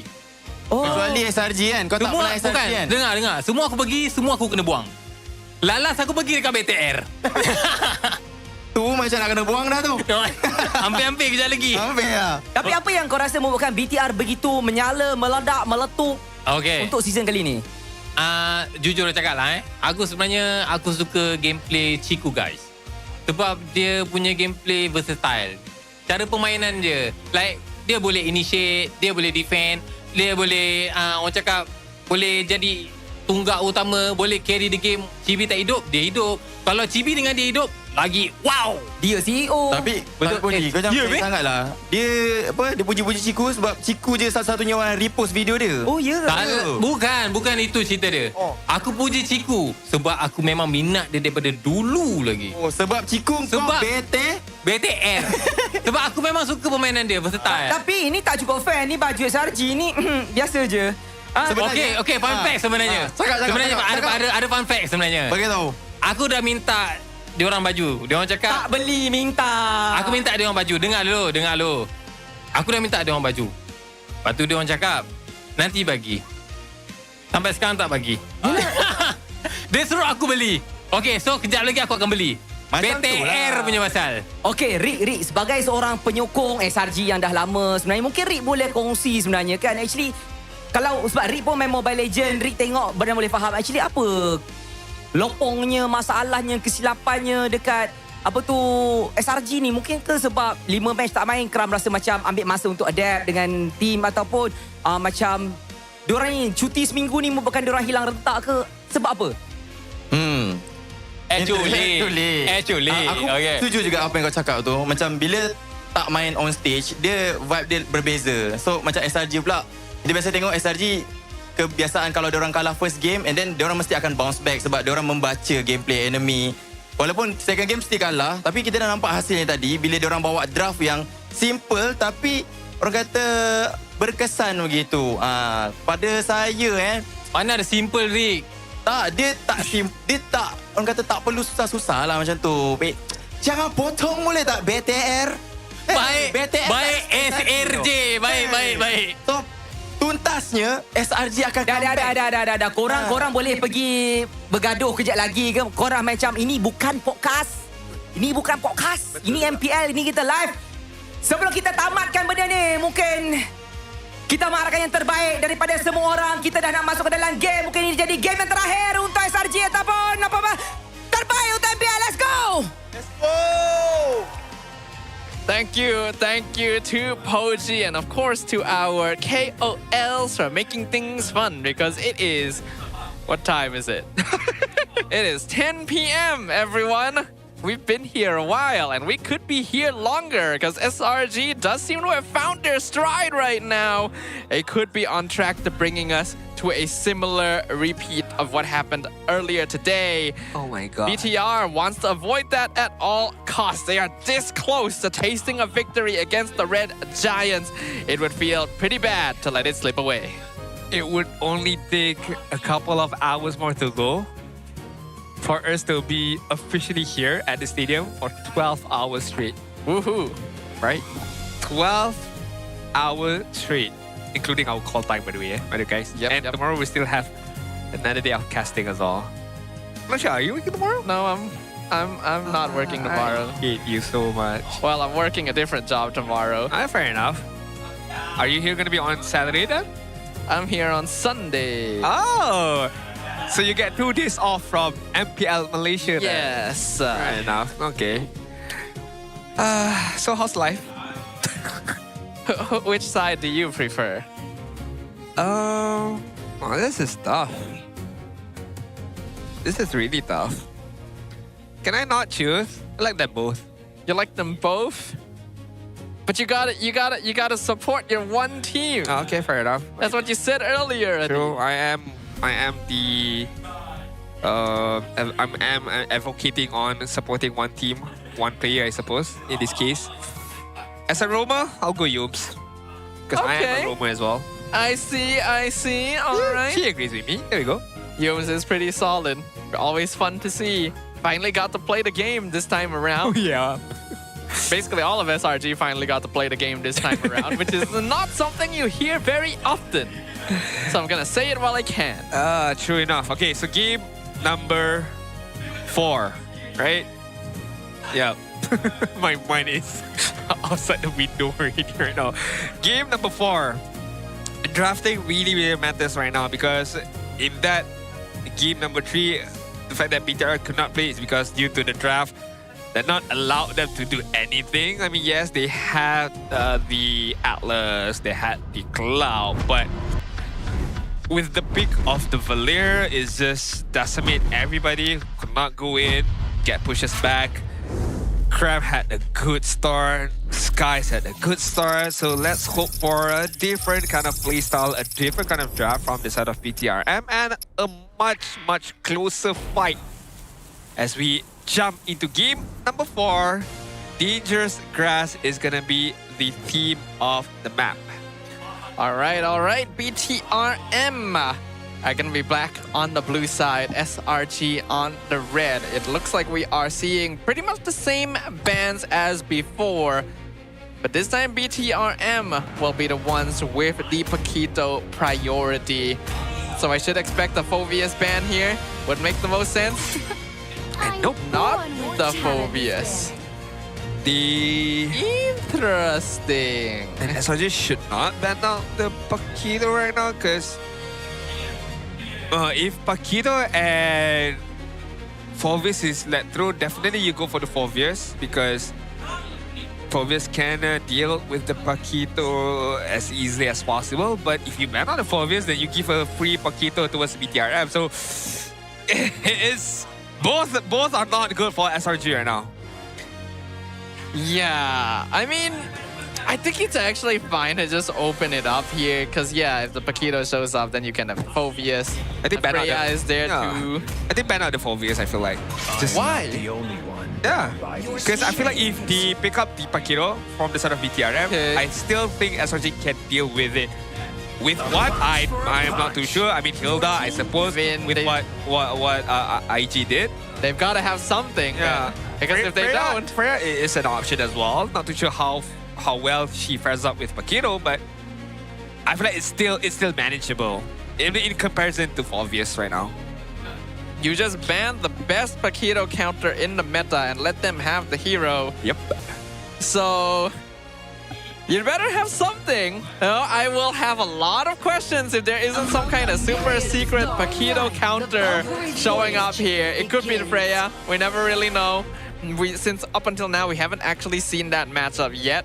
So this is a very solid side lane setup already for SRG. And once again, I say, Minstatar would be really good. I think that it's a very strong side lane right now from SRG. You pick up the hardest as well, so broken right now. Once he hit that maximum velocity in terms of damage, it's going to be very much difficult for you to deal. BTRM right now, what do you answer? Leomon? That is Gatot, right? Baxia, my bad. Okay. As the jungler, I suppose. Still could be the roam. I'm a little concerned about the Baxia jungle. This hero has been very hit or miss. And then the Kimmy? Wow. Really? I mean, okay, this is a hero that can move while shooting. So you can use it in a way to kite the Freya, but really? Feels a bit unorthodox for BTRM, and SRG just lost with this game too. Yup. I'm having flashback towards Vamos, right? Because one game number 3, 4, and 5 approaches, their draft went way wide, I suppose, and feels like it's kind of happening towards BTRM. But here, I'm not in full effect as of yet because we need to see how the gameplay plays out later on. Lower Giants finish things off before we approach the second phase ban with a Leomon pickup right now. So that completes the I will say damage dealers, frontliners at the same time from the side of Lower Giants. What is need to be done or to complete their lineup is of course Aroma as well as a mid laner. In terms of role, Glue is still there, Gatot Kacha is still there, Badang is still there, still a lot of option. Mid lane, Zuxin, Yi, Zetian has not been picked up at all throughout the series right now.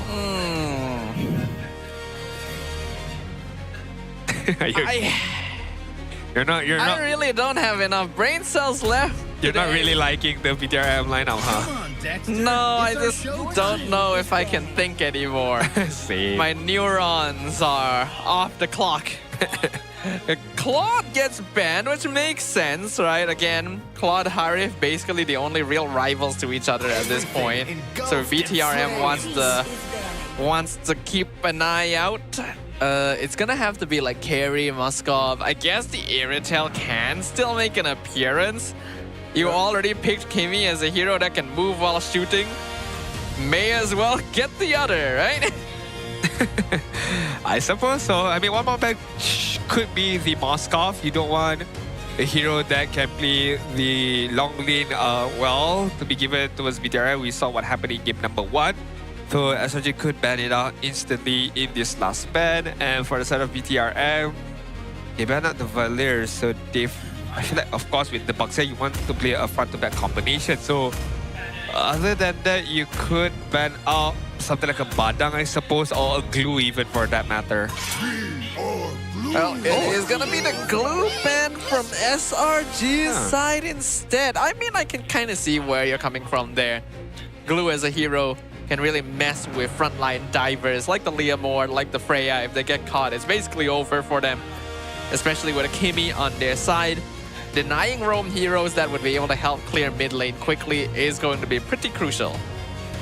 Definitely so.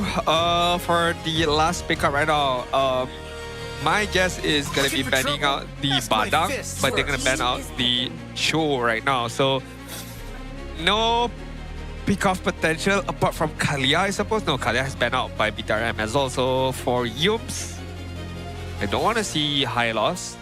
Or do I want to see a high loss? I mean, high loss seems fine to me. I was like, or do I want to see a high loss? Because kind of disrupts the Baxia at the same time.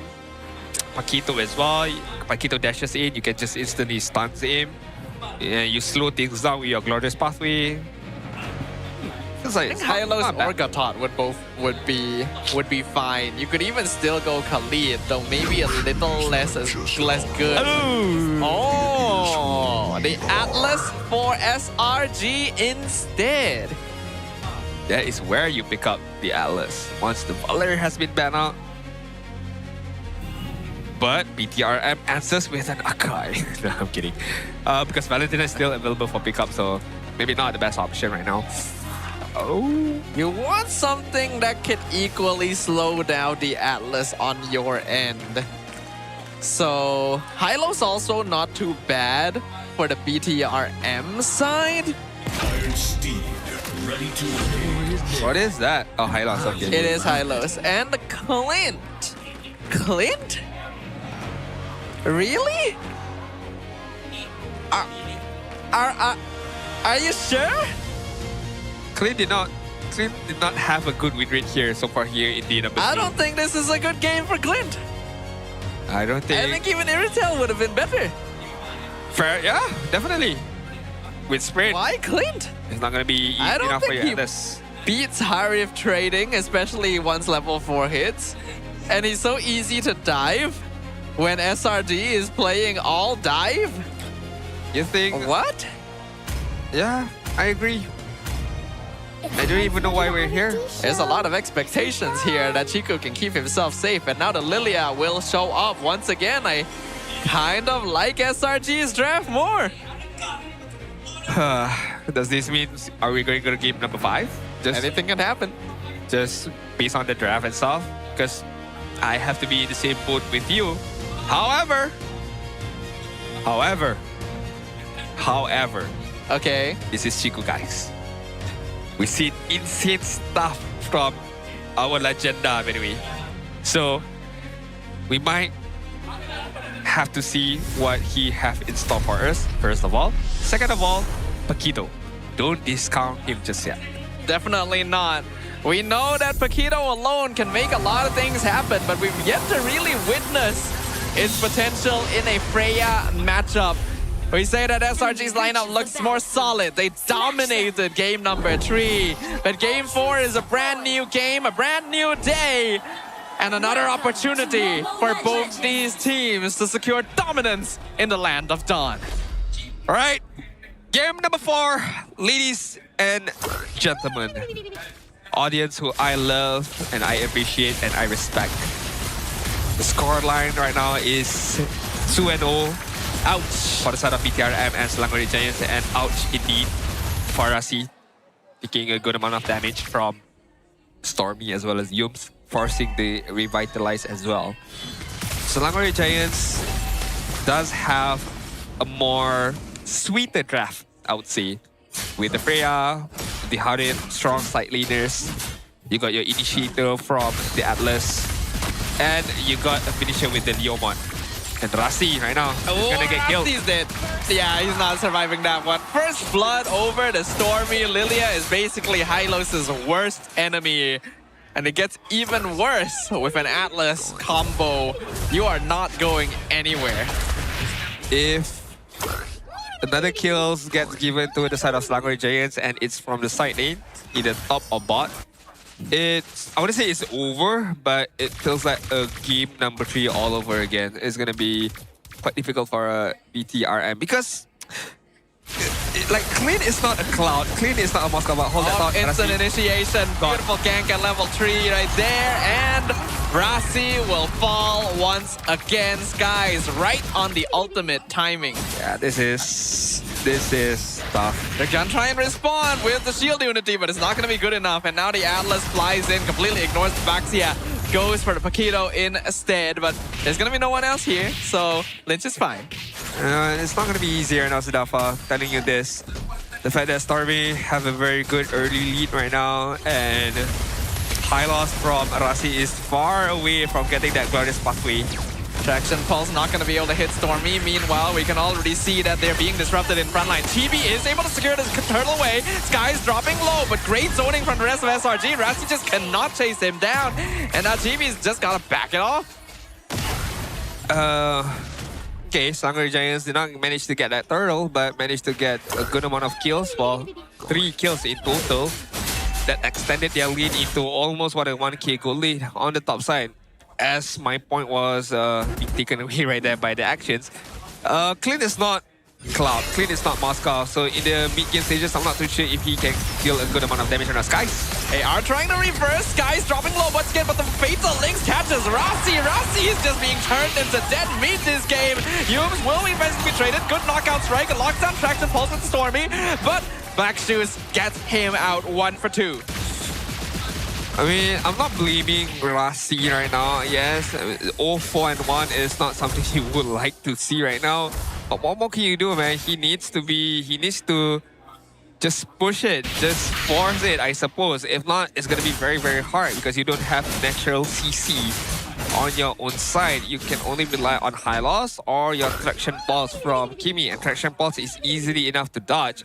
So then you would only have to rely on high loss ability to somehow crowd control the enemy. Well, it's not even a crowd control, it's a single target lock with a stun. SRG already holding on to a 1.5k gold lead thanks to impressive performances through that mid lane. And Stormy is 3-0 on the Lilia. Not a good start, especially when we've highlighted multiple times how important mid-prio can be. Side lanes, unfortunately, not having as good time either. Lynch about to be ganked here by Yums, but looks like they're not going to overcommit. Another thing I don't understand is this Kimi pickup. What does Kimi offers in such situation right now? I mean, crowd control, Sky Piercer user, I'm not too sure. But again, maybe it's too early for me to judge. But again, it's not doing too much right now. Yeah, Rasi already at the stage where, actually, surprisingly enough, he is still ahead in EXP compared to the Atlas. I really wonder how that's happening. Chibi's gonna roll in. They find the collapse. Black Shoes forced out early. Tracking ball goes through. Flicker Fatal Links only catches Rasi. But here comes the Valkyrie's Descent. They jump straight in with the Glorious Pathway. Trying to dismantle backline. Look at the Gloom stacks really building up. But BTRM honestly holding on pretty well. Chiku goes for the snipe. Finds the Atlas. Turtle drops low. Sky secures it. Lynch tries to chase down Cram, but he's a little bit too deep. So he's gotta stop. Is it because of the Stardom Beam, I suppose? So another additional of crowd control that you need to have, hence why the Kimi was taken. But if you want crowd control, I guess, yeah, I suppose so, because I was thinking of guard, but then guard lacks mobility. So, but Kimi offers a lot more mobility to just run away. So maybe that's another whole reason the Kimi was being taken for this game. And the late game potential from Kimi is quite scary as well. If the full set of item has been picked up right now. So far, Chico guys is farming up really, really well. I mean, one level ahead in comparison to Innocent, but ought to be careful right now. But Rasi just in the right time, right place right now. I'm actually very shocked that Rasi is ahead of Yums in EXP despite 5 deaths. How is that possible? Is that possible? Yes, is the question I want to ask. Yeah. Just things, man. Just roam things, I guess. Just roam things. Roam blessing is pretty strong, you know? Make sure you guys buy roam boots. Yeah, don't forget to use it, all right? Yeah. Stop stealing EXP from your teammates in pubs. Thank you. Okay, so Sky Pressure is going to get picked up by Chico, guys. He is going to be the main user for that itemization right now. Selangor Giants, we did manage to see a couple of fatal links from Yos, but the follow-up was not effective as much because BTRM was well aware of that fatal link being used upon themselves right now. And yeah, target prioritization is definitely Stormy. They need to use a good amount of set of skill that they have to force out that Black Shoes away from Stormy, so then they can immediately collapse towards anybody else. Yeah, that's how they were able to get a somewhat even trade in that last fight, by forcing the Lilia ult out early, and Stormy could no longer play as aggressively. He knows he has the shutdown bounty, and if he gives it away, then the small net worth lead that SRG has been holding on to will just go to waste. So if they can continue initiating like that, it'd be good, but it's kind of hard to do so. Alright, I feel like, yeah, Black Shoes was used by Stormy, but hold that thought. They're collapsing on the backline. Yus flickers in, Fatal Link catches 2. He will go down, but he already got the stun. Phantom Steed comes out. Zaman Force as well. Stormy is unstoppable because they're all funneling into a small area, and Chibi is unfortunately gonna bite the dust. No jungler for BTRM, but here comes Lynch, the Paquito from the flank. He misses his last grill, but he's already done enough. He's reset the turtle. He's forced SRG back. That just showcases how strong Paquito is, right? With one knockout strike, even if they're not connected pretty well, it was enough for SRG to back off immediately right there, because there was a follow-up from Chico guys as well. And Selangor Giants understand they cannot force things with the Paquito that was definitely right there at the right moment. But now Lynch is no longer around. He's shown himself in the top lane, so SRG is like, all right, guess we'll take the turtle, and BTR will have to surrender it. I mean, I guess they are happy with that trade, although because of lack of rotation, they are going to get the mid side as well. This is not what you want from BTRM. Yeah, good translation from the Red Giants. They see the gap in the rotation, like you said, and instantly collapse, instantly capitalize. Mid tier 1 is an important tower. They already were lacking mid lane prio. Now it's going to be even more difficult for BTR. Good observation from Selangor Red Giants and capitalizing that opportunity for them to get that mid turret. I think that is a bigger win for Selangor Red Giants right now, and it's gonna be a bit difficult for BTRM to maneuver around to get a bit of a map control. Innocent! We might be surrounded, but man, Harif just dashes his way out. Meanwhile, in the top lane, Fataling's gonna be used, catches 2 members. Lynch and TB in trouble. Valkyrie's descent. Lynch trying to heal off the minion wave, but there's just way too much damage here.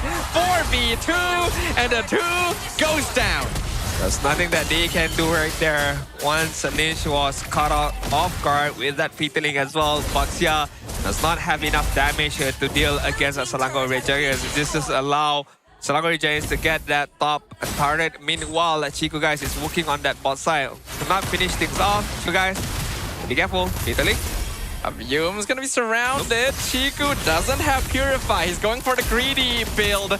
Zaman 4 is going to be denied with Glorious Pathway, but once again, the backline is going to be cut off. Phantom Z going to be used under the tower. Yumes goes back in, goes for the stun, finds it. Yumes will trade his life for Chiku, and that is worth it in every degree of the word. Rasi comes along as a bonus along with the bot tier 1. Yeah, still don't understand why the clean picked up. Can't do too much. Lynch missed the knockout strike against Freya right there.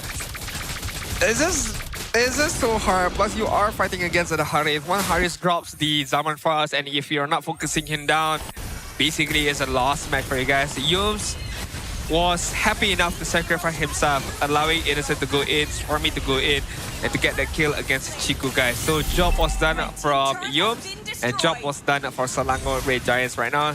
Hence why they have this huge lead and map control. Traction Pulse will unfortunately not find anyone. Rasi walks forward, gets the stun, but once again the catch Fatal Link's gonna be used on Chibi. Locks him down just in time for the Lord to be secured by Skies. Lynch goes for the horse, not able to find it. SRG got their objective. They're gonna try and back this up.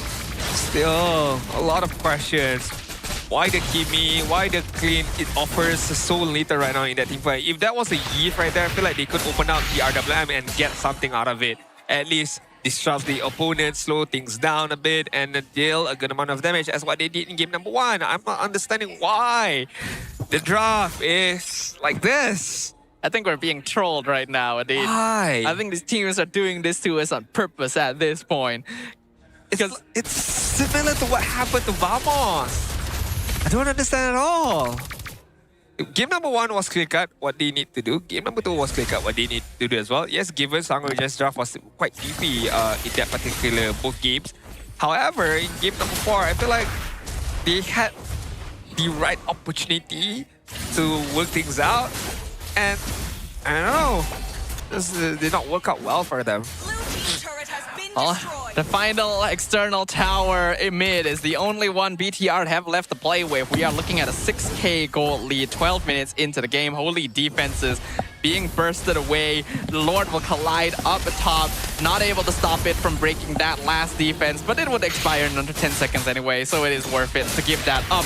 Lynch doing a good amount of poke damage to Cram, but Cram is honestly just holding on to that ultimate. He's just waiting. Traction Pulse will come through. Valkyrie's Descent used. They clear the mid tower. And SRG are looking pretty disciplined. What do you expect for Z to do right there? He cannot even hit the Traction Pulse because Freya can just walk away with the Valkyrie Descent. Again, it offers nothing at all. This scheme is offered nothing throughout this game. It happened to Stormy in the previous game, and it's now happening to Z. Again, I don't understand why are not these coaches learning of what is happening once you pick this Kimi throughout this game. I mean, there's a lot of other good options. Dukshin, Zetian, Give, Valentina, I suppose, to a certain degree of extent. Yet you still opt to go for this Kimi option that offers so little for the side of BTRM. Meanwhile, Selangor Red Giants are happy with this. We get good, strong side laners. The best, I suppose, Freya as well as Harith. And to just finish things off, we get a Lilia. if you focus down on this, Leah can just immediately magic shoes away or black shoes away, and all of your set of skill has been wasted for just a Lilia. Drafting really has just been weird from our teams all day today. We are seeing situations where one side really has had advantages, and all of a sudden, they're giving it all away right from the drafting phase before the game even begins. It's a weird day that we're having right now. Perhaps fatigue catching up with them as well, considering that we are so late into the day, but I don't really know. Yeah, it just feels weird right now. If this does goes into game number 5, which feels like it will, I'm just hoping a good game 5 right now. Here's the collapse. Valkyrie's descent already on top of Z in the backline. Meanwhile, the front line being slowly taken apart. The Fatal Links comes through. They catch one. Killing spree for Cam as Z falls. Cram, unfortunately, will die inside the base, but his job is already done. They do find a shutdown. Chiku is able to get that kill onto the Freya. So that's a nice gold injection. But look at how little mobility the Clint actually has. He is able to escape from Yunes for a while, but then the rest of the team comes by, finishes him off, and now Lynch is the last one left standing. Lynch himself finds a shutdown on the Lilia, but it's gonna be a killing spree for Skies and a team wipe for SRG. If you pick up Moskov right there, still could be even better for Chiku, guys. At least he can heals up with the attack speed. He has a stun at the same time. He has an SOD to just maneuver away. But you left Clint alone right there. Good initiation. You know, Atlas on the backside, Cramp on the front end. But job was done basically from the side of Languages. In this instance, Moskov could do a lot more in this particular instance. Could outplay even in that particular instance. But Clint again offers nothing. You hit your stun, you hit your critical hits, and what else? You get killed, you get smacked by Harith, you get smacked by Skies, who are still without any single death. I think there is nothing that can describe the disappointment that we are feeling right now. Watching our teams do this, we had nothing but praise for BTR when this series began. Right. And we're seeing them draft themselves into oblivion somehow. SRG has just decided, okay, I guess it's our turn now to actually draft correctly. Yeah. No? Maybe both teams can draft correctly. Did they ever think about that? I don't think so. It just feels like it's either Team A or Team B right now. Definitely no lines in between right now. Yo's just starting things off with that perfect match. Lord is gonna march onto the top side right now. It's a full march from SRG. All 5 members in the base. The Lord is still alive because we are looking at a 7k goal lead. 15 minutes in, nearly 16 minutes in. The Crystal is going to be exposed as the Lord collides in. Yume's going to dive the backline. Valkyrie's descent can be used. 1v1 between the EXP laners. TB was the first one down because look at the Gloom stacks. They're just all building up. Stormy's literally just running around. The EXP laners are still going, but now we have a monster kill streak for Innocent and a 2-man Fatal Links from Yume's in the backline is going to be the final nail in the coffin. Double kill for the Harry. Only one left, and now there's none left. Another team wipe for SRG. As ladies and gentlemen, we jump right into game number 5 yet again.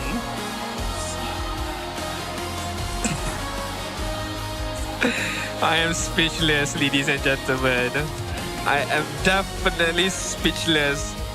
How did we go from a 2-0 game twice in a singular day, and we end up in a 2-2 position once again? I'm not taking anything away from Selangor Giants. I'm not taking anything away from BTRM. Neither am I taking any away from game number 1 just now, but what the hell is going on with our teams when it comes to drafting, man? Well, I understand SRG is happy, of course, but what is going on with our draft? We're the most entertaining for a reason. All the best reasons and all the worst reasons conglomerated into one beautiful package. One chaotic, beautiful mess. I mean, don't tell me the coaches are also feeling it. I mean, they are feeling the effect of tunnel visioning. I don't get it either. Looking at only at one particular area. The decision making here. Why, like you said, why Kimmy? Why Clint? Right. Honestly, why even Baxia at this point? Like, the hero has just not been having a good record overall. And did you forget that Stormy plays Lilia? That's like one of his favorite heroes. Like...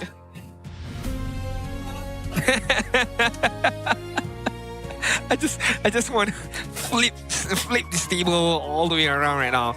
A lot of big questions right now.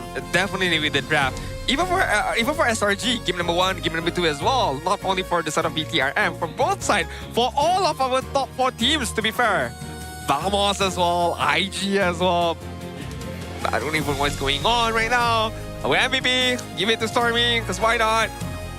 Such an easy game for him. I mean, it's the perfect pick. It really is. It's like the best mid lane option that he could have gotten in this game. He gets like 2 kills early. And we already know that mid prio is over. You're not going to be able to do anything to him. Only 1 death the entire game. Only got bursted once the entire game. Because the draft is weird, boyos. What is going on? Not just with BTRM, but with our teams in general. Why are they taking turns being sus? Is this a requirement? I suppose so. It's like a hidden requirement. Was it part of the contract? Oh? I hereby decree that I will be sus. At some point. Because it's so weird. The fact that it happened twice. In the first series, earlier this morning, or not even morning, and right now, in a similar fashion. A 2-0, one team gets a 2-0 lead, and decide game number 3, I'ma switch off my brain and just draft without using anything. Like, I'm really trying to understand what the game plan is with this lineup. All right, sure. Paquito first pick. You banned the Phobias yourself, so now how did Freya go over? You better have some kind of plan against this. You know? Yep. Like, Baxia, sure. You want to play for early game. All right, I can get behind Kimmy.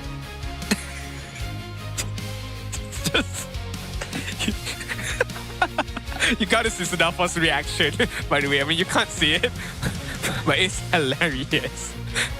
Okay, the first pickup, Paquito was okay. Good enough, right. I mean, because Phobias was not an issue. It was banned out, whatever. SRG opened up. Okay, maybe that's...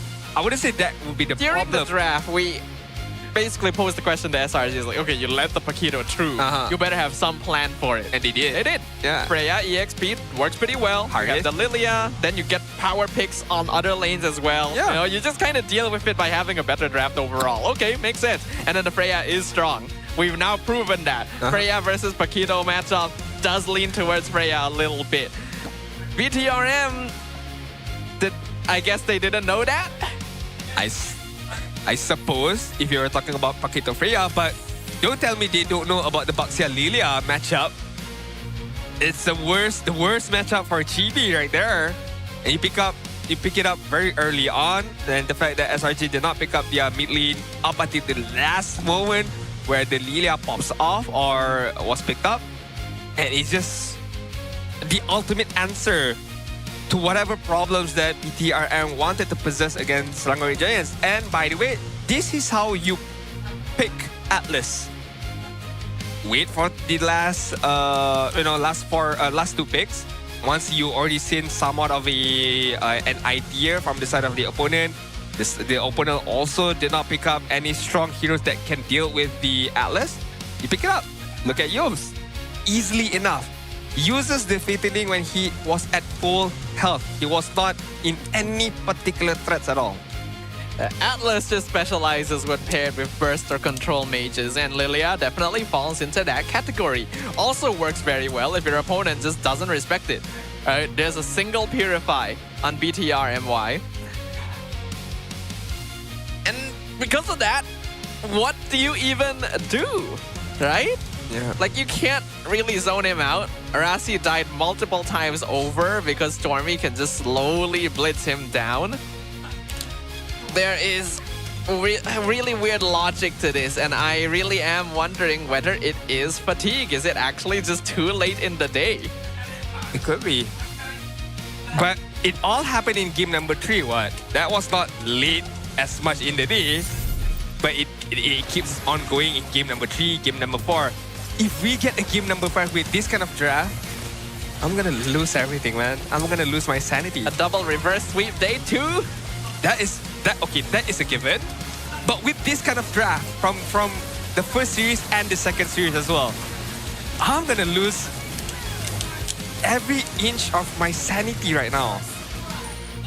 We do expect better from our teams. Considering the performance they've had this season, there's been ups and downs, but we had so much hope, Ajit. Yeah. Watching these teams early in their series. You know what the problem was? You know what the problem in was? Our hearts snuffed out. The problem was they gave us a false sense of security in that first 2 games. In both series. We are being falsely advertised. God. We need to report To someone. marketing. I don't know who. Who, what, where, when, why? Do they want to come over here, take over for us for a moment? No, I mean, did you have somebody? Okay, my guy. I can't take this anymore. Would you like to? I can't take it anymore. Huh? Would you like to step in for a moment? I can't take this anymore. I don't know if this is on. I suppose. Yeah, it is on. No, it is on. It is on. You. It is on. We hear you. We can hear you. Maybe. okay. Yeah. So let's just let this be a therapy. You know, like how are you guys? You know, shout out to you guys. Love you guys too. It's okay. You know, we can always complain to Nisa. What can she do? Yeah, there's not much Nisa can do for us. I don't know, buy us pizza or something. You know, I will live that. I don't mind that at all. That's a start. I actually you know? wouldn't mind. I don't mind that at all. We will ask for more, but pizza's a start. You know, Yeah. shout out to Mirko as well. You're watching, and I think the moment he started supporting BTR, that's the downfall. That's It's like how DJY supported Papa, a lot. and then it just goes downhill. I blame you, Mirko. Why? Why? You know what's the most ass thing I can do? Okay. Is that we can turn this into a trio cast and let Riz cast alone. I honestly don't mind that at all. would that be like? How do I see it? Would that mean like we hate women? Not really. We What's are the- what's the- empowering. No, we're not. We're empowering no. her. Because Empowering. We know that she can do it. So she can cast alone. Yeah, she can. Because women don't need guys. I mean, hey, she has a merce, you know.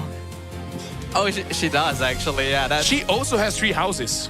Apparently so, huh? I did not know that. That's new information. By the way, from the 3rd to 7th of June, the MPL MY Festival brought to you by Esport Con returns with the ultra giant screen. It's outside. Meet and greets are there, official team merchandise, stage activities, food village, and more. You also stand a chance to win an OBSBA camera, which is over here for MPL MY, and plenty more in-game diamonds through lucky draws. This year, MPL MY Grand Final Ceremony gets a huge upgrade with a dream stage. You want to be a bit more mean? You take her chair. Take a chair? Take her chair.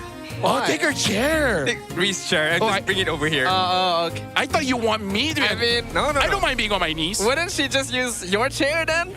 Yeah. She can jump over there. My chair cannot get higher. I think they just adjusted because I was casting with Riz. I don't feel like you need to get higher. I mean, Reese is a different case. I think we're pretty high already. You can't tell that I'm not sitting right now. Like I'm You know roughly what? same height. He's correct. What? Riz, hey man. Oh. Okay. Right now, I'm the same height even if I don't have a chair. And she's not.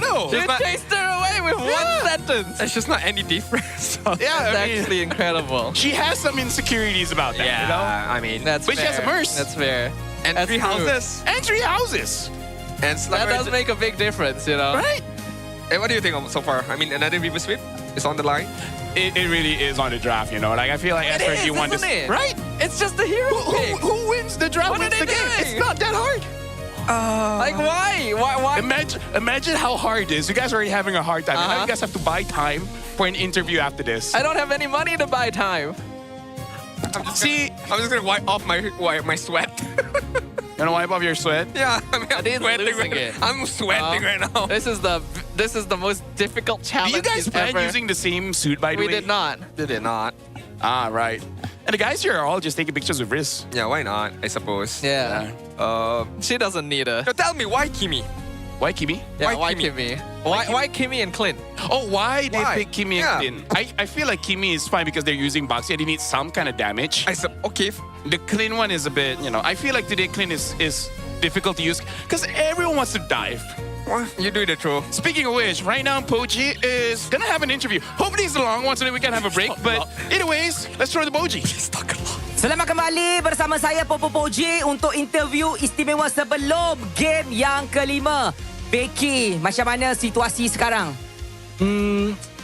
Right now it's really exciting because it has been a while that we are pushed to the limit in the MPL MY. So hopefully we will secure this win. Yeah. Hopefully kita mengharapkan make some miracle lah things happen kan. So maybe you can share a bit lah because kita semua terkejut bila you letak Pakito as a goal lane. Boleh share a bit tak benda tu? I think this is a strat that we tried to prepare and then unfortunately it did not work. But yeah, so right now we are trying to catch it back. Yeah. Because last time kita nampak you letak Sora as goal lane and Innocent got Savage kan? Yeah. Just Innocent never Savage. I still not lah. So. Tapi Becky kan untuk apa yang berlaku hari ni dia macam kita macam deja vu. Macam masa season 14 you go against Todak last time tapi Todak win. But this time around you cuba nak reverse everything. So macam what's the situation dekat dalam player room, all the comms and everything, macam mana? No, the pressure rasa ke macam mana? Boleh maybe share a bit lah dengan penonton. I think right now our team is just feeling really exciting because it's really competitive because it's not always we get to pressure until that we have to until game 5. And then right now we are just enjoying the moment and then just let's prepare the best and then try to win. Yeah. Terima kasih banyak. Thank you very much. I also don't want to push over macam any more further kat sini kan. Thank you very much sudah boleh bergerak ke sana. You boleh naik stage kan. Kita hantar Becky cepat-cepat. Okay, Becky dah nak gerak. Okay. Itu saja daripada Becky dah ready nak menang katanya. Okay, jom.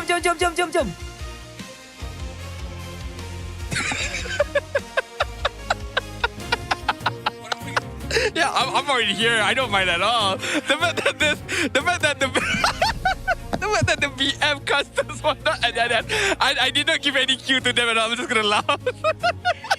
You can see the panic in their eyes. We're having a fun time. We're having a fun time. We are. Are you having a good time? I mean, I don't know. A fan came to me and tell about how I'm getting so much hate. I'm like, I don't think I needed to know that. Why? Right? Yeah. I don't think. Like, I feel like people put a lot of focus on the wrong things. I mean, like, if it sucks, why you share? Yeah, exactly. Right? Fair enough. Yeah. I don't need to know that. Yeah. For instance, this is the reason why I really don't care about a lot of things, But it's so hard for you not to care, right? If let's say if I come out to you, LFL, you're getting bigger. Would you care? I'm sorry, but right. I've been thinking new bets. See, I don't mind, Get it bigger. Yeah. Thanks, my guy. I'm happy you noticed. Nah. No. Just now, the producer queued to go back to panel, but I didn't tell the BM panel. So they panicked going back to their seat. And he was asking, like, how's my day? And then a fan came and was like, hey, do you know how much hate you're getting? It's like, no, I didn't know. But also, why do you have to bring that up? People have very low social skills. And that's coming from me that has autism. How can a guy that has autism tell someone else that you don't know how to talk to people, do you? Yeah, that's not a good sign, is it? Yeah. You can know if a person who does not know how to read the room at the same time. Maybe they gotta check their privileges. People need to check their privileges. That's good. That's right. Yeah. Coming from you, Chinese, you can definitely say that. Yeah, definitely. I don't know why, but okay. Yeah, because I think you guys can have ASB or something like that. Oh yeah. Oh yeah. You're right about that. Actually, it's okay. I don't have a lot of money there too. Like, you need savings to have savings, right? That makes me feel better. Thank you. So you're saying I appreciate savings that. then? I don't have enough money to have savings. Where does it go? Merce. Reese's Merce. Being married is that is tough. Yeah, you have to pay for yourself and your wife and some family members, your cats and your parents and the cats. Yeah, cats are expensive. The cats are the most important though. Yeah. If you go on a vacation, would you send your cat? I don't go on a vacation. But if you do, would you send your cat into a cat hotel? We do, but there are at least twice the cats got sick. One of them got COVID. Hotel? Oh, Yeah, one of them got possible? Yeah, I didn't know it was possible, but then it's like your cat has COVID. It's like, There's cat COVID? there is cat COVID. It is possible, yeah. I didn't know that was a thing. It is. It is a thing. See, you need to. Do they start sniffling and stuff? I don't know what's the. Well, I don't know what's the. Like, what are the symptoms No, of I don't know what the cat COVID? symptoms. Actually, the symptoms are roughly the same, and then you just quarantine them. Oh. Yeah. Can we catch cat COVID? I think you can. I wasn't expecting that answer. Yeah, I think you can. Like For that's real? why it was quarantine. I mean, COVID Wow. came from an animal as well. Yeah. You know what? Cat He's and right. bat. Cat and bat is not that far They're away. only one letter apart. And it's even in the alphabetical Yeah, order. they're sequential. Cat, bat, After bat Dad. comes cat. dad, dad, D-A-T. Yeah, that. Yeah. Oh. It's like a dog, but it's like that dog, you know. Yeah, that old meme, that boy. That boy. Oh Lord, he coming. Look at SRG. They do not want to face this Fredrin anymore. Yeah. Neither do I. Yeah. They don't care It's at too all. tall for me. He's too tall for you? Yeah. I wonder how tall he is. Yeah, Maybe- yeah, it's a good question. It would be funny if he's like 4'11". What are This is a giant sword. He looks strong as I was like, wait, he's 4'11". so basically Wolverine? Yeah, honestly. So he's probably Australian as well. Well, Canadian, but Hugh Jackman's Australian. I believe he was Canadian. And you just imagine Lilia is much more taller than him. What is the scale on Well, that? Lilia is like a school girl, and that's like the tallest girl can get, right? 4'11"? Like Schoolgirls can get pretty tall. You are right. I've met a girl where my eyes are the height of her breasts. She was 200 and That is 210 That is cm. quite tall. Is that emasculating? And that's not the only woman that I've met that tall. Pretty sure that is Impressive. a netball Do they play player. sports? Yeah. Huh? Are they like sports? Pretty sure they play No, they're just white. Wait, no. Even if they're just white, they wouldn't be that I tall. think that girl is Scandinavian. Okay, maybe a little. Okay, maybe. She has like the blood of Thor or something, They're or just, Odin. they are built different over there. Yeah, they are built different. Built different. by IKEA? Yeah. Which is around there. I hope they come with instructions. That would be useful. No girls come with instructions, man. You gotta learn by experience, I suppose. I guess so. Alright, Paquito first pick, Forbius first pick, I suppose. You always have parts missing anyway. Yeah, that's the worst part of all. What first pick? Not even both that I mentioned. I would take Harry Foth. It's got to be Harry. Oh, but what Paquito? Yeah, no, the problem is SRG can counter the Foth. Yeah. Either the Valir, the Gord. There's a few ways to deal with the Phovius. But then, that like, is but I think that is the strongest pickup right you now. can't for take BTRM. Harry or Paquito unless you have Fove. So they take Fove Suyo. Because Harry. Actually, I'm not too mad about that. Okay, I think that's okay. I just hope they have an answer for whatever the mid is gonna be. Yes, because I think most likely after this BTRM can still get. Oh, Riz is joining the panel there. Sure. Oh, We're having a Wow, party. hey. Smart. See, we can do extra jobs. So nobody's gonna be on the Malay casting desk. Screw casting, you know. We'll go over there. We'll go over there. You know what? They should cast. Real cast, right? Then they move over onto the casting desk. It's all cast together. Wait, Nama, can you ask the production to make that happen? Just trio cast VM, trio cast English. I mean, like, That could be fun. what's the problem? What's the harm, right? Yeah, they didn't. It's They hold don't on. need to switch scene. It's 11 p.m. Huh? I mean, they don't need to switch scene. Yeah, asking. Okay. The last game, bro. Last Yeah. So why not? Harley Lapu. Harley Lap. Interesting. Okay. I mean, it's good because they can ban out like some mid laners later on. You still pick up the Harith, right? Here? I think No? it's gotta be Harith, right? I feel like you should. If not Harith, I don't think you go for the Iritel. All right, so trio cast. I got, Trio cast. they didn't hear? You didn't know? I feel like you need to tell them, I guess. No, they probably heard it, right? No, you can. I Did they mean, hear it? we can send Lafel. Yeah, we'll just send Lafel And you over. can grab a chair, by the way, Lafel. He's the delivery man now. Yeah, he's the abang grab. Yeah, he is the abang grab. We just need the. You know? Excuse me? Mina grab. Mina. Oh! Reese, right? Reese was doing it. Yeah, she was Mina grab. Ah. Oh. So we were talking about how okay, you were delivering the information, so you are gonna be the abang grab right there. Yeah, I do like the glue pickup. It kind of shuts down a lot of jungle picks. I still think SRG will force it either ways. Right now, I do have to say, I think the draft is pretty equal, but I'm actually going more towards BTRM. A little bit, actually.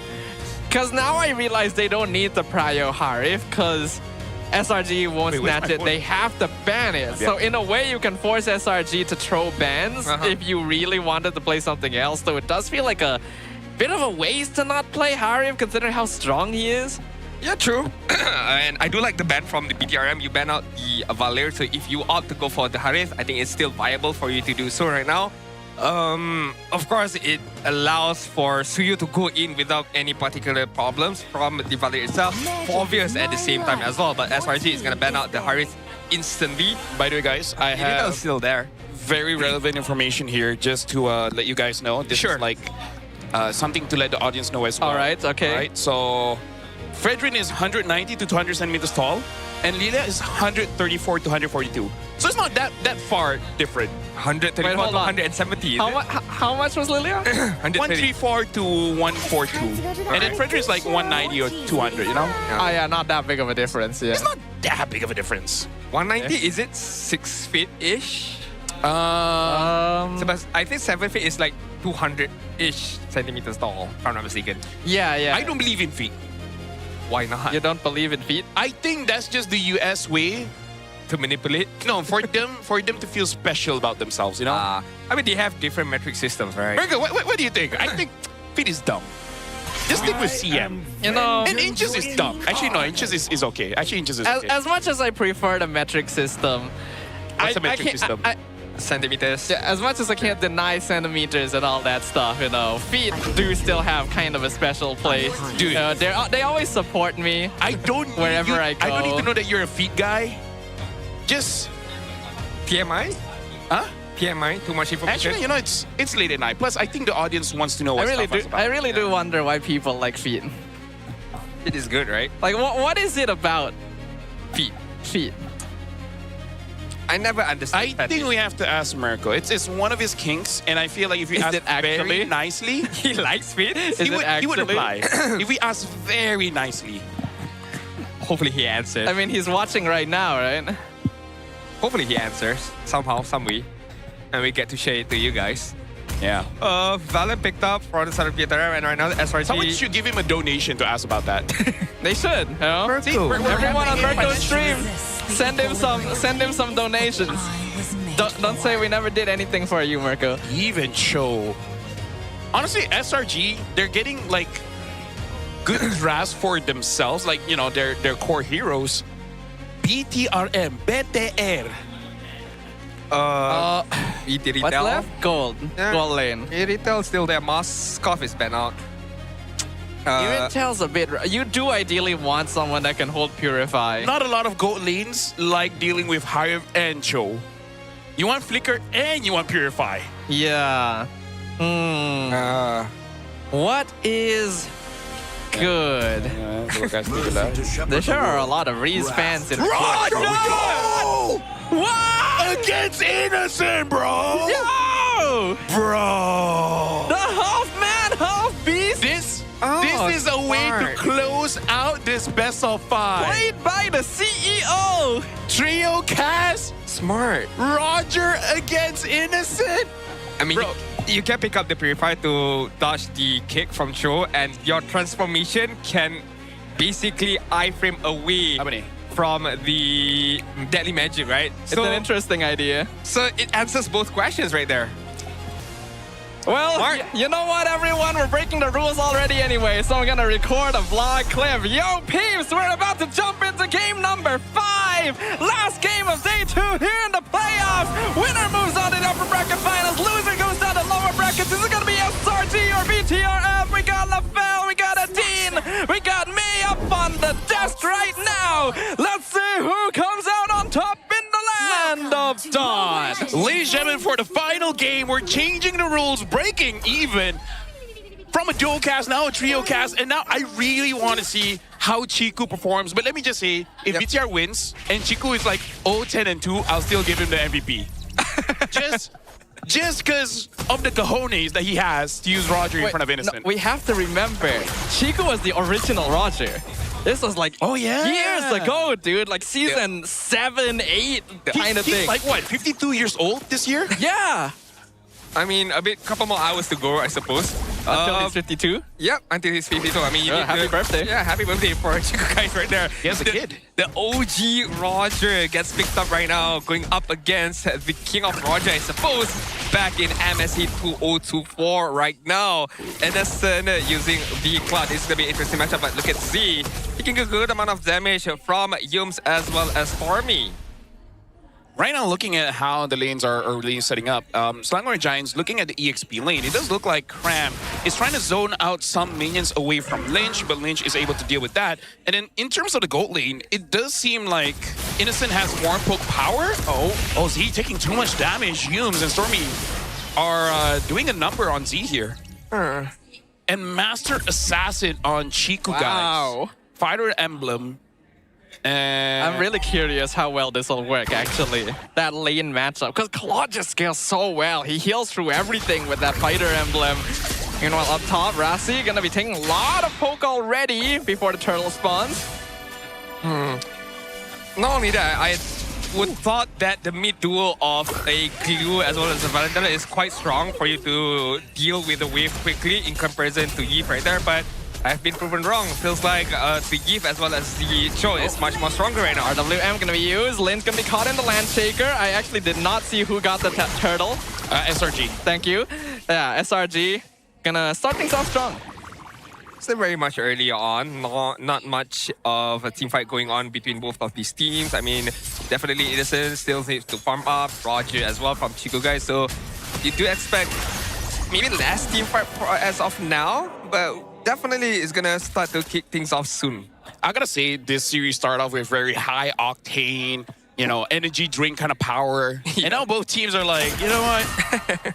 Why do we have to be like this? We can take our time. Instead of playing rugby, we can play chess.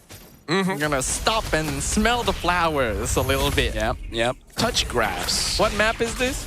Grass. They're touching grass. Exactly. Literally. Touch grass, feel the river on your skin. Now, why does the grass have to be dangerous? Why can't it be nice grass? Well, maybe in the grass, there's like a spider that can fly. That is pretty dangerous. That's pretty dangerous. Quite scary as well. I would not want to Australia. See that. So it's Australian grass. It's Australian grass. It's imported. Aye. Ladies and gentlemen, Yums got caught by Chibi. Chibi's just gonna got. Ladies and gentlemen, Land of Dawn is. Wait, hold on! Yums trying to export Chibi! He's gonna pick him up! First blood going over to SRG, double RWM. Grab, finds guys, and Chiku guys dies. The tower finds the kill. He's gonna get chased down though. They want the Wolfman, they find the Wolfman. Double kill for Cram. And all this while Innocent is just farming on the bot side. So it's a big, massive win for Selangor Jays. You get the kill, against Chiku guys, and you are well ahead. 1.5k goal lead for now.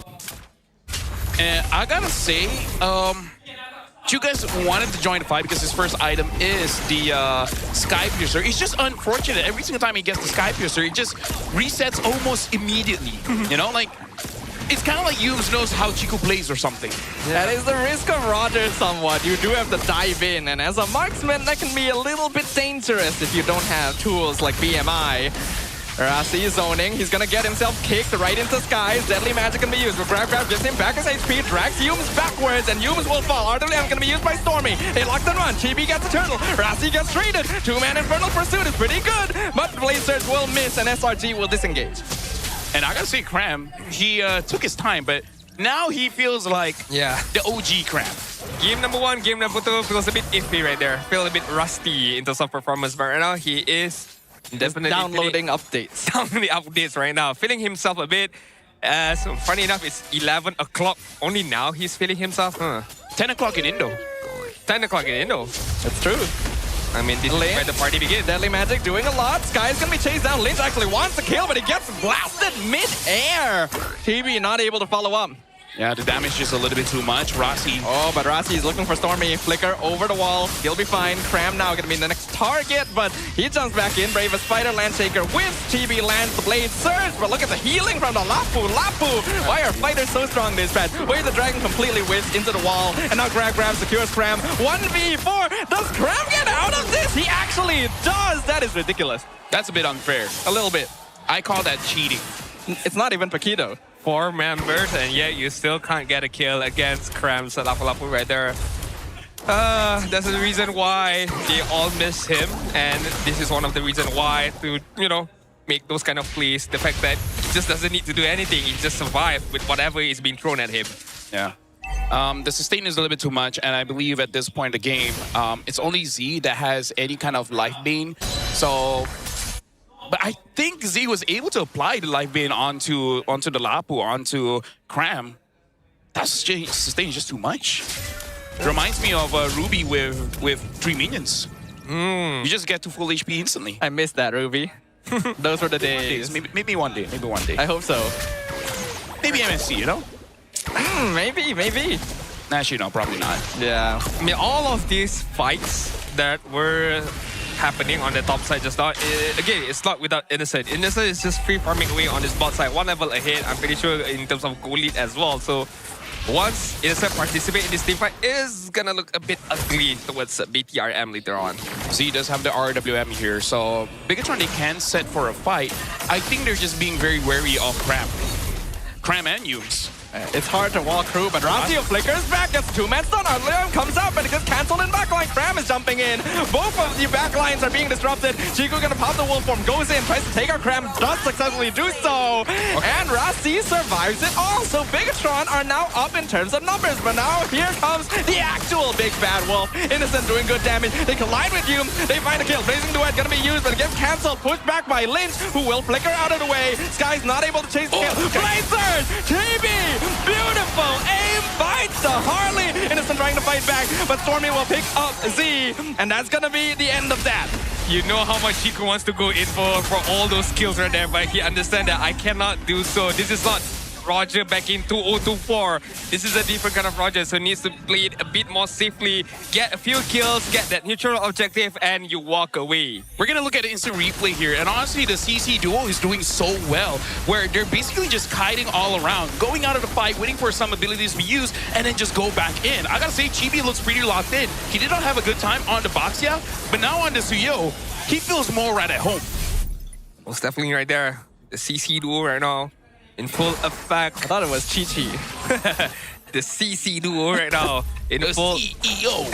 Full effect right now. However, Slugger still in the lead, by the way. 1.2k goal in terms of map control. They are still controlling it really, really well. So it's still not over just yet. But BTRM, again, slowly but surely falling their way back. In terms of late game potential, how are we looking at it? Like, pretty sure, I mean, it should be Claude. Right.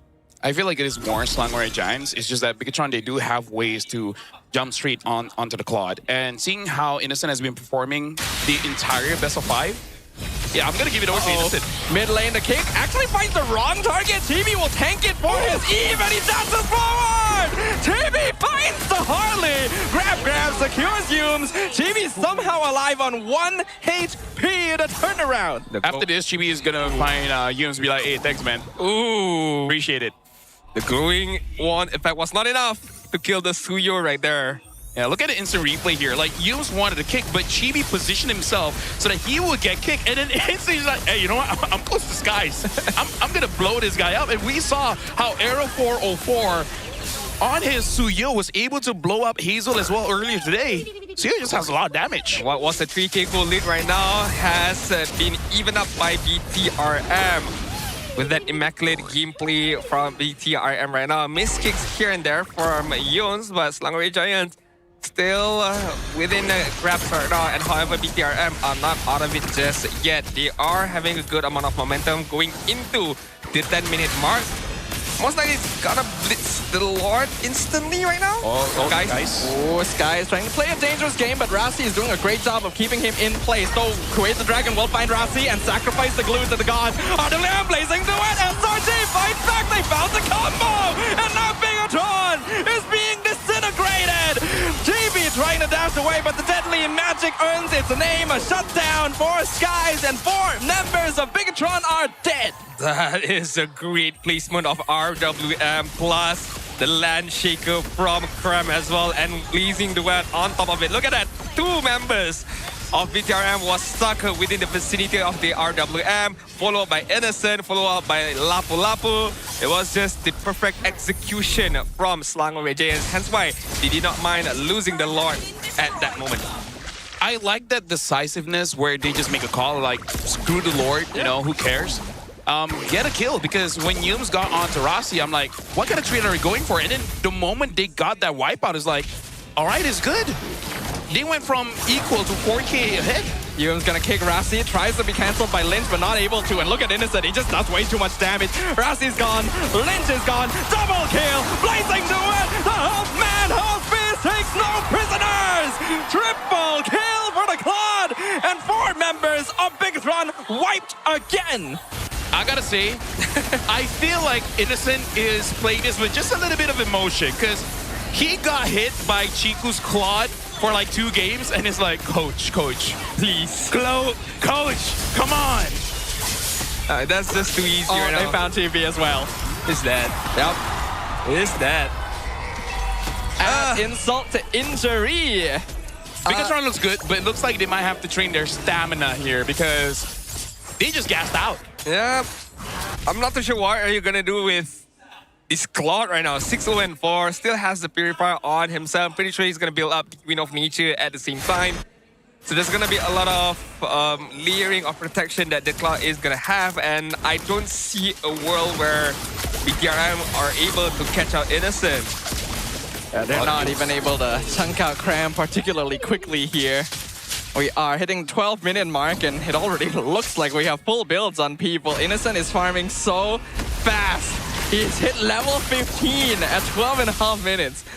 Yeah, Chico guys only has 14 stacks on the Sky Piercer. At this point, they would hope that SRG overextends one way or the other so that they can potentially get more stacks onto Chico guys.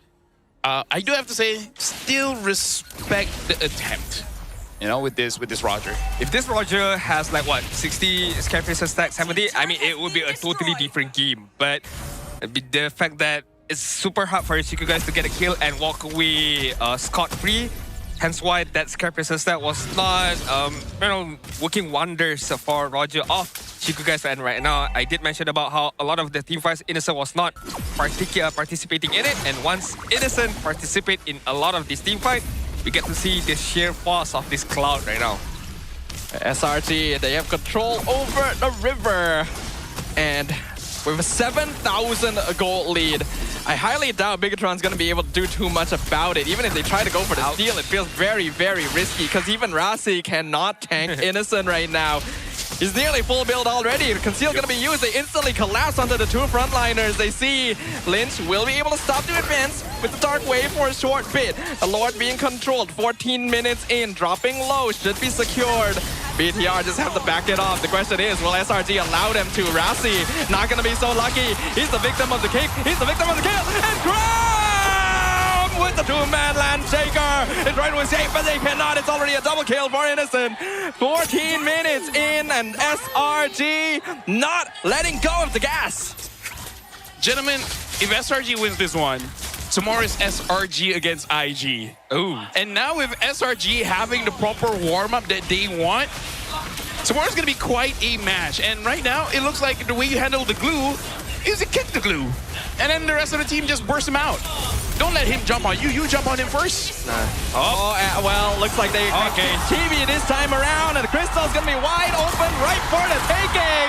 Once again, ladies and gentlemen, a sweep has hit the building. SRG return in grand fashion. They will move on to the upper bracket finals. I like that the security had to work today. They're like, all right, guys, calm down. But yes, another reverse sweep. And both by the teams that arrived in the upper bracket. For now, the status quo is as is.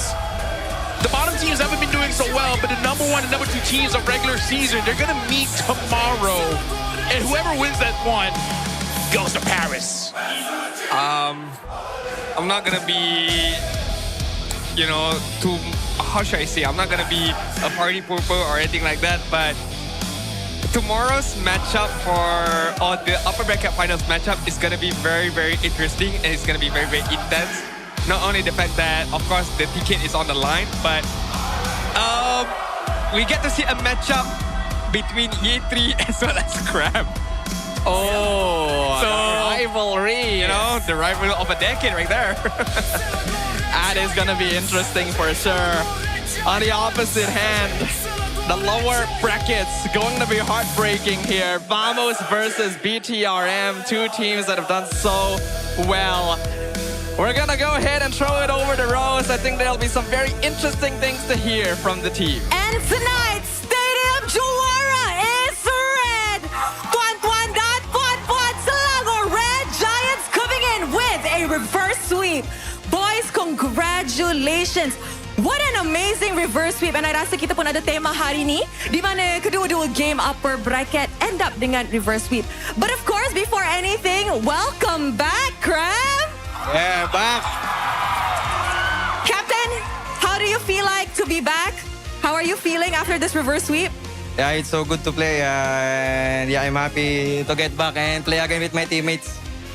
I'm sure a lot of people miss you. Tengok ramai orang yang rindu Cram di arena.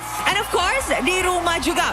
But Cram, let's talk a little bit about the game. Because in game 2, Paquito was picked for the gold lane.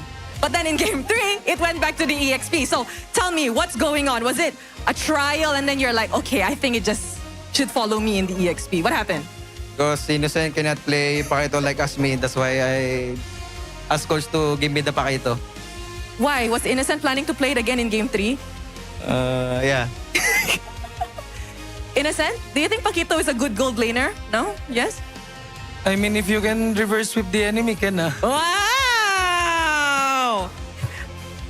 Okay, what about Paquito in the EXP? I see that a lot of people have been playing it, even in other regions, but a lot of our fans here has been looking forward to you playing it. Do you miss playing Paquito?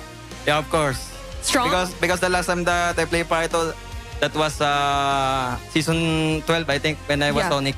Yeah. Oh, okay. Interesting. It's a nostalgic hero pick for the side of Cram. And of course, kita pun nak borak sedikit dengan adik. Hello, adik. Hello. Now, kita tahu hari ni kita ada tema di mana dua-dua game reverse sweep, betul? Betul. Lama punya hari, semua orang OT hari ni players termasuk juga. Tapi adik, I nak tanya, apa terjadi di game kedua, pertama dan game kedua? Mungkin saya boleh cakap more to warm up kot. Warm up. Sebab Cram kan lama berehat. So bagilah dia warm up dulu. And then kita prank sekali. It's a prank. It's a prank. Mungkin sebab semalam BTRM dapat head start lah kan.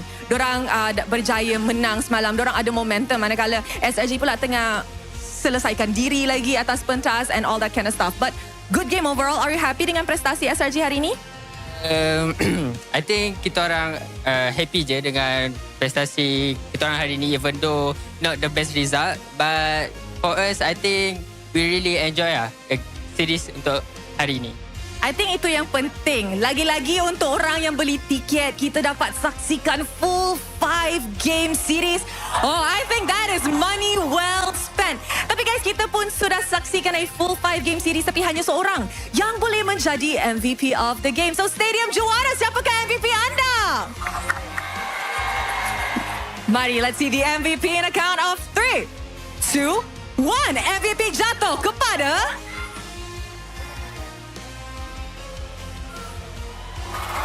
Yums!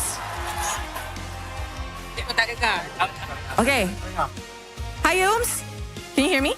Yeah, yeah. Okay, boleh dengar So sekali lagi SRG qualified untuk upper bracket final. Tapi dengan prestasi SRG ini, betapa confidentnya Yums yang you guys boleh secure the first ticket untuk pergi ke Paris?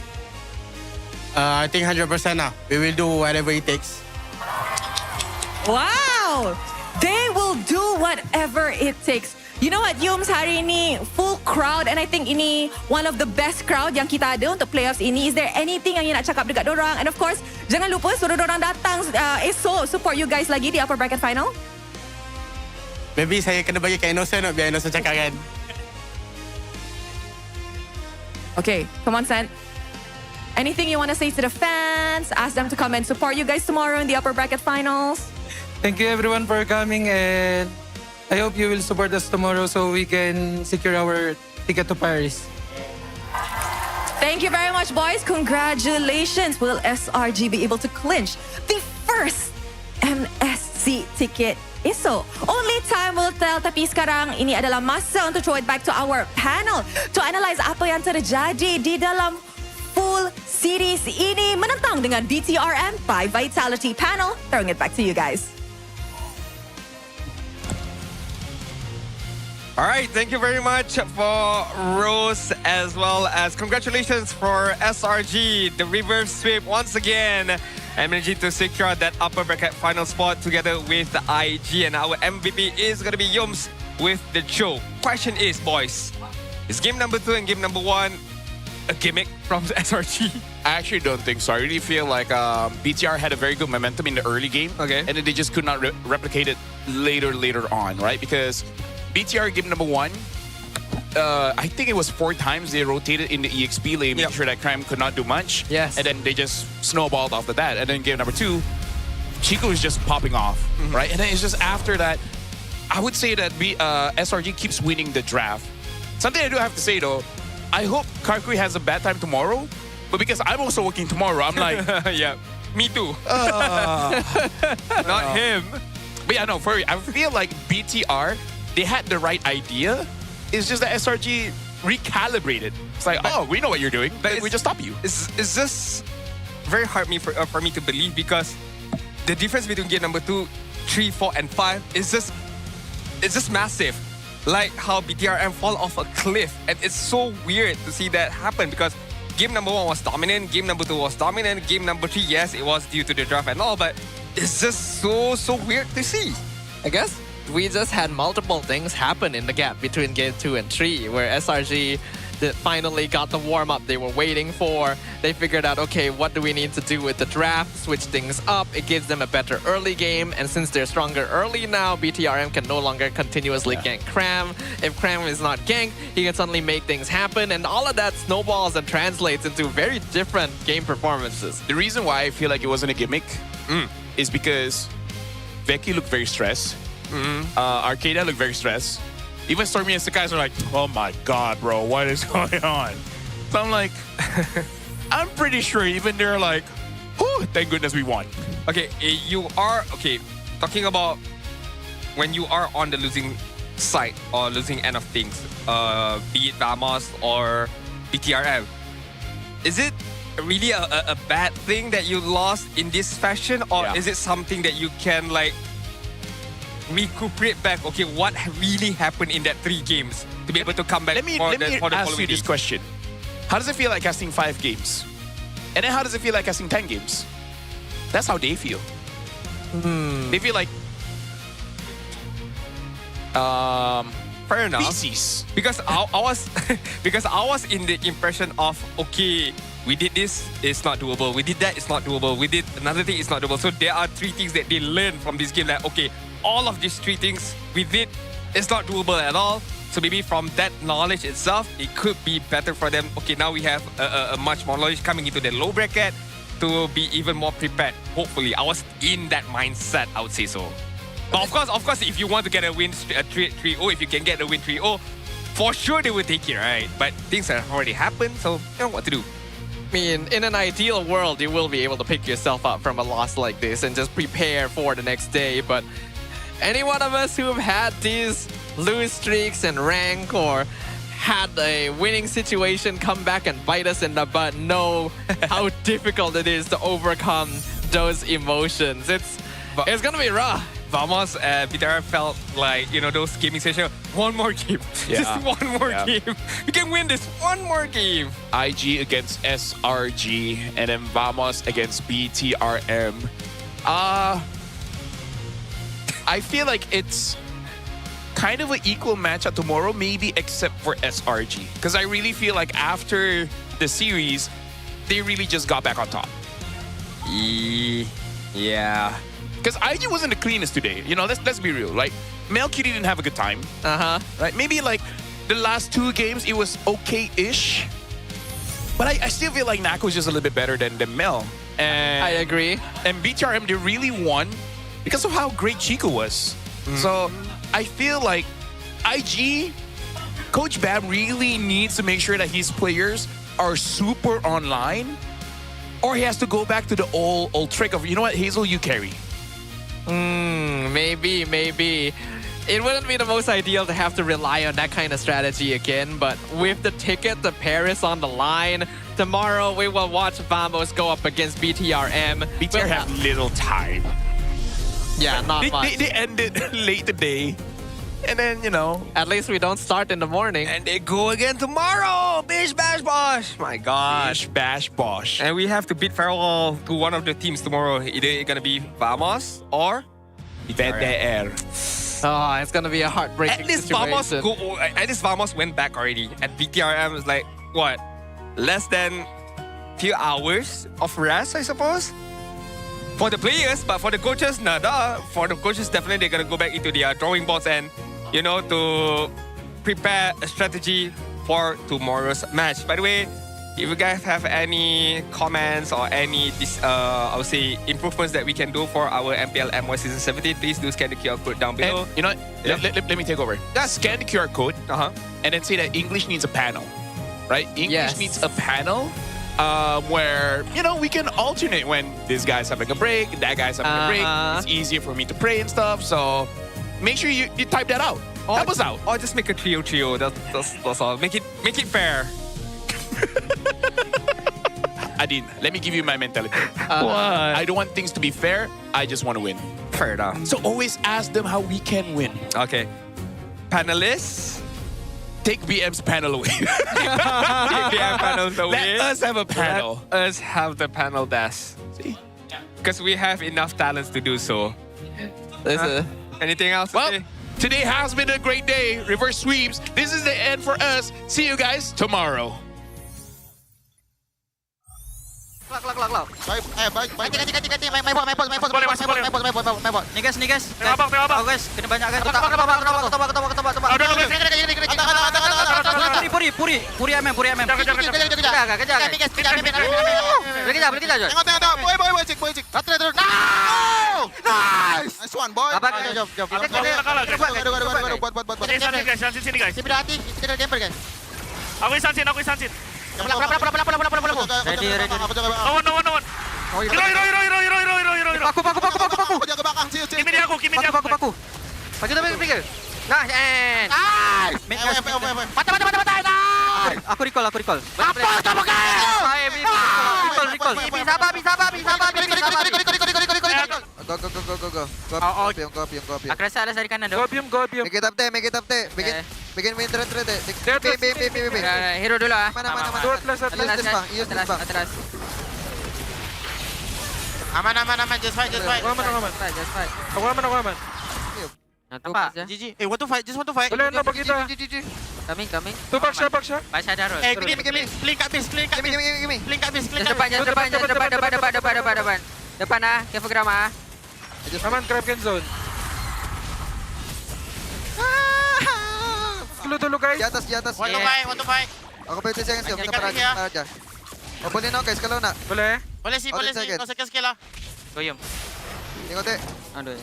Tinggal nah. Gluk. Tengok teh. Di cancel me. Sini belakang. Aman. Boleh lagi ya. Bagus. Setting top flicker. Tengok. GG. Aitang. Ada lihat lagi ya guys ah. Aku tep. Oke. Kalau lu tak masuk kan. Si. Oh, lah. Tahu bang. Tahu. Nice. Nice one, guys. Nice one, guys. Clean sweep, bro.